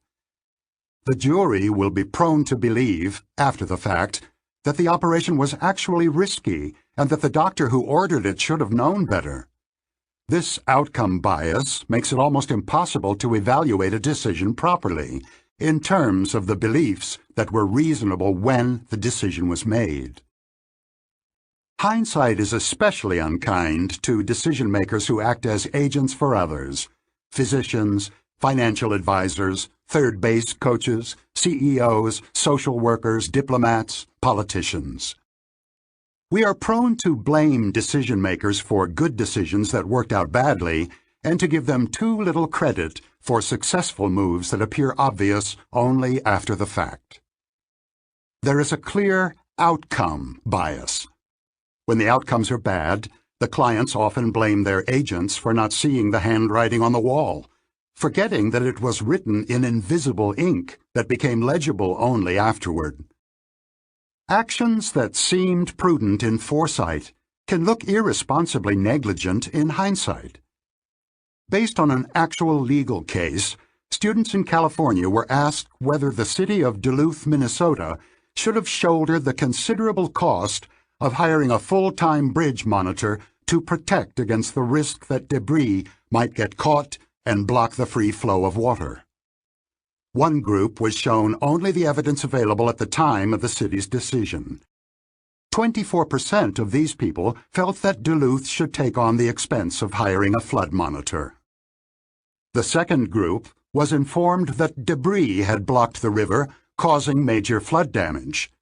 56% of these people said the city should have hired the monitor, although they had been explicitly instructed not to let hindsight distort their judgment. The worse the consequence, the greater the hindsight bias. In the case of a catastrophe such as 9/11, we are especially ready to believe that the officials who failed to anticipate it were negligent or blind. On July 10, 2001, the Central Intelligence Agency obtained information that al-Qaeda might be planning a major attack against the United States. George Tenet, director of the CIA, brought the information not to President George W. Bush, but to National Security Advisor Condoleezza Rice. When the facts later emerged, Ben Bradley, the legendary executive editor of the Washington Post, declared, "It seems to me elementary that if you've got the story that's going to dominate history, you might as well go right to the president." But on July 10th, no one knew or could have known that this tidbit of intelligence would turn out to dominate history. Because adherence to standard operating procedures is difficult to second-guess, decision-makers who expect to have their decisions scrutinized with hindsight are driven to bureaucratic solutions and to an extreme reluctance to take risks. As malpractice litigation became more common, physicians changed their procedures in multiple ways, ordered more tests, referred more cases to specialists, applied conventional treatments even when they were unlikely to help. These actions protected the physicians more than they benefited the patients, creating the potential for conflicts of interest. Increased accountability is a mixed blessing. Although hindsight and the outcome bias generally foster risk aversion, they also bring undeserved rewards to irresponsible risk seekers, such as a general or an entrepreneur who took a crazy gamble and won. Leaders who have been lucky are never punished for having taken too much risk. Instead, they are believed to have had the flair and foresight to anticipate success, and the sensible people who doubted them are seen in hindsight as mediocre, timid, and weak. A few lucky gambles can crown a reckless leader with a halo of prescience and boldness. Recipes for Success. The sense-making machinery of System 1 makes us see the world as more tidy, simple, predictable, and coherent than it really is. The illusion that one has understood the past feeds the further illusion that one can predict and control the future. These illusions are comforting.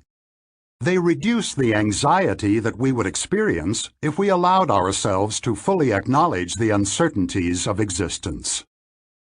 We all have a need for the reassuring message that actions have appropriate consequences, and that success will reward wisdom and courage. Many business books are tailor-made to satisfy this need. Do leaders and management practices influence the outcomes of firms in the market? Of course they do, and the effects have been confirmed by systematic research that objectively assessed the characteristics of CEOs and their decisions and related them to subsequent outcomes of the firm.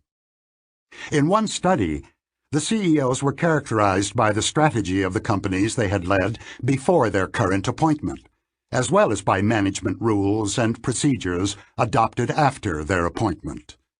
CEOs do influence performance, but the effects are much smaller than a reading of the business press suggests.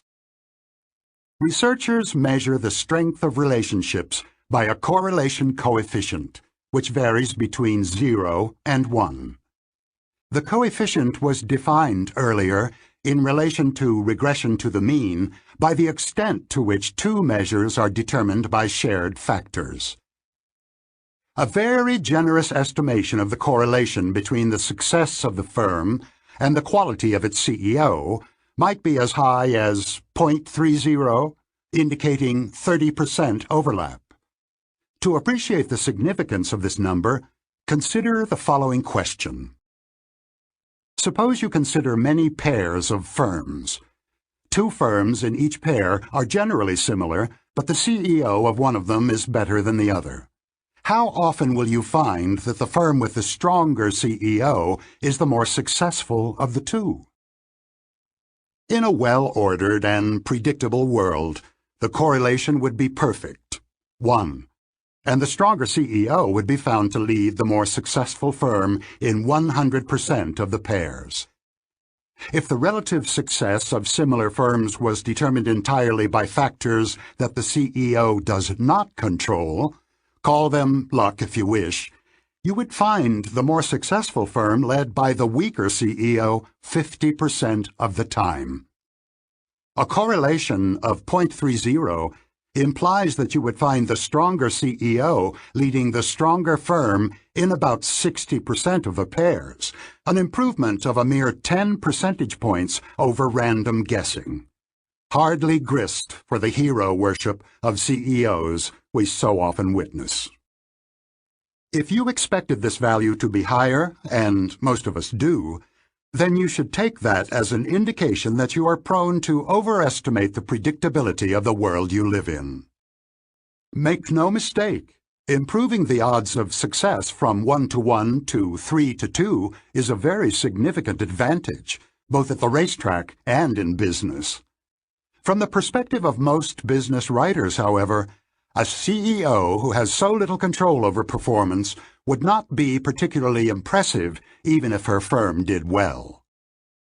It is difficult to imagine people lining up at airport bookstores to buy a book that enthusiastically describes the practices of business leaders who, on average, do somewhat better than chance.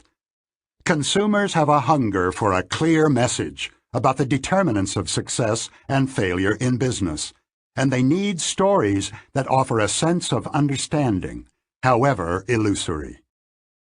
In his penetrating book, The Halo Effect, Philip Rosenzweig, a business school professor based in Switzerland, shows how the demand for illusory certainty is met in two popular genres of business writing: histories of the rise, usually, and fall, occasionally, of particular individuals and companies, and analyses of differences between successful and less successful firms.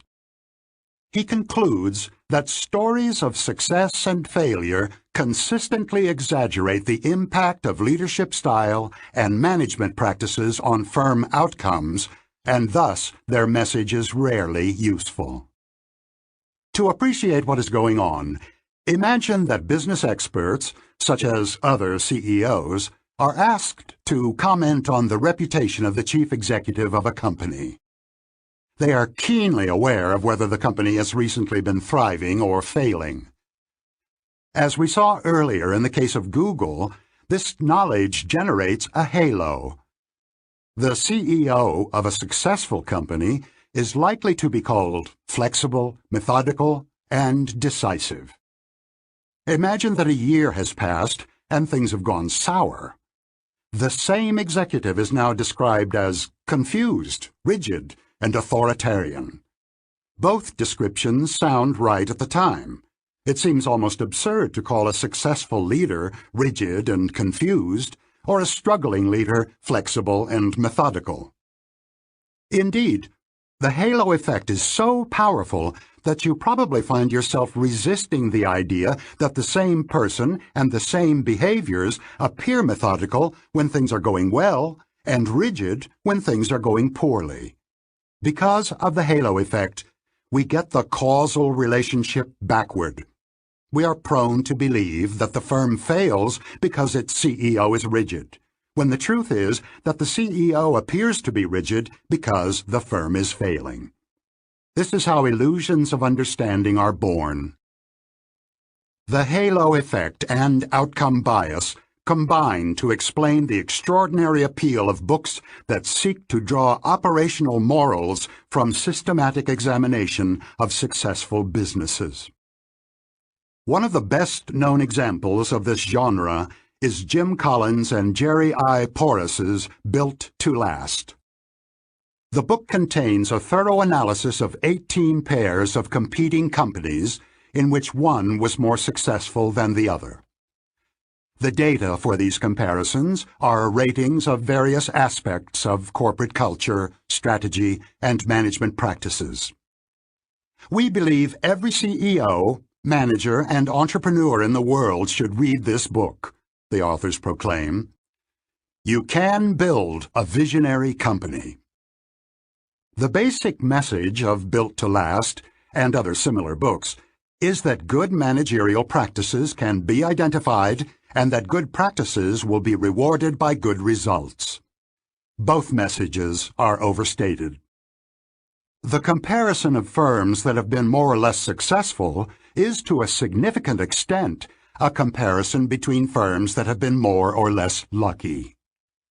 Knowing the importance of luck, you should be particularly suspicious when highly consistent patterns emerge from the comparison of successful and less successful firms. In the presence of randomness, regular patterns can only be mirages. Because luck plays a large role, the quality of leadership and management practices cannot be inferred reliably from observations of success. And even if you had perfect foreknowledge that a CEO has brilliant vision and extraordinary competence, you still would be unable to predict how the company will perform with much better accuracy than the flip of a coin. On average, the gap in corporate profitability and stock returns between the outstanding firms and the less successful firms studied and Built to Last shrank to almost nothing in the period following the study. The average profitability of the companies identified in the famous In Search of Excellence dropped sharply as well within a short time. A study of Fortune's most admired companies finds that over a 20-year period, the firms with the worst ratings went on to earn much higher stock returns than the most admired firms. You are probably tempted to think of causal explanations for these observations. Perhaps the successful firms became complacent. The less successful firms tried harder. But this is the wrong way to think about what happened. The average gap must shrink, because the original gap was due in good part to luck, which contributed both to the success of the top firms and to the lagging performance of the rest. We have already encountered this statistical fact of life, regression to the mean. Stories of how businesses rise and fall strike a chord with readers by offering what the human mind needs, a simple message of triumph and failure that identifies clear causes and ignores the determinative power of luck and the inevitability of regression. These stories induce and maintain an illusion of understanding, imparting lessons of little enduring value to readers who are all too eager to believe them. Speaking of hindsight. The mistake appears obvious, but it is just hindsight. You could not have known in advance. He's learning too much from this success story, which is too tidy. He has fallen for a narrative fallacy. She has no evidence for saying that the firm is badly managed. All she knows is that its stock has gone down. This is an outcome bias, part hindsight and part halo effect. Let's not fall for the outcome bias. This was a stupid decision, even though it worked out well.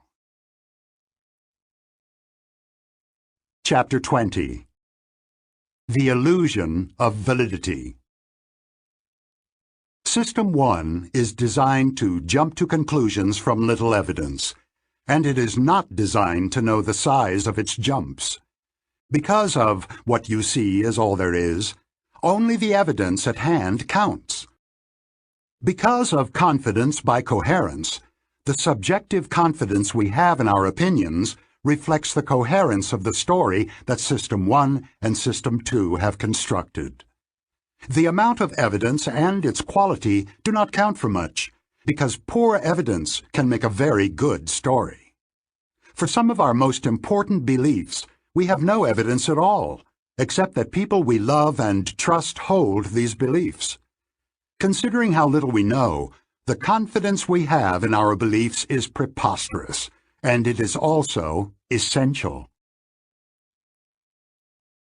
The Illusion of Validity. Many decades ago, I spent what seemed like a great deal of time under a scorching sun, watching groups of sweaty soldiers as they solved a problem. I was doing my national service in the Israeli Army at the time. I had completed an undergraduate degree in psychology, and after a year as an infantry officer, was assigned to the Army's psychology branch, where one of my occasional duties was to help evaluate candidates for officer training. We used methods that had been developed by the British Army in World War II. One test, called the Leaderless Group Challenge, was conducted on an obstacle field. 8 candidates, strangers to each other, with all insignia of rank removed and only numbered tags to identify them, were instructed to lift a long log from the ground and haul it to a wall about 6 feet high. The entire group had to get to the other side of the wall without the log touching either the ground or the wall, and without anyone touching the wall. If any of these things happened, they had to declare it and start again. There was more than one way to solve the problem. A common solution was for the team to send several men to the other side by crawling over the pole as it was held at an angle, like a giant fishing rod, by other members of the group. Or else some soldiers would climb onto someone's shoulders and jump across. The last man would then have to jump up at the pole, held up at an angle by the rest of the group, shinny his way along its length as the others kept him and the pole suspended in the air and leaped safely to the other side. Failure was common at this point, which required them to start all over again. As a colleague and I monitored the exercise, we made note of who took charge, who tried to lead but was rebuffed, how cooperative each soldier was in contributing to the group effort. We saw who seemed to be stubborn, submissive, arrogant, patient, hot-tempered, persistent, or a quitter. We sometimes saw competitive spite when someone whose idea had been rejected by the group no longer worked very hard. And we saw reactions to crisis, who berated a comrade whose mistake had caused the whole group to fail, who stepped forward to lead when the exhausted team had to start over. Under the stress of the event, we felt, each man's true nature revealed itself. Our impression of each candidate's character was as direct and compelling as the color of the sky. After watching the candidates make several attempts, we had to summarize our impressions of soldiers' leadership abilities and determine with a numerical score who should be eligible for officer training. We spent some time discussing each case and reviewing our impressions. The task was not difficult because we felt we had already seen each soldier's leadership skills. Some of the men had looked like strong leaders, others had seemed like wimps or arrogant fools, others mediocre but not hopeless. Quite a few looked so weak that we ruled them out as candidates for officer rank. When our multiple observations of each candidate converged on a coherent story, we were completely confident in our evaluations and felt that what we had seen pointed directly to the future. The soldier who took over when the group was in trouble and led the team over the wall was a leader at that moment. The obvious best guess about how he would do in training or in combat was that he would be as effective then as he had been at the wall. Any other prediction seemed inconsistent with the evidence before our eyes. Because our impressions of how well each soldier had performed were generally coherent and clear, our formal predictions were just as definite. A single score usually came to mind, and we rarely experienced doubts or formed conflicting impressions. We were quite willing to declare, "This one will never make it," "That fellow is mediocre, but he should do okay," or "He will be a star." We felt no need to question our forecasts, moderate them, or equivocate. If challenged, however, we were prepared to admit, "But of course, anything could happen." We were willing to make that admission because, despite our definite impressions about individual candidates, we knew with certainty that our forecasts were largely useless. The evidence that we could not forecast success accurately was overwhelming. Every few months, we had a feedback session in which we learned how the cadets were doing at the officer training school and could compare our assessments against the opinions of commanders who had been monitoring them for some time. The story was always the same. Our ability to predict performance at the school was negligible. Our forecasts were better than blind guesses, but not by much. We were downcast for a while after receiving the discouraging news, but this was the Army. Useful or not, there was a routine to be followed and orders to be obeyed. Another batch of candidates arrived the next day. We took them to the obstacle field, we faced them with a wall, they lifted the log, and within a few minutes we saw their true natures revealed as clearly as before. The dismal truth about the quality of our predictions had no effect whatsoever on how we evaluated candidates, and very little effect on the confidence we felt in our judgments and predictions about individuals. What happened was remarkable. The global evidence of our previous failure should have shaken our confidence in our judgments of the candidates, but it did not. It should also have caused us to moderate our predictions, but it did not.